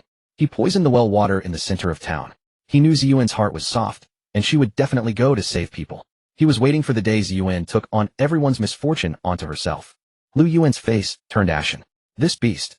Then he deliberately infected his own wife with the plague. Zhao's voice grew increasingly urgent, forcing Ziyuan to act again, then leading people to rush in and catch her red-handed. All the townspeople were used as his pawns, Yu Xiao said. But he miscalculated. Zhao suddenly raised her head, a flicker of satisfaction flashing in her eyes. Sister Ziyuan bore too much misfortune upon herself. So heavy that he simply couldn't control her. He wanted to refine Ziyuan into a ghost king for his own use, but almost suffered backlash instead. Yu Xiao's brows furrowed slightly. So he employed a different approach. The eternal lamp, Zhao nodded. He lit this lamp in the main hall to suppress Ziyuan's spirit. Yu Xiao glanced back toward the main hall downstairs. That lamp. The first rule, the flame must never go out. It wasn't because extinguishing the lamp would release ghosts to harm people. It was because when the lamp went out, Ziyuan would be free. And the magistrate didn't want her to be free. What about the ancestral hall? Yu Xiao asked. Zhao Di's expression grew even more anguished. Since the magistrate couldn't control Ziyuan, he set his schemes on the townsfolk.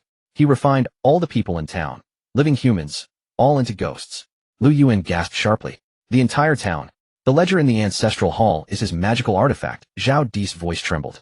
Anyone whose name was written in it would have their soul harvested by him, transformed into his ghost soldiers. He used hundreds of ghost soldiers to form an array combined with the eternal lamp, barely managing to suppress Ziyuan within this old house. Yu Xiao closed her eyes. The logic of the entire instance suddenly clicked into place. The old man by Blackwater Lake was one of the magistrate's agents, guiding the players to the ancestral hall to write their names. Writing a name meant surrendering one's soul to the ledger, becoming the magistrate's ghost soldier, becoming fuel for suppressing Ziyuan. The woman in red clothing haunting the bamboo forest.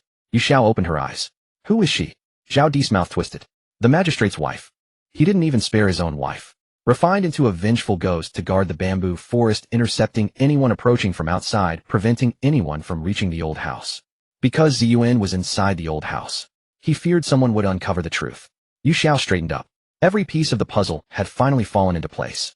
The key to clearing this instance wasn't surviving 72 hours, nor was it going to the ancestral hall to write one's name. It was breaking the curse, and the way to break the curse. Zhao Di, Yu Xiao looked at the old woman. What would happen to Ziyuan if we extinguished the eternal lamp? Zhao Di raised her clouded old eyes and fixed her gaze on Yu Xiao for a long moment. Miss, are you truly going to do this? Yu Xiao offered no response. She turned and walked toward the staircase. Yuan Ji, let's go. Liu Yuan followed closely behind, his voice hushed. Ruyan, you want to extinguish the lamp. But the first rule states that if the lamp goes out, we'll die. Yu Xiao didn't break stride. Those were rules established by the magistrate. Preserving the flame means aiding the murderer in subjugating the victim. She reached the main hall on the ground floor and stood before the eternal lamp. The orange-yellow flame flickered steadily, casting light across her face. The problem is, Yu Xiao stared into the fire. The moment the lamp dies, the magistrate's formation would activate its backlash, triggering the rules. Extinguishing it directly would likely prove fatal. Her gaze shifted toward the window. The sky had grown completely dark. Less than 3 hours remained until midnight. At that very moment, Wang Qiang and Fang Yuan should have arrived at the ancestral hall entrance, ready to write their names into that ledger of spirits. Midnight, the magistrate's tomb, the mirror, the eternal lamp, the ancestral hall ledger. Yu Xiao pondered the key to breaking free. Where did the magistrate go after that? Zhao Di hesitated. After he set up the eternal lamp, he disappeared. I've been the only one guarding this place for who knows how many years. Yu Xiao stood before the dressing table, gazing at the empty frame. The mirror had been taken away by the town mayor, placed before his own grave as an offering. Ruyan, Liu Yuan called out to her softly. What are you thinking about? Yu Xiao ignored him and turned to look at Zhao Di sitting on the bed. One last question. Zhao Di raised her face. Was there a bronze mirror on Zi Yuan's dressing table originally? Zhao Di hesitated for a moment, then nodded. It belonged to senior sister Zi Yuan. She used this mirror whenever she did her makeup. She said it was a keepsake left by her mother. Then the town mayor took it away. I don't know. Zhao Di shook her head. After senior sister Zi Yuan was drowned in the pond, when I came back to this room, the mirror was gone. What are you going to do to help your senior sister Zi Yuan? Yu Xiao led Liu Yuan downstairs. In the main hall, the eternal lamp was still flickering. Yu Xiao stopped in front of the lamp and looked at Liu Yuan. Brother Yuan, let me lay out my deductions. Listen and see if there are any logical flaws. Liu Yuan straightened up and nodded. First of all, Yu Xiao held up one finger. All the rules in this instance were set by the town mayor. The town mayor. But isn't he already dead? Dead, but his formation is still running. Yu Xiao spoke quickly. The eternal lamp, the ancestral hall register, the vengeful ghosts in the bamboo forest. All of these were laid out by him during his lifetime. The true nature of the rules isn't to punish us intruders, but to protect his formation from being destroyed by outsiders. Liu Yuan frowned as he digested this information. Are you saying, those rules aren't ghosts killing people, but the mayor's formation doing the killing? Correct. Yu Xiao held up her second finger. The first rule, the lamp must not go out, and when it flickers, do not look. Because this lamp is the core suppressing Zi Yuan. Once the lamp goes out, Zi Yuan is freed, and the mayor's formation collapses. The second rule in the bamboo forest: if you hear weeping, do not turn around or make a sound. That is the ghost of the mayor's wife on patrol, intercepting anyone trying to approach the old mansion. The fifth rule: the ancestral hall register. Yu Xiao paused here. The old man by the lake waits there specifically to lure players into the ancestral hall to write their names. Once your name is written, you become the mayor's ghost soldier, used as fuel to suppress Ziyuan. Liu Yuan's expression darkened considerably upon hearing this. Wang Chong and the others. They should already be in the ancestral hall now. Yu Xiao said flatly. If they're lucky, they're still hesitating whether to write. If they're not so lucky. She left the sentence unfinished.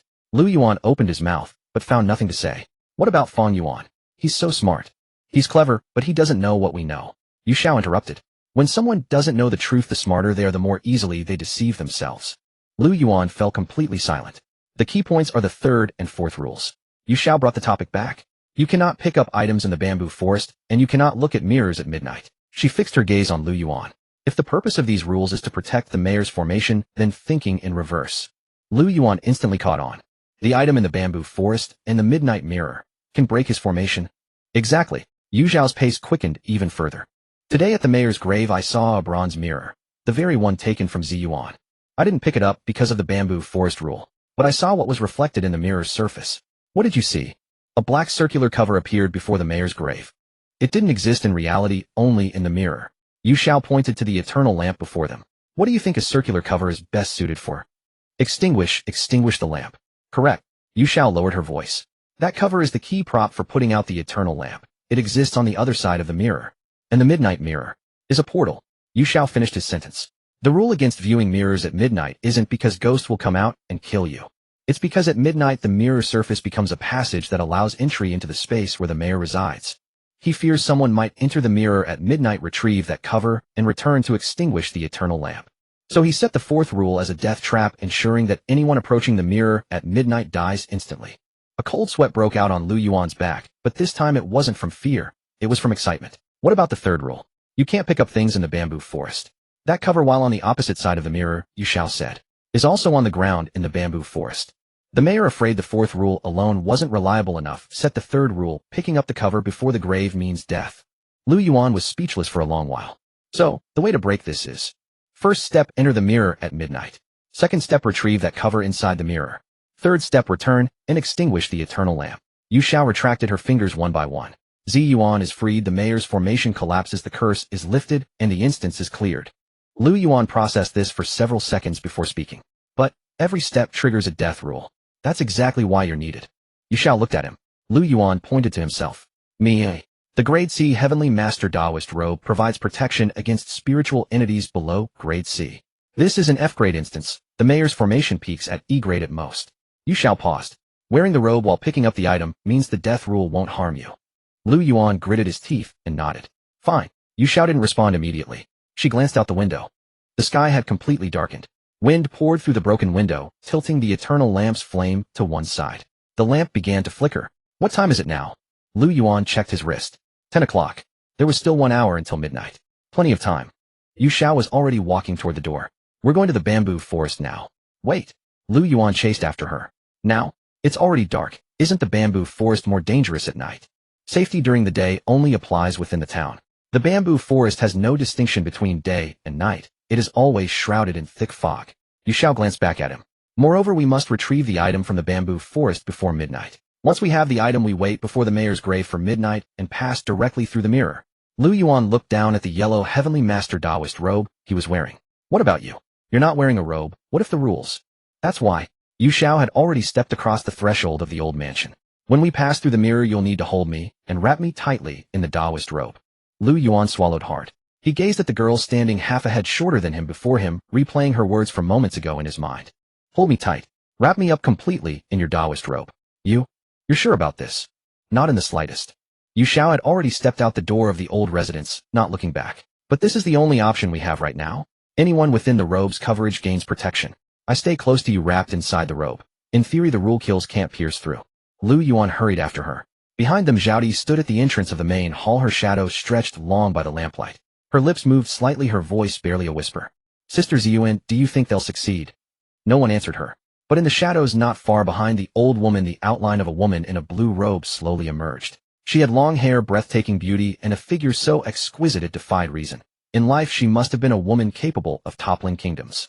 Yet layers upon layers of black chi coiled around her, the darkness still writhing, enveloping her entire being. She watched the two retreating figures beyond the gate, her face expressionless. The bamboo forest at night was blacker than during the day. The fog remained just as thick, but the moonlight shone through with surprising clarity. The moon cast the shadows of the bamboo, barely enough to illuminate the path beneath their feet. Yu Xiao walked ahead, crossbow in hand, her steps steady and measured. Liu Ruyan followed behind, compass gripped in his left hand, its green light flickering faintly. Drip. It had arrived. The sound of dripping water came from the left, accompanied by intermittent sobbing. Yu Xiao's pace didn't falter in the slightest. Liu Ruyan had learned his lesson by now, keeping his eyes fixed on Yu Xiao's back, his lips pressed tightly shut. A dozen seconds later, a crimson shadow drifted out from the dense fog. The mayor's wife. She hovered in midair, her wet red dress dripping water, long hair obscuring most of her face. The single exposed eye swept hollowly over the two of them. Yu Xiao didn't spare her a glance. Now that they understood the nature of this entity, the terror had diminished considerably. A pitiful woman forcibly refined into a vengeful ghost by her own husband, condemned to guard this bamboo forest like a watchdog. So long as they didn't violate the rules, she was powerless against the living. The red-clothed ghost followed them for 2 minutes. Seeing they showed no reaction, her figure gradually faded before dissolving into the fog. The weeping and the dripping sounds faded along with her. Liu Ruyan exhaled a long breath, but dared not make a sound. Yu Xiao raised her hand and pointed toward a bamboo tree to the front right. A fresh knife mark was carved into the bamboo trunk, a marker she'd left with her military blade when passing through during the day. The direction was correct. The two followed the markers all the way forward. 15 minutes later, the bamboo forest began to thin. The mass graveyard lay before them. Under the moonlight, the shadows of several hundred nameless gravestones blanketed the entire clearing. On the largest stone tablet at the very center, the words, "Grave of Lin Xiaoxing, Mayor of Blackwater Town," were clearly visible. The bronze mirror remained in place before the grave. Basin-sized, its surface smooth and unblemished, gleaming coldly in the moonlight. Sit. Yu Xiao set down her pack and seated herself beside a gravestone. Liu Ruyan hesitated briefly before sitting down as well. The moment his backside touched the ground, he bounced back up, glancing over his shoulder at the unnamed stone behind him. Don't overthink it. There shouldn't be much danger here. Yu Xiao pulled smoked jerky and a canteen from her pack, passing a portion to Liu Ruyan. Eat something. We don't know what awaits us inside the mirror. Liu Ruyan took the jerky, tore off a piece and chewed. What time is it now? 10:40. 20 minutes left. Yu Xiao munched on the jerky, her mind never ceasing its work. This was already the second night since entering the instance. Half of the 72-hour survival window had already elapsed. They had to break the curse before those 72 hours ended. Otherwise all their efforts would be for nothing. And this mayor, the man who had refined the entire town's several hundred living souls into ghosts just to subdue Xin, would someone like that simply die quietly? That grave, that stone tablet, they might very well be nothing more than part of his formation array. The more Yu Xiao thought about it, the more wrong it felt. A Taoist who could treat an entire town's people as chess pieces. How could such a man stake his own life as well? He must still be somewhere. Perhaps right inside that mirror. Brother Yuan. Moi. After we go and grab the item and leave immediately. Don't dawdle. Liu Ruyan nodded, swallowed the last bite of jerky, and stood up to remove his jacket. The yellow Tianshi Taoist robe was revealed. Vermilion-colored talismanic symbols were embroidered across the wide robe, glowing faintly beneath the moonlight. Liu Ruyan stuffed his jacket into his pack and adjusted the collar of the Taoist robe. Yu Xiao gave him an appraising look from head to toe. Truth be told, at a height of 1.80 meters draped in this Taoist robe, with that passably decent face of his, he actually cut a rather convincing figure as a Taoist practitioner. It was just that his expression was far too tense, like a trainee priest who'd just entered the temple. Yu Xiao looked down at herself. Beneath her long-sleeved t-shirt and jeans was that Class D full-body reinforcement suit, its black fabric clinging tightly to her form. The thing was excellent, no doubt, but wearing it was genuinely inconvenient. These past few days, every trip to the restroom required stripping out of the entire bodysuit, and there was always the worry of accidentally brushing against something unsavory. It would be perfect if they could put a zipper opening at the crotch. Just squat down, pull the zipper, done. Never mind. This was no time for such thoughts. Yu Xiao secured her canteen, stood up, and rotated her wrists. 10:50 now. Liu Ruyan glanced at his wrist. The air turned cold in an instant, the kind of chill that seeped straight into bone. Yu Xiao exhaled and her breath turned to white mist. Droplets of condensation began forming on the gravestones. Frost clung to the tips of the weeds on the ground. A thin mist formed across the bronze mirror's surface, then swiftly dissipated, leaving it brighter than before. Dong, dong, dong. The chime of a bell sounded from nowhere, deep, muffled, and drawn out. Midnight had arrived. The bronze mirror before the grave began to tremble. Ripples like water spread across its surface. Then it began to emit that same beguiling sound from the other night, the one that compelled one to look into it. Let's go. Yu Xiao turned to face Liu Ruyan. Liu Yuan unfastened the clasps at the front of his robe and spread his arms wide. Yu Xiao stepped forward, pressed herself against Liu Yuan's chest, and wrapped her arms around his waist. Liu Yuan's body visibly stiffened. Hair as light as mist brushed against his chin, carrying the faint, lingering fragrance of shampoo mingled with the subtle scent of post-exertion sweat. That familiar scent crept through his nostrils and into his mind. The soft pressure against his chest stirred a response in his body that was most untimely.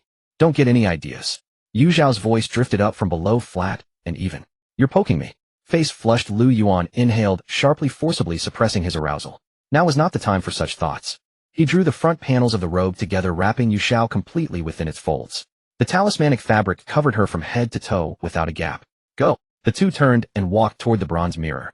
The mirror's surface still rippled, the image within growing ever clearer. Yu Xiao reached her hand through the gap between the robe's central clasps to grasp the mirror, peering at its surface through the same opening. Piercing shrieks exploded through the air. Two translucent shadows lunged from the side, charging straight at their faces. They were two distorted humanoid silhouettes, features blurred, mouths agape, emitting ear-splitting howls. Two rule kills had triggered simultaneously. The talismans on the Taoist robe blazed to life, at once radiating golden light. The ghostly figures collided with the golden radiance and were repelled, as if struck by lightning. Tumbling through the air, twice they dissolved into smoke and vanished. It worked. Liu Yuan's heart threatened to leap from his throat, but his feet never stopped moving. Going! Yu Xiao shouted. Mirror in her left hand, she reached her right hand through the sleeve, seized Liu Yuan's hand, and thrust it toward the mirror. By all logic, two grown adults couldn't possibly fit inside a palm-sized mirror. But the instant their hands made contact with the mirror's surface, a powerful suction engulfed them whole. Vision blurred, the world spun. Landing. Yu Xiao's knees struck hard-packed earth. Liu Yuan crashed down beside her, the Taoist robe flaring open, and the two rolled across the ground before finally coming to a stop. Cough. Liu Yuan pulled himself up, glancing around. Bamboo forest.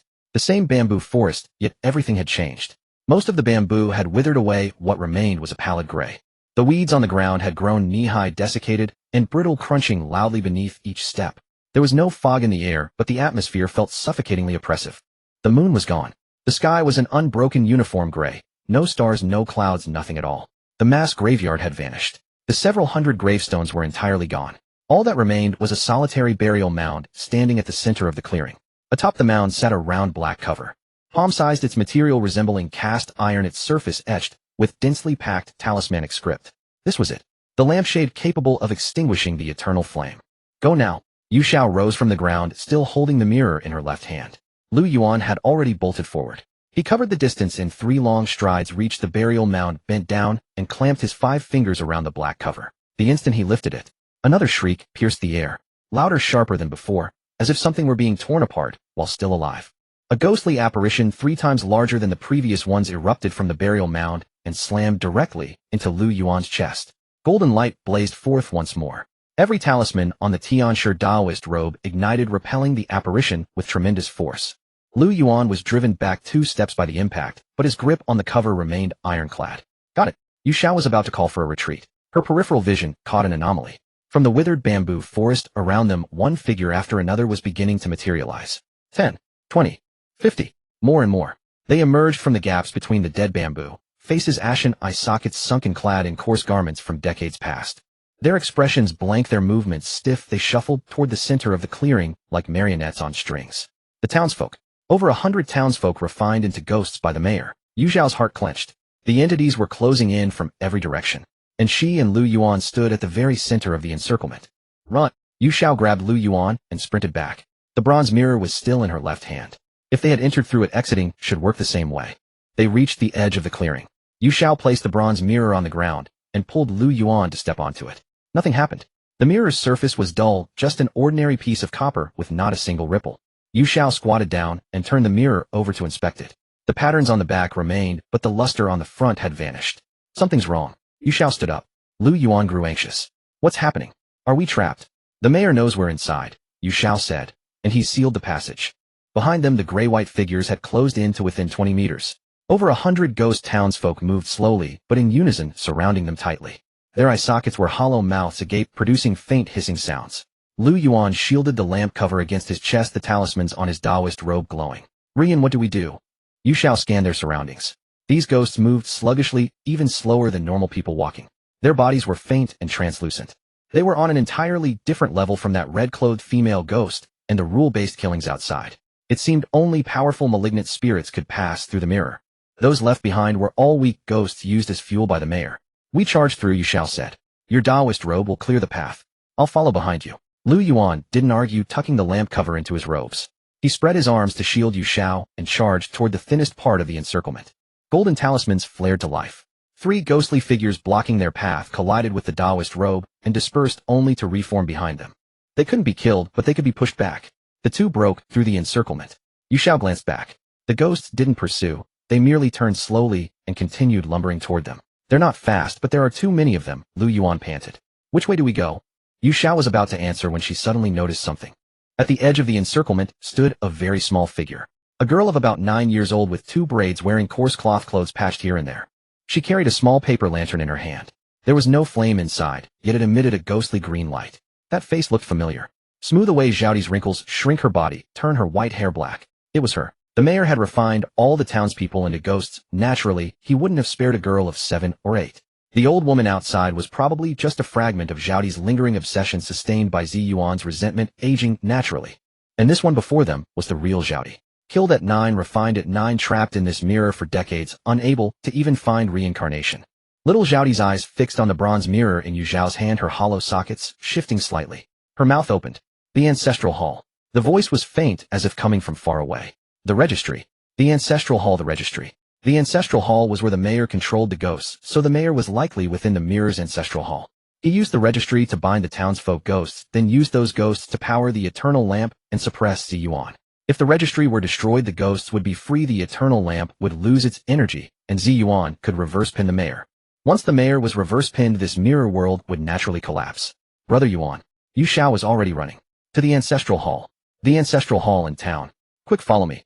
The two sprinted toward the bamboo forest. The ghost townsfolk were far too slow to catch up, and they were quickly left behind. The bamboo forest inside the mirror was different from the outside.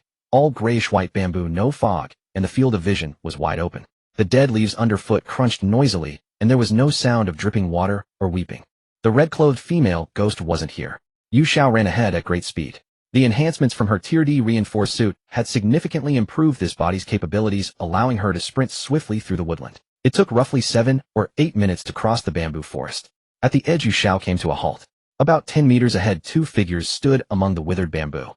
A man and a woman. The man was well-built, gripping a fire axe, standing firmly. The woman was slight and thin, hiding behind him, clutching a crossbow.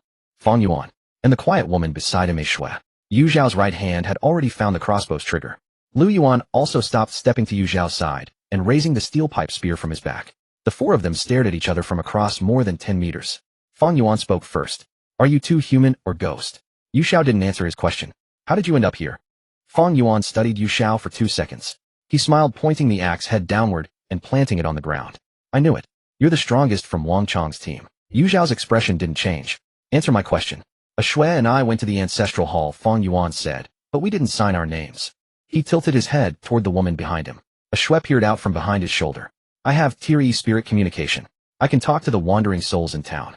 A townsfolk told me the registry in the ancestral hall is the mayor's artifact. Anyone who signs their name has their soul collected. Yu Xiao's eyes narrowed slightly. So you figured it out too. Partially, Fang Yuan said. We tried destroying the registry outside. Burned it, and it reappeared, tore it, and it healed. The only solution is inside the mirror world, a shui added. Yu Xiao nodded, the logic checked out. Then how did you get in? After midnight, the water vats in town can also serve as mirrors, Fang Yuan explained. We entered through a water vat in the inn's backyard. A shui's ability can barely withstand one rule-based killing. Yu Xiao filed that information away. What happened after you got in? Fang Yuan's expression turned slightly awkward. We went the wrong way. We followed the route from memory toward the ancestral hall, but something felt off the further we went. We circled around and ended up back in the bamboo forest. Yu Xiao glanced around at the surroundings. Mirror world. Mirrors. Everything was reversed. The directions are flipped, she said. Fang Yuan paused, then slapped his forehead. Mirror image. Right in the mirror world, left and right are reversed. It's not just left and right. Yu Xiao was already reconstructing the map in her mind. All directions need to be mirror flipped. Where you'd normally turn left, you actually go right. Where you'd go forward, you actually go backward. Fang Yuan looked at Yu Xiao with newfound seriousness. Shall we go together, he asked. Yu Xiao didn't answer immediately. She was thinking. Fang Yuan had Tier D sword intent, making his close combat abilities superior to both herself and Liu Yuan. A shui had Tier E spirit communication, which might prove useful in this mirror filled with ghosts. Moreover, their goals aligned. They both wanted to destroy the registry. Fine, Yu Xiao said. But there's a condition. Go ahead. If danger arises, I need you to handle it. Fang Yuan glanced at both of them and nodded. Looking at how frail you two are, it'll have to be me, I suppose. Yu Xiao turned and took her first step in the opposite direction from what she remembered. Keep up. The ancestral hall is south of town. Mirror flipped, we should head north. The four quickened their pace and broke through the bamboo forest. Blackwater Town from the mirror world came into view before them. The journey went surprisingly smoothly. The world within the mirror was desolate and withered, though the horizon was quite open, with numerous ghosts of the townspeople wandering across the wilderness. But just as Yu Xiao had anticipated, these entities moved sluggishly, their expressions numb, showing not even the slightest intention to give chase. They were merely ordinary people from decades ago. After being refined into ghosts, their souls had been continuously consumed for decades as fuel for the ever-burning lamps, leaving them long since completely drained of life. If rated by the difficulty of the dungeon, they probably would not even qualify as F-grade. The four of them quickly traversed the streets, arriving at the northern side of Heishui Town. A colossal building stood at the edge of the town. It was an ancestral hall. Built entirely of grayish-black ashlar, the upturned eaves of the roof were adorned not with auspicious guardian beasts, but with stone carvings of monsters bearing ferocious grimaces. Two vermilion lacquered doors stood wide open, with a massive bronze mirror positioned directly in the center, flanked by two giant characters for mourning. It was chilling and oppressive. The register is in the innermost room. Fang Yuan whispered, his grip tightening on the fire axe. Shue's spiritual medium abilities allowed her to sense what lay within ahead of time. No sooner had he spoken than a loud boom resounded. The vermilion door of the side room exploded outward, sending wood splinters flying. A burly figure lunged out from the doorway, rushing straight toward the four of them. It was Wang Chong. His eyeballs had turned entirely white, devoid of pupils. His face wore a numb, yet ferocious expression, and saliva dripped from the corner of his mouth. The veins on the D-grade strength-enhanced man's muscles bulged, cracking the stone pavement with every step he took. Behind him followed four other tenants of the endless building, all in the exact same state. The mayor has already made his move. Fang Yuan roared. He has taken control of everyone who wrote their names in the register. Instead of retreating, he charged directly at Wang Chong, swinging his fire axe upward as a crescent of white light swept from the blade. With a sharp clang, the energy blade struck Wang Chong squarely in the chest, but it only made him stagger. His clothes tore open, revealing the bronze skin beneath, marked by nothing more than a faint white scratch. Go quickly, Fang Yuan bellowed. He was already locked in combat with Wang Chong, the collision of their raw strength producing a series of dull thuds. Shui raised her crossbow and began shooting at the other controlled players to buy them time. Yu Xiao did not even wait for Fang Yuan to finish speaking. The moment Wang Chong burst out, she was already in motion. Like a nimble cat, she bypassed the center of the battlefield and plunged deep into the ancestral hall. Liu Yuan followed close behind. The interior of the ancestral hall was far larger than it appeared from the outside, with a complex layout that resembled a labyrinth. The two sprinted along the main path, heading straight for the innermost register room. Just as they were about to reach the end of the corridor, a tremendous blast erupted from the side. A deafening boom, and the resulting shockwave sent both of them flying through the air. Yu Xiao adjusted her posture midair and landed on the back of her enhanced suit, absorbing most of the impact, though the shock still left her blood and energy churning. Liu Yuan was not as fortunate. He tumbled directly onto the ground, rolling a couple of times as his celestial master Taoist robe became covered in dust. Miraculously, however, he sustained no injuries. A burly man carrying a double-barreled shotgun stepped out of an adjacent room, wisps of smoke still drifting from the dark muzzle. He was the leader of the team they had encountered in Heishui Town. He was also one of the players controlled by the mayor. Brother Yuan, go first. Yu Xiao leaped up from the ground, her voice swift and urgent. Find the register and destroy it. I'll hold him off. Liu Yuan knew that now was not the time to hesitate. He scrambled up, glanced at the shotgun-wielding brute, and gritted his teeth as he charged toward the room deep in the corridor. Having spoken, Yu Xiao raised her crossbow and fired a bolt at the shotgun-wielding brute. The bolt whistled through the air, but the man neither dodged nor evaded, letting the steel arrow strike his chest. The arrow seemed to hit a steel plate, penetrating only by its tip before being completely halted. He bared his yellow teeth in a grin and began pursuing Yu Xiao. Yu Xiao did not linger to fight, and immediately turned to run in the opposite direction. She had personally verified the power of the crossbow on an E-grade tiger. How could this brute's defensive power be so absurd? Was he immune to physical attacks? Even a D-grade strength-enhanced individual like Wang Chong would not be able to take a crossbow bolt head-on like this. Furthermore, Wang Chong's reaction to Fang Yuan earlier was also off. Previously, Wang Chong would have been wounded by Fang Yuan's blade energy, yet taking it head-on just now had only left a faint white mark. Yu Xiao's mind raced. In the mirror world, everyone existed in a state akin to a soul. As she ran, she fished a consecrated F-grade Taoist talisman out of her storage tattoo. She suddenly halted her steps and spun around. The shotgun-wielding brute did not expect her to stop and was still charging forward. An opportunity. Pushing off the ground, the 17 points of agility provided by her D-grade enhanced suit allowed her to burst forward with astonishing speed. She swiftly adjusted her posture midair, instantly closing the distance to the brute. She slammed the Daoist talisman in her hand hard onto the brute's forehead. With a soft sizzle, the yellow paper talisman spontaneously ignited, without fire releasing a wisp of green smoke. The brute's body convulsed violently, his face contorted in agonizing pain as black blood seeped from his white eyeballs. Clutching his head, he let out a roar that sounded entirely inhuman. It worked. Yu Xiao did not linger. Taking advantage of the moment the brute was incapacitated, she immediately turned and ran in the direction where Liu Ruyan had disappeared. She had to regroup with him as quickly as possible. However, as she rounded a corner, a half-open room made her halt abruptly. A faint, eerie blue light was emanating from within. Yu Xiao's gaze was drawn inside. In the center of the room lay a massive array composed of countless bizarre runes with a half-meter-tall stone altar standing at its core. Upon the altar lay a woman. A completely naked woman. Her body was bound to the altar by several thick iron chains which were also fully inscribed with runes.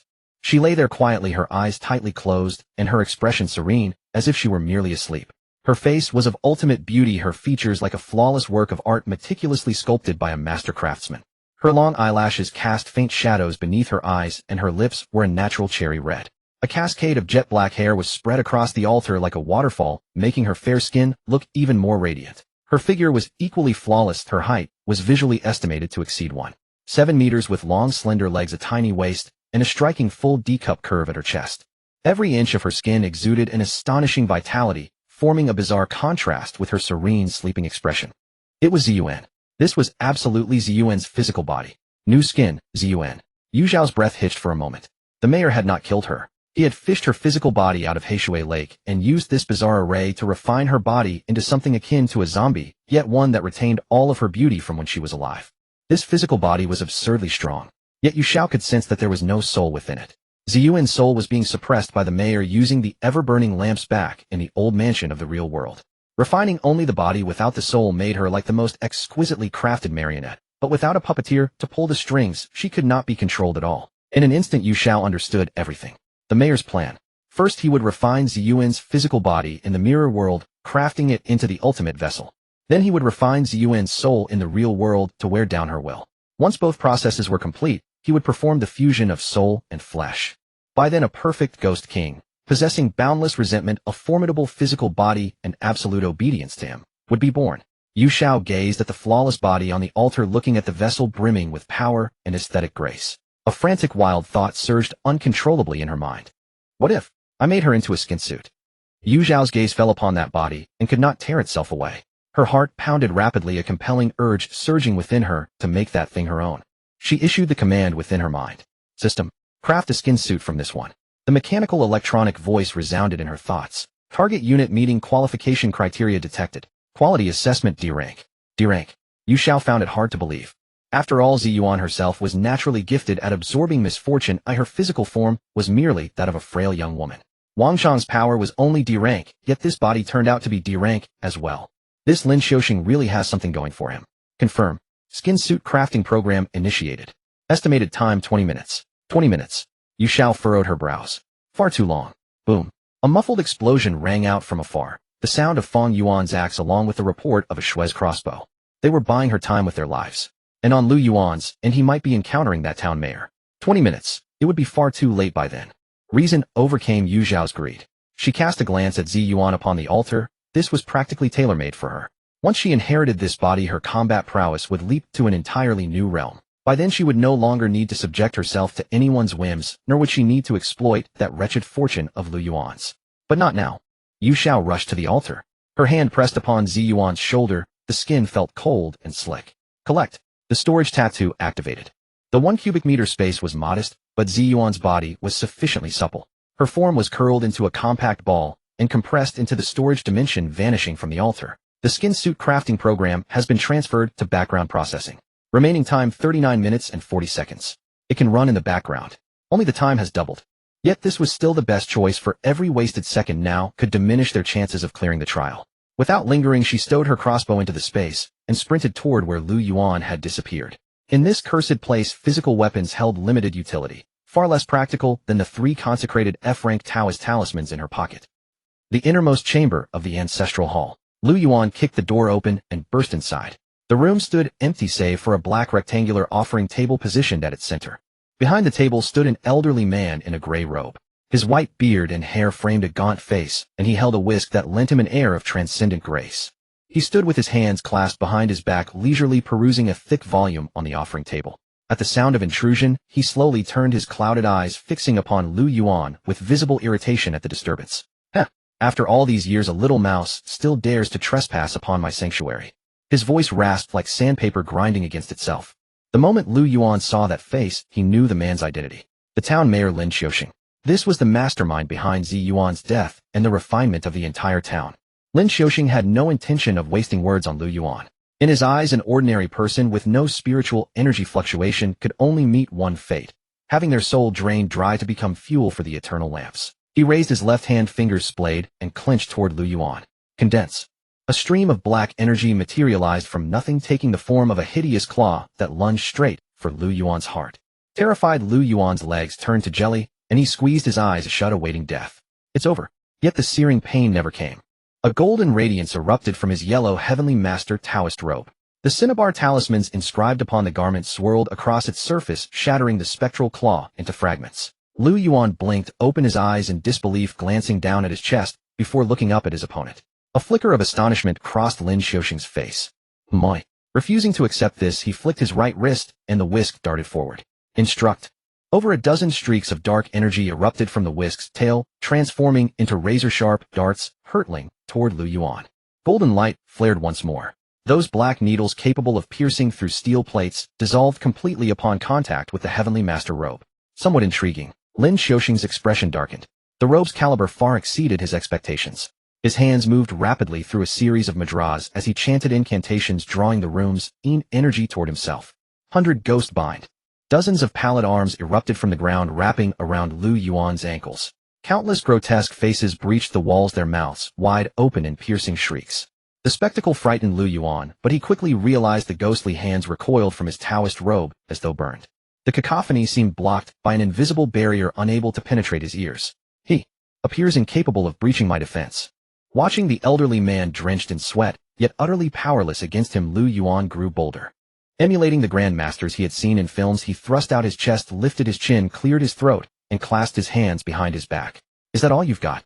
Stepping forward 2 paces, he regarded Lin Xiaoxing with open contempt. You monster who destroyed this entire town. You know the prowess of your grandfather Liu, now don't you? Lin Xiaoxing's aged face flushed crimson with rage. He had lived for decades, refined the souls of the entire town's inhabitants, and considered himself invincible within this mirror world. Even that previously formidable brute, whose power had been terrifying beyond measure, had crumbled before his spells within 3 moves, forced into submission. Yet this youth in the peculiar Taoist robe could completely ignore his attacks. Seeing no response, Liu Ruyan grew even bolder.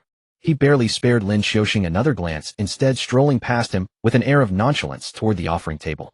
Let me see where the registry is. Could it be this book? Muttering to himself, he reached out to flip through the thick volume.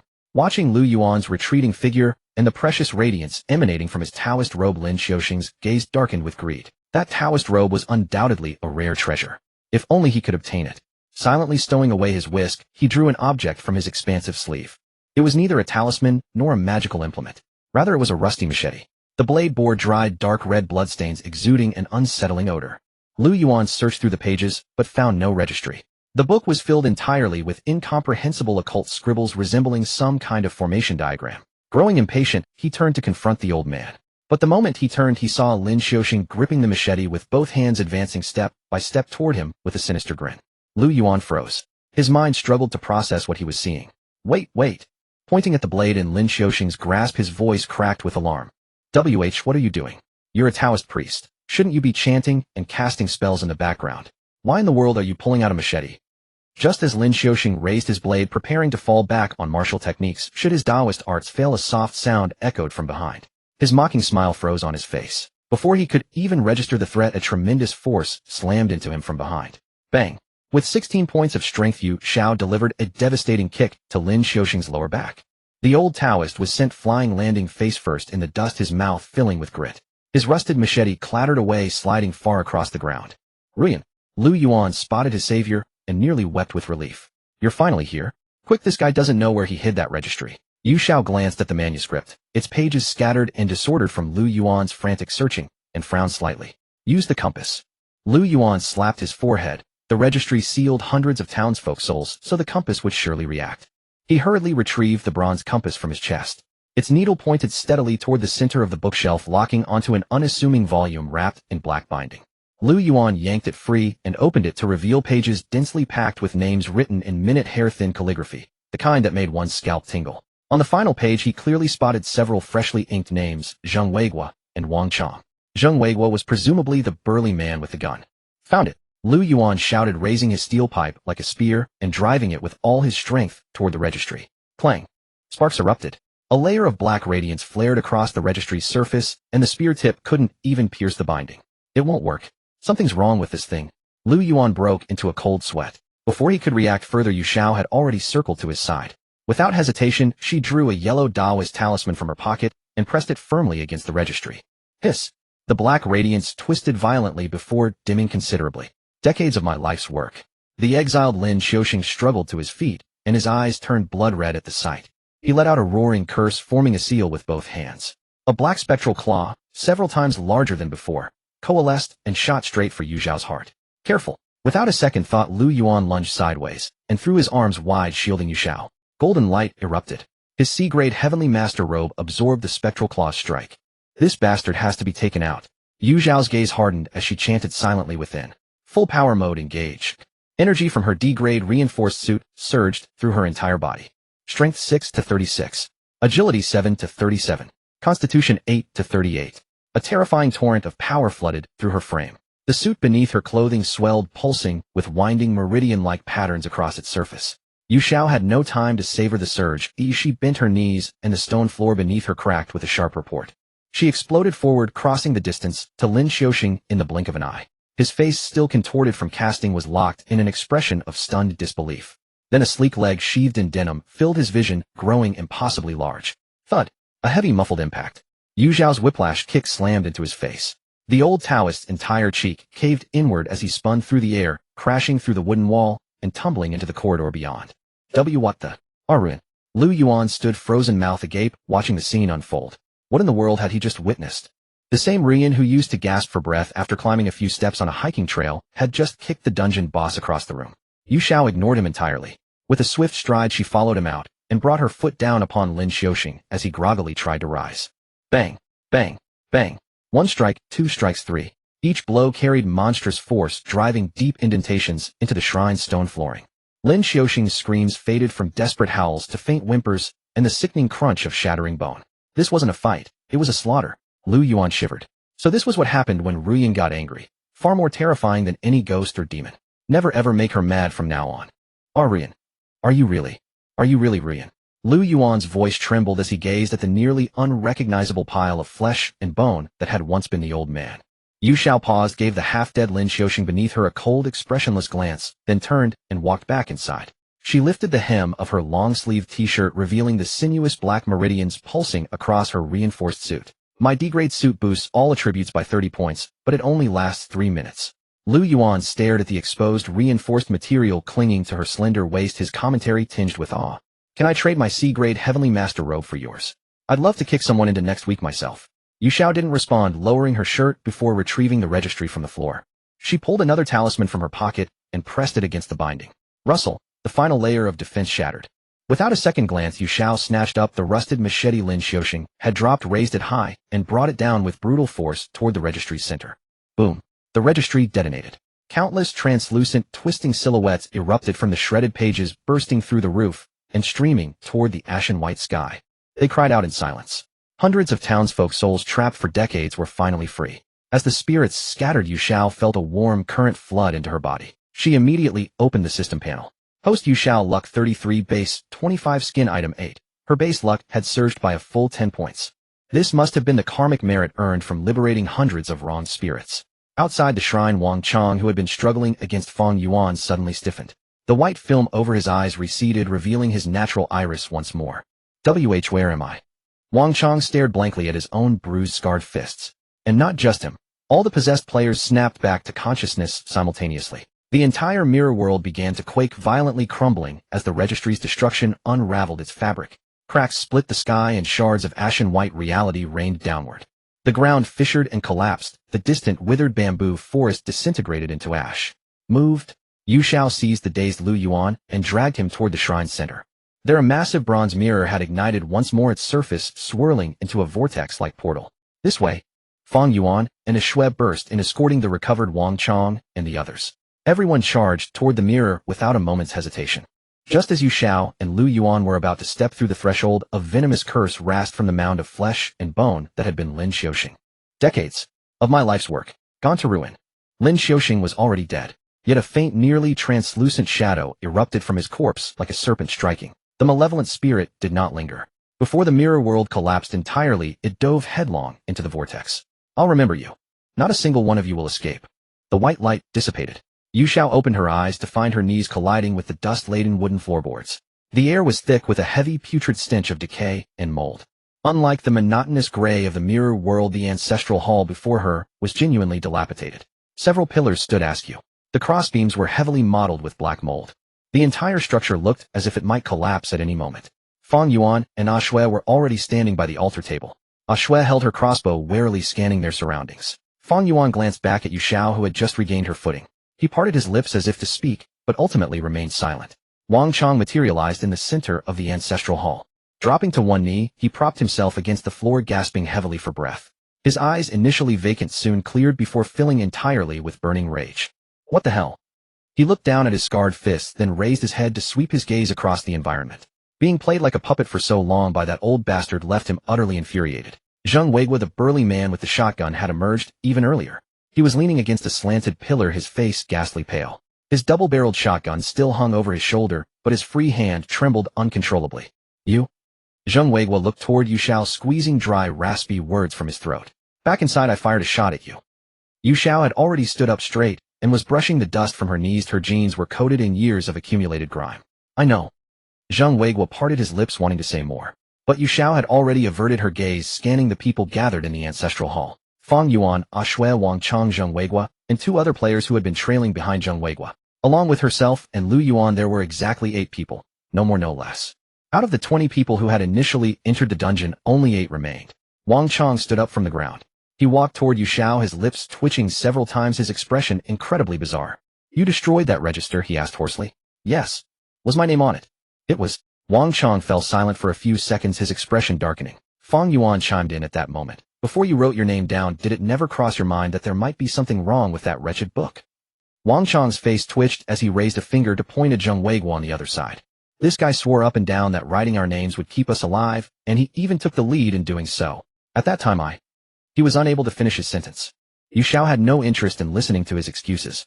She detected movement outside the ancestral hall. A surge of malevolent energy was rapidly converging from all directions, far heavier than anything she had felt in the mirror world. Yu Xiao walked briskly to the main entrance of the ancestral hall and peered outside. On the streets of Heishui town, over a dozen translucent figures were drifting toward them from various directions. Unlike the sluggish, weak spirits in the mirror world, these entities were shrouded in dark mist, moving more than twice as fast. Their faces were no longer numb. Instead, they were twisted with sheer malice and hatred. Yu Xiao narrowed her eyes. These were no ordinary townsfolk. With the register destroyed and the mirror world collapsed, the souls had been set free. The innocent townsfolk might have already ascended to the afterlife. However, the accomplices who had aided the mayor in drowning Zi Yuan in the pond carried sins far too heavy. They could only transform into vengeful wraiths forever trapped in this place. How many? Fang Yuan walked to the doorway as well. There are at least 30 that I can see, Zheng Weiguo said, taking a step back. And they're still emerging from other parts of the town. Liu Yuan stole a few glances outside, his face turning grim. Can we beat them? Physical attacks can temporarily disperse them, but it's impossible to kill them. Fang Yuan looked back at the group. I already tried it inside, but it's useless. Wang Chong slammed his fist into a nearby pillar. The already canted wooden column let out a dull thud and snapped right down the middle. Then what do? Just stay here and wait to be devoured. Liu Yuan pulled a black circular cover from the pocket of his voluminous Taoist robe and held it high. Ruyan, the final step. We must go to the old manor and extinguish the ever-burning lantern. The ever-burning lantern is the core of the mayor's entire array, Yu Xiao interjected, speaking rapidly. Once the lantern is extinguished, the array will completely collapse. Deprived of their energy source, these ghostly entities will naturally disperse. Zheng Weiguo was the first to react. Which direction is the old manor? We must cross the bamboo forest, Yu Xiao said, already turning to walk toward the back door of the ancestral hall. Wang Chang's face instantly turned pale. The bamboo forest. That godforsaken place with the insta-death rule. The memory of the previous victim impaled by bamboo with intestines spilling across the ground was still vivid in his mind. There is no other way. Feng Yuan followed, carrying his fire axe. Shui also gripped her crossbow tightly, keeping close to his side. Zheng Weigua grit his teeth, dragged his two subordinates, whose legs had already turned to jelly from fear, and quickly followed. Wang Chang stood frozen in place, caught between the multiplying dark shadows outside the ancestral hall and the bamboo forest with its unknown rules. After hesitating for a mere second, he spat out a curse and strode forward to catch up with the group. The 8 of them rushed out of the back door of the ancestral hall, moving swiftly through the narrow alleyway. Yu Xiao ran at the very front with Liu Ruyan close on her heels. Behind them in order were Feng Yuan, Shui, Zheng Weigua, and his men, with Wang Chang bringing up the rear.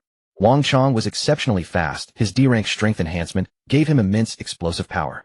He took the initiative to assume the most dangerous task of guarding the rear. The vengeful spirits were already catching up. Wang Chang spun around and threw a powerful punch, dispersing the 2 leading dark figures. But in the next second, the scattered black mist coalesced once more nearby, resuming their relentless pursuit. These damn things can't be killed. Wang Chang roared as he ran. We just need to buy time. Yu Xiao shouted back without looking. The entrance to the bamboo forest loomed ahead.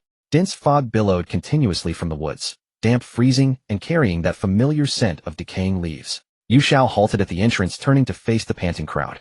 The rules, she urged, her tone frantic. Once inside the bamboo forest, no matter what sounds you hear or what things you see, you must absolutely not look back, make a sound stop, and under no circumstances pick up anything from the ground. Violating any of these rules means instant death. 2 people have already died under this rule, and all of you saw it with your own eyes.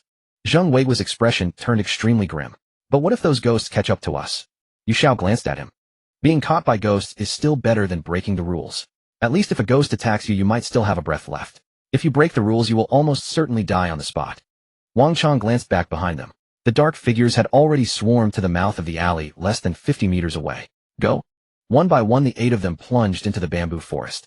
The fog swallowed everyone whole. Visibility plummeted, leaving each person able to see only 2 or 3 meters ahead at most. Yu Xiao was forced to slow her pace. It wasn't that she wanted to go slow, but running too fast in this low visibility made it easy to step on something on the ground or crash directly into the bamboo, which was far more hazardous. Beneath their feet lay soft, decaying leaves that made almost no sound when stepped on. The 8 of them maintained a distance of about 2 meters from one another, walking forward in single file. 10 seconds. 20 seconds. Drip. It had begun. A sound like dripping water echoed from their left, followed by that familiar sound of a woman weeping. The intermittent muffled sobbing sounded as if her throat were being choked by something. The mayor's wife, the gatekeeper ghost of this bamboo forest. Yu Xiao maintained a steady pace, taking one step after another. She could hear several sharp, ragged breaths coming from Zheng Weigua and his men behind her. That was the natural reaction of anyone traversing the bamboo forest for the first time. Yu Xiao had no way to look back and warn them. She could only hope that after witnessing so much death, these people could control their curiosity and fear. The sound of weeping drew closer and closer. Then Yu Xiao felt it. Her back began to turn icy cold. A damp, clammy, and sticky sensation pressed against her back. It had clung onto her again. Yu Xiao's eyelids didn't even twitch. With no change in her pace or rhythm, she continued walking forward. 1 step, 2 steps, 3 steps. But this time things were slightly different. Just as it clung to her, another sound echoed from deep within the bamboo forest. Heavy, chaotic footsteps interspersed with the snapping of twigs and rustling leaves approached. They were coming from behind them. The vengeful spirits had pursued them into the bamboo forest. Yu Xiao knit her brows. Ahead was the bamboo forest with its lethal rules against running or stopping, while behind were the pursuing vengeful spirits. Even the female ghost in red, clinging to her and weeping incessantly in her ear, was incredibly grating. Yu Xiao tightened her jaw. A muffled groan, forcefully suppressed, echoed from behind. It was Wang Chang. The vengeful spirits had already caught up to the rear of the line and were beginning to attack him as he guarded them. Zheng Weigua's voice drifted over from the rear of the team, each word enunciated with absolute clarity. You guys go first. Yu Xiao's footsteps paused for a brief moment. Zheng Weigua retreated to Wang Chang's side, his double-barreled shotgun propped on his shoulder, facing the dark silhouettes drawing closer within the fog. You saved me from that old bastard inside the mirror. I acknowledge that debt. He pulled back the bolt and chambered around. Now go. I hope you can put an end to this damn dungeon before we all perish here. Wang Chang glanced at Zheng Weigua. Without uttering a word, he simply rolled up his sleeves. The 2 of them stood side by side, blocking the narrow path through the bamboo forest. The 2 subordinates behind Zheng Weigua exchanged glances and chose not to flee either. One brandished a machete while the other swung a steel pipe. Boom. The shotgun's explosive round erupted into a burst of fire within the fog. The shockwave tore the three leading wraiths to pieces. Yet in less than 2 seconds the dispersing black smoke coalesced back into human forms and continued to press forward. Blasting these things does absolutely nothing. Zheng Weiguo cursed, frantically reloading. Yu Xiao did not look back. She accelerated forward, her footsteps on the decaying leaves completely drowned out by the commotion behind her. Liu Yuan ran alongside her. Within a few minutes he was desperately out of breath, his face flushed crimson and his Taoist robe drenched in sweat. His physical conditioning was already slightly inferior to that of an average adult male. Running through a bamboo forest in a loose, voluminous, celestial master Taoist robe was akin to running a cross-country race in a dress. Fang Yuan and Axu maintained a steady pace about 5 or 6 meters behind. Fang Yuan moved in rapid sweeping strides with a fire axe in hand while Axu carried her crossbow slung over her shoulder. Another few minutes passed. The sounds of explosions behind them grew increasingly distant. The bamboo forest began to thin out. Ahead through the fog, an orange glow filtered through. It was the ever-burning lamp. They had reached the old mansion. The four of them burst out of the bamboo forest, the decaying leaves beneath their feet giving way to muddy ground. As Yu Xiao looked up, she saw the doors to the main hall wide open with the lamplight flickering quietly inside. Zhao stood leaning against the doorframe, her cloudy eyes fixed on the direction they had come from. Upon seeing Yu Xiao, the old woman's lips began to tremble. My girl sister Ziyuan has already sensed what you have done. Zhao's voice was barely a whisper, as if she was afraid of disturbing something. Only the final step remains. Yu Xiao halted at the entrance of the main hall, catching her breath, though her expression remained perfectly calm. She glanced back at Liu Yuan, then handed over the black lampshade she held in her hand. Liu Yuan bent over with his hands on his knees as he gasped for air, froze upon seeing the lampshade. He immediately understood Ruyan's intention. Extinguishing the lamp would trigger a rule-based death, and only his celestial master Taoist robe could shield against it. Looking at the lampshade Yu Xiao offered, and then at the flame flickering inside the main hall, he did not hesitate. He reached out and took the lampshade. All right. Just as his fingers tightened around the lampshade, a sharp metallic clank rang out. The blade of a fire axe had already been placed against Yu Xiao's neck. It was Fang Yuan. Standing less than half a step behind Yu Xiao's right shoulder, he gripped the axe handle firmly with his left hand. A single forward thrust of the blade would slice open her throat. My apologies, beautiful. Fang Yuan said in a flat tone, as if he had rehearsed these words long ago. Even though you did the most work in this dungeon, I happen to know one thing. The person who completes the final quest receives an extra high-grade reward. His gaze swept over Yu Xiao and Liu Yuan before finally settling on the lampshade. In the endless building, gaining strength is all that matters. Axu made her move as well. She raised her crossbow, its bolt aimed directly at Liu Yuan's face. Liu Yuan's eyes widened instantly in shock. He stared at the axe pressed against Yu Xiao's neck, grinding his teeth so hard they clicked. Fang Yuan, you absolute beast. Liu Yuan spat, his voice cracking with rage. If it weren't for Ruyan, you'd still be wandering in circles inside the mirror world. She was the one who destroyed the register, and she was the one who took down the mayor. Is this how you repay her? Fang Yuan did not look at him. His eyes remained fixed on Yu Xiao. I said I'm sorry, Fang Yuan replied, his voice completely devoid of emotion. But you of all people should understand that in a place like this, those who rely on gratitude die the fastest. Yu Xiao remained completely still. Ever since the axe had been placed against her neck, she had shown no reaction. She didn't scream, flinch, or turn around. She simply tilted her head slightly, casting a sidelong glance at the blade resting against her skin before drawing her gaze back. Everything was dead silent. Axu, go extinguish the lamp, Fang Yuan commanded. Axu nodded, nudging the muzzle of her crossbow slightly closer to Liu Yuan. Give me the lampshade. Liu Yuan gripped the lampshade tightly, refusing to let go, his eyes bloodshot with rage. I dare you to touch a single hair on Ruyan's head. Liu Yuan. Yu Xiao spoke, her voice incredibly soft. Give it to her. Liu Yuan snapped his head around to look at her. Standing beneath Fang Yuan's axe, Yu Xiao's expression was entirely indifferent. She repeated, give it to her. Liu Yuan's lips trembled. He placed the lampshade on the ground and took a step back. Axu bent down to pick it up, then turned and walked toward the main hall. The ever-burning lamp sat upon the altar table, its flame flickering. She approached the lamp and raised the lampshade. A single downward motion to cover it would bring the dungeon to an end. Just then a gust of eerie cold wind swept through the gaps of the old mansion. The flame of the ever-burning lamp suddenly tilted to one side and began to flicker violently. Axu's movements froze. She held the lampshade aloft, her hand suspended in midair. The flame danced frantically less than 20 centimeters directly in front of her. Her gaze was involuntarily drawn to the flickering flame. Her eyes shifted upward. Yu Xiao smiled. It was a faint, subtle smile, but Fang Yuan caught it, and his heart suddenly sank. Axu, don't look at the lamp. Fang Yuan bellowed. But it was too late. When the lamplight flickers violently, one must never look up and stare directly at the wick. The first rule. This was the very rule Yu Xiao had withheld during their information exchange. Axu's body froze solid. She remained in her posture holding the lampshade aloft, entirely motionless. The lampshade slipped from her grasp, clattering to the floor with a loud clang and rolling a couple of times. Then Aksu's body fell straight backward. She hit the floorboards with a dull thud. Her eyes remained wide open though her pupils had already dilated. Her entire face rapidly turned a pale, sickly blue and her lips turned purple, as if she had been frozen solid in an instant. Fang Yuan's expression warped. He stared intently at Aksu collapsed on the floor, his hand trembling as he gripped the handle of the axe. You? He turned his head to look at Yu Xiao. Yu Xiao stood right beneath his axe, raising her eyes to look back at him with an indifferent gaze. When we exchanged information earlier, I told you not to turn around if you heard crying, and you told me not to pick up items in the bamboo forest. Yu Xiao's voice was flat. 1 for 1. It was a fair trade. But you forgot to ask me one thing. Fang Yuan's pupils dilated slightly. Yu Xiao said, you didn't ask me if this ever-burning lamp itself has any rules. Fang Yuan's face darkened. He finally understood.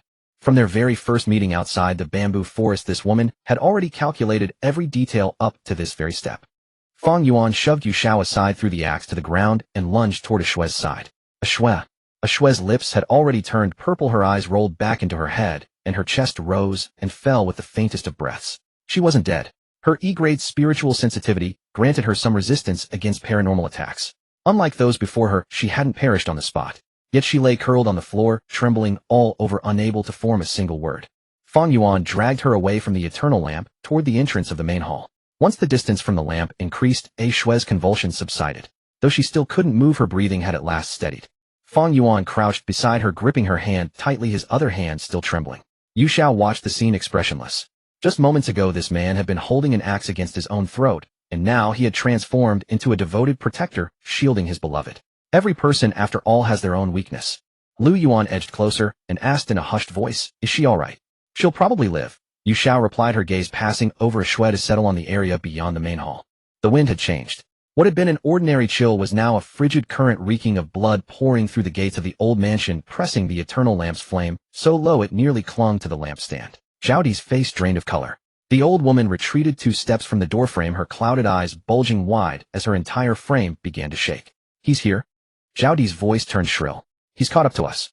Yu Xiao's body had no time to react.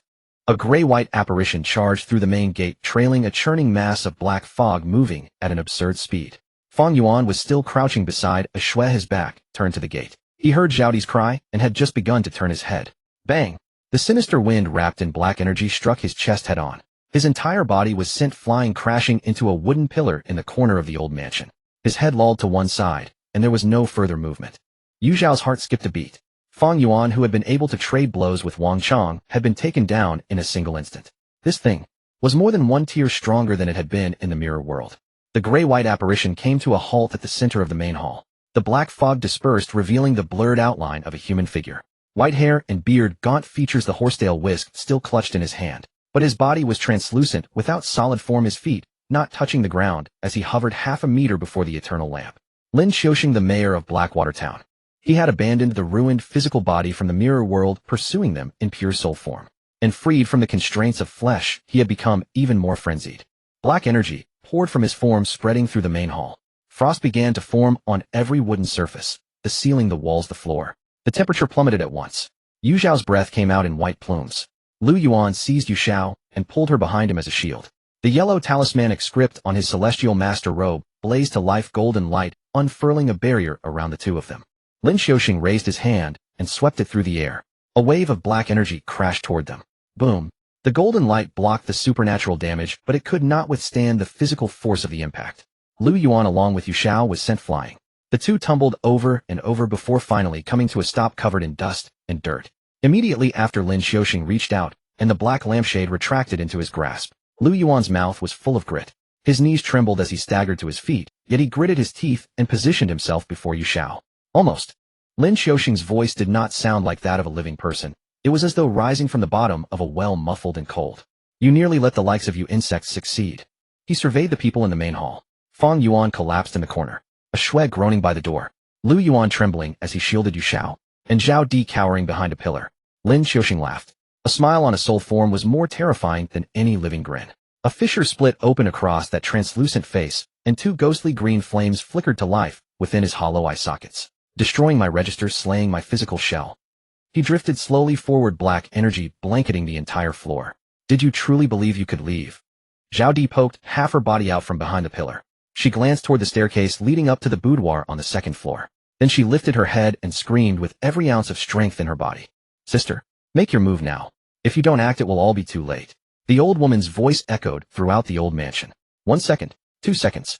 From above the main hall came the soft sound of footsteps. The wooden staircase creaked with a series of faint groans.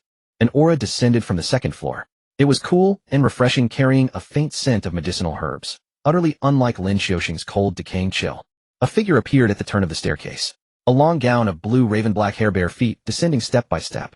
She was beautiful. Beautiful in a way that seemed impossible for such a haunted place. Features so exquisite they were beyond criticism, skin so fair it seemed translucent, a figure tall and slender. Yet heavy black energy coiled around her, writhing and wriggling, shrouding her entirely. This was the misfortune that Zi Yuan had absorbed on behalf of the entire townspeople for decades. Yu Xiao's heart missed a beat at the sight of her face. It was identical to the features of the body in her storage tattoo. It was Zi Yuan in soul form. She walked to a stop behind the eternal lamp, facing Lin Xiaoxing across the flickering flames. The smile vanished from Lin Xiaoxing's face. You? His tone was filled with shock. You're not even conserving your spiritual focus to resist the lamp's suppression, and you dare emerge. Zi Yuan paid no heed to his question. She stood quietly, her pupil-less hollow eyes fixed on Lin Xiaoxing for a long while. Then she spoke. Her voice was clear and ethereal. Even in soul form, that throat remained impossibly beautiful. Lin Xiaoxing, you committed countless evils. In those days you coveted my power and beguiled the townsfolk into treating me as a witch to be drowned in the pond. So be it. But you went so far as to murder every one of Blackwater Town's hundreds of inhabitants, transforming them into vengeful spirits to serve as fuel for your formation. Her tone was level, neither hysterical nor gritted with hatred. Today I shall seek justice on their behalf. Lin Xiaoxing was momentarily stunned, then burst into laughter. The soul's laughter ricocheted through the main hall, sending every wall trembling. Seek justice on their behalf. Lin Xiaoxing doubled over with laughter, his translucent figure warping and distorting in the air. Zi Yuan, oh Zi Yuan, you truly haven't changed one bit after all these decades. Those townspeople, stupid, selfish, cowardly as mice. It took but a few words from me and they truly believed you were an evil witch. You saved the lives of every person in the town and they turned right around and bound you, throwing you into the pond. And to this day you still speak up for them. Lin Xiaoxing's laughter faded. His hollow eye sockets fixed on Zi Yuan. Utter foolishness. Zi Yuan gave no reply. She merely gazed at him, her expression unchanged. Decades had passed, everything that could be said had long since been said. Lin Xiaoxing paid no mind to her silence. He surveyed the main hall, his gaze finally settling on the eternal lamp. But your coming out works in my favor.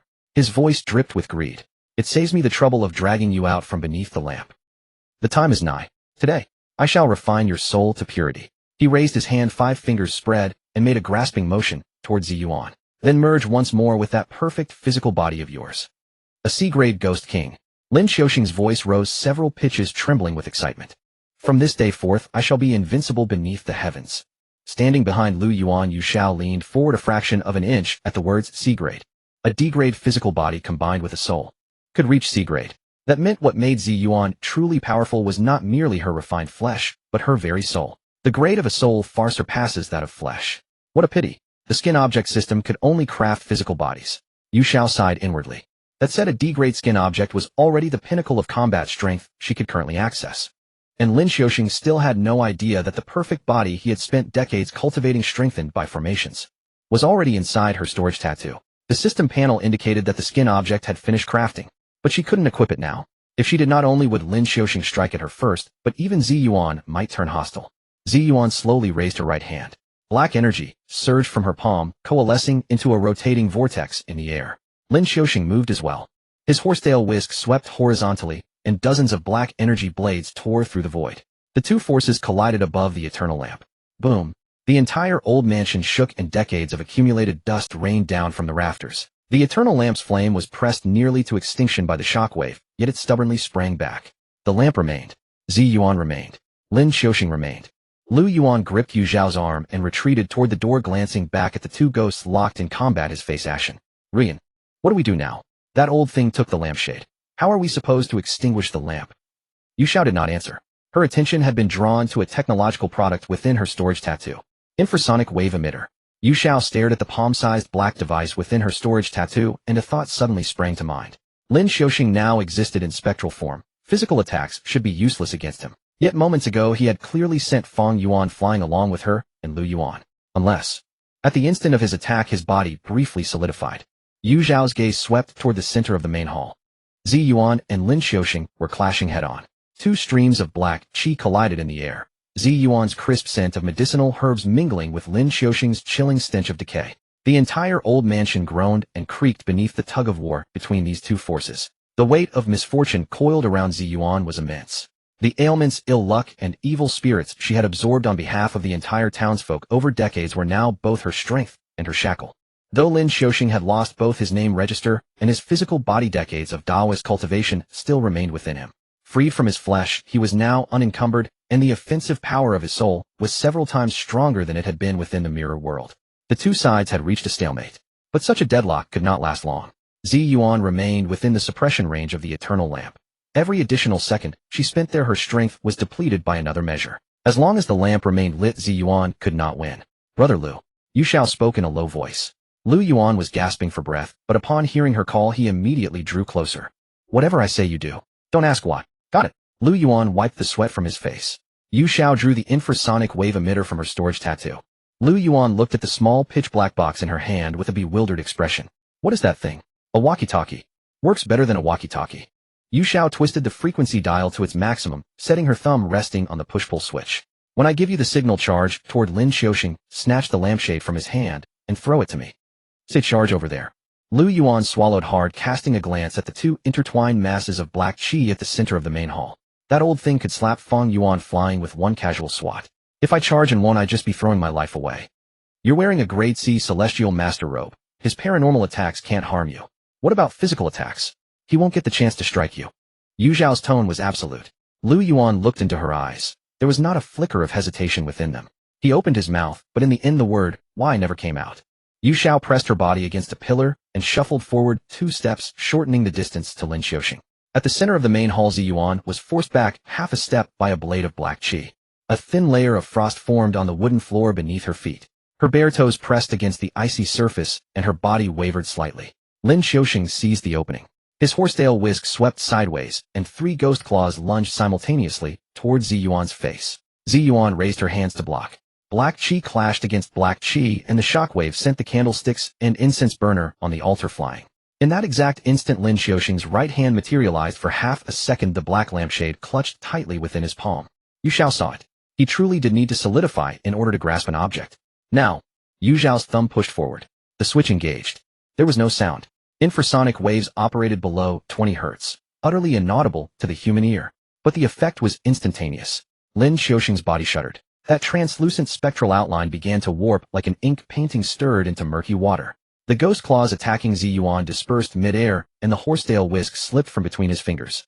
What is this?"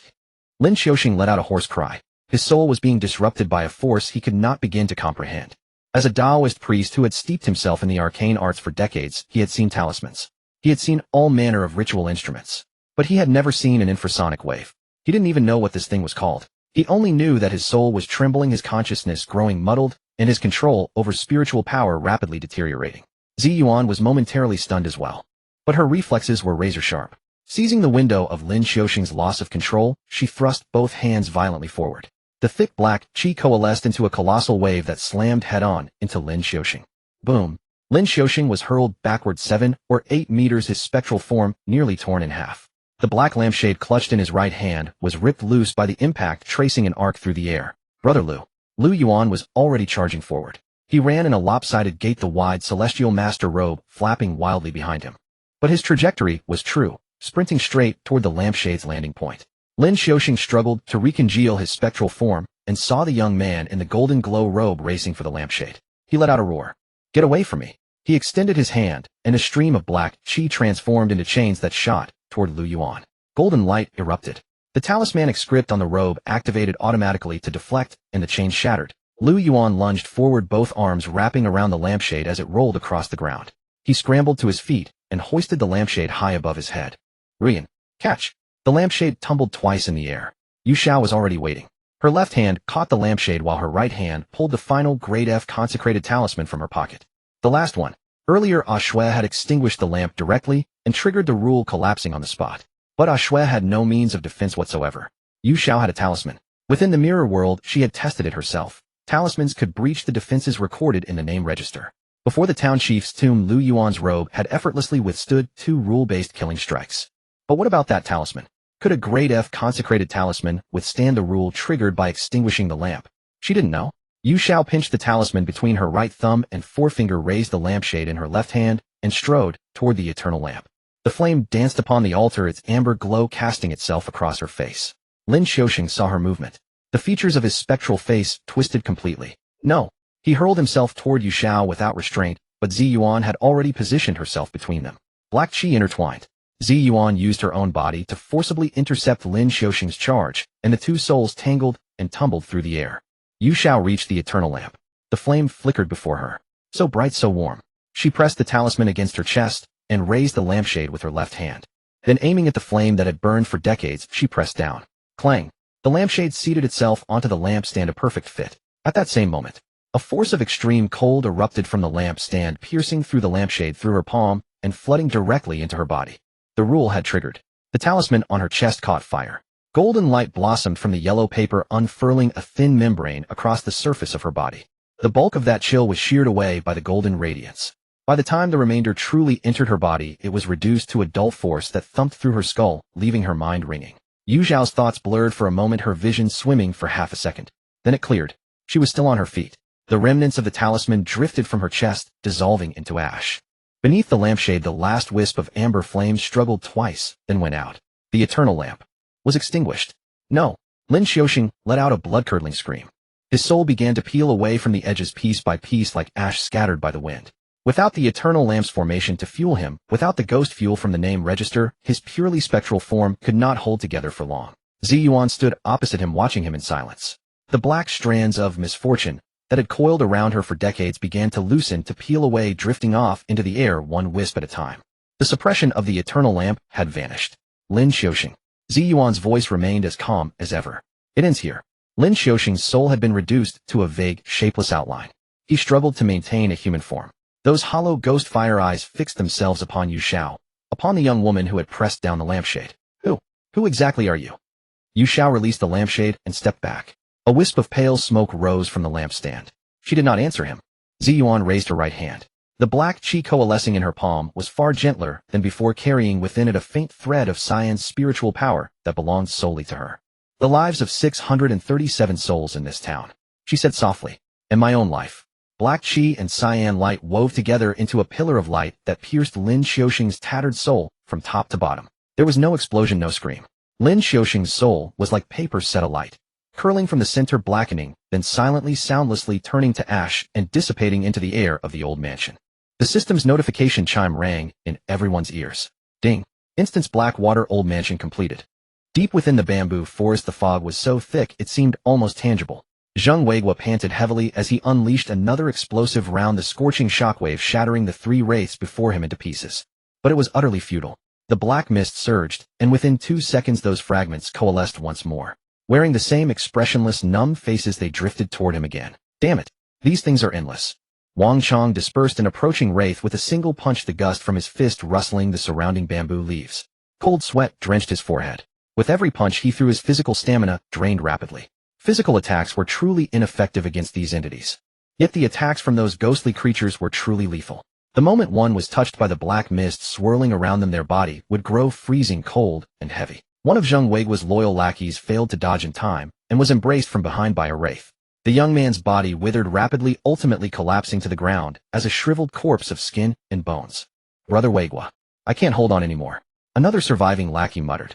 His hand trembled around the steel pipe, his lips pale, and his steps began to falter. Wang Chong glanced back, but remained silent, merely stepping forward slightly to shield them.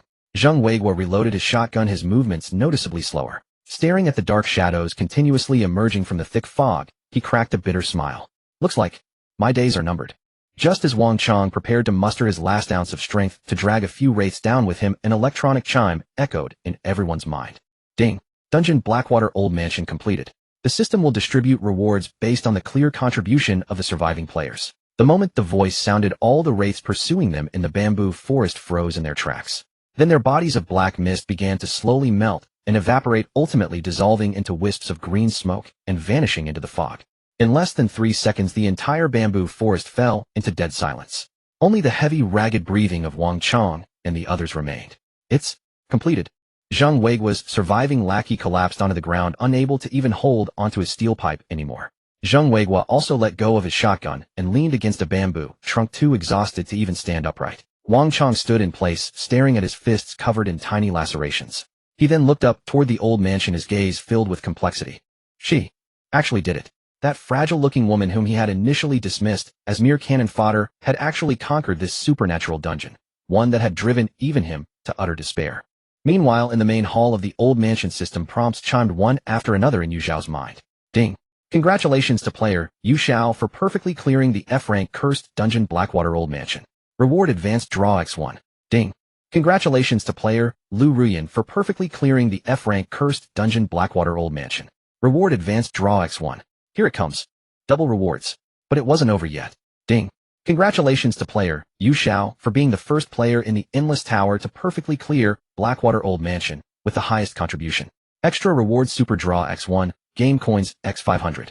Ding. Congratulations to player Liu Ruyan for being the first player in the Endless Tower to perfectly clear Blackwater Old Mansion with the highest contribution. Extra reward super draw X1, game coins X500. It has been detected that the core curse of Blackwater Old Mansion has completely dissipated. This dungeon will be permanently closed. 2 advanced draws, 2 super draws, and a whole 1,000 game coins. Hearing these rewards, Yu Xiao's heart skipped a beat. Beside her, Liu Yuan stared with wide eyes, a look of sheer disbelief on his face. Ruyan. My contribution ranked 3rd. With the perfect clear reward, I got a total of 2 advanced draws and 500 game coins. He grabbed Yu Xiao's arm in excitement. What about you? You must be first, right?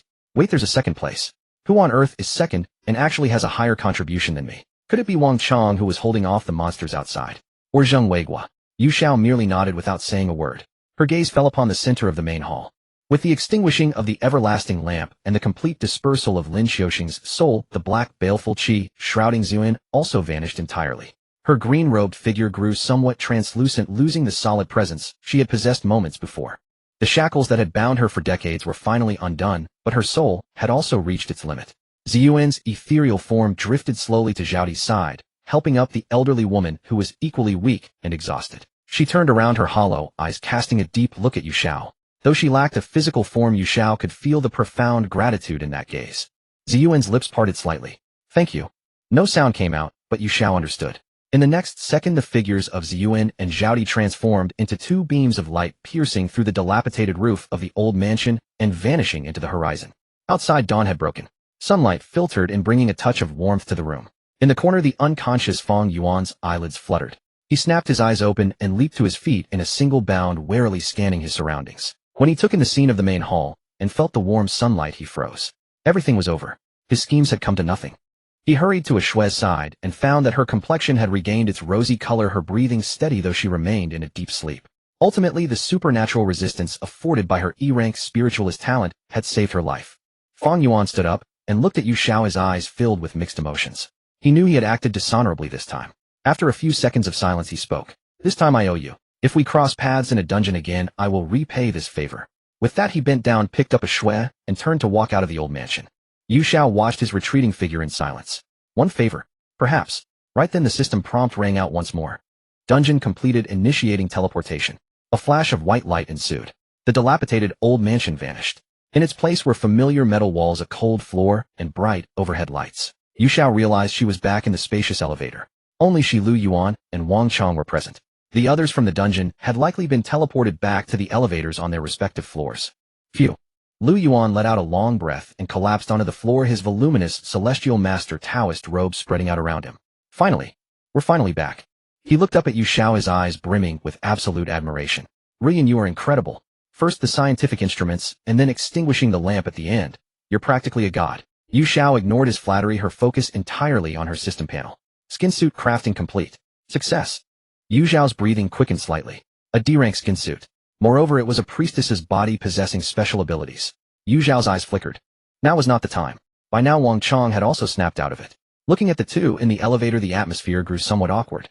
He stared at Yu Xiao, his lips moving as if to speak, yet he couldn't seem to swallow his pride. Liu Ruyan. The dungeon intel from before. He wanted to ask why an F-rank dungeon was so perilous, as the intelligence completely failed to match reality. But he also felt he had no right to question her. After all, she was the one who had saved his life. Yu Xiao raised her eyes to look at him. For the first entry, the system forcibly matches you with an F-rank survival dungeon. That is a benefit for newcomers. From the second time onward, the dungeon type is entirely randomized. Her voice was soft, yet every word carried with absolute clarity to everyone present. There wasn't a single newcomer in the team you brought. Do you really think the system would still grant you newcomer benefits? Wang Chong froze. It finally clicked. So that was it. This wasn't an intelligence error at all, rather his own understanding of the rules had been flawed. This dungeon. You seem to know it very well. Wang Chong asked again. I simply prefer to use my brain before acting unlike you. After saying this, Yu Xiao paid him no further attention, pulling the dazed Liu Ruyan along as she stepped out of the elevator. As the two passed by Wang Chong, Yu Xiao's steps suddenly halted. Without turning back, she merely tilted her face and spoke in a very soft voice, just loud enough for Wang Chong to hear. Wang Chong, the next time you want to use someone as cannon fodder, you had better figure out who the real cannon fodder is first. With that, she walked toward room 66 without looking back. Liu Ruyan trotted eagerly in her wake. Wang Chong was left standing alone, but surprisingly, he wasn't angry. Ever since he awakened his D-rank strength enhancement, he had never been lectured in such a tone. Yet he couldn't find a single word to refute her, even feeling that she was entirely correct. The elevator doors opened to a quiet hallway. Though they had endured days of life and death trials within the instance, merely 10 minutes had passed for the people here. The daytime corridor held no danger, yet after surviving that instance, this ordinary tranquility felt strangely unsettling. Liu Ruyan leaned against the corridor wall, gasping for breath in great heaving gulps.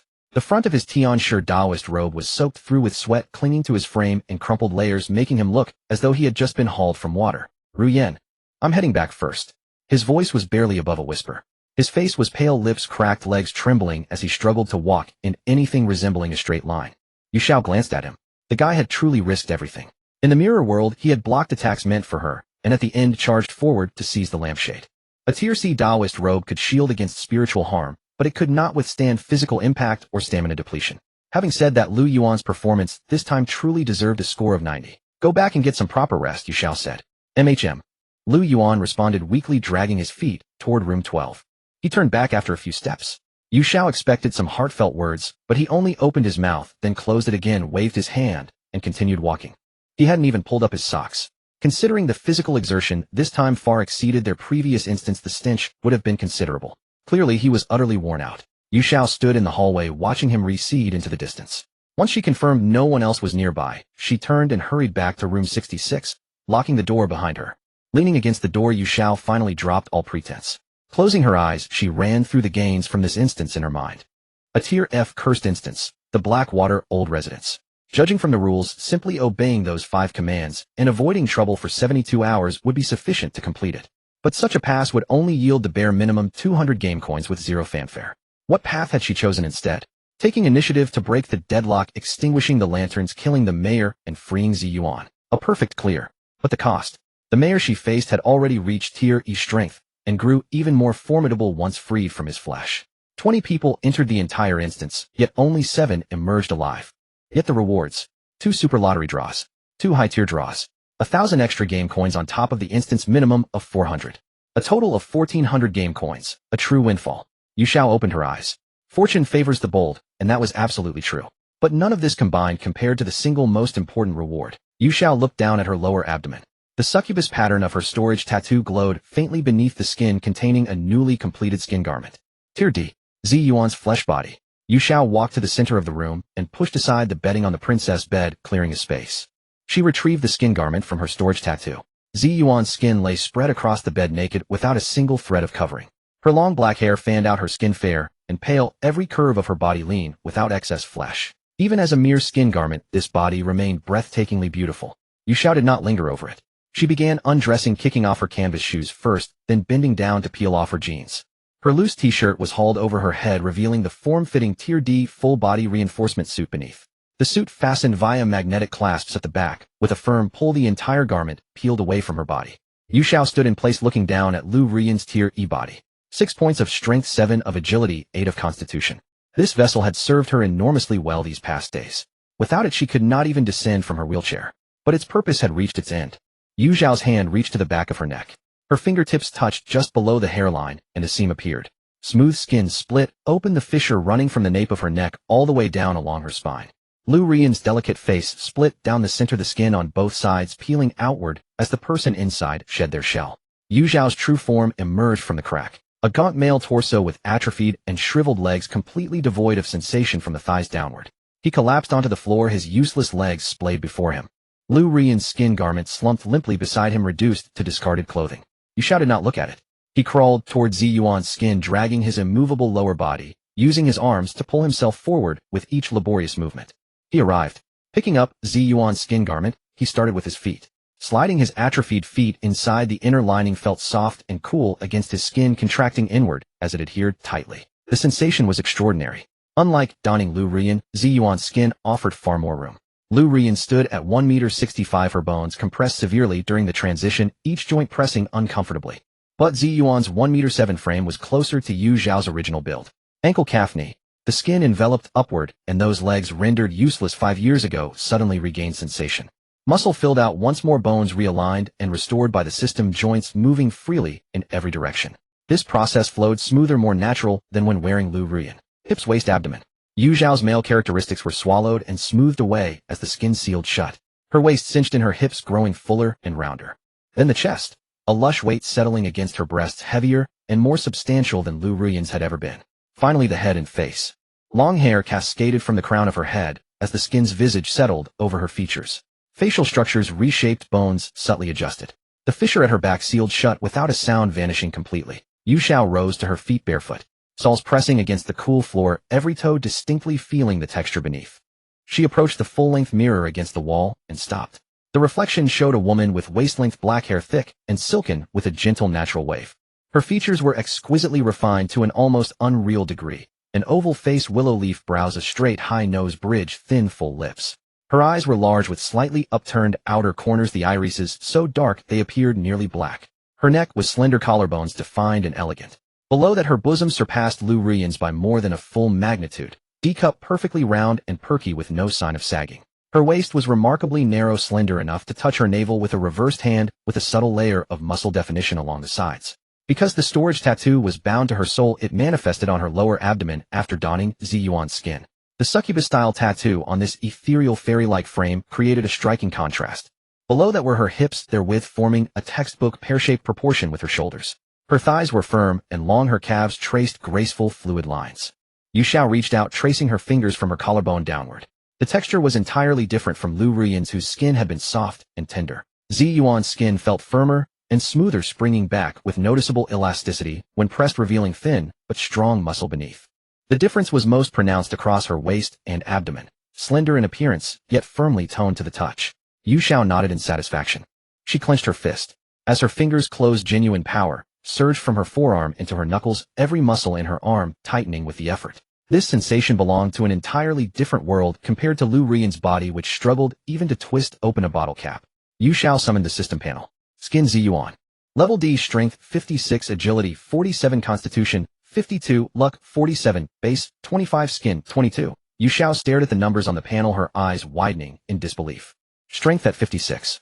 Even Wang Chang's Tier D strength enhancement talent, pushed to its absolute limit, could only reach this level. And she had not yet activated her reinforcement suit. If she layered on the Tier D full-body reinforcement suit at maximum output, would her strength surge to 86. Agility to 77. Constitution to 82.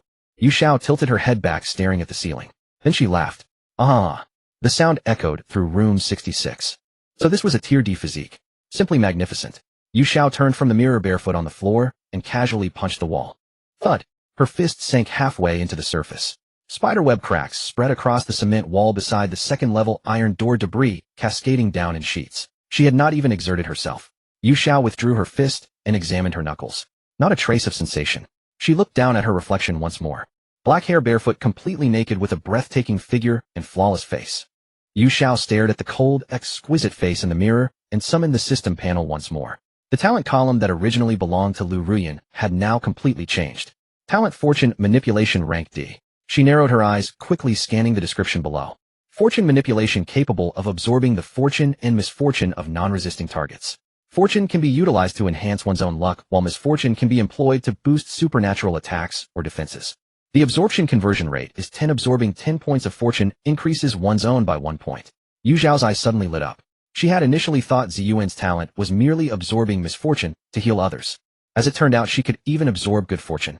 It was just that foolish woman who was so kind-hearted that she never even considered touching the townspeople's fortune, choosing instead to take all the calamities upon herself. She truly deserved such an end, if it were her. An icy arc curled at the corner of Yu Xiao's lips. Facing those ungrateful townspeople, not draining them dry, would already be considered an act of mercy. Now this perfect physical body tempered by formations for decades along with this powerful talent had all become her possessions. Yu Xiao smacked her lips. The only trouble was that this skill required the target to be in a non-resisting state. This likely meant being unconscious or willingly accepting among other states. However, Liu Yuan's foolish face flashed across Yu Xiao's mind. That guy was completely obedient to her with a level of trust that was absurdly high. Getting him to willingly accept it didn't seem like it would be a difficult task. She would find an opportunity next time to test it on him and see what it actually felt like to absorb his terrifying fortune. Only the person he knew was Liu Ruyan, not the current Ziyuan. She had to find a way to switch her identity. Just as Yu Xiao was plotting how to fleece him, the notification sound of the floor channel interrupted her thoughts, sounding far livelier than she had expected. 6,666 to 43. Someone saw Wang Chong and the others return, but it seems none of his 5 lackeys made it back. 6,666 to 18. Seriously. Another total wipeout. Is this dungeon really that terrifying? 6,666 to 72. I just saw Wang Chong in the corridor. His face looked as grim as if he'd eaten feces, and he went straight into his room without saying a word. 6666-08. Could Wang Chong have double-crossed them in the dungeon? Although everyone still feared Wang Chong's fists and didn't dare speak too outrageously. But the facts lay bare before them. The second batch of people Wang Chong took out was gone again. This rank D strength enhancer didn't seem all that reliable after all. The atmosphere on the floor, which had finally livened up due to his return, sank back into a dead silence. No one was a fool, though everyone only had one life. In his own room, Wang Chong looked at the chat records and the channel nearly exploding with rage. Damn it. After 2 dungeons he hadn't made much game currency, and the 2 advanced draws had only yielded 2 ordinary pieces of equipment that were of little use. His physical body was powerful, which meant he had a massive appetite and high consumption. The meager game currency in his account was only enough to feed him for a few days. He had to enter another dungeon as soon as possible. Especially that island survival dungeon. It was teeming with wild beasts, which meant meat if he brought them back. He recalled what that woman Liu Ruyan had said in the elevator just now. As long as there was a newcomer in the team, it would definitely be a survival-type dungeon. On this floor, most people were still rookies who had never entered a dungeon before. The more Wang Chong thought about it, the brighter his eyes shone. No longer hesitating, he opened the public channel directly. 6,666 to 55. A bunch of idiots. Shut the fuck up. As soon as he spoke, the channel fell instantly silent. 6,666 to 55. Let me tell you why. Because there was no newcomer in the team.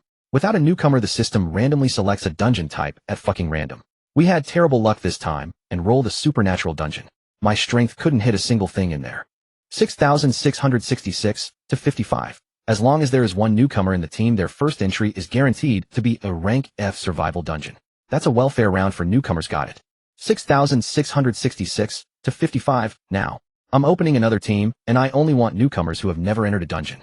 I'll lead the team and guarantee you'll return alive. This time I only want 1/3 of the gains. You guys can split the rest among yourselves. 6,666 to 55. If you want to live, if you want to eat meat, then fucking hurry up and PM me. If you don't believe me, go risk your life on your own. Wang Chong sent everything in one breath and immediately closed the channel. He was certain that people driven mad by hunger would come looking for him. Yu Xiao watched his performance expressionlessly and closed the chat box. She couldn't be bothered to care. With this rank D skin, Wang Chong was no longer a threat in her eyes. Her attention was completely focused on her system panel. 2 advanced draws. 2 super draws. Aside from Ziyuan's skin, these were her greatest harvests from this dungeon. She had experienced the advanced draw before, which had yielded a rank D reinforced suit that played a major role in this dungeon. What about the super draw? Yu Xiao clicked on the description of the super draw. Super draw capable of randomly obtaining items of rank C or above. Rank C. Yu Xiao's breathing hitched slightly. To achieve a perfect clearance this time, Liu Yuan's rank C Celestial Master's Taoist robe deserved immense credit, having blocked almost all supernatural attacks. The super draw guaranteed at least a rank C item of the same level and possibly even higher. Moreover, she had 2 chances. Combined with her high fortune value of 47 points, Yu Xiao felt her heart rate accelerating. This sensation was even more thrilling than risking her life against a boss in a dungeon. She took a deep breath, forcing herself to calm down. Then she sat cross-legged on the bed and closed her eyes. System. Start with an advanced draw, first to warm things up. Advanced draw initiating. The familiar golden wheel materialized in her mind, and the pointer began to spin rapidly. Yet Yu Xiao's thoughts began to drift. Should she take a bath and burn incense first? Or simply go find Liu Ruyan right now, tie him up, and drain all his fortune before drawing? Never mind. 47 points of fortune should be enough. The speed of the pointer slowed down, sweeping past white, gliding over green. Finally, the pointer trembled and came to a halt in a deep blue area. Congratulations on obtaining rank D skill book, Combat Master. Type passive skill. Effect master level combat techniques including, but not limited to boxing, sanda, Brazilian jiu-jitsu, ancient Chinese martial arts. Your body will develop muscle memory, allowing you to attack and defend in the most effective manner. Yu Xiao snapped her eyes open. Combat Master. This was practically tailor-made for her body. Right now she possessed sheer strength and speed, but fought entirely on instinct, swinging her fists wildly. Only with this would she truly possess the combat capability that matched this body. Use immediately. A massive torrent of information instantly flooded her mind. Simultaneously, every single muscle in her body trembled and warmed up slightly, as if self-calibrating. The physical sensation was entirely different. She had only put on Ziyuan's skin for a few minutes, and her walking had even been somewhat unsteady just now. But now she felt as if she could control every single muscle in her body. If a burly man were to throw a punch at her right now, several counterattack instincts would instantly flash in her mind. Each one could cleanly and decisively subdue the opponent. Yu Xiao stood up. She raised her hand and punched. A brief boom echoed in the air. She pivoted and threw a whip kick. Her movements were smooth and fluid, carrying a sense of power condensed to the absolute limit. The exact same movements produced a power that was starkly different from before. She even felt her body's flexibility had improved significantly. Oh, with just a casual lift of her leg, she easily executed a standing split. Excellent stuff. Yu Xiao suppressed the excitement in her heart. System initiate the second advanced draw. The golden wheel began to spin once more, faster than before, its radiance growing ever more brilliant. Yu Xiao's heart remained perfectly tranquil. The skills granted by her martial arts master title had already surpassed her expectations. Even if this second advanced draw yielded nothing but a consolation prize, she would still walk away with a profit. With her mindset settled into calm acceptance, fortune, she mused, might yet favor the bold. The needle gradually slowed its revolutions before finally coming to rest amid a burst of deep azure light. Another D-rank reward. Congratulations. You have obtained D-rank Dormitory Merger Blueprint Type, Special Construction Blueprint Effect, specially designed for companions or married couples, allowing two dormitories to be merged into a single superior residence. Upon merging, the total area equals the sum of both rooms, with either door serving as a valid entrance. All existing facilities within the dormitory will be elevated by one tier, maximum D rank. Any absent facilities will be automatically generated at F rank at no additional cost. Note, both you and your companion must hold ownership of their respective dormitories, and both parties must consent to the merger. Yu Xiao stared at the blueprint's description, momentarily stunned. The very next moment her pulse began to race. This blueprint had arrived at precisely the perfect hour. She had long agonized over managing both quarters, particularly tormented by the question of whether to upgrade the door of room 67. Now with a single blueprint, every dilemma dissolved at once. After merging, the space would double. Both doors could be upgraded simultaneously, and most crucially, a complete set of F-rank facilities would be bestowed free of charge. This meant a kitchen, a bathroom. Luxury she had scarcely dared to dream of before would soon be hers to command. Use it immediately. Yu Xiao did not waver for an instant. Blueprint successfully activated. Dormitory renovation in progress. Please wait. The instant her command fell silent, the walls of her room began to tremble with a faint, steady rhythm. The walls separating her quarters from the adjacent room 67 melted like wax, turning translucent before stretching and expanding outward to either side. The cramped space of barely 20 square meters instantly doubled in size, transforming into a spacious 40 square meter open expanse. Beside the original iron door of room 66, an identical door materialized from thin air, its nameplate clearly inscribed with the designation 6666-67. Almost in the same breath, a heavy metallic sheen bloomed across the surface of both doors. Ding! Dormitories 66 and 67 of floor 6666 have been successfully merged. Doors automatically upgraded to D-rank steel doors.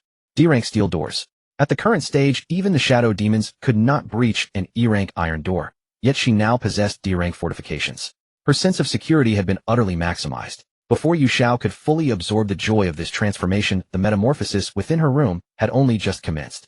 The frame of her F-rank princess bed began to thicken, the mattress visibly plumping, while several mysterious buttons materialized at the headboard. F-rank princess bed has been upgraded to E-rank massage princess bed. The ceramic toilet in the corner, not long since installed, began to take on a sleeker surface and a more technologically refined silhouette. F-rank ceramic toilet has been upgraded to E-rank smart toilet. The most dramatic transformation, however, emerged in the vacant area at the far end of the room. Upon the floor, the outlines of pipes and tiles etched themselves into existence. Along the wall, a towering glass partition rose from nothing, cleaving the space neatly in two. To the left, an integrated cabinet sink and induction cooktop materialized in sequence, forming an open-concept kitchen. To the right, a showerhead, washbasin, and bath heater coalesced into a fully functional modern bathroom. Yu Xiao stood at the center of her quarters, surveying this utterly reborn home. Spacious, bright, secure. A soft, generous bed, a clean, efficient kitchen, and the promise of a hot shower whenever she desired. While others were still making do with plastic bags for their most basic needs, this was nothing short of imperial indulgence. She walked to the bathroom entrance, extended her hand, and turned the shower valve. Whoosh! A cascade of warm water burst forth from the showerhead, sending curls of steam billowing upward within the enclosed glass partition. Hot water. Truly hot water. At that moment, a system notification flickered into view. F-rank kitchen and F-rank bathroom have been successfully constructed. Please note the water resources within the kitchen and bathroom are designated for washing purposes only. They contain toxins. Do not consume in large quantities. Consequences are your own responsibility. It seemed the system had imposed its restrictions. Drinking water drawn directly from these sources was no longer a viable option. Still, she wondered, if she were ever to encounter Wu Shanshan again, might her water purification ability purge the toxins lurking within? Yu Xiao stepped unclothed into the bathroom, one footfall at a time. The instant the water cascaded across her skin, a long-forgotten sense of comfort suffused her entire being. She closed her eyes, surrendering to the blessed torrent pouring from above, letting it wash away the accumulated fatigue and bloodstains of recent days. Though she had only just donned Ziyuan's skin, and her body was immaculately clean, exuding a faint herbal fragrance, her compulsion for cleanliness was in truth more a matter of the soul than the flesh. After days of life and death struggle within the dungeon, nothing soothed her taut nerves quite like a steaming hot bath. Standing beneath the shower, Yu Xiao used the curtain of water as cover to conduct a meticulous examination of her new vessel. She raised her arm. The sculpted lines of her muscles stood out with striking clarity beneath the heated cascade. She spread her 5 fingers wide, then clenched them into a fist with sudden force. A crisp crack echoed from her knuckles, brimming with explosive power. She could sense that every muscle, every sinew and bone existed in a state of flawless, seamless coordination. This was the sensation of 56 points of strength. She lowered her gaze to her abdomen. Flat, taut, not a trace of excess flesh. The succubus-styled storage tattoo veiled in ambient mist took on an even more bewitching luster. Yu Xiao extended a finger and traced lightly along its intricate contours. Beneath her fingertip lay the silken, resilient texture of skin, and beneath that the firm whisper of lean, abdominal muscle answering her touch. She was suddenly reminded of her original body. Legs withered, muscles wasted, condemned to a wheelchair. And now, as memories of that razor-edged dance with death in the dungeon flickered through her mind, her hand drifted slowly downward. Half an hour later, Yu Xiao opened her eyes and gazed at her reflection, smudged and indistinct upon the steam-fogged glass door. Tall, perfectly proportioned, radiating both power and beauty. For her, this apocalyptic game was not terror, it was salvation. She turned off the shower only to discover a dilemma. There were no towels. Just as she prepared to let her body heat evaporate the moisture, a rack materialized from nowhere upon the bathroom wall, draped with a pristine white bath towel. The system, as ever, was astonishingly attentive. After drying herself, she did not dress at once. Instead, she lay naked upon the plush expanse of her grand bed. The exquisite sensation of skin meeting premium mattress fabric drew her eyes into a blissful squint. The soul that had been imprisoned for 5 long years felt in this single instant as though it had truly been set free. She activated the massage function of her princess bed. A force measured to perfection began to knead and press along her back, drawing from her a soft, contented sigh. The building-issued massage bed was undeniably a revelation. She still had 2 super lucky draws remaining. A guaranteed C-rank draw at the very least. System. Initiate super lucky draw. Super lucky draw initiated. This time no golden wheel materialized within her mind. Instead, an endless expanse of starry sky unfolded before her. Countless stars wheeled through the void, each radiating a distinct light. Purple, denoting C-rank. Gold, denoting B-rank. And there were even several stars shimmering with 7-hued iridescence. Those surely were A-rank or above. Please select a star with your consciousness, host. Yu Xiao gazed upon this sea of stars, her 47 points of luck stirring restlessly within her. Without hesitation, her consciousness surged forth, locking onto the star that caught her fancy most. That one. The chosen star swelled instantly, transforming into a golden streak of light that plunged into her consciousness. Congratulations. You have obtained an S-rank reward spirit crystal. Yu Xiao lay naked on the soft massage bed, gripping the newly acquired spirit crystal in her hand. It felt smooth and warm to the touch, with a golden radiance slowly swirling within as if it were alive. She stared at it for a full 3 seconds. A spirit crystal. What was its purpose? The system description was deceptively simple, can be used to enhance innate abilities. S-rank. This was the first time she had encountered anything higher than C-rank. It had skipped straight past B and A, leaping all the way to S. Her mind raced. Wang Chang's D-rank strength enhancement, Feng Yuan's bizarre sword energy, Zheng Weigua's explosive rounds. All of these abilities alone were enough to make them squad leaders on their respective floors. And this spirit crystal could directly elevate the rank of an innate ability. She glanced at her own system talent panel. SSS-Rank Skin System. What would happen if she used a spirit crystal to upgrade this? SSS rank was already the pinnacle. How far above that could the skin ability possibly ascend? Yu Xiao did not hesitate. She opened her system panel and selected Yu's spirit crystal. Use. The crystal in her fingertip dissolved into a golden warmth that surged along her arm and flooded into her body. The force struck directly at her soul, carrying a searing intensity. Yu Xiao let out a muffled grunt. She felt as though her consciousness were seized, crushed, and thrust into a scorching crucible to be reforged. Every fragment of her awareness was tormented. The pain transcended the physical, rendering even a cry impossible. She could only clamp her jaws shut and endure the relentless reshaping. 5 minutes later, the tormenting force finally subsided, gradually sinking deep into her consciousness. Ding, spirit crystal usage successful. SSS rank skin system has been upgraded to SSS rank skin LV. 2 LV. 2 description: you may now wear 2 skins simultaneously. Appearance between skins can be switched at will, and physical attributes stack. Upon sustaining fatal damage, one skin body will remain as a substitute to absorb death in your place. Yu Xiao read the LV. 2 description and forgot to breathe. Her heart clenched sharply, then began hammering against her ribs. Wear 2 skins at once. Stats stacked. A death substitute. Several scenarios flashed through her mind. On ordinary days, she could wear Liu Ruyan's skin for cover and disguise herself. When an alternate identity was needed, she could shift directly to Zi Yuan. She would no longer need to strip off one complete skin and then don another, drastically reducing both exposure risk and preparation time. Physical attributes stacked. That meant even while wearing the frail exterior of Liu Ruyan, she could wield the D-rank strength of Zi Yuan's flesh. Most crucially, the death substitute.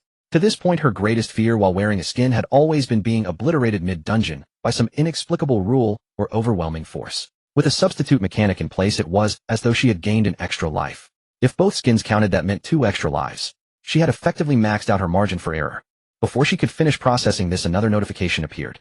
D-rank fortune manipulation has been upgraded to C-rank fortune control. C-rank fortune control can absorb or bestow fortune and misfortune upon a target.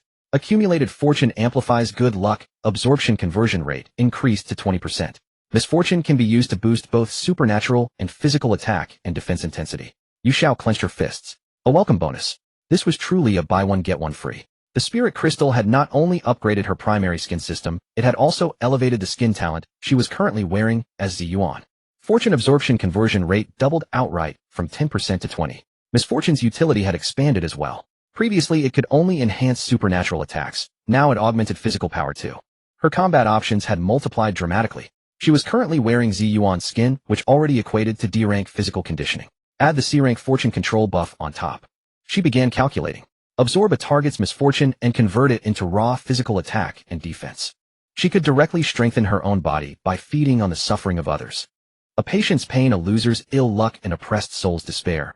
All of these invisible negative energies could be forged into physical power. Damn, there was probably no one on this floor who could stand against her. Wang Chang. That D-rank brute was nothing compared to her now. She even felt confident she could survive in higher difficulty dungeons. Yu Xiao sat up from the bed and examined her arm. Nothing visibly changed, but she could feel that the power within her body was entirely different, more tangible, more real. She walked to the mirror.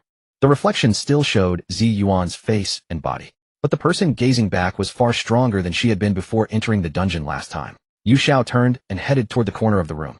Liu Ruyan's curled up skin lay discarded there. She bent down and picked it up. This time she did not struggle to squeeze through a seam as she had before. She simply spread the skin open and pressed it against herself. The moment Liu Ruyan's skin touched her flesh, it adhered on its own, wrapping tightly around Zi Yuan's body with perfect seamlessness. There was no discomfort, no sense of 2 layers of skin pressing against each other. It felt as though they were one. The system chime sounded. Currently wearing Zi Yuan, Liu Ruyan, calculating combined attributes. Rank D, strength 62, agility 54, constitution 60, fortune 55, base 25, Zi Yuan 22, Liu Ruyan 8. Talents: charm, E-rank fortune control, C-rank. Yu Xiao studied the numbers. 62 strength. She lifted her arm and could feel muscles thrumming with power beneath her skin. Wearing 2 skins at once caused no discomfort at all, and her movements remained swift. She threw a casual punch into the empty air.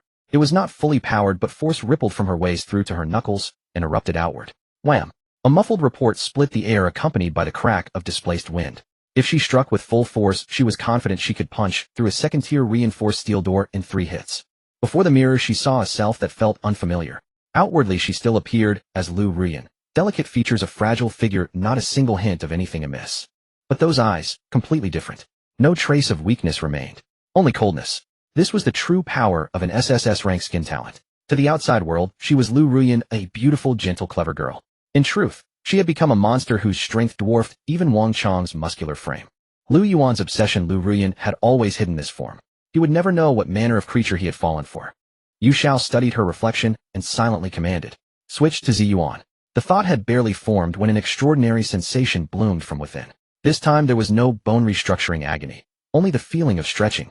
She could sense her skeleton elongating, her height rising from 165 to 170, her viewpoint lifting slightly. The weight on her chest grew heavier as well. In the mirror, the enchanting face before her shifted rapidly. Eyebrows lengthened, nose straightened, and rose chin tapered to a delicate point. In the blink of an eye, Liu Ruyan's outward guise peeled away, revealing Ziyuan's cool, transcendent face. If Liu Ruyan's beauty was exquisite, Ziyuan's was a step beyond. Interesting. Yu Xiao raised her hand and touched her own face. The texture was utterly real. This was the power unlocked by upgrading the skin talent to level 2. Appearance switch at will. Liu Ruyan as camouflage, Ziyuan as her trump card, a near-perfect combination. Yu Xiao walked to the bedside and picked up the D-grade black one-piece reinforcement suit. The design of the gear was extremely form-fitting. He being stark naked, she slipped directly into it without any hindrance. Ever since she acquired this suit, she had fallen in love with this braless, underwear-free sensation. After all, it was fully enveloping and skin-tight, offering ease of movement, while remaining hidden from outsiders, which saved her a great deal of trouble. The smooth surface of the reinforcement suit perfectly concealed the seductive succubus tattoo on her lower abdomen. As the cool high-tech material pressed against her warm skin, a familiar sensation of power rapidly surged back, radiating from her core to her limbs. The numbers on the system panel changed accordingly. Strength 6,210. Agility 5,410. Constitution 6,010. Under normal circumstances, all of her attributes with the exception of agility had broken through the threshold of 70. Yu Xiao clenched her fists, feeling the explosive power coursing through her knuckles. This was not yet her limit. Once the reinforcement suit's built-in full power mode was activated, although it would only last for 3 minutes, all her attributes would surge by another 20 points. This would bring them to a staggering 90 points, a mere step away from the 100-point threshold. What did this imply? Her physical conditioning under normal circumstances was already 7 times that of an ordinary adult male. Once she activated full power mode, that multiplier would directly exceed 9-fold. Yu Xiao even felt that even if Captain America injected with the super soldier serum from the movies were to stand before her, she had the confidence to completely take him down within those 3 minutes of full power. As she closed her eyes, immersing herself in this sheer sensation of power and savoring the low hum of her muscle fibers under the enhancement, a sudden irrepressible commotion echoed from the corridor outside. The sound drew closer, rapidly escalating from the delighted whispers of a few people into a noisy clamor of awe and discussion. Immediately afterward, the public channel, which had been silent for a long time, seemed to have a bomb dropped into it, as messages began to flood the screen frantically. 6,666 to 88. Holy crap. Holy crap. Wang Chang and his team are back. Not a single one is missing this time. 6,666 to 31. Is that for real? Didn't a lot of people die last time? Did they enter as a group of 5 this time? 6,666 to 88. None of them died. Not a single one. I saw it with my own eyes. 5 went in and 5 came out. Every single one of them was carrying a bulging backpack filled with meat. And I freaking saw a complete tiger pelt. 6,666 to 45. A tiger pelt. Holy crap. Did Wang Chang kill that E-grade tiger? Wasn't that the boss? 6,666 to 19. More than that. I was close by just now and heard members of their squad saying they encountered people from other floors in the dungeon. They came to blows over a disagreement and directly plundered all of the other party's supplies. 6,666 to 72. Robbery. That's allowed. Doesn't the system intervene? 6,666 to 19. Intervene my foot. This place is a lawless wasteland to begin with. Whoever has the bigger fist makes the rules. The public channel was in a complete frenzy. If Wang Chang's previous 2 attempts at leading teams into the dungeon had nearly resulted in total annihilation, causing his prestige to hit rock bottom, then this time returning unscathed with a bounty of supplies, and having crushed an E-grade beast, this stark contrast instantly elevated him to godlike status. Soon Wang Chang's own message popped up full of swagger. 6,666 to 55. You all see that? I told you an F-grade survival dungeon is nothing but a piece of cake to me. Who can you blame if a bunch of cowards dare not go? 6,666 to 55. That worthless tiger was roaring quite loudly, but I twisted its head off all by myself. As for robbery, they were just blind. How dare they compete with me for resources? They deserve to be robbed. It was my mercy that I didn't beat them to death. 6,666 to 55. I might not have a way to deal with those eerie supernatural dungeons, but a lousy, deserted island posing a challenge to me. What a joke. The moment he spoke, the previous sarcasm in the channel vanished, instantly replaced by a wave of flattery and agreement. 6,666 to 23. Brother Chong is awesome. The D-grade strength enhancement talent is indeed invincible. 6666-09. Brother Chong, you're a legend. Do you need a sidekick? Carry me next time. I'm willing to give you half of my earnings. 6,666 to 45. Brother Chong, you're so amazing. Can you carry me through the dungeon? I'm willing to keep you company tonight. 6,666 to 44. Hey, number 45. Do you think a powerhouse like Brother Chong would fancy a 300-pound dinosaur like you? Give it a rest. Wang Chong thoroughly enjoyed this adulation, which greatly restored his self-esteem that had been shattered in the Blackwater Mansion. 6,666 to 55. Anyone who wants to hang out with me, line up. The same old rule for safety, Sake. I'll only bring 5 newcomers each time. As for the earnings, that depends on your performance. This wave of maneuvers completely solidified Wang Chong's position as the hegemon of the 6,666th floor. A massive number of players flooded his private messages, desperately hoping to cling to this powerful figure. Yu Xiao leaned against the cold steel door, watching it all unfold with an expressionless face. He really managed to find a stable way to farm money. She calculated silently in her mind. Wang Chong's model capitalized on information asymmetry and sheer physical dominance. To newcomers who had never even entered a dungeon, a powerful carrying partner who could guarantee their safe clearance and rewards held immense appeal. An F-grade survival dungeon was a breeze for Wang Chong, but for newcomers lacking powerful talents, it was fraught with danger. This path was indeed a guaranteed profit with zero risk. Regarding the clamor outside, Yu Xiao merely watched with cold detachment. She spent the entire day inside her luxury single room, which had been merged from 2 separate rooms. Aside from eating and drinking out of necessity, she lay on the soft massage bed, repeatedly familiarizing herself with the newfound strength bestowed by Zi Yuan's body.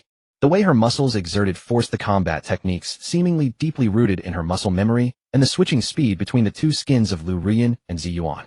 She was like a super AI with its learning mode activated, frantically absorbing, analyzing, and practicing, thoroughly integrating these new abilities into her instincts. Naturally, she also took the opportunity to delve deeper into another mystery of Zi Yuan's body, the water magic that required continuous chanting. It was unclear whether it was because this physical body had once been drowned in a pond, granting it a special affinity for the water element, or because Zi Yuan herself was an innocent, inexperienced maiden. In any case, the intensity of her water magic was exceptionally high, completely different from Liu Ruyan's, which could only be triggered under life or death stimulation. With just a slight manipulation, Yu Xiao could easily reach the limits that Liu Ruyan had once strained with all her might to achieve. That sensation was akin to flipping a mystical magical switch within her body. She only needed to form slight hand seals while beginning to chant those obscure and profound magical incantations. The magical chanting from Yu Xiao's mouth gradually grew more impassioned. Woyo-wodil-dale. The energy level of the water magic rose higher and higher, even reaching the absolute ceiling. It was not until late at night that a crisp notification chime finally rang out, interrupting her exploration. It was a private message. Clicking it open, she saw it was from Liu Yuan. 6,666 to 12. Ruyan. Are you there? Are you there? I have something to tell you. Some incredibly good news. Yu Xiao sat up from the bed. With a thought, the muscle structure of her vocal cords adjusted, slightly switching back to Liu Ruyan's sweet and slightly coquettish voice. I'm here, Brother Yuan. What's wrong? You seem so excited. 6,666 to 12. Haha, guess what great item I got from my daily draw today. Liu Yuan's tone was brimming with irrepressible excitement and pride. Yu Xiao immediately became highly alert. This guy's luck stat was practically a bug. The items he drew were never ordinary. In fact, they often foreshadowed upcoming crises or opportunities. Brother Yuan, you're always teasing me. What is it? Hurry up and let me see. She replied in a coquettish and curious tone. 6,666 to 12. Hee, of course. Just you wait. The next second, Liu Yuan sent over 2 screenshots of the items. Yu Xiao gazed at the 2 screenshots Liu Yuan had sent her. The first depicted a pair of unremarkable straw sandals. Name Swiftwind sandals. Grade D. Type functional equipment. Effect when worn, agility 20. The Swift Stride ability can be activated at will, increasing movement speed by 50% for 5 minutes with a cooldown of 1 hour. The second was a yellowed talisman paper. Name Substitute Paper Effigy. Grade C. Type single-use consumable. Effect remains effective when carried. When the host suffers an attack that would otherwise be fatal, the paper effigy will absorb the damage in their stead and disintegrate. Ineffective against damage above grade C. Yu Xiao's pupils contracted almost imperceptibly. A substitution type item. Last time it was a ghost blocking robe, this time a paper effigy to shield against fatal physical harm. Paired with those sandals meant specifically for fleeing. Yu Xiao crossed her arms, her fingertips drumming lightly against them. It seemed the next dungeon instance would offer no such refuge as the Blackwater Old Mansion, where one could leisurely search for patterns. This was clearly a setup for direct confrontation, or worse, being chased relentlessly across every inch of the map. An escape scenario, a survival gauntlet. The answer crystallized in her mind instantly, though not a trace of it surfaced on her face. Her voice remained sweet as honey, almost cloying. Wow, Brother Yuan, your luck is absolutely insane. That effigy can take lethal hits for you. That's a lifesaver right there. Liu Yuan was clearly pleased, responding with a laughing emoji. Obviously, with this thing my back will be a whole lot straighter the next time I enter an instance. Yu Xiao played along with his enthusiasm. Then you better keep it safe, Brother Yuan. Never let anyone find out about it. Don't worry. I'm not stupid. This is my trump card. By the way, what about you? What did you draw? My luck wasn't great. Yu Xiao replied with studied casualness. Just pulled blueprints for a complete kitchen and bathroom set. Not much combat value, but at least dorm life will be way more comfortable. I've got that enhanced suit from before, so I'm plenty satisfied. Oh, no worries. I'll carry you next time. Just wait till I draw some killer offensive gear, and we'll go wreck those bastards Wang Chong and his crew together. MHM, I believe in you, Brother Yuan. She soothed Liu Yuan with a few more words as one would coddle a child before finally ending the conversation. She leaned back against the massage chair and closed her eyes. Food and water supplies remained ample. This newly acquired body thrummed with a wellspring of power flowing ceaselessly through every limb and vessel. For the first time since arriving in this accursed building, she felt the steady solidity of ground beneath her feet. People were predictable creatures once fed and secure. Their ambitions always began to stir. With a thought, Yu Xiao opened the system marketplace. The 140 game coins freshly deposited into her balance gave her for the first time the audacity to browse those 4-digit price tags she would never have dared to look at before. A pistol. She already owned one. Unless it was something like a Barrett, but those cost 5000 coins, far beyond her means. Cold weapons. Alloy combat blades, memory metal whips. Tempting as they looked, she now possessed the Grandmaster of combat skill, and fighting empty-handed granted her far greater agility. She was like a woman who had just won the lottery lying in bed idly scrolling through a shopping app. Except every item on the digital shelf was something that could kill a person. She even spotted a pink lace brasserie listed at 500 game coins grade E. Its effect increases charm against the opposite sex by 20%. Yu Xiao silently rolled her eyes. There really was every kind of absurd trinket imaginable. She scrolled on with waning interest, though most of these items held little use for her, until her gaze was seized by a peculiar listing, utterly unable to look away. It bore no fancy icon, just a plain weathered parchment scroll. Name resident invitation. Price 1000 game coins. Effect allows the invitation of one entity met within a dungeon instance, provided it is not a native of the endless building, granting it official resident status in your dormitory. Upon successful invitation, the recipient will acquire dormitory resident status, enjoying all player privileges, including daily subsistence lottery draws and instant settlement rewards. Note: spend 1000 coins to recruit a bodyguard pulled from a dungeon. You'll thank yourself later. Yu Xiao stared at the description, not registering its meaning at first. Invite someone from an instance. Invite that grade E tiger. Or perhaps, Zhao Di from the Blackwater Old Mansion. Zi Yuan. But their souls had already scattered. What use could this item possibly have? Wait.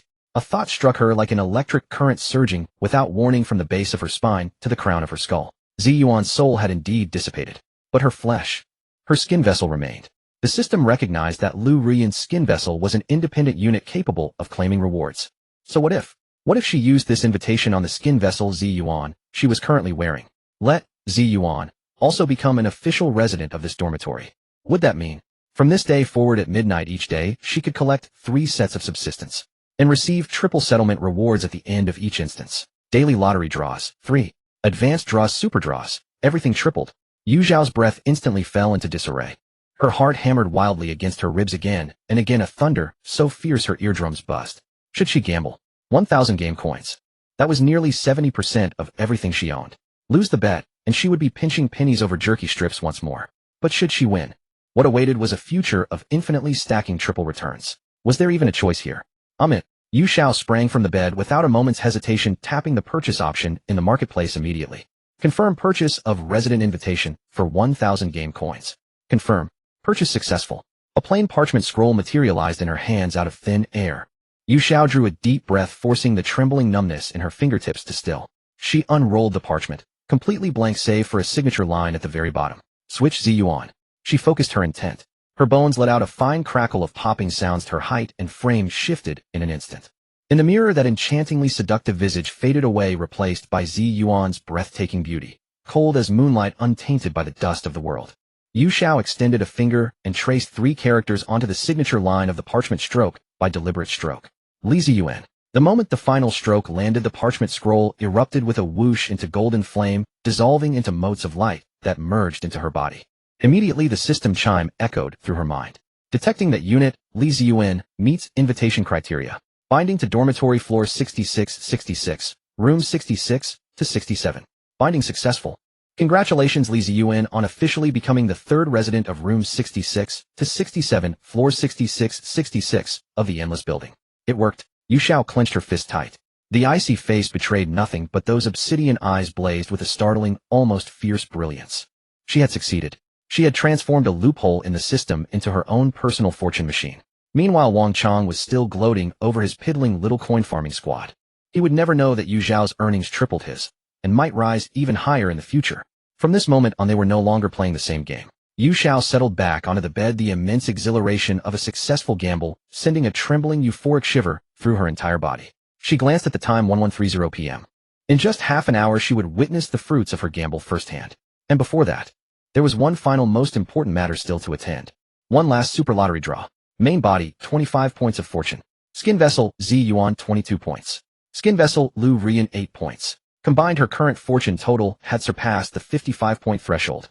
That number was probably not far behind that luck-blessed fool Liu Yuan himself. System.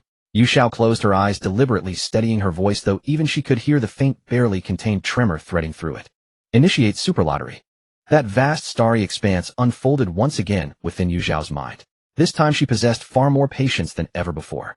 With a total fortune value of 55 points, she had ample confidence to face whatever outcome awaited her. She did not chase after the most brilliant, dazzling stars like a headless fly. Anyone who had played gacha games understood this truth. The most eye-catching one was often the greatest trap. Guaranteed C grade. With her current fortune, the outcome could hardly be too poor. Yu Xiao's consciousness drifted through the sea of stars until at last she casually tapped upon an unremarkable, dimly glowing celestial body.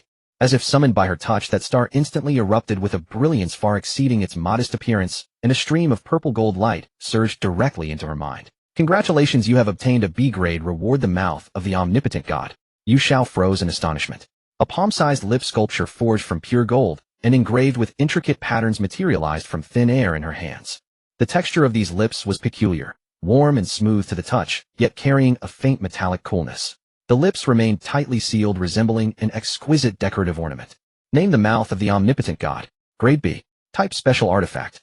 Effect, you may pose any question to it, and if it knows the answer, it shall reveal it to you. Each inquiry will trigger a 24-hour cooldown period. Note, what it knows may be far more than you imagine, or perhaps far less. Additionally, its temperament leaves much to be desired. A question and answer artifact. Yu Xiao's brow arched slightly. A B-grade rating signified that this item's value far surpassed Liu Yuan's C-grade Taoist robe. What she most wished to know now was the truth behind this endless building. Without hesitation, Yu Xiao directed her consciousness toward the golden lips in her hand and posed her first question. What exactly is this endless building? And how does one leave this place? The moment her words fell, those tightly sealed golden lips suddenly moved. They stretched open in an exaggerated manner, revealing a row of gleaming golden teeth as a greasy, roguish male voice rang out. Oh, my little sweetheart, asking such profound questions on our first meeting. You're really making things difficult for me. I may be called the mouth of the omnipotent god, but I'm not the brain of one. How could I possibly know the answer to such a grand ultimate question? Instead, I'm far more interested in something else. How about I take a guess? What color of underwear are you wearing today? Yu Xiao's expression darkened instantly. Before she could erupt in anger, that voice rang out once more, brimming with the delight of a traveler discovering new lands. Wow, my little sweetheart. You're not wearing any underwear at all. Going commando. How wild and uninhibited. I love it.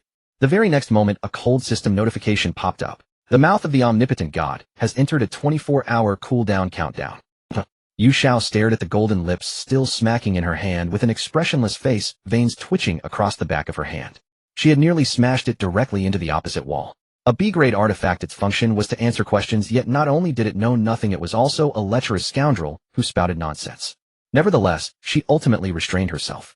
Though the item seemed useless for now, it was B-grade after all. Perhaps with a different approach to questioning, she might extract something of value. She tossed the irritating mouth into her storage tattoo out of sight and out of mind. Time slipped away minute by minute. She glanced at the virtual clock on the wall, 11:59 p.m. Only one final minute remained before the moment she would verify her ultimate results. She could even hear the steady, powerful beating of her own heart. Finally, when the digits on the clock ticked from 2359 to 003 distinct, yet simultaneous system notification tones exploded within her mind. Ding! Yu Xiao has successfully survived 24 hours or receiving survival rewards 100 game coins 1 normal lottery draw. Ding! Liu Ruyan has successfully survived 24 hours or receiving survival rewards 100 game coins 1 normal lottery draw. Ding! Liu Ruyan has successfully survived 24 hours or receiving survival rewards 100 game coins 1 normal lottery draw. 3 portions. A full 3 portions of rewards. Yu Xiao watched as 300 game coins instantly appeared in her account along with 3 gleaming lottery draw icons, and the corners of her mouth finally curled upward beyond her control. It worked. She had truly transformed this bug into her very own ATM. However, before she could fully savor this joy, a system announcement far grander in scope, blanketing the entire floor, resounded within the minds of every player. Building-wide announcement: as the endless building enters its 5th day, the lottery synthesis function is now officially available. Function description: 5 normal lottery draws can be synthesized into 1 advanced lottery draw, 5 advanced lottery draws can be synthesized into 1 super lottery draw, and so on. Wishing all players an enjoyable gaming experience. The moment the announcement ended, the public channel, which had been dead silent all night, instantly exploded into chaos. 6,666 to 2. Holy shit. Synthesis function. Why didn't they mention this earlier? I already used up all 4 of my previous lottery chances. 6,666 to 72. Damn. I just drew a bottle of water yesterday. If I'd known synthesis was possible, I would have saved them no matter what. 6,666 to 18. Haha. Heaven helps me. I haven't drawn a single time since I got here, being the hoarder I am. Going to synthesize an advanced draw right now. A few seconds later. 6,666 to 18. Brothers, I got a gold. A D-grade weapon. It's an assault rifle. The channel instantly erupted with envious wails intermingled with countless regrets and curses. Yu Xiao observed the myriad human reactions unfolding in the channel, her smile deepening. Lottery synthesis. Her mind began racing at full speed. Others would need to hoard 5 days' worth of basic rewards just to exchange for a single advanced lottery draw. As for her, 3 draws per day, and in less than 2 days, she could synthesize 1. Others would need 25 days to synthesize a super lottery draw from basic rewards. As for her, only 9 days. And that was merely from basic rewards. Yu Xiao's breath caught sharply as she realized an even more crucial aspect. Instance dungeon rewards. Perfectly clearing an F-grade instance dungeon awarded 1 advanced lottery draw. For her, that meant 3. This implied that if she perfectly cleared just 1 F-grade instance dungeon, she could return with 3 advanced lottery draws in hand. Just 2 perfect clears would give her 6 advanced lottery draws, enough to synthesize 1 super lottery draw. One must remember that the previously obtained super lottery draw had been a reward gifted only to those who achieved the building's first clear. In the future, such rewards would become exceedingly rare to obtain. Wang Chong was still smugly satisfied with the meager jerky he earned by guiding newcomers through runs. But his method of play, compared to her exponential growth rate, was utterly like children's make-believe. Using super lottery draws to gamble for spirit crystals. Using spirit crystals to upgrade the skin system. LV2 would grant 2 additional lives with stacked attributes. What about LV3? LV4? If one day her skin system reached LV10, while simultaneously wearing 10 SSS grade skins, every settlement would yield 10-fold rewards. At that point, even this damned, endless building would be powerless against her. Rules. She would become the sole person capable of manipulating the rules with consummate ease. Yu Xiao lay upon that luxurious massage bed, and as her thoughts drifted on, she actually laughed aloud. The immense exhilaration from this high-stakes gamble surged from her limbs, transforming into waves of trembling, exquisite pleasure. It was as though she had returned to that life-and-death moment within the instance dungeon. No, this was even more exhilarating than that. It was an unparalleled sense of mastery. The feeling of having seized fate firmly back into her own hands. Carried by this soul-deep tingling sensation, Yu Xiao slowly extended her hand to form hand seals downward, activating a sustained water magic chant. Oh ho ho! This was the most comfortable sleep she had enjoyed since arriving at this building. When Yu Xiao woke up the next morning, she felt thoroughly refreshed and invigorated. The massage bed's pressure was just right, lulling her into a deep slumber. The restless heat brought on by the sudden surge of power in her body had also been entirely vented through several incantations of the water release great waterfall technique the night before. Walking barefoot into the bathroom, she turned on the shower. Warm water poured down over her head, washing over Ziyuan's body. This physique possessed firm skin and sleek flowing lines, radiating a sense of power. Not bad at all. Yu Xiao murmured to the mirror, admiring her new body. After washing up, she leisurely strolled into the kitchen. Ziyuan's body was far more beautiful and much more comfortable to inhabit than Liu Ruyan's. Unless she encountered a situation requiring Liu Ruyan's identity, she preferred to remain in Ziyuan's form. After all, the sensation of wielding water magic was on an entirely different level compared to Liu Ruyan. She retrieved a few strips of smoked wild boar jerky from her storage tattoo and heated them slightly on the induction cooker. Sizzle. The heat drew out the oils from the jerky, releasing a savory charred aroma. Yu Xiao took a bite. The outer skin was crispy while the meat inside was firm and succulent, a world apart from the flavor of chewing it dry. This wretched, endless building had somehow allowed her to live a life akin to a vacation. Sated in content, she had no particular plans for the day. Yu Xiao opened the public channel, taking pleasure in watching the drama unfold as an idle onlooker.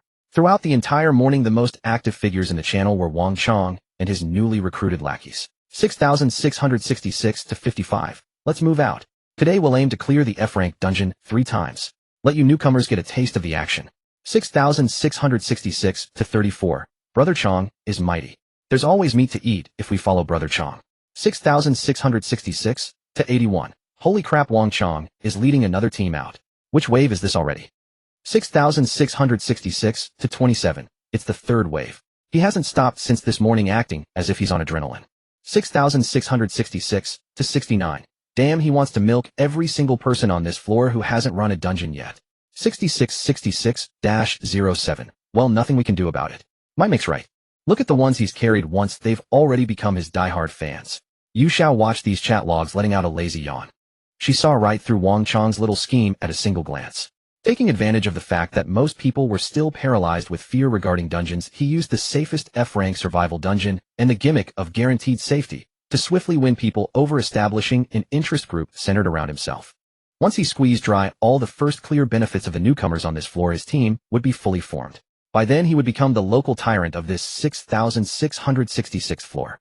Unfortunately, the current Yu Xiao could completely crush Wang Chong in every single attribute. She was more than happy to enjoy her leisure.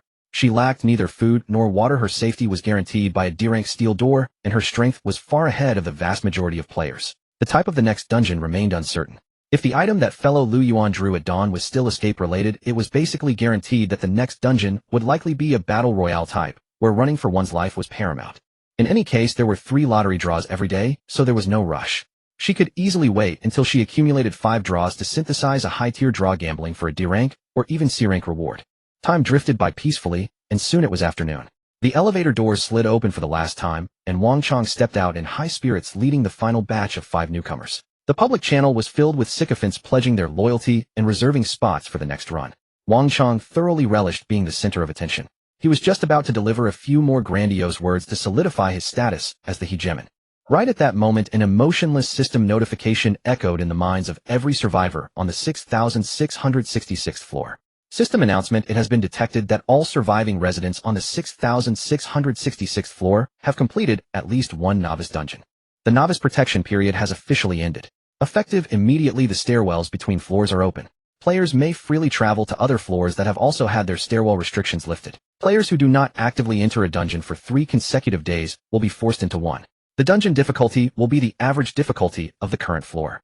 F-rank dungeon rewards have been significantly reduced, with guaranteed rewards cut in half. This announcement consisted of only 4 brief sentences, yet it plunged the entire 6,666th floor into absolute silence. The public channel, bustling just a second ago, went dead silent.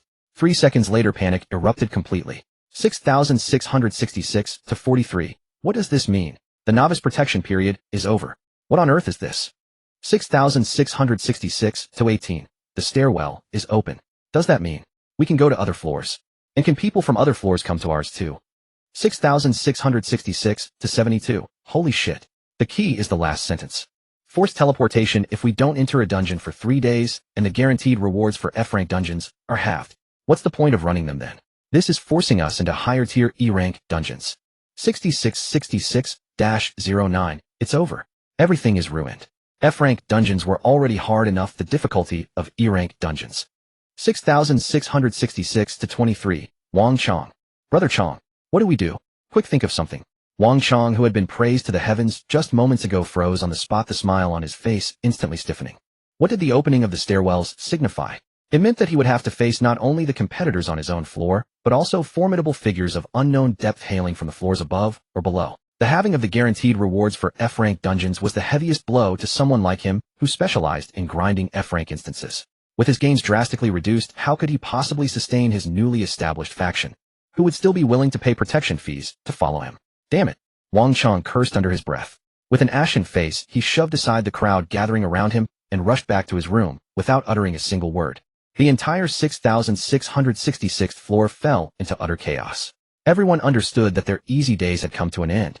The era when one could simply cling to a powerful ally and coast through F-rank dungeons was completely over. However, while everyone else was deeply unsettled by this sudden turn of events inside room 66, Yu Xiao leaned back against her soft massage bed, a playful smile playing on her lips. The end of the novice protection period. To others the sky was falling. To her, however, this wretched cage had finally started to become interesting.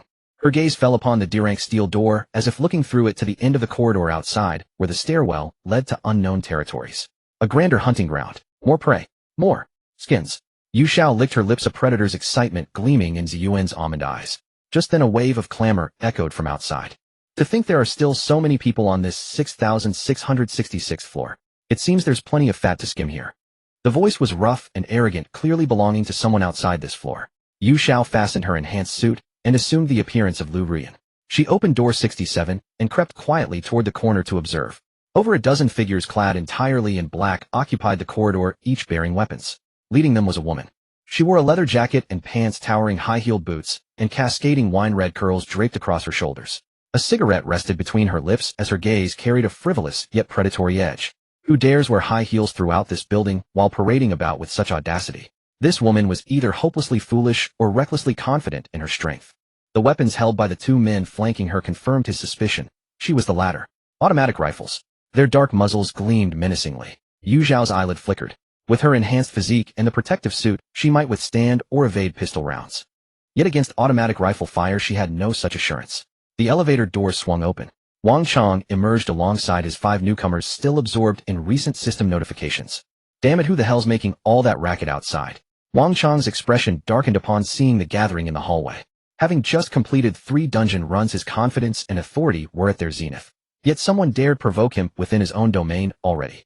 Well, there's someone on this floor who actually looks presentable. Chun Yao, the crimson-haired woman, took the cigarette from her lips and gestured toward Wang Chong with it.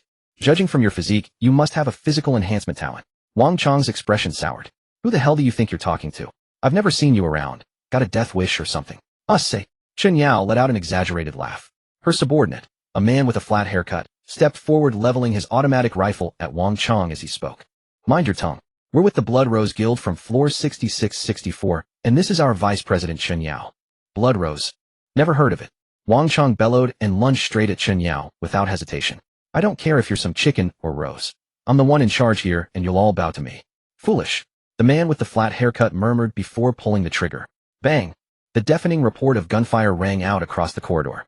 Wang Chong's subordinates let out terrified screams and fled in every direction, their panic spreading through the building's communication network. Yet Wang Chong himself remained unharmed. The projectiles impacted Wang Chong's dark vest, creating wave-like ripples across its surface before deflecting harmlessly. Enhanced ballistic protection. Yu Xiao watched intently from her concealed position. Such gear would be, at minimum, D-class physical protection. Wang Chong's recent lottery draws had clearly yielded valuable finds. So that's all you've got.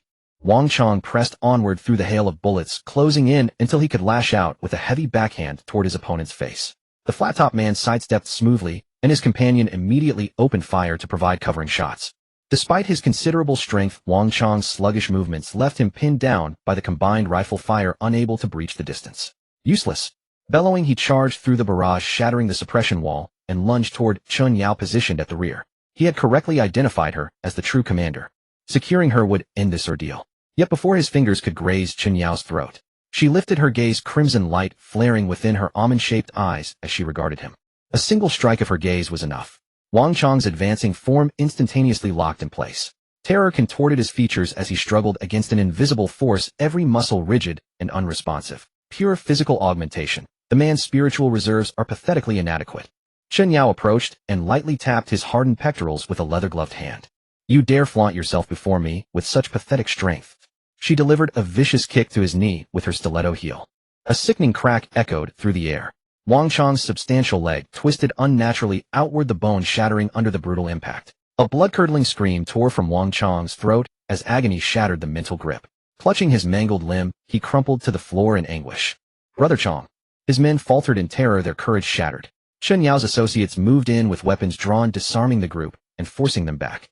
The operation unfolded with military precision, flawless and decisive. These weren't desperate survivors, but trained operatives moving as one unit. Yu Xiao observed from her concealed position, her brow furrowing in concern. Her ability was mental domination. No physical contact required, merely a glance sufficient to paralyze a D-class target like Wang Chang. This ability ranked at minimum D-class, possibly beyond. A formidable adversary indeed, but also a resource of significant value. Chen Yao paid no mind to the wounded man writhing at her feet. Surveying the sealed doors lining the hallway, she cleared her throat and addressed the floor, her voice carrying effortlessly through every corridor. Residents of floor 6666, hear me out. Effective immediately, this floor falls under Blood Rose control. I'm Chen Yao, Vice President of the Blood Rose Guild. I'm aware every one of you is eavesdropping from behind your doors. You have two options. The first is joining Blood Rose. Our standards are rigorous. We won't accept the mediocre. She hesitated briefly, letting her eyes trace the corridor before a knowing smile touched her lips. The alternative is simpler, a directive for everyone here. Starting tomorrow, each resident must surrender 50 currency units daily as protection fees. Our collectors will arrive promptly at designated hours. Those who comply enjoy Blood Rose protection, comfort and luxury guaranteed within these walls. But for those who resist or cannot pay, Chen Yao approached a sealed steel door and delivered a vicious kick. The impact echoed through the corridor as the reinforced door buckled inward, leaving a pronounced dent from her heel. The force behind that strike rivaled even Wang Chang's own strength. Yu Xiao's gaze grew piercing. Beyond her mental abilities, this woman possessed considerable physical power as well. We'll gladly remove the door for you, Chen Yao said leisurely after withdrawing her leg. I imagine the shadow demons would be most eager to pay visits to anyone left defenseless after dark. Her threat left every survivor on floor 6666 utterly silenced. The communal channel fell deathly quiet. All were stunned by the sheer display of power before them. There was no question in anyone's mind. She meant exactly what she said. That concludes my announcement, Chen Yao said, clapping her hands together. You have until tomorrow to decide. I expect to see your payment ready by this hour tomorrow. With that, she and her men departed, abandoning the crippled Wang Chang behind as they strode confidently toward the stairwell. Clearly, this wasn't intended as their residence, merely a toll collection station. Only when their footsteps faded entirely did the dormant communication channel erupt into chaos. 6666 to 43. This is the end. We're finished. Are they demons or men? 6666 to 18. 50 coins daily. They might as well be bandits. How are we supposed to come up with that kind of money? 6666 to 72. Wang Chang fell in a single strike. What chance do we have against them? 6666-09. No door means death by Shadow Beast. It's the same as being executed. Panic spread like wildfire across floor 6666. Even Wang Chang's most vocal followers fell silent in the face of this threat. Amid the chorus of despair, a single message broke through the chaos. 6666 to 12. Ruyan. Are you safe? Whatever you do, don't open that door. Those monsters. The sender was Liu Ruyan. Yu Xiao read his private message but chose not to respond. Back in her quarters, she pressed against the cold steel door. On Liu Ruyan's beautiful face, an unusual spark of interest flickered. Something entirely new. 50 coins meant little to her personally. Yet the matter transcended mere currency. This was her domain. When had she allowed outsiders to impose their will upon her territory? Yu Xiao pressed her tongue against her lower lip, a flicker of anticipation gleaming in her eyes. That leather-clad physique, that remarkable mental dominance. She intended to claim both. After Chen Yao and her group departed, the public channel was flooded all night with messages of despair. 6666 to 43. What do we do? What do we do? They're really going to come smash it tomorrow. 6666 to 18. 50 game coins. Where the hell am I supposed to get 50 game coins? The daily subsistence allowance barely covers water and bread. 6666 to 72. Wang Chang got wrecked. That woman kicked a Class D iron door until it caved in. What do we have to fight back with? 6666-09. Enough said. Get the money ready. At least we'll live if we pay up. If we don't pay tomorrow, we're dead. 6666 to 23. I agree. Our floor just got the stairwell connected. We're the weakest, so we can only take it lying down. When we get stronger later. 6666 to 43. Later. Is there even a later? They're going to collect every day? We slave away all day just to work for them. Panic, fury, unwillingness. But in the end, only helplessness remained. Before long, the majority on the public channel had resigned themselves to surrender. After all, even the strongest on their floor, Wang Chong, had been dragged away like a dead dog. The rest couldn't even muster a thought of resistance. Yu Xiao leaned against her cold Class D steel door, watching it all with calm detachment. A bunch of useless people. When the knife was already at their throats, all they could do was whimper. 6666 to 12, Ruyan. Ruyan, are you alright? A private message from Liu Yuan popped up, his tone sounding deeply worried. Yu Xiao mimicked Liu Ruyan's voice, replying languidly. You, I'm fine, brother Yuan, I'm so scared. I've locked my door from the inside, I don't dare take a single step out. 6666 to 12, good. Don't be afraid, staying in your room is the safest. Don't believe what those people say about protection fees. They just want to bleed us dry. You I'll do whatever you say, brother Yuan. My door is upgraded to level 3, they can't break it. 6666 to 12, good. I've also upgraded mine to a Class D steel door. We shouldn't go out for the next few days. After soothing Liu Yuan, Yu Xiao closed the chat window. Scared? No. She only found things getting interesting.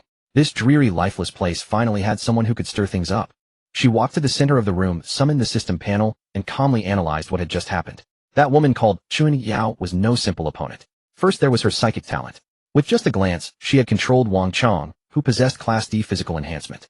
Although the duration was brief, it was more than enough in combat. Then there was her own body. The force behind that kick against the iron door had to be considerable. An enemy strong in both mind and body, accompanied by a squad of well-equipped subordinates with decent coordination. A direct confrontation was not a wise choice. Yu Xiao never fought battles without certainty of victory. She was accustomed to first feigning weakness, drawing close to her prey, like the most fragile of creatures, and only striking a fatal blow once her target let their guard down. This Chun Yao appeared bold and brash, but the wariness and ruthlessness in her eyes were genuine. Trying to approach her under Liu Ruyan's identity would likely prove ineffective. They were both women, so the effectiveness of charm-based abilities would be diminished. More critically, Chun Yao was merely the vice president. If a vice president was already this formidable, just how powerful must the president of the entire Blood Rose Guild be? At the very least, Class C. If she wanted to swallow the entire Blood Rose whole, she would first need to take down Chun Yao, then use her to get close to that mysterious president. This would have to be a gradual process. Yu Xiao lay back on the massage bed, her mind rapidly scheming for a solution. Hard power was temporarily outmatched, so she would have to start with intelligence gathering. Know your enemy and know yourself, and you will never be defeated in 100 battles. She suddenly thought of that smooth-talking mouth of the Almighty God. Yu Xiao retrieved the palm-sized golden lips from her storage tattoo. Hey, you there? She reached out to it through her consciousness. The tightly shut golden lips stirred, slowly parting to reveal golden teeth within, and that greasy male voice rang out once more. Oh, my little sweetheart, it's only been one day, and you already miss me this much. Let me think. You're probably lying on that comfy big bed of yours right now, aren't you? I like the taller one better, though. Yu Xiao was somewhat speechless. Answer my question. She said coldly, floor 6664, Blood Rose Guild Vice President Chun Yao. Tell me everything you know. Tisk, you really have no romance in you at all. The mouth of the Almighty God smacked its lips, seemingly dissatisfied. Fine, since I'm such a generous god. Chun Yao, Class D psychic talent, psychic shock. She can instantaneously assault the target's cranial nerves, causing effects like dizziness and paralysis. The weaker one's mental fortitude, the greater the impact. That big oaf called Wang Chong had pitifully weak mental resistance, so getting controlled was perfectly normal. Those delightfully pungent boots on her feet are Class D boots of power, plus 15 points to strength with a special ability to unleash a 30 strength kick once every 10 minutes. This intelligence matched what Yu Xiao had guessed. The only thing she hadn't anticipated was that the force capable of caving in an iron door came from those boots of power. Anything else? Yu Xiao pressed. That's it, the mouth replied crisply. Just this. Yu Xiao furrowed her brows. For a Class B artifact, the information density was terribly low. Sweetheart, you should know you've asked quite a lot of questions. Strictly speaking, I'm only supposed to answer one. The mouth seemed to sense Yu Xiao's displeasure, its tone turning somewhat enigmatic. But then again, as a token of appreciation for your exquisite figure, I can throw in a little secret about her for free. One, but that would let you easily conquer her. Yu Xiao grew slightly intrigued. Tell me. The golden lips drew closer, its voice dropping to a conspiratorial whisper, as though sharing juicy gossip. That Chun Yao. She doesn't like men. She likes women. Specifically the exquisite kind. Pretty faces, great figures, looking pure and delicate. Catch my drift, sweetheart. Having finished, the mouth let out a string of hee laughter. She's basically a woman who preys on women. The moment she spots someone to her taste, she wants them in her grasp. Unfortunately, in this dilapidated building, most women live such wretched existences they don't even catch her eye. But you. The mouth's voice drew out, its meaning unmistakable. That vessel of yours, Yuan.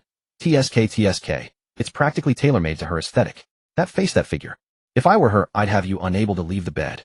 Get lost. Yu Xiao coldly cut it off. Mouth of the Almighty God has entered a 24-hour cooldown.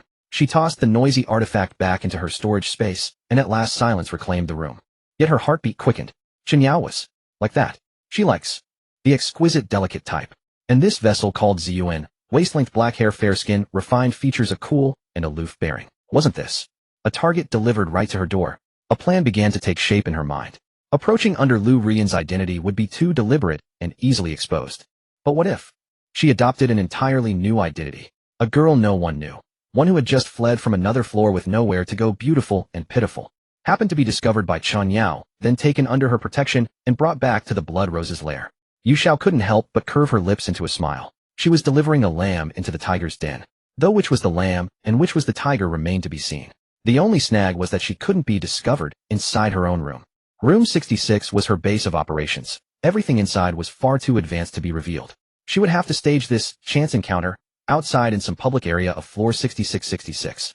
Yu Xiao rose to her feet and walked before the mirror, transforming back into Ziyuan's appearance. The person in the reflection wore a cold expression, yet a glint of excitement shone in her eyes. She extended the tip of her tongue, gently running it across her lips. Another conquest was about to begin. Night had deepened. Yu Xiao rummaged through her storage tattoo and pulled out the long-sleeved t-shirt, jeans, white socks, and sneakers she had worn during the old mansion instance, none of which had been washed. The clothes were still stained with dried mud and grass, ash carrying a musty smell. Switch Ziyuan. At the thought, Liu Ruyan's face faded away. Her bones emitted a series of adjusting sounds, and she grew a few inches taller. In the mirror was that beautiful, expressionless face. Her black hair was long and her skin appeared pale in the dim lighting. Yu Xiao grabbed a handful of ash from the bottom of a kitchen pot and smeared it casually across her face and neck, making her features look filthy. After finishing, she gazed at the disheveled, yet striking girl in the mirror and nodded. Now she looked like some pitiful creature who had fled her own floor, scared out of her wits with nowhere to go. Time to head out. Yu Xiao turned off the light and opened the D-grade steel door. The corridor beyond was shrouded in darkness. After 8 o'clock, this place belonged to the shadow demons. Piercing shrieks echoed from the far end of the corridor, mingled with the scraping of claws against the walls. Any ordinary person who heard such sounds would not dare open their door. Yu Xiao moved as if she hadn't heard a thing, her figure blurring as she slipped into the darkness. With the reinforced suit and Ziyuan's skin adding up to 64 points of agility, her movements were so swift that only a shadow remained. The shadow demon's senses had grown considerably keener than before, detecting movement several times and lunging at her. But each time they lunged at empty air. In a flash, Yu Xiao was already over a dozen meters away, not a single hem of her clothing grazed. The shadow demons have indeed grown stronger compared to the past few days, but still not enough to be a threat. She had no intention of fighting. She went straight to the stairwell at the end of the corridor. Pushing open the fire door, she was met with the smell of rust and dust. There were no lights in the stairwell, only a sliver of moonlight filtering through the window. She descended 3 floors and stopped at the stairwell landing between the 6,663rd and 6,664th floors. It was safer here, less likely to arouse suspicion. She found an inconspicuous corner, curled up and buried her head in her knees, pretending to be asleep. Now all that remained was to wait. Wait for those people to come to her. The night passed without incident. Early the next morning, the fire door of the stairwell was kicked open. All of you stay sharp. Today we're clearing out floors 6666 and 6665. A gruff male voice shouted. 7 or 8 men in black clothing descended from the floor above, cursing and grumbling. The one leading them was the buzzcut man who had been beside Chen Yao the day before. Damn, why does this lousy stairwell reek so bad? Who knows? Hurry up and finish collecting so we can get back. Sister Yao is still waiting for our report. They were about to head downstairs when one of the men stopped. Wait, what's that in the corner? He pointed his rifle toward Yu Xiao's position. Everyone turned to look. Shit, is that a person? Female? Alive or dead? The buzzcut man frowned and ordered 2 of his subordinates to go check. The 2 men approached with their guns raised. Hey, get up. One of them jabbed Yu Xiao's shoulder with his barrel. Yu Xiao's body trembled slightly as she slowly raised her head. When that dusty but still beautiful face was revealed, both men froze. Holy shit. They had seen countless women in this building. Some had sold their bodies for food, others had been tortured beyond recognition, and some had trained themselves to be stronger than men. But never one like this. Dressed in tattered clothes with a filthy face, yet her eyes were strikingly clean. The contrast between her appearance and that cold, composed aura stirred something deep within them. Stop staring. Question her. The buzzcut man roared impatiently from behind. The 2 men snapped back to attention. You? Which floor are you from? What's your name? Why are you here? Yu Xiao's lips moved, her voice trembling. So faint it was like a mosquito's whine. My name is Wu Shanshan. I came from below. I escaped up here. As she spoke, she hugged her arms tightly, her eyes filled with fear. This display made even the buzzcut man pause. Only one thought crossed his mind. A masterpiece. This was exactly Sister Yao's favorite type. Below. Which floor? The buzzcut man stepped forward, sizing up Yu Xiao. Floor 6586. Our floor. Was taken over by a guild. They killed everyone. I ran during the chaos, climbed stairs all night, until I was exhausted, and fell asleep here. Yu Xiao's voice carried a sobbing tone, her eyes reddening at the edges. This story was half true, half false. She had used Wu Shanshan's name. Even if they wanted to verify it, nearly 100 floors separated them. It wasn't as though anyone could just pop down there. Boss, what do we do with this girl? A subordinate sidled up and whispered. She's pretty good looking, why don't we? You want to die? The buzzcut man slapped him on the back of his head. Forget Sister Yao's rules. You think a catch like this is something you can touch? The subordinate shrank back, not daring to speak further. The buzzcut man's face broke into a smile. He crouched down, switching to a gentle tone. Don't be afraid, we're not bad people. We're from the Blood Rose Guild. Our vice president loves helping girls in need. Come with us, and I'll take you to meet her. I promise you'll never want for anything again. Yu Xiao raised her head, her dewy eyes looking at him as she asked timidly. Oh, really? Of course it's true. The buzzcut man thumped his chest in assurance.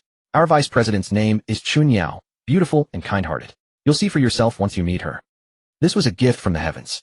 Delivering such a treasure to Sister Yao might even earn him the chance to be selected for her next instance run. Then. All right. Yu Xiao hesitated for a long moment before finally extending her hand to rest in the one the buzzcut man offered. Her hand was cool and soft. The buzzcut man's heart leapt. He quickly pulled her to her feet. Let's go. I'll take you to meet Sister Yao right now. Triumphant, as if presenting tribute, he led Yu Xiao along with his men, too excited to bother collecting protection fees, hurrying toward the 6,664th floor. Yu Xiao followed behind with her head lowered, the corners of her lips lifting in a place unseen. A bunch of fools. Took the bait so easily. She was brought to the 6,664th floor. Unlike the chaos of floor 6,666, this entire floor was remarkably orderly. The corridor was clean, with a guild member in black stationed at regular intervals. The buzzcut man led her directly to a door. Room 88. The number was just as auspicious as her own room 66. 2 guards stood at the entrance. Go announce to Sister Yao that I have something to report. The buzzcut man was visibly excited. A guard went in and emerged shortly after. Go on in. Sister Yao is in the reception room. The door opened. Yu Xiao followed the buzzcut man inside. The space within was expansive. It must have been expanded using some blueprint, furnished quite luxuriously. Leather sofas, crystal chandeliers, oil paintings adorning the walls. They had clearly bled dry every floor above and below this one. They certainly had money to spare. A woman in a black leather top and pants sat on the sofa with her legs crossed, a glass of red wine in hand, watching them. It was Chun Yao. What earth-shattering good news has you this worked up? Chun Yao took a sip of wine, glanced at the buzzcut man, then looked away. Her gaze passed over the buzzcut man and landed on the girl standing behind him with her head lowered, looking uneasy. The buzzcut man was oblivious to the shift in atmosphere, still eagerly seeking credit. Sister Yao, look what I brought back for you. Found her in the stairwell. An absolute gem. She said she fled up from below homeless, so I... He didn't finish his sentence, because Chun Yao had already risen to her feet. She set down her wine glass and walked toward Yu Xiao in high-heeled leather boots, trailing a waft of perfume. Chun Yao extended a finger painted with red nail polish and hooked it beneath Yu Xiao's chin, lifting her face. When that beautiful panicked face was fully revealed before her, Chun Yao's eyes lit up. The desire in her gaze was barely concealed. What's your name? Chun Yao's voice was slightly husky, nothing like the arrogant tone from the day before. My name. Wu Shanshan. Wu Shanshan. Chun Yao whispered that name from between her crimson lips, as though savoring an exquisite delicacy. Desire in her eyes seemed to solidify into something tangible, clinging to Yu Xiao's form. The flat-top man standing nearby felt heat rise in his chest, about to utter some flattering words, when Chun Yao's cold glance swept over him. Get out. Go collect your 20 game coins. Huh. Sister Yao, don't you understand human speech? Chun Yao's voice turned icy. Don't make me repeat myself. The flat-top man shuddered and dared not speak again. He bowed and scraped his way out, considerately pulling the door shut behind him. The room fell instantly silent, leaving only the two of them. Chun Yao said nothing further, merely circling Yu Xiao once, her gaze like X-rays, determined to see through her from the inside out. Yu Xiao felt profoundly uncomfortable under that scrutiny, instinctively stepping backward until her calves met the sofa behind her. What are you afraid of? Chun Yao chuckled softly, her perfume growing stronger. I won't eat you. She reached out and rested her hand naturally on Yu Xiao's shoulder, her fingers tracing the taut muscle definition beneath the thin t-shirt. You reek. Absolutely filthy. Chun Yao wrinkled her nose in distaste. Come with me. She grabbed Yu Xiao's arm, led her through the lavishly decorated living room, and pushed open another door. Beyond lay a spacious bathroom more than twice the size of Yu Xiao's F-tier shower stall. At its center sat an enormous circular massage tub already filled with hot water, sending up wisps of fragrant steam. Strip and get in. Wash yourself clean. Chun Yao leaned against the doorframe, lit a cigarette, and commanded. I can wash myself. Yu Xiao's voice trembled even more, her hands instinctively crossing over her chest. What's there to be shy about? Chun Yao exhaled a smoke ring, her gaze playful. We're both women. I have everything you do. Or is there something hidden on you that you're trying to conceal? She advanced step by step, forcing Yu Xiao to retreat incrementally until her calves pressed against the bathtub's edge. Hurry up. Chun Yao's tone brooked no argument. My patience is wearing thin. Yu Xiao bit her lower lip, humiliation and turmoil warring across her face. Finally, under Chun Yao's piercing gaze, her trembling fingers unbuttoned her jeans. Garments fell to the floor one by one. When the figure, concealed beneath layers of dust and sweat, yet flawless as a masterpiece, was fully exposed to the air, Chun Yao's hand holding her cigarette stilled for a moment. Her skin gleamed like the finest mutton fat jade, her waist slender and delicate, her legs long and straight, her breasts perfectly proportioned, neither too ample nor too slight. The succubus sigil etched upon her lower abdomen radiated an otherworldly luminescence, causing Chun Yao's pupils to dilate further. Particularly striking was that cold, frightened face paired with the wildly sensual body bearing the succubus mark, a forbidden combination that ignited madness. Come here. Chun Yao's voice had grown husky. Yu Xiao turned stiffly and stepped into the tub. Warm water enveloped her form, loosening her taut muscles ever so slightly. She thought it was over, but Chun Yao extinguished her cigarette and followed, squatting beside the tub to trace the succubus sigil on Yu Xiao's lower abdomen. Who would have guessed? For someone who appears so pure on the surface, you're sporting such a lewd tattoo. Seems you're quite the slut underneath. And no, that's not. Yu Xiao's eyes reddened with humiliation. I won it from a dungeon loot draw. As long as I keep this tattoo, my physical attributes improve somewhat. Without it, I couldn't have escaped or climbed this many floors. Chun Yao studied the arousing succubus marking closely after hearing this. Let me help you wash. She reached for the body wash beside her, squeezed some into her palm, and pressed her hand directly against Yu Xiao's smooth back. Don't, Sister Yao. Yu Xiao's body jerked, trying to pull away. Stay still. Chun Yao increased her grip, pinning her firmly in place. Fine bubbles trailed across Yu Xiao's back in the wake of her palm, from shoulders to shoulder blades down to the narrow dip of her waist. Nice figure. Chun Yao examined her like a discerning connoisseur, touching and commenting as she went. Have you trained? I used to dance.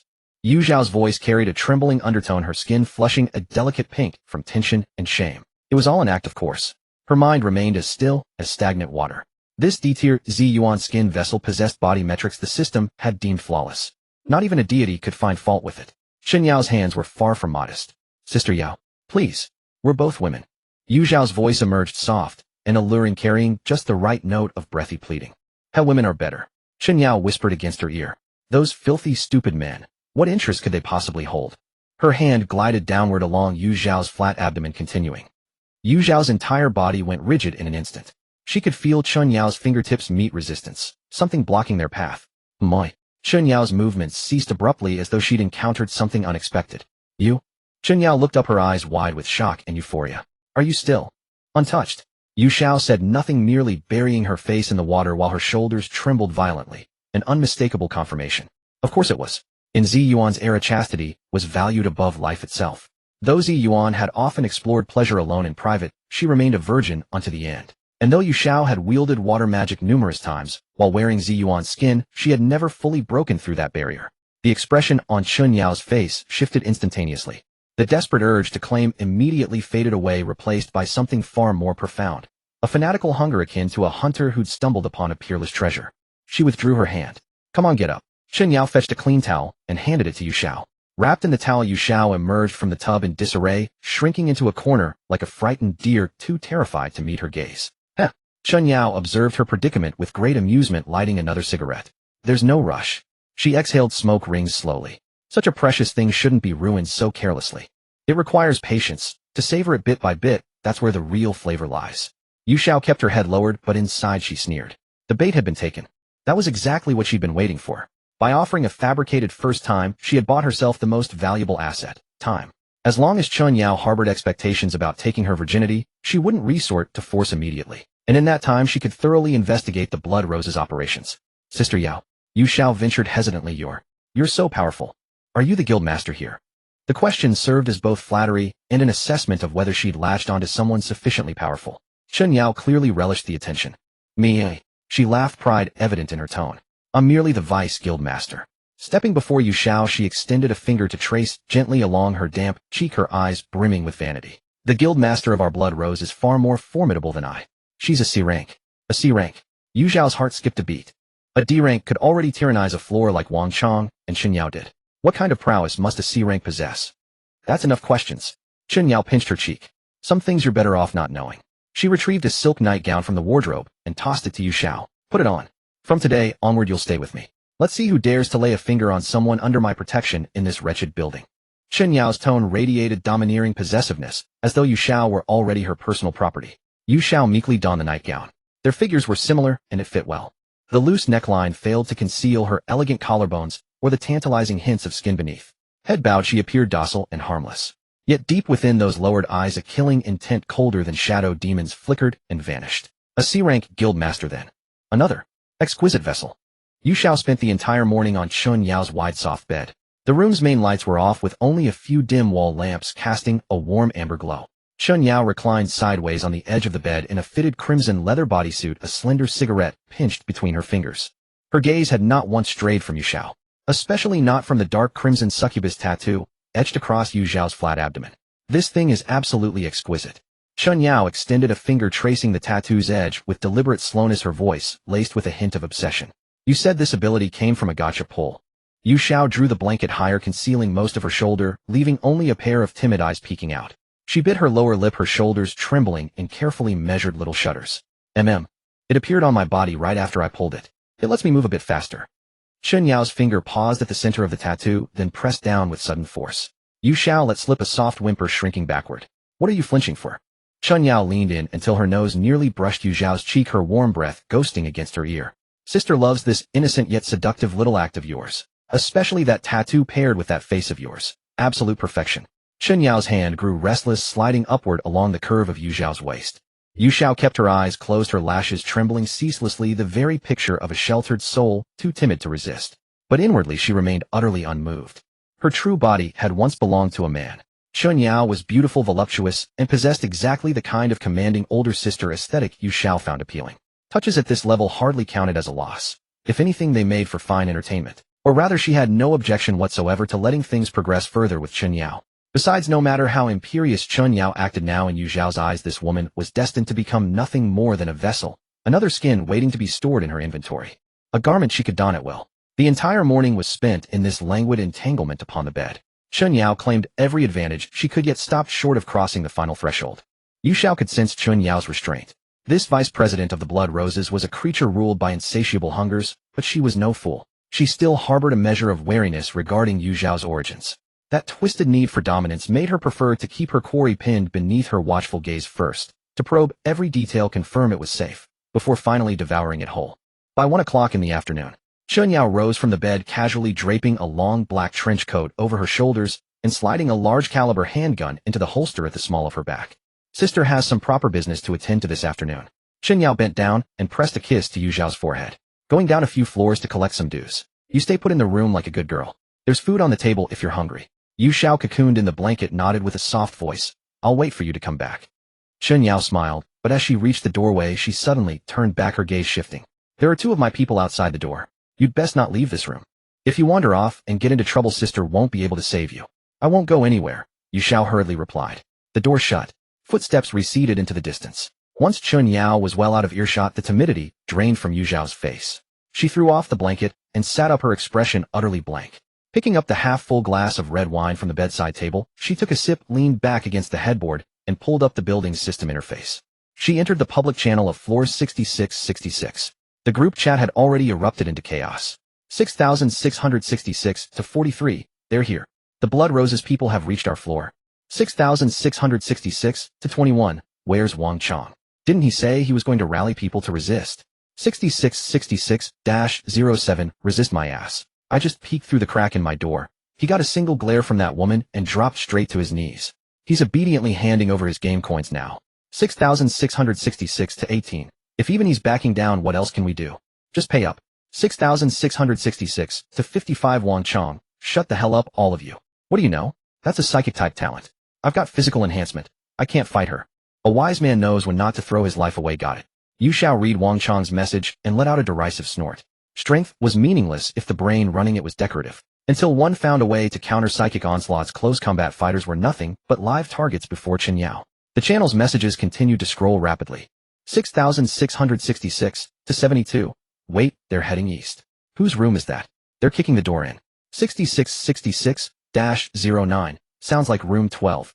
6,666 to 43. They can't get through. Holy shit. That guy kicked once and got sent flying back himself.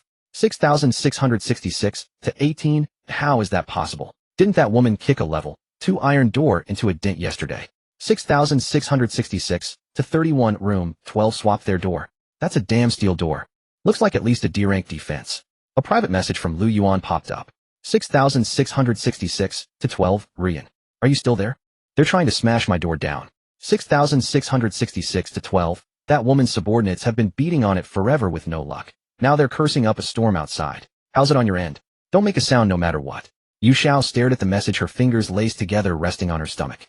That heaven-defying lucky bastard truly had a knack for survival. Every gotcha pull of his yielded treasures. As a result, he never needed to spend game coins on keeping himself alive. He could pour everything into upgrading his door. Short of the C-rank president making a personal appearance, the Blood Rose's crew genuinely had no way to crack him. She replied using Liu Ruyan's voice. You brother Yuan, I'm here. They came to my door too, but couldn't get through either. Don't worry about me. After sending the reply, she switched back to the public channel. Everyone in the channel was dumbfounded. 6,666 to 88. What the hell? They went to rooms 66 and 67 next. Couldn't get through those either. 6666-07. Am I blind? These two rooms are also fitted with D-rank steel doors. 6,666 to 43. Which deity is living here? Upgrading a D-rank steel door costs 1,000 game coins. Did they rob the system shop? 6,666 to 21. The red-haired woman is taking matters into her own hands now. She kicked it several times with those leather boots. Not even a scratch on the door. 6,666 to 18. Satisfying. So damn satisfying. Even these bloodsuckers can eat dirt sometimes. Yu Xiao closed the chat window, a faint curve lifting the corner of her mouth. D-rank steel doors specialized in pure defense. Without a C-rank powerhouse stepping in, they simply couldn't be breached. Even if Chen Yao kicked her D-rank strength-boosted boots to pieces, she wouldn't break through that door. The Blood Rose's intimidation campaign on floor 6666 had just taken a serious blow. But that was nowhere near enough. Chen Yao's life, she would claim it. The elusive C-rank president of the Blood Roses, she would hunt them down too. Right now the most pressing matter was countering Chen Yao's psychic assault talent. Yu Xiao opened the system shop and typed psychic defense into the search bar. A list of over a dozen items populated the display. She skimmed past all the cluttered low-grade junk in a single glance, her attention settling on a metallic headband of archaic, austere design. Name Mind Still Circlet. Rank D. Type Functional Equipment. Effect when worn, psychic resistance increases by 30 points. Grants passive immunity to one psychic class attack skill at D rank or below. After triggering the item, enters a 1-hour recharge cooldown. Price 800 game coins. This was the perfect weapon against Chen Yao. With this piece of equipment, Chen Yao's prized control ability would be rendered instantly useless. A woman stripped of her control skills, relying on nothing but a pair of boots to kick against Yu Xiao, whose stats utterly crushed her, wouldn't last 3 seconds. Yu Xiao checked her balance. After last night's expenditures, she had 402 game coins remaining. Not enough. But it wouldn't be difficult. She glanced at the wall clock. It was now 3 o'clock in the afternoon. 9 more hours. If she could hold out until midnight, the building's basic survival stipend would be distributed on schedule.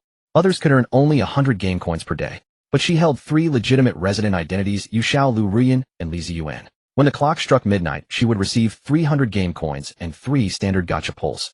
Items others had to fight and bleed for she could obtain with just 2 days' worth of stipends. Yu Xiao rose to her feet, her bare feet sinking into the plush carpet. Walking to the wine cabinet, she poured herself another half glass of red wine. All that remained was to keep playing the part of Wu Shanshan flawlessly and wait for that self-styled huntress to return. The countdown to the hunt had begun. A heavy thud of footsteps echoed from the corridor outside. With a loud bang, the solid wooden door was flung open. Chen Yao walked in, muttering curses under her breath. She casually tossed her long black trench coat onto the carpet and tugged at the collar of her tight leather jacket. Ran into some trouble. Yu Xiao walked over barefoot, pouring a glass of warm water and handing it to her. Chen Yao snatched the glass, tilting her head back to gulp down half of it. How infuriating. A wretched floor that just unlocked its stairwell, yet they're actually tough nuts to crack. Someone actually dared to provoke Sister Yao.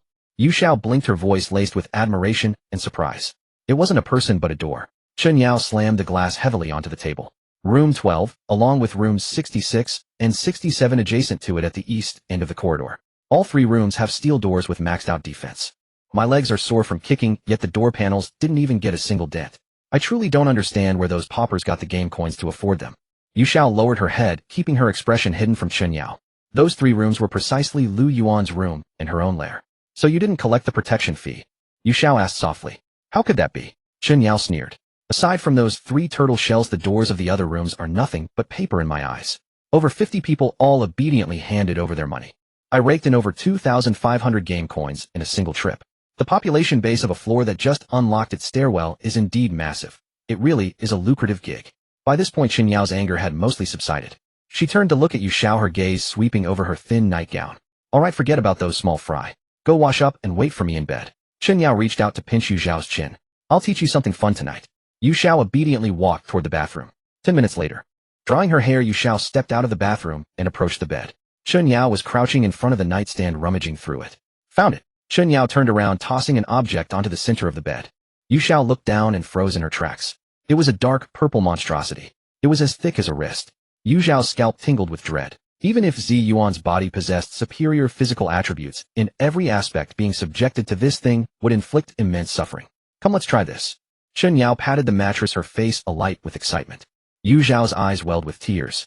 She shrank back 2 steps, her voice trembling with a sob. Sister Yao, this is too terrifying. Terrifying. This is called painful pleasure. Chen Yao stood up and walked toward her step by step. I'll broaden your horizons tonight. Yu Xiao's legs buckled, and she slumped onto the edge of the bed. She curled her body up, tears streaming down her face. At the same time, the talent panel hidden beneath Zi Yuan's outer shell quietly activated. Her E-grade talent charm was activated at full power. Sister Yao, I'm really scared. Yu Xiao lifted her face, gazing at Chen Yao with tearful eyes. It's my first time. Can you please be gentle with me? This single gaze achieved maximum effect. Chen Yao halted in her tracks. This pitiful look paired with that face instantly softened her heart. You little vixen, you really know how to torment me. Chen Yao exhaled a heavy breath, turning around to kick the exaggerated prop into the corner. Fine. Since you're a virgin, I'll let you off easy today. However, we still have to do what needs to be done.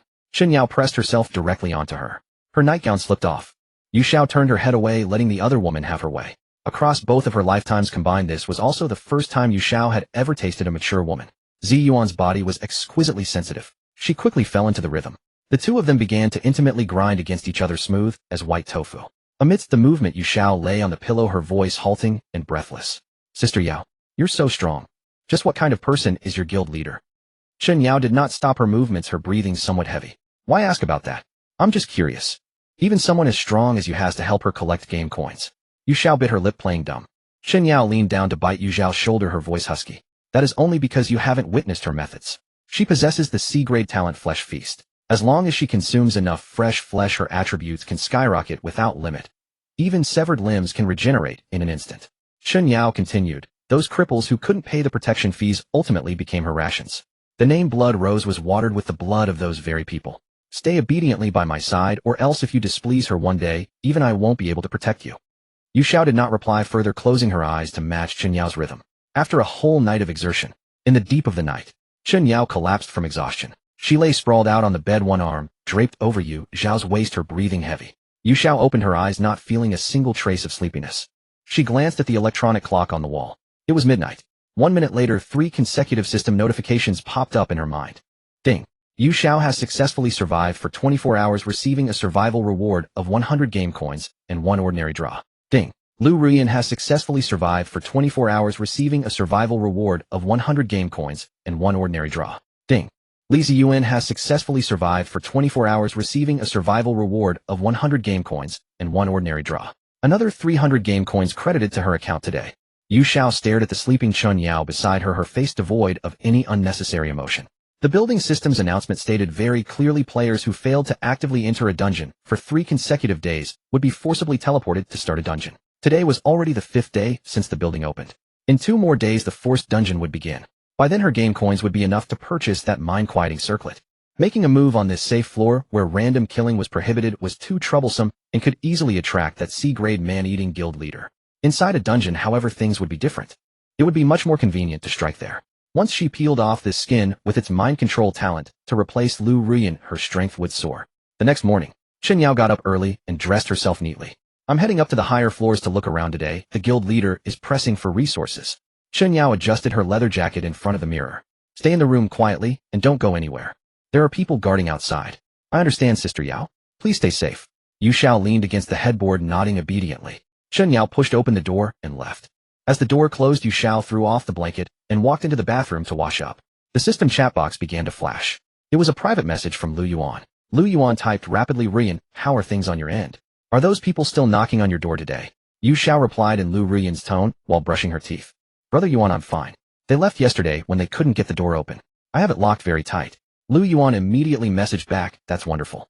I haven't gone out these past 2 days either. But the system said that failing to enter a dungeon for 3 days results in a forced teleportation. I calculated the time. It'll be noon the day after tomorrow. We must team up when the time comes.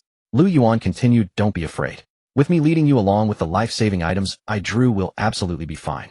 Yu Xiao spat out the foam in her mouth and wiped her face with a towel. This child of fortune was a highly useful shield. Chen Yao had subordinates as well as the backing of a guild. When the forced dungeon began, Chen Yao would likely enter with her guild members, making a chaotic melee inevitable. With someone like Liu Yuan who possessed top-tier fortune drawing the enemy fire nearby, her success rate would double. Yu Xiao tapped on the keyboard to reply, all right, Brother Yuan. We'll probably be teleported straight into the dungeon, then, so you must protect yourself well. Liu Yuan replied with a determined emoji, don't worry. Closing the chat box. Yu Xiao walked back to the room, retrieving a few pieces of wild boar jerky from her storage tattoo and chewing on them. The current situation was rather intriguing. Using Zi Yuan's skin, she played the canary in the Blood Rose Guild, enjoying safety and food. On the other hand, she kept Liu Yuan on a leash using Liu Ruyan's identity. Once they entered the dungeon at noon the day after tomorrow, it would be time to haul in the net. The man-eating guild leader. Mind control, and that power known as the Blood Rose. All would become stepping stones. 2 days passed in the blink of an eye. Chen Yao's room had practically become Yu Xiao's gilded cage. This vice president of the Blood Rose Guild possessed an inexhaustible vigor that defied all reason. During the day, she led her subordinates through every floor of the building, scavenging game coins. By night, she channeled all that pent-up energy into Yu Xiao. Her methods were remarkably varied. She even deployed bizarre combat props she had brought back from the dungeons. Yu Xiao's journey from fierce resistance at the outset to numb endurance to his current meek submission was a performance of flawless practice subtlety. And Chen Yao had become utterly captivated by this vision of innocent depravity. Whatever wariness she had harbored toward Wu Shanshan had been thoroughly dissolved through 2 days of uninhibited intimacy. In her eyes, this girl, good for nothing beyond her pretty face and figure, had become her personal possession, a beautiful doll she could summon whenever she pleased. That evening, after another bout of exertion, Chen Yao finally lay back in satisfaction.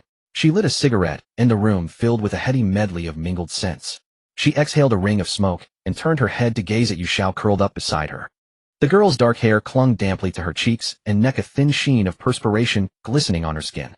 Her eyes were closed and glistening teardrops clung to her long lashes. She looked utterly pitiable. What is it? Did big sister hurt you? Chen Yao reached out and pinched Yu Xiao's cheek. Yu Xiao's body trembled slightly as she slowly opened her eyes. Those dewy, glistening pools of black set Chen Yao's heart ablaze. And no.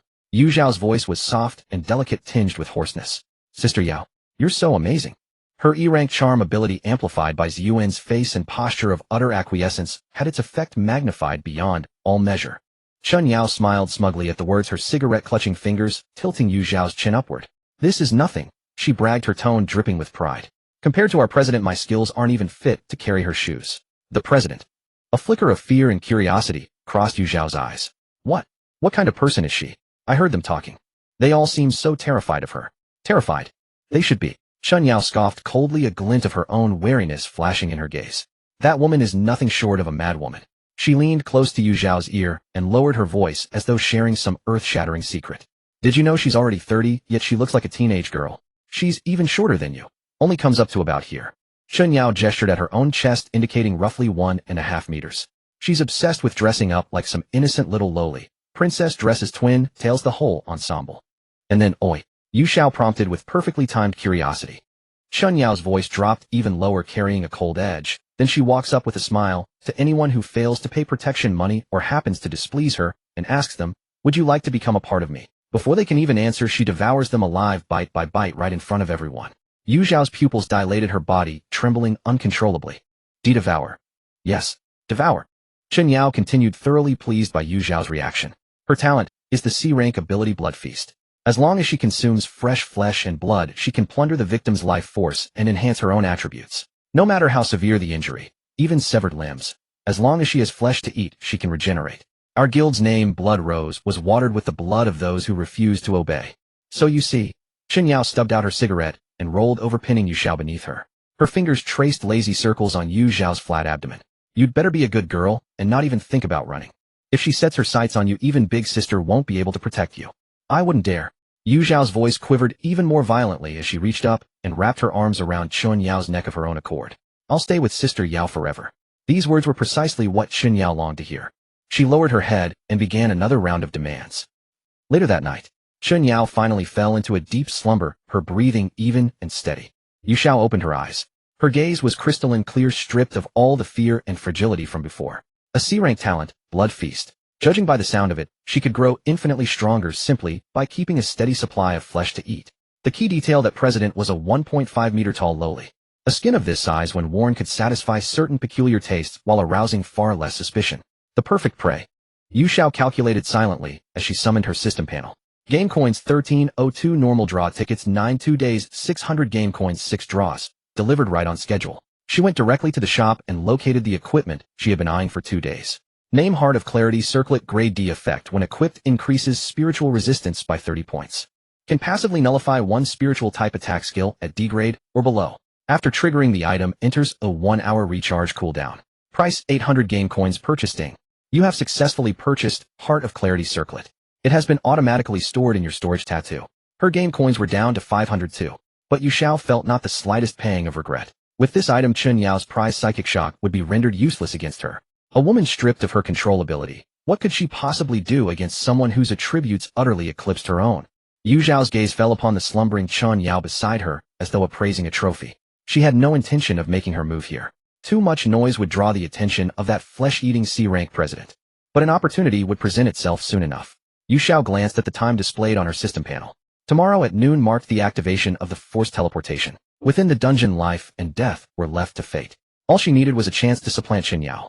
That way she could exploit the vice president's status to accumulate wealth while drawing close to the legendary president. Early the next morning, Chen Yao rose from bed refreshed and energized. She stood before the mirror, carefully donning her black skin-tight leather outfit. At that moment, a system announcement appeared on the notice board throughout the entire building. A large number of players have been detected as not entering any dungeon for 3 consecutive days. Forced teleportation will activate today at 1200 noon. Chen Yao had clearly seen the announcement as well. You're coming into the dungeon with me at noon, she said without turning around, fastening her belt. Don't be afraid. This forced teleportation drags everyone in. Stay by my side and no one will dare touch you. I'll do whatever Sister Yao says. Yu Xiao leaned against the headboard, a docile smile playing on her lips. Good girl.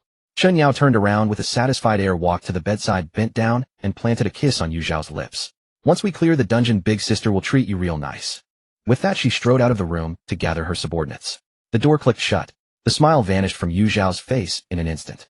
She threw off the covers, unhurriedly walked into the bathroom, and retrieved the Heart of Clarity Circlet.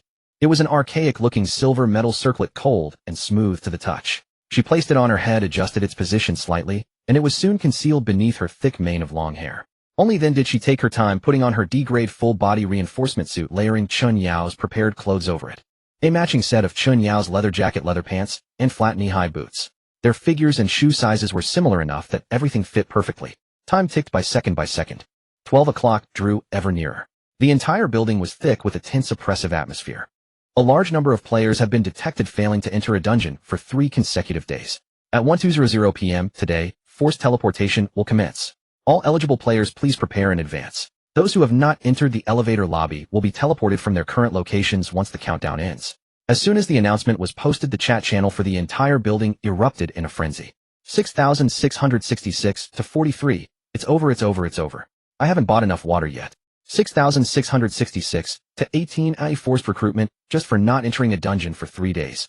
Does this godforsaken system even want us to survive? 6,666 to 72. I just paid my protection fee. Now I only have some 20 game coins left. How the hell am I supposed to clear a dungeon? 6666-09. Where is Blood Rose? Don't they collect protection fees? Let them protect us then. 6,666 to 55. Wang Chong. No one can escape the system's teleportation. If you can survive, survive. If you can't, blame your own terrible luck. 6,666 to 21. Wang Chong, you have the nerve to speak. Aren't you great at carrying people through dungeons? Why don't you carry us this time? 6,666 to 55 Wang Chong. Who I carry depends entirely on my mood. Say another word, and I'll tear your door down when I get back. 6,666 to 43. Talk after you actually make it back alive. Yu Xiao sat on the edge of the bed, her toes hooked inside the leather boots Chun Yao had prepared for her. She glanced at the channel. Though these people cursed fiercely the moment someone actually kicked their doors down, they would flee faster than anyone. However, panic was not a bad thing. The more chaotic it was, the easier it would be for her to shed her skin. A private message from Liu Ruyan popped up. 6666 to 12, Ruyan. Did you see the announcement? We're entering the dungeon at noon. Yu Xiao switched back to Liu Ruyan's tone. I saw it, brother Yuan. I'm a bit scared. Do you think it will be another supernatural dungeon? Liu Ruyan replied swiftly. 6666 to 12, probably not. The items I drew over the past 2 days have been a bit off. Yu Xiao's eyelids twitched. What did you draw? Can you let me see? 6666 to 12, of course. Hang on, I'll send you a screenshot. The item description quickly popped up. Name: portable human X-ray scanner. Grade E. Type: detection tool. Effect: upon activation performs an X-ray scan on humanoid targets within 10 meters lasting for 5 seconds. Allows observation of bones, internal organs, foreign objects, and abnormal structures. Cooldown 30 minutes. Yu Xiao stared at the item. The straw sandals and the substitute doll that Liu Ruyan had previously drawn belonged to the escape category. But if it were just for escaping, Liu Yuan's sheer luck wouldn't have handed him something like this. There was a high probability that the dungeon contained targets that needed to be identified. Humanoid. Internal anomalies. Disguises. Yu Xiao typed slowly. Brother Yuan, this scanner is amazing. It feels like a lifesaver. 6666 to 12, I think so too. It's just that the cooldown is too long and I can only scan one person at a time. Then after you enter the dungeon, don't trust anyone easily. 6666 to 12, I know. You two contact me as soon as you get the chance. Yu Xiao stared at the sentence, pausing for 2 seconds. If the system deployed them randomly this time, Liu Ruyan might not be able to use it right away. However, his luck stat was absurdly high. A person like him, even if thrown into a crowd of 10,000, would still manage to walk right past the piles of corpses unscathed. She replied, I'll wait for you. Brother Yuan, you must stay alive. 6666 to 12, don't worry, I will definitely find you alive. Yu Xiao closed the chat window and picked up the mind-calming headband by the bedside to check it once more. The silver headband was hidden near the roots of her hair, invisible from the outside. The D-grade enhancement suit was snug beneath her leather clothes. Inside her storage tattoo were a pistol, a crossbow, talismans, dried meat, clean water, and that artifact, the mouth of the omnipotent god. She had accumulated 9 normal draws. Her game coin stood at 502. She decided to save up her draws as the items obtained from low-level draws could no longer enhance her combat strength. The spirit crystals obtainable from top-tier draws were what she needed most. The sound of high-heeled leather boots clicking against the floor echoed from outside the door. Chun Yao was back. As soon as the door opened, she saw Yu Xiao sitting by the bedside, her hair cascading loosely, her leather jacket zipped only halfway below her chest, making her look excessively obedient. Chun Yao raised an eyebrow. Oh, so obedient today. Yu Xiao looked up, her eyes slightly red. Sister Yao, I saw the announcement. Chun Yao walked over and cupped her face in her hand. Scared? Yu Xiao grabbed her cuff. I'm afraid I won't be able to find you after we enter the dungeon. You little wench actually have some conscience. Chun Yao was in a good mood. She pinched Yu Xiao's cheek, fished a small black cube out of her pocket, and pressed it into Yu Xiao's palm. Yu Xiao looked down. The object was only half the size of a palm, with a ring of tiny blue lights around its edge and a transparent bead embedded in the center. Name: Sync Locator. Grade E. Type: communication tool. Effect: once 2 locators are bound, short distance voice communication is enabled within the same dungeon. Displays the other party's approximate direction within a 3-kilometer range. Restriction: each call lasts up to 30 seconds, with a 5-minute cooldown. If the dungeon enforces a communication blackout, the effect is weakened. Yu Xiao looked up. Is this for me? Duh. Chun Yao clipped the other identical device to her own waist. These come in pairs. Once inside, don't run around. Find a place to hide first, then contact me. Yu Xiao cradled the locator in her palms, her voice laced with dependence. Sister Yao is so good to me. Chun Yao smiled, her fingers sliding down Yu Xiao's chin to her collarbone. Since you know your sister is good to you, be more obedient when you get out. Don't cry every single time like you've suffered some ultimate injustice. Yu Xiao bit her lip. Then don't scare me with those weird things. Depends on your performance. Chun Yao leaned down and whispered in her ear, if you perform well in the dungeon, your sister will reward you by being gentler. Yu Xiao lowered her eyes. Then I will definitely be good. Only 5 minutes remained until the forced teleportation. Yu Xiao took one last look around the luxurious room, double-checking that she hadn't missed any of her gear. The D-grade enhancement suit clung tightly to her skin, worn beneath the leather outfit Chun Yao had provided. The mind-calming headband was concealed beneath the roots of her hair. Her storage tattoo was packed with weapons, food, and items. Everything that needed to be brought was ready. The system countdown appeared right in the center of her vision. 300, 299. 298. The crimson numbers ticked down second by second. Yu Xiao closed her eyes and adjusted her breathing. 60. 59. 58. The final minute. The locator suddenly rang. It was Chun Yao's voice. Shan, can you hear me? I hear you, Sister Yao. Yu Xiao's voice trembled. The system says it's a random teleportation, so I can't carry you. Don't panic once you're in. Find an empty spot to hide first, then contact me with the locator. Do you hear me? Sister Yao, you be careful too. Cut the chatter. Remember, don't go with strangers. The call disconnected. Yu Xiao opened her eyes. 10, 9, 8. She stood up. 3, 2, 1. A blinding white light swallowed everything. The white light shattered. Yu Xiao opened her eyes. What greeted her was not a desolate island, not the ancestral residence, nor any dungeon scenario she had anticipated. It was a street. A clean asphalt-paved street in a modern city. On either side stood residential buildings of 6 or 7 stories, their ground floors adorned with shop signs. Lanzhou Noodles, Shaxian Snacks, China Mobile. A few dust-coated sedans sat parked by the roadside, traffic lights blinked on and off, and trash bins, fire hydrants, bus stop signs. All were present. It was as though an old district of some third-tier city had been transplanted whole into the dungeon. Yu Xiao swept her gaze across the surroundings. 2 or 3 dozen people stood scattered along the street. Men, women, the elderly, the young. Clad in varied attire, their expressions uniformly blank with bewilderment. This is the dungeon. A middle-aged man in a checkered shirt beside her glanced left and right, his voice hollow. How does it look exactly like the outside? No, look at the sky. A young woman pointed upward. Yu Xiao lifted her head. The sky was a pallid gray, neither sun nor clouds in sight. It resembled an enormous sheet of frosted glass suspended above the city, diffusing a uniform light that made it impossible to discern east from west. Damn it. I thought the system had sent me back to the Blue Star. A bare-chested man covered in tattoos cursed. Turns out it's just a damn fake. At that very moment, the system notification chime rang through every mind simultaneously. Ding. Current dungeon survival type. Difficulty grade E. This is a large-scale dungeon. All players will be randomly teleported to different locations within the instance. Participants players from floors 6000 to 7000, totaling 4852 individuals. The surroundings felt instantly silent. Yu Xiao stared at the blue panel before her. 42,852 people. Grade E. Survival type. F 40,000. The checkered shirt man's voice cracked. I'm not seeing things, am I? A dungeon with over 40,000 people. Are they out of their minds? The tattooed man was dumbfounded too. The biggest dungeon I ever entered before had maybe 7 or 8 people. What kind of concept is 40,000 people? The street erupted into chaos. All 2 or 3 dozen people were shouting, their voices a tangled mess. 40,000 crammed into one dungeon. Are there enough resources to go around? Grade E difficulty doesn't sound that high. Don't celebrate too early. The more people, the more variables. A dungeon with 40,000 people. The people alone will be enough to drown you. Yu Xiao did not join the discussion. She stood at the edge of the crowd, rapidly digesting the information on the panel. 40,000. Random teleportation. Survival type. These 3 keywords combined pointed to one thing. This was no monster-slaying dungeon. This was an arena of human against human. Random teleportation meant the Blood Rose Guild formation had been thoroughly scattered. Chun Yao would have none of her subordinates by her side, nor could Wang Chong gather his little gang. Everyone returned to the same starting line. Pure survival, dependent on individual ability. The corner of Yu Xiao's mouth twitched. Interesting. The system panel continued to scroll downward, new text emerging. Dungeon rules are as follows. 1. Apart from the 4852 real players within the dungeon, there exists an unknown number of imposters. 2. The streets at night are unsafe. Players must seek shelter on their own. 3. Public televisions within the dungeon will randomly broadcast traits and behavioral hints about the imposters. 4. Killing a normal human will increase one's malice value. Players with higher malice values are more likely to attract concentrated imposter attacks. 5. Survive for 7 days to clear the dungeon. Dungeon begins. Good luck. The clamor on the street vanished in an instant. Everyone was staring at the rule panel suspended before them. Yu Xiao read each rule over twice.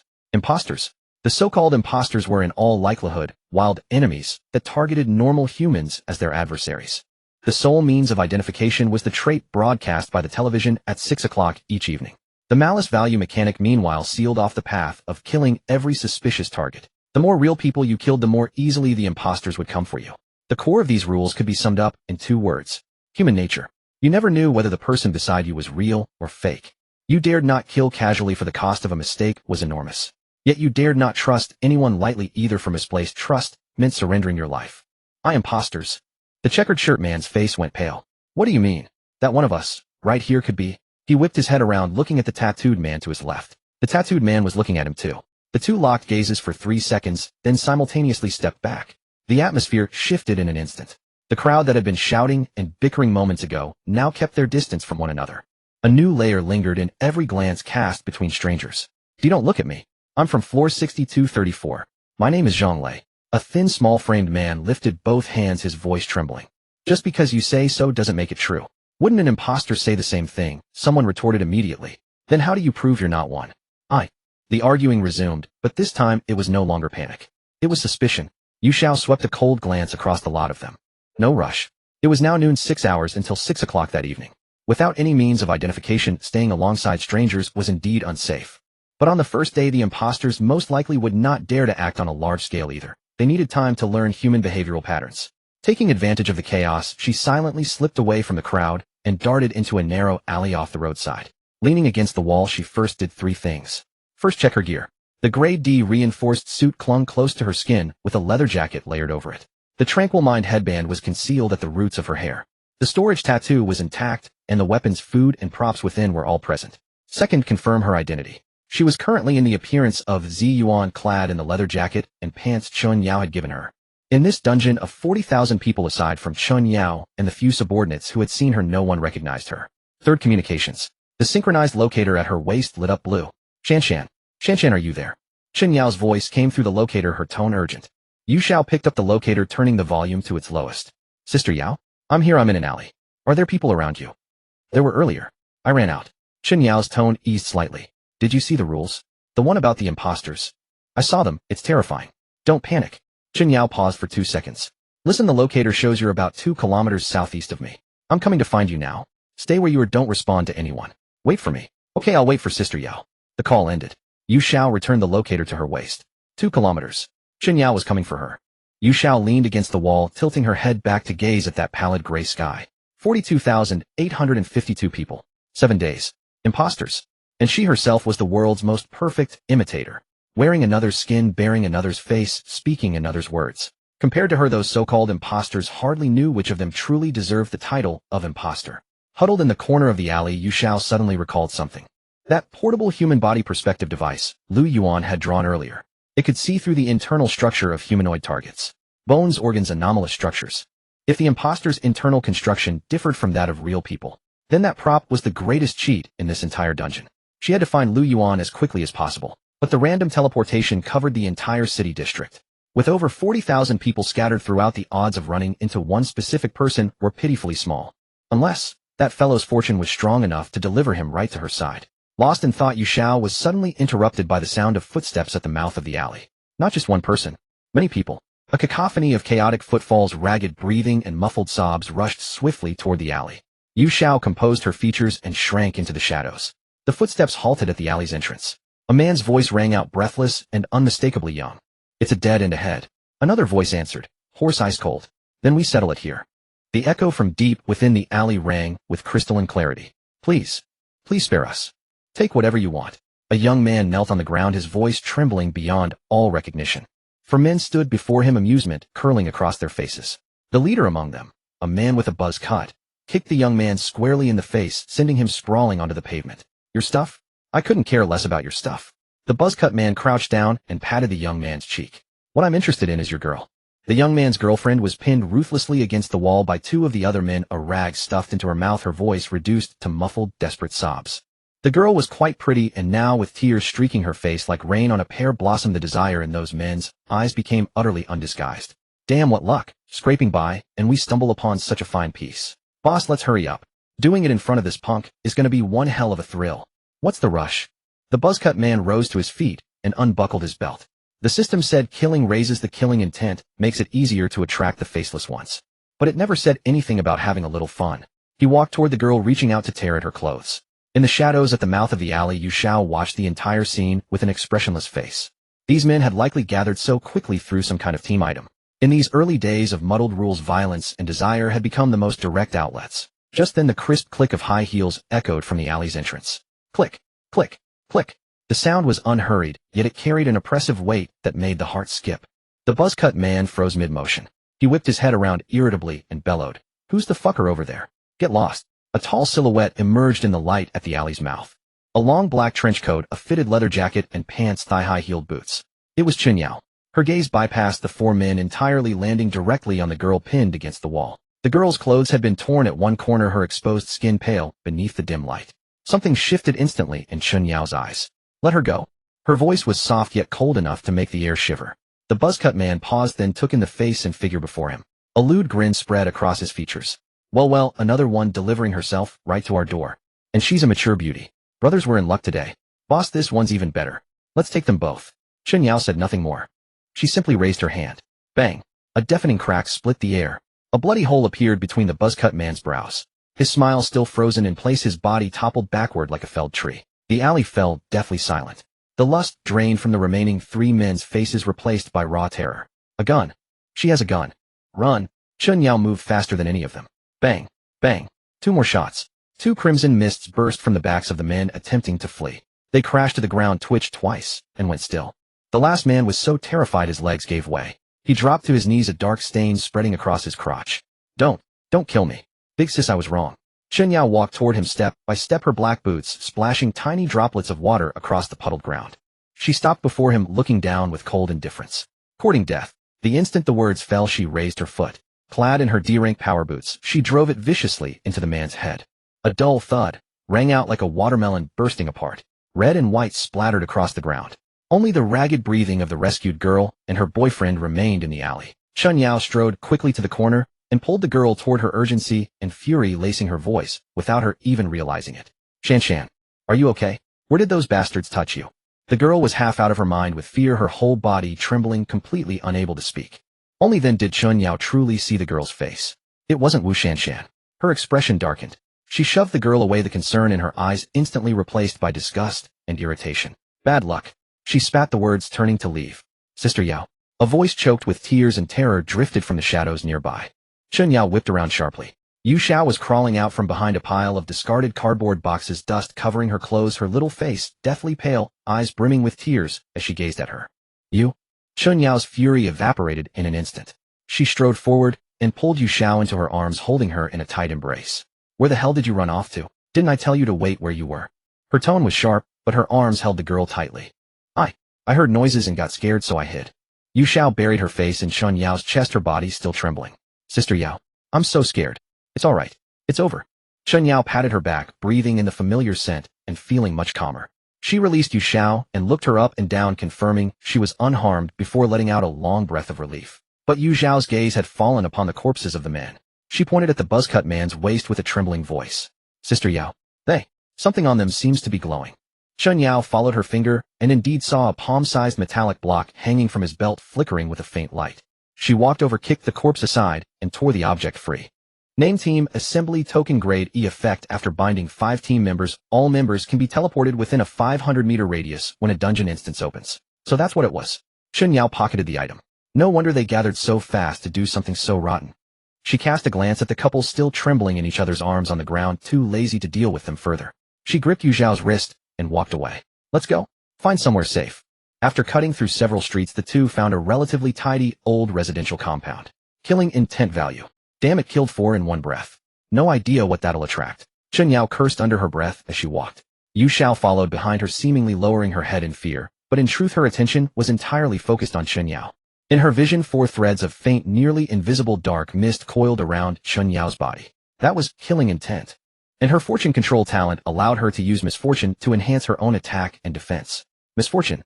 Yu Xiao's gaze settled on those wisps of dark killing intent. Wasn't this the purest form of misfortune? A wild idea began to form in her mind. If she could absorb this killing intent for her own use, then wouldn't the punishment the system used to discourage players from killing each other become for her a kind of reward?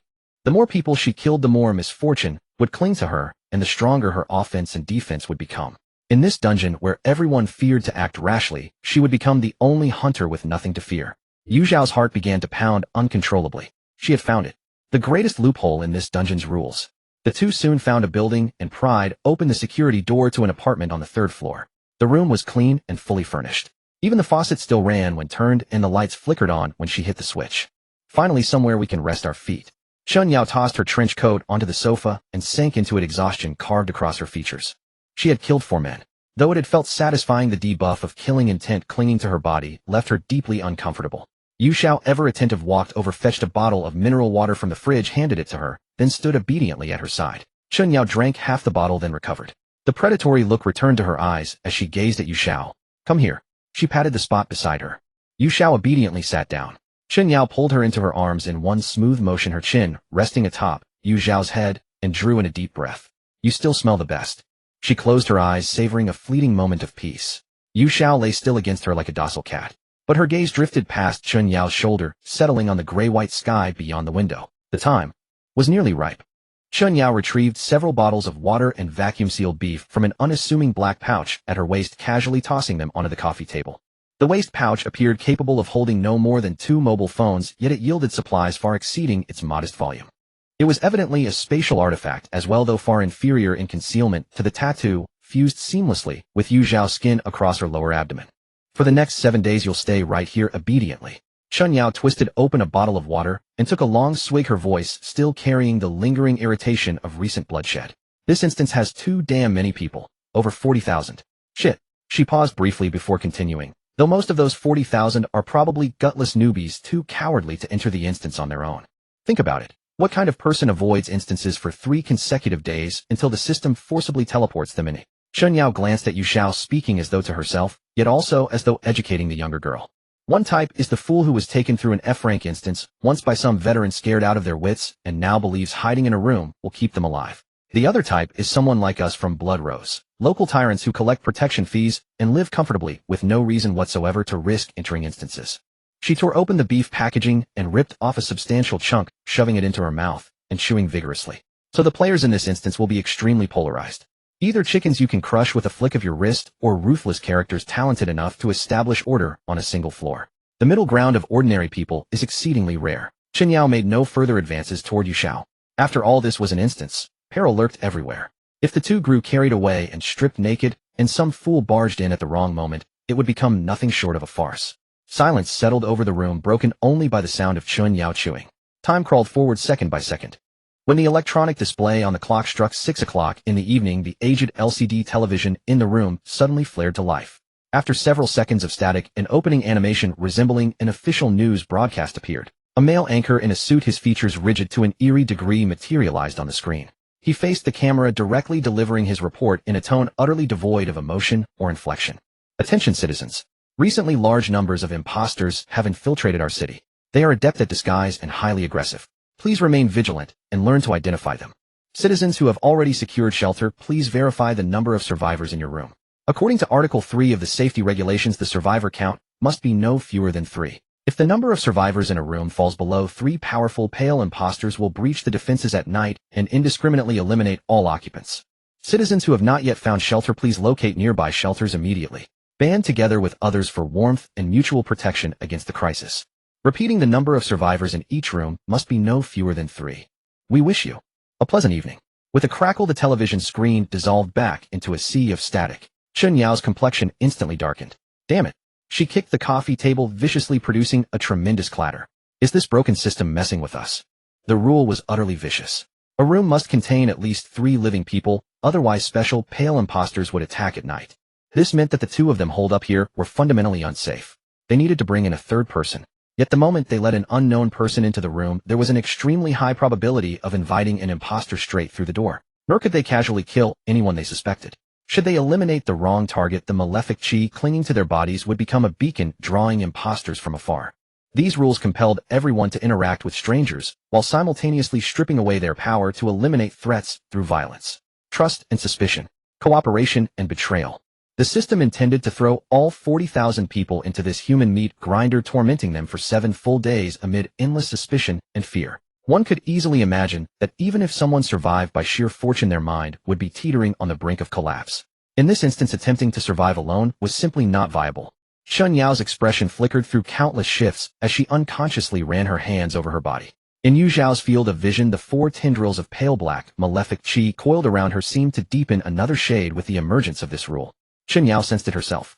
A chill crawling down her spine as though pricked by invisible thorns left her unable to sit still. She had killed 4 people. Imposters had surely already caught the scent and were prowling nearby. No good, we absolutely must bring another person in. Chun Yao shot to her feet, pacing back and forth across the living room. Who to find? A man. Not safe. A woman. Equally unsafe. But there was no choice now. Chen Yao halted her steps, her gaze turning ruthlessly sharp. She walked to the door and retrieved a handgun from inside her trench coat, checking the magazine. Stay here, lock the door, and open it for no one except me. She turned back to issue the order to Yu Xiao. Sister Yao, where are you going? Yu Xiao rose to her feet, face etched with terror.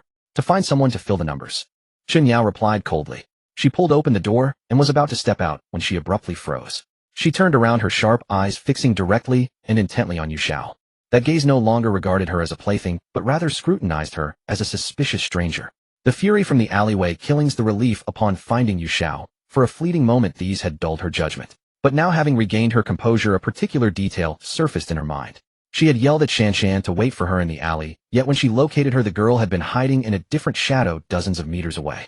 Would an ordinary girl, terrified out of her senses, have dared to wander about in such circumstances? Chen Yao's gaze lingered on Yu Xiao's flawless face for a full 3 seconds. The very air seemed to congeal. Yu Xiao's heartbeat remained utterly steady, though she knew suspicion had been kindled in the other woman's mind. Just as Yu Xiao anticipated a probing attack, the harshness in Chen Yao's expression suddenly dissolved, replaced by a playful smirk. She stepped closer, reached out to tilt Yu Xiao's chin upward, and in an intimate tone whispered, "Little baby, tell me. How many times did we do it last night?" Yu Xiao's cheeks flared crimson in an instant. She lowered her head, her gaze dropping to her own toes, her voice as faint as a mosquito's hum, threaded with shyness and a barely perceptible tremor. "3 times. Chen Yao stared at her flushed earlobes for several seconds before finally releasing her grip, a satisfied smile spreading across her face. Good memory. With that, she turned and strode out of the room. The door slammed shut with a resounding bang, the heavy security lock clicking into place. The sound of the lock turning echoed from beyond the door. In the living room, only Yu Xiao remained. Slowly she raised her head, and every trace of bashfulness and timidity vanished the instant the lock clicked home. What replaced them was a fathomless tranquility. Chen Yao had begun to harbor suspicions. That question, "How many times last night?" was the most direct test imaginable. If this continued, Chen Yao's vigilance would only intensify with time, even if that vigilance was directed primarily at imposters. Yet it would equally obstruct Yu Xiao's own actions. Yu Xiao walked to the window and gazed out at the gray, overcast sky beyond. Nightfall was fast approaching. Tonight the moment had arrived. The night began to swallow the lifeless city whole. The gray-white sky finally darkened, drenched in an impenetrable ink-like hue. Yu Xiao stood by the window, watching occasional figures scramble in panic down below, utterly lost. Fear and aimless bewilderment were etched across their faces. They flailed about like headless flies, desperate to find some corner where they might survive the night. So many people had been trapped in this instance. The random teleportation mechanic, combined with an unknown horde of mimics, rendered the night exceptionally perilous. But the chaos was exactly what Chen Yao needed. She required a victim as cover. Before long, a sharp scream pierced through from downstairs, immediately followed by the metallic click of a weapon being cocked. "Come upstairs. Don't try anything foolish, or I'll break your legs." Chen Yao's voice was cold and devoid of emotion. The door soon unlocked. Chen Yao dragged a middle-aged woman in her 40s inside, clad in ordinary loungewear, her face streaked with fresh tears. "Stay put on the sofa. Move, and I'll put a hole in your head." Chen Yao shoved the woman onto the couch, then locked the door behind them. Only then did she approach Yu Xiao. The threat had deepened, the killing intent radiating from her. Through Yu Xiao's talent vision, the black mist coiling around Chen Yao, like venomous serpents, had thickened almost into substance. An old woman in her 40s poses little threat, Chen Yao murmured to Yu Xiao, half explaining, half convinced herself.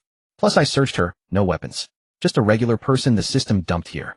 Yu Xiao nodded faintly and shrank behind Chen Yao, playing the part of a terrified hostage. Time crept forward. The entire residential complex felt eerily silent, yet beneath that stillness an oppressive undercurrent churned, suffocating in its weight.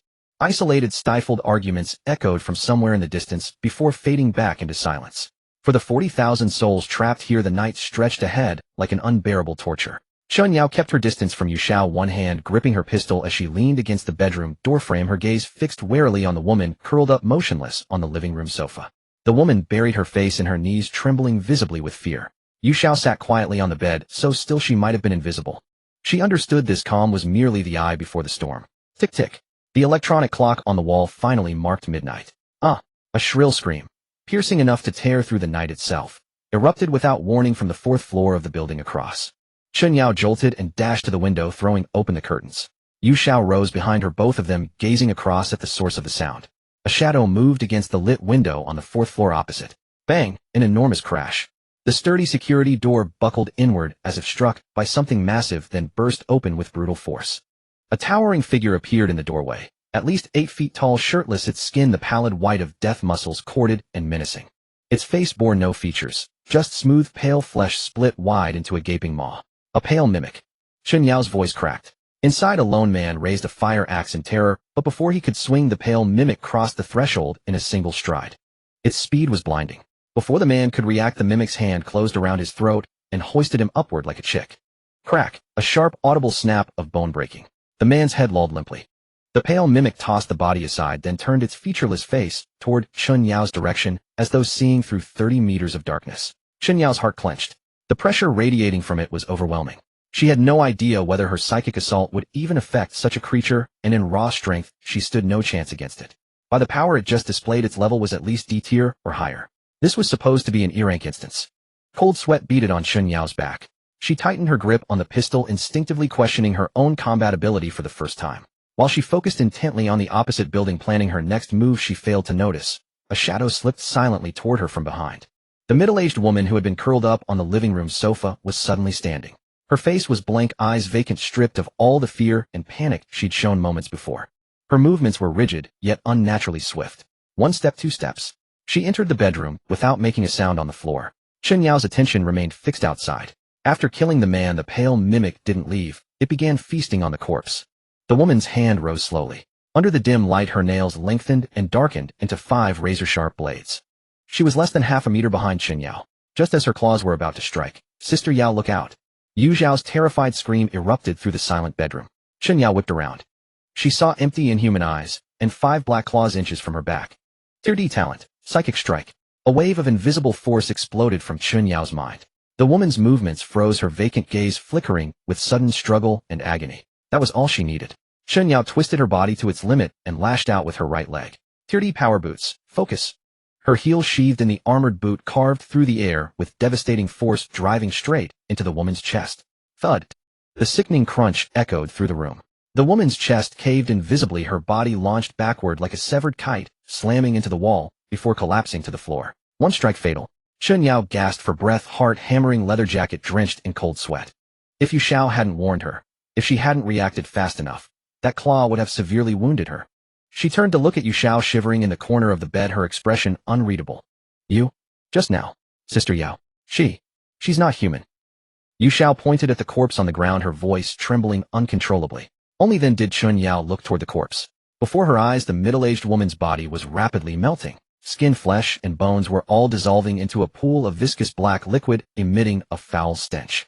In less than 10 seconds, nothing remained on the floor but a complete set of loungewear and a dark black stain. The person she had brought back was actually a pseudo-human. Damn it. Chen Yao exhaled a breath of turbid air, cursing under her breath. Damn it, I almost got blindsided by this damn thing. She kicked aside the smoking black puddle on the ground, as if doing so would make her feel better. Just moments ago, she really had come close to being blindsided. If not for...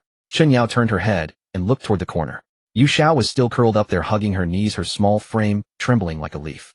Tears streamed down her beautiful little face, and her wide eyes were still filled with lingering terror. This sight caused a rare, inexplicable softness to stir in the deepest recesses of Chen Yao's heart. Ruffling her hair in frustration, she walked over and knelt down. "All right, stop crying. It's over." Her tone was far from gentle, but it carried much less of her usual commanding edge. "You reacted very quickly just now." This praise was entirely genuine. If not for that little vixen's sudden scream, she might very well be a corpse by now. "Sister Yao." Yu Xiao lifted her tear-stained face to look at her, her voice thick with dependence. "I was so scared. I thought you... I'm not that easy to kill." Chen Yao cut her off, reaching out to roughly wipe the tears from her face. "What is there to fear when I'm here?" With that, she grabbed Yu Xiao's arm, intending to pull her up from the floor. The very moment she reached out, a sudden heavy blow struck the back of Chen Yao's defenseless neck. Thud. The force was immense, instantly turning her vision black as a loud ringing erupted in her head. An ordinary person would have blacked out instantly, but Chen Yao was no ordinary person. Her D-grade mental fortification talent allowed her to retain a shred of consciousness at the moment of impact. Agonizing pain exploded from the back of her neck, radiating down her entire spine. Stumbling forward a couple of steps, she braced herself against the wall to keep from collapsing. What was going on? Was there another pseudo-human? She whipped her head around, her eyes blazing with murderous intent. Instead, she witnessed a scene she would never forget for the rest of her life. Wu Shanshan, who just moments ago had been cowering in the corner weeping and claiming she couldn't live without her, was now standing right behind her. Not a single trace of fear or dependence remained on her face. In those beautiful eyes was an unfathomable, bottomless calm she had never seen before. a calm so chilling it was as if she were looking at a corpse. You? Chen Yao's mind was in utter chaos. You dare raise a hand against me? She spat the words through clenched teeth, her fury instantly incinerating her sanity. You reckless miserable bitch. Buzz. Degrade talent psychic shock. An invisible force sharp as a spike plunged violently toward Yu Xiao's head. This was her most prized technique. Countless blind fools, both men and women, had fallen victim to this move, turning into puppets she could manipulate at her whim. She could already envision the next second this treacherous bitch clutching her head in agony, kneeling on the ground and begging for mercy like a dog. Yet nothing happened. The moment that force brushed against Yu Xiao's forehead, it was silently deflected by a soft silvery glow. The mind-calming circlet. Chen Yao's pupils contracted sharply. She saw the silver circlet hidden beneath the girl's dark hair. The other party had been prepared for her all along. How is this possible? Chen Yao shrieked, the sheer shock and betrayal stripping away her last shred of composure. With a feral roar, her body instinctively launched into an attack. Pivoting her body, she whipped her leg upward.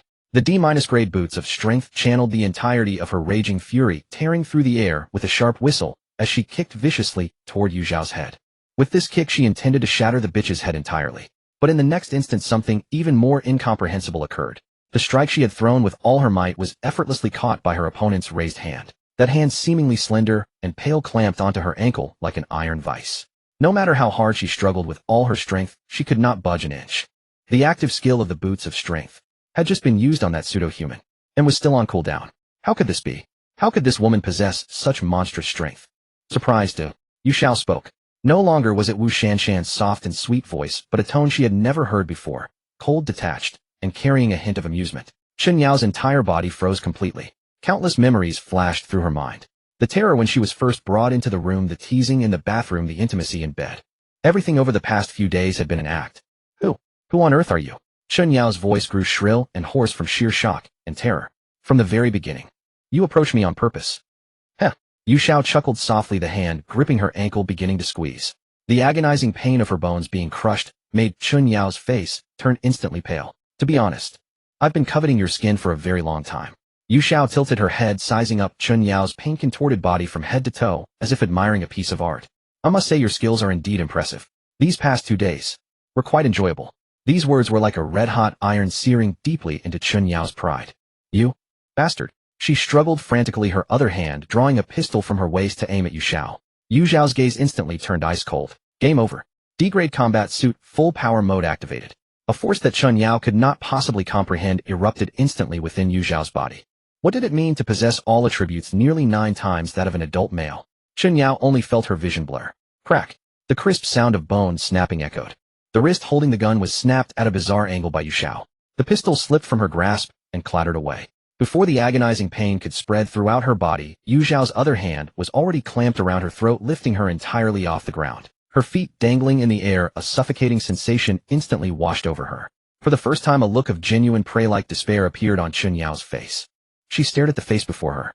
It was still that innocent yet seductive face that had captivated her, but residing within those eyes was an utterly unrecognizable, cold-blooded demon. Your assets, your blood rose. Soon they will all be mine. Yu Xiao's voice was the last human words she would ever hear in this world. The hand gripping Chen Yao's neck suddenly tightened with immense force. Chen Yao's consciousness was instantly swallowed by darkness, and her body went limp. Yu Xiao casually tossed her onto the floor like a piece of useless trash. He looked down at the unconscious Chen Yao, his face devoid of emotion. System. Begin crafting the skin suit. Ding. Target meeting the requirements detected. Beginning crafting. A deep blue light enveloped Chen Yao's unconscious body as a clear countdown emerged on the system panel. Skin suit crafting. Time remaining 1959. Yu Xiao wasted no time. He walked over to Chen Yao, swiftly unzipping her tight black leather jacket, followed by her leather pants, and finally those fatally alluring over-the-knee high-heeled boots.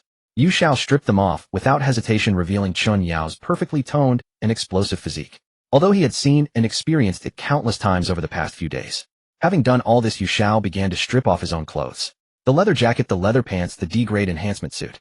Piece by piece they were discarded onto the floor. With a mere thought, his physical appearance began to shift, transitioning from Ziyuan's pure and delicate face back to Liu Ruyan's charming and seductive visage. Liu Ruyan's attributes are too weak, she needs to be phased out. Yu Xiao muttered to himself, staring at Liu Ruyan's face in the mirror. To be fair, this skin wasn't too bad. What a pity. After his skin suit talent upgraded to level 2, he could wear at most 2 skins simultaneously. Ziyuan's D-grade physical body and C-grade luck control were his core combat strengths. Shedding them was out of the question. He had no choice but to discard Liu Ruyan. Closing his eyes, he felt the layer of skin belonging to Liu Ruyan slowly peeling away from his body.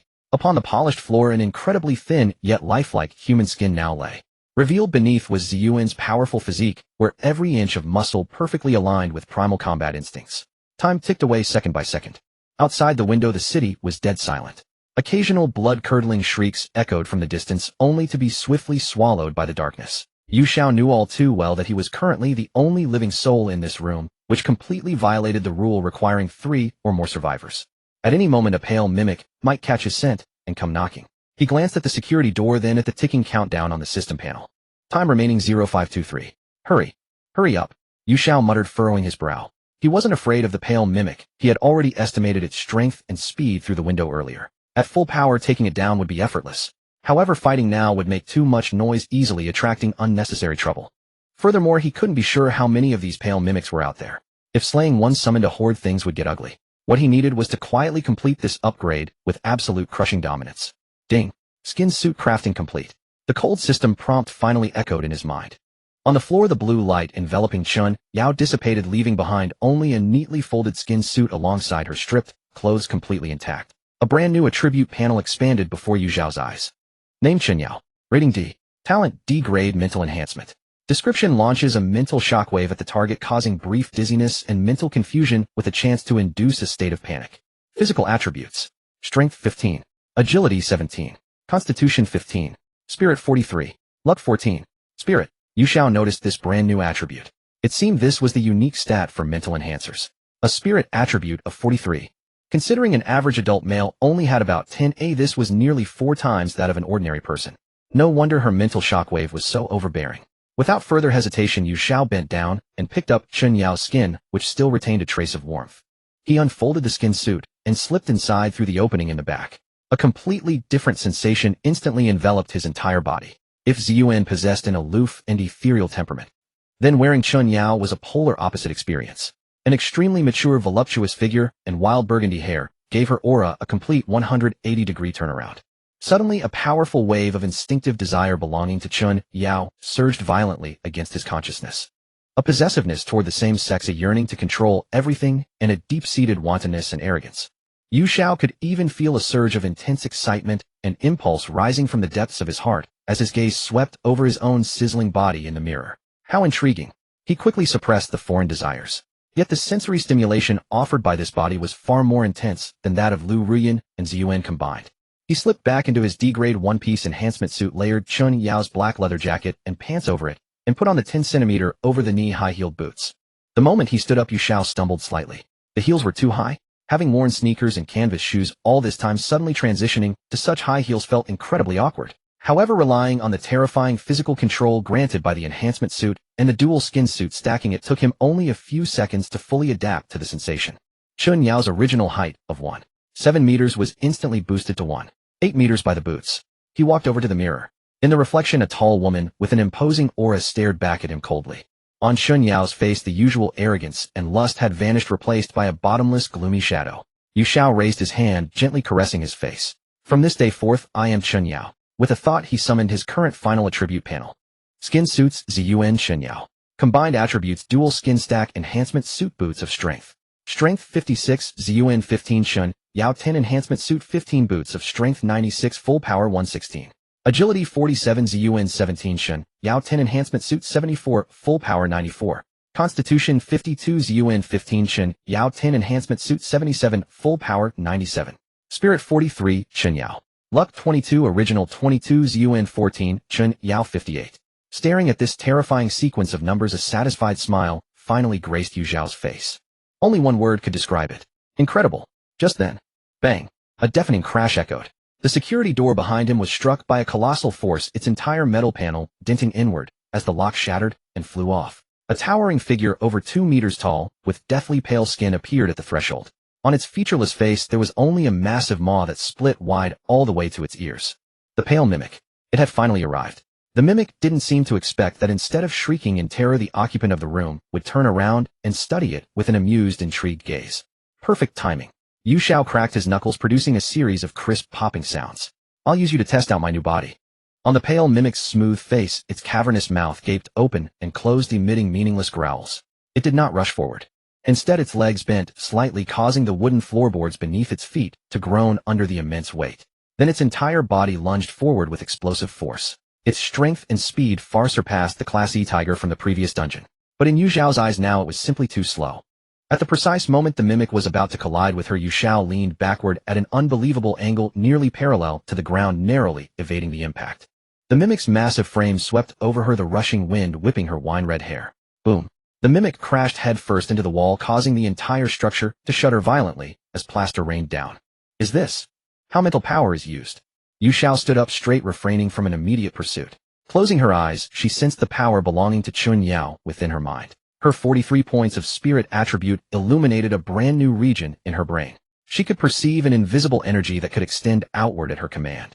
It was as if she had gained an invisible limb. She attempted to manipulate that force, delivering a gentle lash toward the mimic, which was currently struggling to extricate its head from the wall. Buzz. The mimic's colossal body suddenly stiffened, its movements freezing for several seconds. Although it dealt no physical damage, Yu Xiao could clearly feel her mental energy piercing directly into the creature's chaotic consciousness, plunging it into a momentary daze. I see. Yu Xiao opened her eyes, a cruel smile curling the corners of her lips. She now fully understood Chun Yao's style of combat. First, use a mental shock to paralyze the opponent, then deliver a fatal blow with the focused attack of the strength boots. Simple, brutal, and effective. Even though Chun Yao's physical fitness was barely higher than that of an ordinary male, this combination skill was enough to make even Wang Chong stumble before her. However, this could only work as a surprise attack. It was also because Wang Chong lacked any mental defense items. Had Chun Yao faced a Wang Chong equipped with one, the sheer gap in physical attributes would have become painfully apparent. Unfortunately for her, she had encountered Yu Xiao this time. And Yu Xiao knew how to play this game far better than she did. The mimic shook its head and turned around once more, the roars emanating from its split, gaping mouth, now laced with unmistakable fury. It lunged forward once more. This time Yu Xiao did not dodge. She met it head-on. At the split second before impact, her body contorted in an eerie, fluid motion, wrapping itself pliantly around the mimic's thick arm. Bolstered by physical attributes nearing 100 points, her combat master skills unleashed power far exceeding what a mere Class D skill should possess. Her legs locked around the mimic's waist as she clung tightly to its back. No matter how frantically it thrashed or slammed against the walls, it could not shake her off. Her tight leather pants rubbed intensely against the mimic's coarse skin.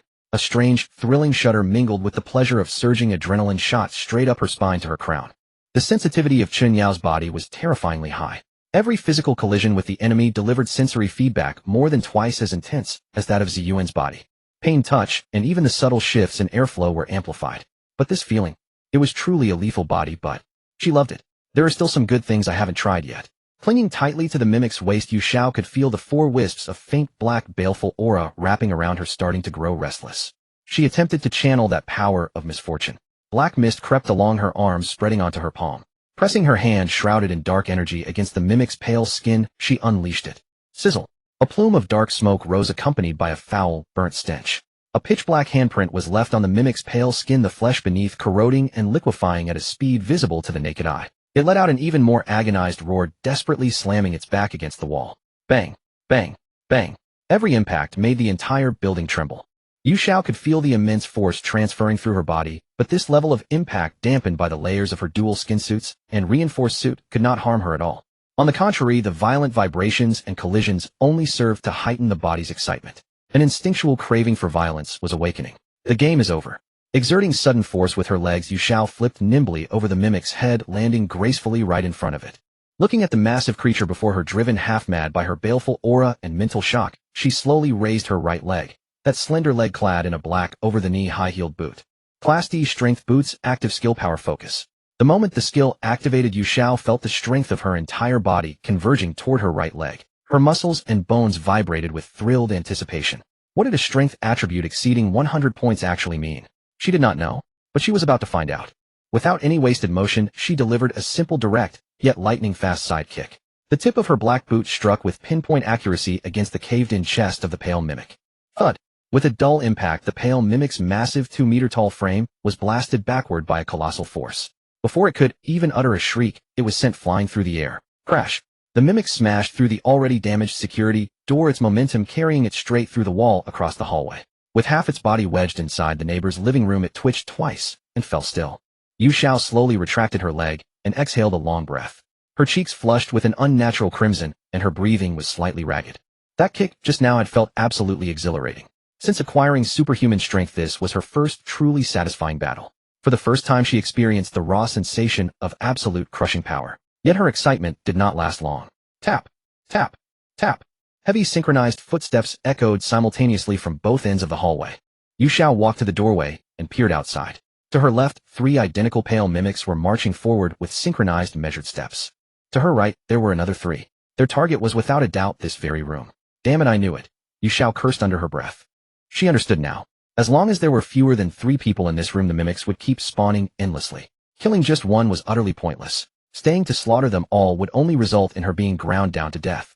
She had to leave. She needed to find a team of 2 or more members immediately. Without a shred of hesitation, Yu Xiao spun around, rushed to the window, and flung it open. This was the 3rd floor. Casting a brief glance downward, she leapt out without a second thought. The freezing night wind instantly filled her mouth and nose. Her dark figure traced a wine-red seductive arc across the night sky. Her feet touched the ground. With her knees slightly bent, her constitution attribute of nearly 100 points prevented her from feeling even a trace of impact. Those 10-centimeter strength boots were clearly far sturdier than ordinary high heels. Leaping from the 3rd floor and landing heavily on the concrete ground made a massive sound, yet her heels did not even loosen. Roar! An angry roar from the pseudo-human echoed from upstairs. Without looking back, Yu Xiao let her fiery red hair trace an arc in the night breeze as her figure instantly darted over 10 meters, vanishing into the shadows of the residential district. Behind her, the massive silhouettes of those 6 pale pseudo-humans leapt one after another from the 3rd floor windows and the shattered main door. Boom, boom, boom. With heavy thuds, they slammed onto the ground like 6 miniature artillery shells. Without a moment's pause, they strode forward, giving chase in the direction where Yu Xiao had disappeared. Yu Xiao moved swiftly through the shadows between the buildings. Her agility of over 70 points transformed her into a cat of the night, silent, stealthy, and astonishingly fast. Within a few breaths, she had already circled an entire residential building, leaving the 6 pseudo-humans far behind. She came to a halt and tilted her head to listen intently. Behind her, there was absolute silence. Did I shake them off? Just as the thought crossed her mind, she looked up and her pupils contracted violently. At the corner of the intersection ahead, 3 identical pale pseudo-humans stood side by side, waiting for her with fixed, unblinking gazes. On their smooth, featureless faces, their split-open mouths stretched into a silent sneer. Yu Xiao instantly changed direction, darting into the adjacent green belt. But as she emerged from the other side, another 2 pale pseudo-humans were already waiting there. She looked down at the 4 strands of baleful aura swirling around her body. Although Ziyuan's talent allowed her to use this baleful aura for offense and defense, it could not make it vanish into thin air. Damn it! Yu Xiao cursed under her breath. She understood completely now. She couldn't shake them. These things weren't tracking her through sight or hearing. It was a lock-on at the level of rules. But this was also fine, but saved her the trouble of searching for the monsters herself. The baleful aura clinging to her was frantically attracting the pseudo-humans. As long as she remained in this dungeon, these pale creatures would catch the scent of blood and swarm toward her endlessly from all directions. She was currently akin to a mobile GPS signal, guiding every single pale pseudo-human in the area straight to her. Although their speed and strength posed no threat to her, if this war of attrition dragged on for 7 days and 7 nights, even an Iron Man would be ground down to death. She had to find a crowded place to hide. While dodging the pseudo-humans' pursuit and blockades, Yu Xiao quickly scanned the surrounding residential buildings. Most of the windows were pitch black. However, on the 5th floor of a nearby building, a single window was still lit. That was the spot. No longer hesitating, she exerted her strength. Her body blurred into an afterimage as she charged toward the building. Behind her, the pale pseudo-humans, as if receiving a unified command, all pivoted and pursued her relentlessly. Yu Xiao's speed was simply too fast.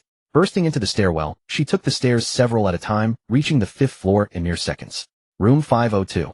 The door was tightly shut. Yu Xiao could hear hushed, strained voices inside. She raised her hand and knocked. The voices inside instantly fell silent. "Who is it?" A young, tense, and trembling voice came from behind the door. Wasting no words, Yu Xiao spoke directly, using Chun Yao's slightly husky, commanding, and mature voice. "Open up. I need a place to stay the night." Her tone was a command, not a request. Silence fell behind the door for a few seconds. Are you alone? We don't know you, we can't open it." "What if you're a pseudo-human?" Another voice chimed in, sounding even more agitated. "Exactly. The system said we shouldn't trust strangers blindly," a third voice agreed. Yu Xiao's patience was wearing thin as the approaching footsteps behind her grew nearer. She could sense that at least 7 or 8 pale pseudo-humans had already rushed into the building. "I am not negotiating with you," she said coldly. "If you don't open it, I'll let myself in. Don't do anything reckless." There are 3 of us. We aren't afraid of you." The voice behind the door was fierce but faint of heart. Yu Xiao laughed.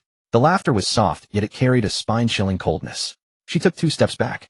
Her right leg clad in a black over-the-knee high-heeled boot slowly rose. D-grade strength boots power focus. Activate. I'll count to 3. 1. The moment the word left her lips, Yu Xiao's right leg lashed out with a gale-force wind that tore through the air, kicking fiercely against the seemingly sturdy security door. Bam! With a deafening crash, the entire door along with its frame was blasted inward by an irresistible colossal force. The door panel spun and crashed into the living room, smashing the coffee table to splinters. Dust and smoke billowed at the doorway. 3 young men looking to be in their early 20s stood there, dumbfounded, their expressions as horrified as if they had seen a ghost. One was tall and thin, wearing a plaid shirt, another wore black-rimmed glasses with a buzz cut, and the third was a chubby guy. They were still holding kitchen knives and baseball bats, which now looked utterly ridiculous. As the dust cleared, a tall, stunning figure appeared at the doorway. Standing at 1.8 meters tall with fiery red hair, her tight black leather outfit outlined explosive curves, while the over-the-knee high-heeled boots accentuated her leg proportions to the absolute limit. She stood there with one hand on her hip, her icy gaze sweeping over the 3 men in the room. That look was entirely akin to viewing 3 lambs awaiting slaughter. The pale pseudo-humans who had been hunting her just moments ago instantly froze at the stairwell the moment they saw the number of people in the room increase to 4, slowly retreating back into the darkness. The crisis was temporarily averted. Yu Xiao took a long stride, stepping over the debris as she walked inside. The click-clack of her high-heeled boots on the floor tiles seemed to stomp heavily on the hearts of the 3 college students with every single step. You. The buzzcut boy with glasses pointed at Yu Xiao, his lips trembling so hard he couldn't even finish a sentence. Yu Xiao walked up to them, her powerful aura forcing the 3 of them to take an involuntary step back. The corner of her mouth curled upward, forming an aggressive and playful smirk characteristic of Chen Yao. Now we know each other. From now on I run this room. She pointed a finger, tapping it toward the chubby guy holding the baseball bat. Do you have an issue with that? The chubby guy shuddered violently, the baseball bat slipping from his hand with a loud clatter as he shook his head frantically. No issue. Yu Xiao nodded in satisfaction, her gaze shifting to the boy with glasses. This boy seemed to be the bravest of the 3. Although he was also terrified, there was still a trace of defiance and wariness in his eyes. You should be glad that yours truly was in a decent mood just now. Yu Xiao pulled back her smile, her tone turning icy and filled with utter disdain. Otherwise I could easily throw you 3 worthless nobodies out right now to feed those monsters. These words completely shattered the trio's final psychological defense. They knew very well that this woman was not bluffing. Someone who could kick a security door to pieces with a single strike was absolutely not an existence they could afford to provoke. Be big sister, we were wrong. Please make yourself at home. The security door, blasted open by sheer force, could no longer be reinstalled. It took the 3 young men an immense amount of effort just to drag the warped and deformed door back, leaning it askew against the frame before pushing a half-shattered coffee table over to wedge it firmly in place. Having finished this, all 3 were panting heavily, surveying the utter chaos of the living room, and then looking at the sultry woman who was casually sizing up the apartment. As if nothing had happened, they did not dare to breathe a single loud sigh. Is it really okay to block it like this, sister? Asked the flat-topped man with glasses, adjusting his spectacles warily. Yu Xiao did not even turn her head, her voice carrying a trace of lazy hoarseness. You 3 sleep in that room. She pointed toward the small bedroom near the entrance. I will take this one, she added, gesturing to the master bedroom further inside, which featured a balcony. The arrangement was crystal clear, leaving absolutely no room for negotiation. Oh, okay. The 3 dared not raise any objections, nodding in frantic agreement. Watching them shrink into the small bedroom like frightened quails, Yu Xiao finally stepped into the master bedroom, locking the door behind her. A faint scent of perfume lingered in the room, likely left behind by the previous occupant. She slipped off the over-the-knee boots that added significantly to her height, tossing them carelessly onto the floor, followed by her tight leather jacket and pants. Clad only in her D-grade enhancement suit, her physique lost a touch of ostentatiousness and gained a sense of raw power. Yu Xiao sat on the bed. With a mere thought, she retrieved Chen Yao's inconspicuous black storage waist pouch from her storage tattoo. The space inside was not large, only about half a cubic meter, but it was packed to the brim. With a loud clatter, she dumped a pile of items onto the bed. Dozens of bottles of mineral water along with vacuum-packed beef bread and compressed biscuits. Enough to sustain a single person for a month. There was also a black Glock pistol and 5 fully loaded magazines. Counting the previous one, I have 2 guns now.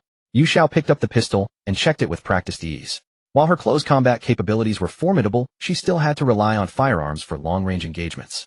Now she was equipped for melee with her fists and kicks, and for range with dual pistols in hand. Aside from these, there was a pile of uniquely shaped women's products made of various materials. Yu Xiao picked up a pink, and could feel a sudden throb of desire ripple through Chen Yao's body. Frowning, she tossed it back into the pile. Though I'd love to try it, now is not the time for such games. Finally, her gaze fell upon the system panel.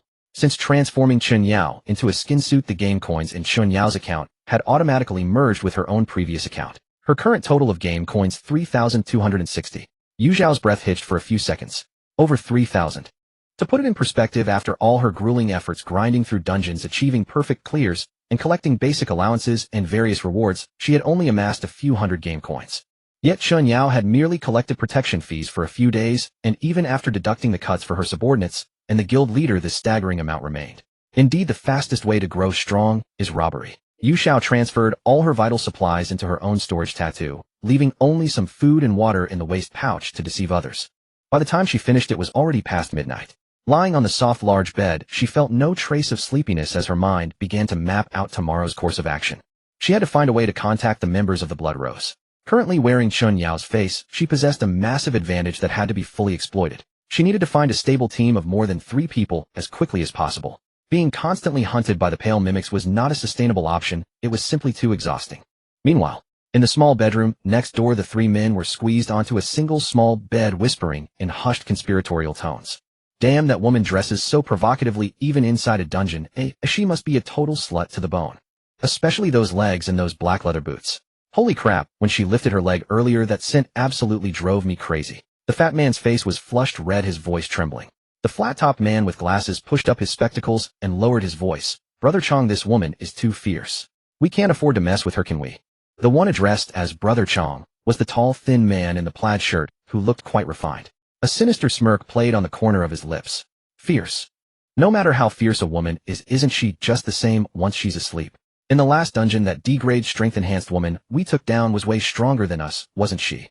In the end, under my hypnosis, didn't she willingly turn into a wanton mess and almost drain me dry? At the mention of hypnosis, the eyes of both the flat-topped man and the fat man lit up. Brother Chong's talent was D-grade mental suggestion. Against unsuspecting targets, especially when they were asleep, the success rate was extremely high. Brother Chong, you mean? We make our move on her in the dead of night. The fat on the chubby man's face quivered with excitement. But she locked the door. The flat-topped man added, still hesitating. Besides, she kicked that security door flying with a single blow. If we fail, all 3 of us are dead. Brother Chong curled his lip in disdain and looked at the flat-topped man. Asia, is your E-grade talent mechanical mastery just for show? Is picking a door lock really that hard for you? Hearing this, Asia instantly puffed out his chest. That's not hard at all. Give me a piece of wire, and I can open this kind of old-fashioned lock in 3 seconds. Well, there you go, Brother Chong sneered. Once she's fast asleep, Asia will pick the lock, and I'll go in to hypnotize her. As long as we control her, won't we be able to play with her however we want?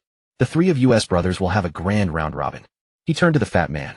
When the time comes, those boots are yours to sniff to your heart's content. The fat man's breathing instantly grew heavy, and he nodded vigorously. Let's do it. A mature beauty of this caliber is someone I'd only dare call mommy online before. If I can actually have a turn with her, it'd be worth getting drained dry. The 3 exchanged glances, their eyes burning with the flames of greed and lust. They had absolutely no idea what kind of entity they were provoking. The night grew deeper. In the master bedroom, Yu Xiao adjusted her breathing, pretending to have drifted off to sleep. Outside in the hallway, the heavy footsteps of the pale mimics could occasionally be heard wandering, but because the number of people inside the apartment met the threshold of 3, they did not attack again. 3 o'clock in the morning. It was the hour when people were most fatigued, and their alertness was at its lowest. The door to the small bedroom was gently cracked open. 3 stealthy figures crept out on tiptoe. Asia led the way, holding a thin steel wire extracted from a spring mattress. He approached the door of the master bedroom, pressing his ear against it to listen intently. Inside, there was only the sound of steady breathing. He flashed an OK sign to the 2 behind him, then slowly inserted the wire into the keyhole. Inside the room, lying on the bed, Yu Xiao's eyelashes fluttered slightly. With her physical attributes hovering near 100 points across all 3 dimensions, her 5 senses had long surpassed human limits. To her, the heartbeats and breathing of the 3 men outside the door were as clear as if they were whispering right in her ear. She did not move. She did not even alter the rhythm of her breathing. She wanted to see what kind of tricks these 3 fools were planning to pull. Click. A sound so faint it was almost imperceptible. The lock clicked open. The door opened silently. Brother Chong, wearing a floral shirt, walked in the lead with a cold, triumphant smirk on his face. His eyes immediately fell upon the silhouette of someone lying on their side on the bed. Her D-class black reinforced suit perfectly traced every curve of her body. Her slim waist, full and perky buttocks, and those legs that appeared incredibly long even in the dim light. The reinforced suit's unique material wrapped from her ankles all the way to her neck. On her 10 fair toes, dark cherry cat-eye nail polish caught the moonlight, casting a faint gleam. Those long legs encased in black reinforced fabric under the dim light emanated a lethal allure like nothing other than matte black stockings could convey. Pongzi and Asia, following behind, their breathing suddenly grew heavy. Damn it. Pongzi stared fixedly at those legs, his atoms apple bobbing as drool nearly spilled from his lips. Brother Chong signaled for silence, then approached the bedside with measured steps. He extended his hand toward the woman's temple. Haha. Beautiful sister, don't blame us for being ruthless. You should blame yourself for being so tempting and too powerful. An invisible spiritual energy surged from Brother Chong's fingertips, slowly seeping toward the woman's fiery red hair on the bed. You're a slut who any man can fuck. You crave being dominated by men, you'll obey all our commands. D-class talent mental suggestion. He'd used this trick many times before, never failing. Especially against sleeping targets. Success rate was nearly 100%. However, the moment that spiritual energy touched the strands of hair in front of Yu Xiao's forehead, it was silently neutralized by a soft silver light. The D-class mental stillness headband hidden beneath her long hair had perfectly resisted this mental invasion.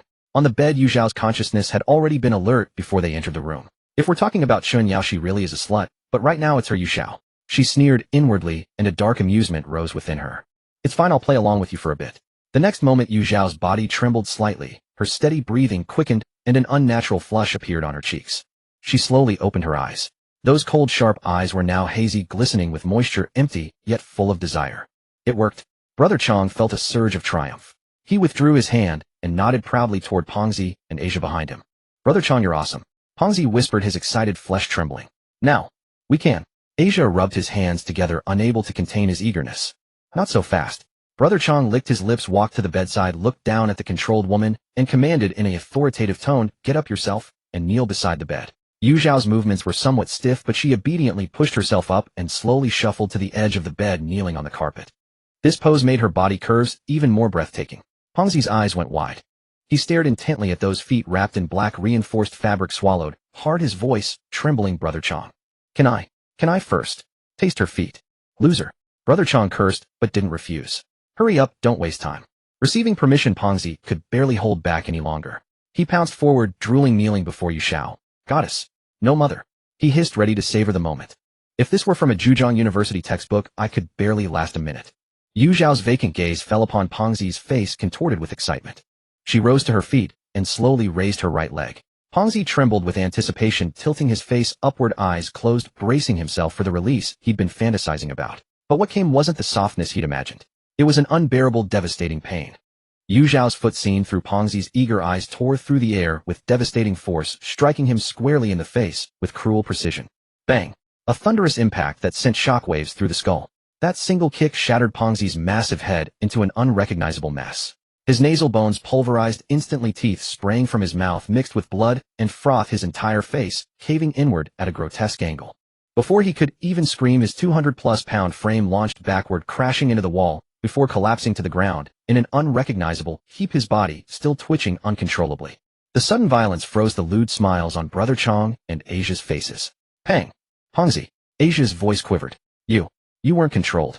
Brother Chong stared at Yu Xiao in disbelief, his face draining of color. Yu Xiao slowly rose to her feet. At 1.7 meters tall, she radiated an oppressive presence that stole the breath from those around her. The haze and emptiness had vanished from her face, replaced by the cold indifference one reserves for the dead. Control. She tilted her head and smiled cruelly. With your pathetic mental power. You. Brother Chong's mind went blank as he realized what kind of ruthless person he'd actually provoked. Run. He shouted and spun toward the door, but Yu Xiao moved faster. A black shadow flashed past.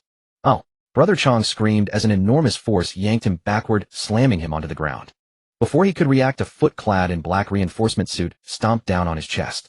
Crack. The sound of breaking ribs was sharp enough to make teeth ache. Don't you like playing with mental control? Yu Xiao looked down at him, grinding her toe. How does it feel now? Ugh. Brother Chong's features twisted in agony, only able to emit pained groans. Meanwhile, Asia had lost all courage, scrambling toward the door with hands and knees babbling incoherently. Don't kill me. I was wrong. I'll never dare again.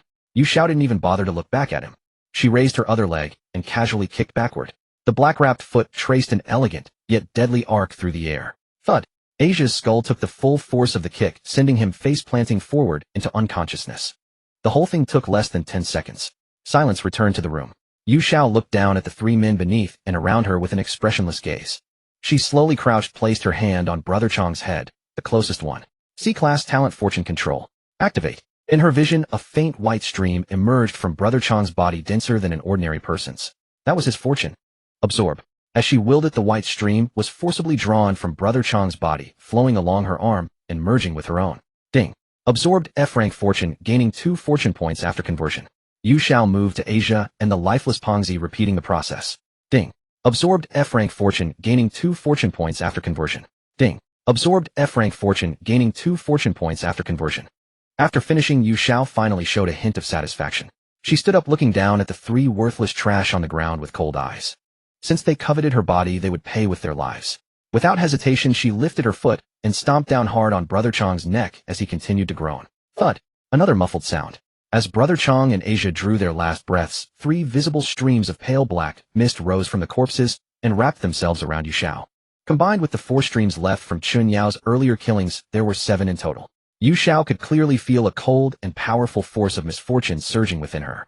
Feeling this power, Yu Xiao smiled with a hint of madness. Damn, isn't this more satisfying than grinding through dungeons for monsters? This dungeon's karma mechanism, designed to punish players who killed each other, wasn't punishment for her at all. It was the most direct and fastest way to level up. The more people she killed, the more karma she accumulated, the stronger the misfortune conversion became, and the more terrifying her attack and defense would grow. Yu Xiao looked up at the lifeless city beyond the window. Her eyes had changed. This city of over 40,000 people wasn't a purgatory to her. It was a hunting ground. Warm water cascaded over her feet in the bathroom. Yu Xiao sat on a small wooden stool, meticulously cleansing the bloodstains from between her toes. She had to admit, this body of Chun Yao's was truly an absolute masterpiece. The previous Liu Ruyan possessed an alluring charm, but her physical constitution was utterly abysmal. Years of wearing high heels had caused her big toes to splay outward, and the arches of her feet lacked the perfection they deserved. Ziyuan's maiden body was powerful, her face pure and breathtakingly beautiful, yet years of exposure to wind and sun in an era where skincare was unheard of left her skin ultimately lacking in refinement. Especially those feet. Though shapely and far more attractive than an ordinary person's, the soles and edges still bore coarse calluses. The food grade could only reach A rank. But Chun Yao's feet were different, clearly subject to long-term care and structural correction. A pair of meticulously nurtured works of art. The standard Greek foot with the second toe extending slightly beyond the big toe, the contours flowing with effortless grace. 10 plump toes with clearly defined joints, yet not a hint of bony protrusion to be seen. The toenails were trimmed into perfect rounded shapes, coated with a layer of cherry cat eye polish that shimmered with an alluring luster beneath the light. Most remarkable was the flawlessly perfect foot shape. Her big toes showed no outward splaying from prolonged high heel wear, and the curve of the entire arch radiated both strength and beauty. Neither too large nor too small, precisely size 37. Yu Xiao bestowed upon them an S-rank food grade. No wonder that fatty lost his soul the moment he caught sight of these feet, and called out mama on the spot. Yu Xiao curled her lip in disdain, though secretly relishing this extraordinary asset. After finishing her washing, she inexplicably lifted her foot toward her nose for a sniff. Not the slightest unpleasant odor. Only a faint, delicate fragrance mingled with body wash. She rose to dry herself, her gaze falling upon the pair of over-the-knee high-heeled boots set aside. The boots were leather. Logically speaking, having been worn for days under such intense combat conditions, the smell inside should have been absolutely pungent. She hesitated for a moment, then picked up the boots nonetheless. Leaning close to the opening, she gently inhaled. A complex yet extraordinarily intoxicating scent instantly pierced through to her nostrils. The top note carried a salty, humid trace of intense perspiration, yet neither fishy nor foul, possessing instead a wild, uninhibited quality. The middle note revealed the warm, mellow leather fragrance of the high-quality hide itself, warmed by body heat, accompanied by a subtle tang that lent it a peculiar allure. The base note was that musk scent tinged with milk, settling in the deepest layers, unique to Chun Yao's body alone. The 3 fragrances intertwined into an aggressively distinctive body scent, causing the heart to race and the mouth to grow parched at a single whiff. What a temptress! Yu Xiao murmured to herself. It seemed regular foot care would be necessary from now on. Such fine foundations could not go to waste. Having dealt with all this, Yu Xiao suddenly realized that simply wearing the reinforcement suit barefoot beneath the boots would cause excessive sweating. Leather boots were stuffy and unbreathable, conditions ripe for developing an unwanted funk. Chun Yao's wanton brazen manner was gradually seeping through this borrowed flesh, exerting its influence upon her. Remembering something, Yu Xiao walked to the bedside and rummaged through Chun Yao's emptied storage waist pouch, retrieving an unopened item. A brand new pair of mid-calf black stockings. Exceedingly sheer, nearly transparent, with an ethereal, elusive sheen. In the past, Yu Xiao had been indifferent to such things. She much preferred the comfort of cotton socks. But now, gazing at the stockings in her hands, she found herself oddly thrilled. Damn, this Chun Yao woman really was provocative to the core. Without further hesitation, she sat back on the bed and tore open the packaging. The instant the silky fabric touched her skin, a strange tingling sensation shot from her soles straight to her brain. She unhurriedly drew the stockings on.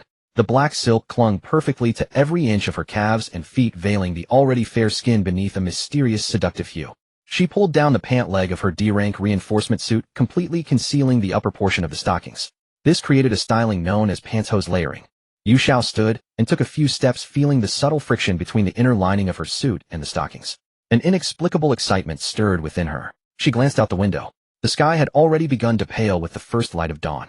Those pseudo-humans that had been prowling below had vanished without a trace at some unknown hour. It seems these creatures are only active at night. Yu Xiao concluded, her mind settling with newfound certainty. She wasted no further time, retrieving water and food from her storage tattoo to swiftly replenish her strength. Having eaten and drunk her fill, she redressed in that black leather jacket and pants, sliding both feet into the over-the-knee high-heeled boots. Click! The sound of the zipper closing, like a switch being activated. From her storage tattoo, she produced the two handguns. She checked the magazines and chambered around. The cold mechanical touch restored to calm the heart that had grown restless from donning those stockings. In close combat, she possessed nearly 100 points across her 3 attributes, complemented by master-level fighting technique and the power of misfortune. At range with dual pistols in hand, she was a walking arsenal. The woman she was now could truly be called a fully rounded warrior. Within this dungeon, unless she encountered an enemy possessing C-rank talent, she was invincible. Yu Xiao walked to the ruined doorway, gazing out at the deathly silent corridor. 7 faint streams of black miasma coiled slowly around her. She no longer needed to skulk and hide. The more than 40,000 players scattered throughout this city were no longer potential threats in her eyes. They were nothing more than walking experience packs. She reached into her pocket and withdrew that frequency-matched locator. Knowing that forced teleportation was imminent, Chun Yao had purchased this item from the system shop. She pressed the switch. Beep, beep, beep. On the locator, several faint green dots illuminated. Scattered in all directions, the nearest lying roughly 2 kilometers from her current position. Those were the other members of the Blood Rose Guild. A cruel smile spread across Yu Xiao's face. Chun Yao's smile carrying that signature arc of aggression and playful malice. She raised one long leg and kicked aside the broken door panel blocking the entrance. The hunt begins. She ran her tongue over her lips, her eyes alight with the flame of madness. Blood Rose. I'll start with you lot. Since you've become my subordinates, you'll work yourselves to death for me. Yu Xiao strode down the deserted street in her over-knee high-heeled boots. Clack, clack, clack. The crisp rhythm of her footsteps reverberated far into the heavy silence. After a night of relentless turmoil, the atmosphere of the city had completely shifted. The survivors who could still be seen everywhere yesterday had vanished today without a trace. Some had been ambushed by imposters disguised as their companions, while others were brutally slaughtered by pale imposters who kicked down their doors. The majority, however, chose to hide. Yu Xiao did not even need to actively focus her senses to perceive the eyes peering from behind the curtains of the residential buildings on both sides of the street. Eyes filled with dread, vigilance, and stealthy scrutiny. 7 wisps of pale black malevolent aura, invisible to ordinary people, swirled slowly around her body. In the eyes of the imposters masquerading as normal humans, this made her radiate an exquisitely fatal attraction. Intriguing. As dawn barely broke, the pre-dawn silhouette of the city loomed with a suffocating oppressiveness. Yu Xiao reached up and tossed her wavy wine-red hair. The strands brushed past her cheek, leaving a faint tickling sensation. She had to admit that although Chun Yao was incredibly wanton and arrogant, her aesthetic taste was undeniably impeccable. This long hair in both texture and color perfectly accentuated the wildness and maturity of the body. She genuinely took a liking to it, otherwise she wouldn't have actively climbed into her bed back in the high-rise. Since I am to hunt, I must first gather intelligence on the hunting grounds. With a mere thought from Yu Xiao, the gem-encrusted mouth item materialized in the palm of her hand. The mouth of the Almighty God. Oh my! As soon as the item materialized, it let out an exaggerated gasp. Hey gorgeous, haven't seen you in a few days, and you've already equipped a new skin. This limited edition mature beauty style is quite something. Spicy enough. Yu Xiao remained expressionless, long immune to such teasing. However, the item's voice dropped, carrying a lecherous snicker. You really need to fix this habit of changing skins without changing your habits. You're still going commando underneath. TSK Tisk, you really are a woman who is consistent inside and out. Before Yu Xiao could speak, the mouth abruptly shifted its tone, filling it with sycophancy and intense yearning. And those feet of yours. They are absolutely perfect. Just looking at them gets me incredibly worked up. I can feel it. You must be wearing stockings, right? Gorgeous, let's make a deal. Could you step on my mouth? Yu Xiao's brow twitched. This fellow was truly an irredeemable pervert, utterly absurd. Get to the point, she said, coldly cutting off its fantasy. How do I clear this dungeon? Huh? The mouth of the Almighty God let out a sneer, finding this to be a massive joke. Didn't the announcement tell you long ago? Surviving for 7 days is clearing it. I say gorgeous, you're so breathtakingly beautiful, but why is your brain so slow? You can't even grasp this. Yu Xiao's gaze turned icy. Do you think I wouldn't dare flush you down the toilet? No, wait. The item's tone instantly whimpered, not daring to put on airs anymore. Just a joke to lighten the mood. Fine, considering your brain really isn't the sharpest, and you're so beautiful, I'll tell you a secret for free. It cleared its throat and said in a theatrical, mysterious tone, in this E-rank dungeon, there is actually a C-rank existence hidden. C-rank. Yu Xiao's pupils contracted slightly. Her current overall attributes in full power mode could barely push her strength past 100, but that was only for a momentary burst. Under normal conditions, her various attributes barely touched the upper limit of D-rank. This was even with 2 skins stacked and the assistance of 2 D-rank pieces of equipment. Aside from that, her only true offensive talent was the D-rank mental shock inherited from Chen Yao. Zi Yuan's luck control was mostly supportive and provided passive buffs. If she were to face a genuine C-rank powerhouse head-on, her current chances of winning would be infinitely close to 0. How could an E-rank dungeon have a C-rank monster? Yu Xiao frowned. However, this thought lasted for less than 3 seconds before she instantly figured out the logic behind it. Blackwater Manor. That dungeon's rating was also only F-rank. If she had obediently followed the rules, refrained from investigating the truth, and avoided provoking the mayor, she would have at most played hide-and-seek with those F-rank ghostly townspeople, easily clearing the dungeon after getting through 3 days. Yet she had chosen the hardest path. She flipped the table, shattered the rules, and confronted the boss directly. This drew out the D-rank spirit state Lin Xiaoxing and allowed her to successfully claim the top-tier reward for a perfect clear. This dungeon was likely no different. The imposter that Chen Yao had dragged into her room last night possessed an overall combat strength roughly equivalent to E-rank power. For the 40,000 plus players, as long as they kept their heads down, banded together for safety, gathered supplies during the day, and hid indoors at night, while staying wary of those ordinary E-rank imposters. As long as they didn't kill recklessly, didn't actively invite trouble, and ensured there were at least 3 people in a room, they wouldn't attract monsters of the pale imposter caliber. Safely lying low for 7 days to claim the basic reward and leave. This was the true difficulty of this E-rank dungeon for the vast majority of ordinary players. So that's how it is. Yu Xiao's eyes gradually lit up. That so-called C-rank monster was never meant for ordinary players. It was bait. It was the ultimate reward prepared by the system specifically for powerhouses who refused to be ordinary and dared to challenge the rules. As a certain famous boss once said, the bigger the storm, the more expensive the fish. What did she lack most right now? Strength. Spirit crystals. The very spirit crystals that could upgrade her SSS-Rank skin system once again. In Yu Xiao's mind, 3 completely different faces flashed. Liu Ruyan, Chen Yao, Zi Yuan. 3 skins, 3 different top-tier resources. Although Liu Ruyan was only E-rank, her charm talent could work wonders at critical moments. More importantly, she was the only key to hitching a ride with Liu Yuan, the child of fortune. She had invested immense effort into conquering Liu Yuan, and she could not afford to let it go to waste. Chen Yao's D-rank mental shock was her most direct method of crowd control at the moment. Furthermore, her identity as the vice president of the Blood Rose was the perfect disguise to approach the C-rank president and seize control of the entire guild. Zi Yuan's C-rank luck control was her core trump card, and her powerful D-rank physical body was the foundation of her strength. This skin could absolutely not be discarded. 3 skins, each possessing an irreplaceable function. Yet with her current system level, she could only wear 2 at the same time. This meant she had to make a compromise. But Yu Xiao was someone who never made compromises. She wanted them all. The only way is to obtain another spirit crystal as soon as possible and upgrade the skin system to level 3. An unprecedented ambition flared in Yu Xiao's eyes. As long as the system reached level 3, she would be able to wear 3 skins simultaneously, and her strength would undergo a true qualitative leap. By then, with her stats stacked threefold and 3 talents active at once, she could hardly imagine the heights she would reach. Trying to obtain an S-rank reward like a spirit crystal through ordinary gacha draws was completely unrealistic. The only path was a perfect clear, unlocking the top-tier draw. To catch a C-rank fish, I must turn myself into the most irresistible bait. Yu Xiao looked down, glancing at the 7 wisps of pale black malevolent aura around her. This was her bait. The more she killed, the heavier her malevolent aura would grow, and the more it would attract those powerful imposters. She would artificially elevate the dungeon's difficulty to infinite heights, until she completely drew out the biggest fish. Yu Xiao chuckled, her laughter sounding exceptionally deranged in the quiet hallway. Putting away the mouth of the almighty god, she walked to the bedside and picked up the frequency locator. Beep. Beep. On the screen, a few scattered green dots flickered on the map. Blood Rose. Yu Xiao licked her lips, her face breaking into a playful, aggressive smile that belonged entirely to Chen Yao. Yu Xiao's lips curled into a playful smile, utterly indifferent to those gazes.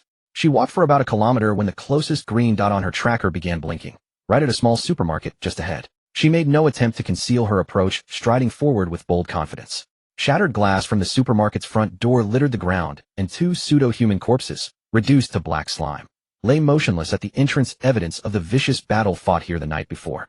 Yu Xiao stepped over the scattered glass and entered. Inside, the supermarket shelves had been toppled, and everything was in complete disarray.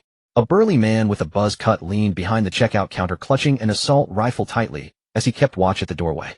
Behind him crouched 3 more people, 1 man and 2 women, all wearing expressions of sheer terror. When they saw Yu Xiao walking in, the buzz-cut man's pupils contracted instinctively, his rifle snapping up toward her. But the moment he recognized her face, he froze completely. Yao, Sister Yao. His voice trembled with utter disbelief. Yu Xiao halted, crossing her arms as she surveyed him with a calculating gaze. Gao Hu, one of the core members of Blood Rose, Sister Yao's trusted enforcer. He was loyal and principled. The lingering memories within Chun Yao's skin allowed Yu Xiao to identify him instantly. Gao Hu. Her voice carried that signature raspy, commanding tone Chun Yao was known for. You've grown bold, boy. Daring to point a gun at me. A cold sweat immediately broke out on Gao Hu's forehead. He quickly lowered his weapon, forcing an awkward, pained smile onto his face. Sister Yao, am I didn't know it was you. I thought those damn things were back. As he spoke, he carefully studied Yu Xiao, his eyes brimming with confusion. How are you here alone? Where's Wu Shanshan? Dead. Yu Xiao responded crisply, striding across to face him, looking down at him from above. Ambushed and killed by pseudo-humans last night. Gao Hu's expression shifted instantly. You were ambushed too? What else would it be? Yu Xiao let out a light laugh, laced with mockery. Do you think this is some kind of game? She extended a finger and gestured toward the 3 people crouched behind Gao Hu. What about them? Oh, the rules required it. They were just filling spots last night, Gao Hu quickly explained. Yu Xiao's gaze swept over the 2 young girls. Though their clothes were dirty and disheveled, they remained intact with no signs of violation. Fear was the only emotion visible on their faces. So Gao Hu did have his limits after all. Sister Yao, what should we do next? Having endured a brutal fight on their first night, here Gao Hu's voice carried an edge of uncertainty. Yu Xiao offered no verbal response. Instead, she tossed him the frequency tracker behind her back. Gao Hu fumbled to catch it. What is this? There are several more green dots on it. All our people, Yu Xiao stated flatly. I don't care how you do it, but bring them all here before nightfall. Bring everyone. Gao Hu paused. But Sister Yao, this city is so vast, they're scattered across multiple locations and outside.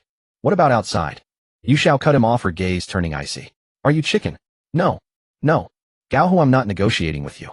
Yu Xiao stepped forward, her overwhelming presence forcing Gao Hu to retreat half a step involuntarily. This is an order.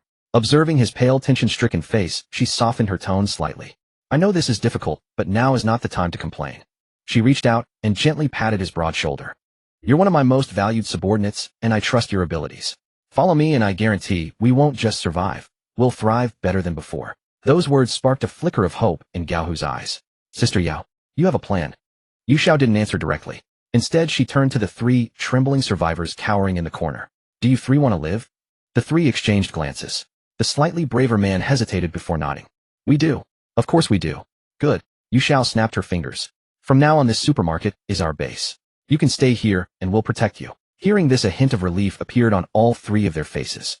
But, Yu Xiao continued, there's no such thing as a free lunch. If you want to stay, you must join Blood Rose. As payment, half of all game currency you earn from this instance will be handed over. What? Half? The man exclaimed in shock. This is way too much. The expressions of the other 2 girls also shifted. After risking their lives for 7 days, losing half their earnings was practically robbery. Yu Xiao smiled. She slowly approached the man, extending her high-heeled boot to rest against the wall beside his ear. Is that too much? Her voice was soft, yet carried an irresistible authority. I'll give you 2 choices. First, hand over half your game coins and live safely through day 7. Or second, get out right now and find your own way to survive. Choose. Cold sweat covered the man's forehead. Looking into Yu Xiao's emotionless, icy eyes, his body began trembling uncontrollably. He had no doubt that if he refused, she would toss him out without hesitation. I'll choose one. Very good. Yu Xiao satisfiedly withdrew her foot. And you too. She looked at the 2 girls. We'll choose one too. The 2 girls said, tears in their voices, nodding quickly. Good, you're sensible. Yu Xiao clapped her hands, her face once again wearing Chun Yao's flamboyant, aggressive smile. She turned to look at Gao Hu, who was studying her with a serious expression. She was still the same familiar Sister Yao. No, she was even stronger and more domineering than before. In this apocalyptic world, such dominance actually provided an inexplicable sense of security. Understood. Yu Xiao tilted her chin toward him. Find all our people and tell them Blood Rose hasn't disbanded. It's only getting stronger. For anyone willing to follow me, I guarantee they'll all leave here alive. And she licked her lips, her eyes gleaming with manic fervor. This time we're going to make a fortune. Follow me, and you'll eat well. Those final 5 words struck Gao Hu's heart like a hammer blow. He gazed at the woman before him, radiating power and vowing to trample the world beneath her feet, his blood surging with sudden fervor. He gripped his rifle tightly and nodded firmly, his eyes blazing with unwavering resolve. Yes, Sister Yao. After Yu Xiao finished speaking, she retrieved a metal cube confiscated from the crew-cut man's corpse from her storage tattoo. A team assembly order. She tossed the object to Gao Hu. Gao Hu caught it instinctively, the icy touch of the metal sending a shiver through him. Sister Yao, what is this? Take it, Yu Xiao replied flatly without explaining. Bind it to yourself. As soon as her voice fell, the metal cube in Gao Hu's hand emitted a faint glow, and an invisible chain of energy instantly linked him to Yu Xiao. He could sense that with just a single thought from her, he would be forcibly dragged to her side, or she could appear directly in front of him.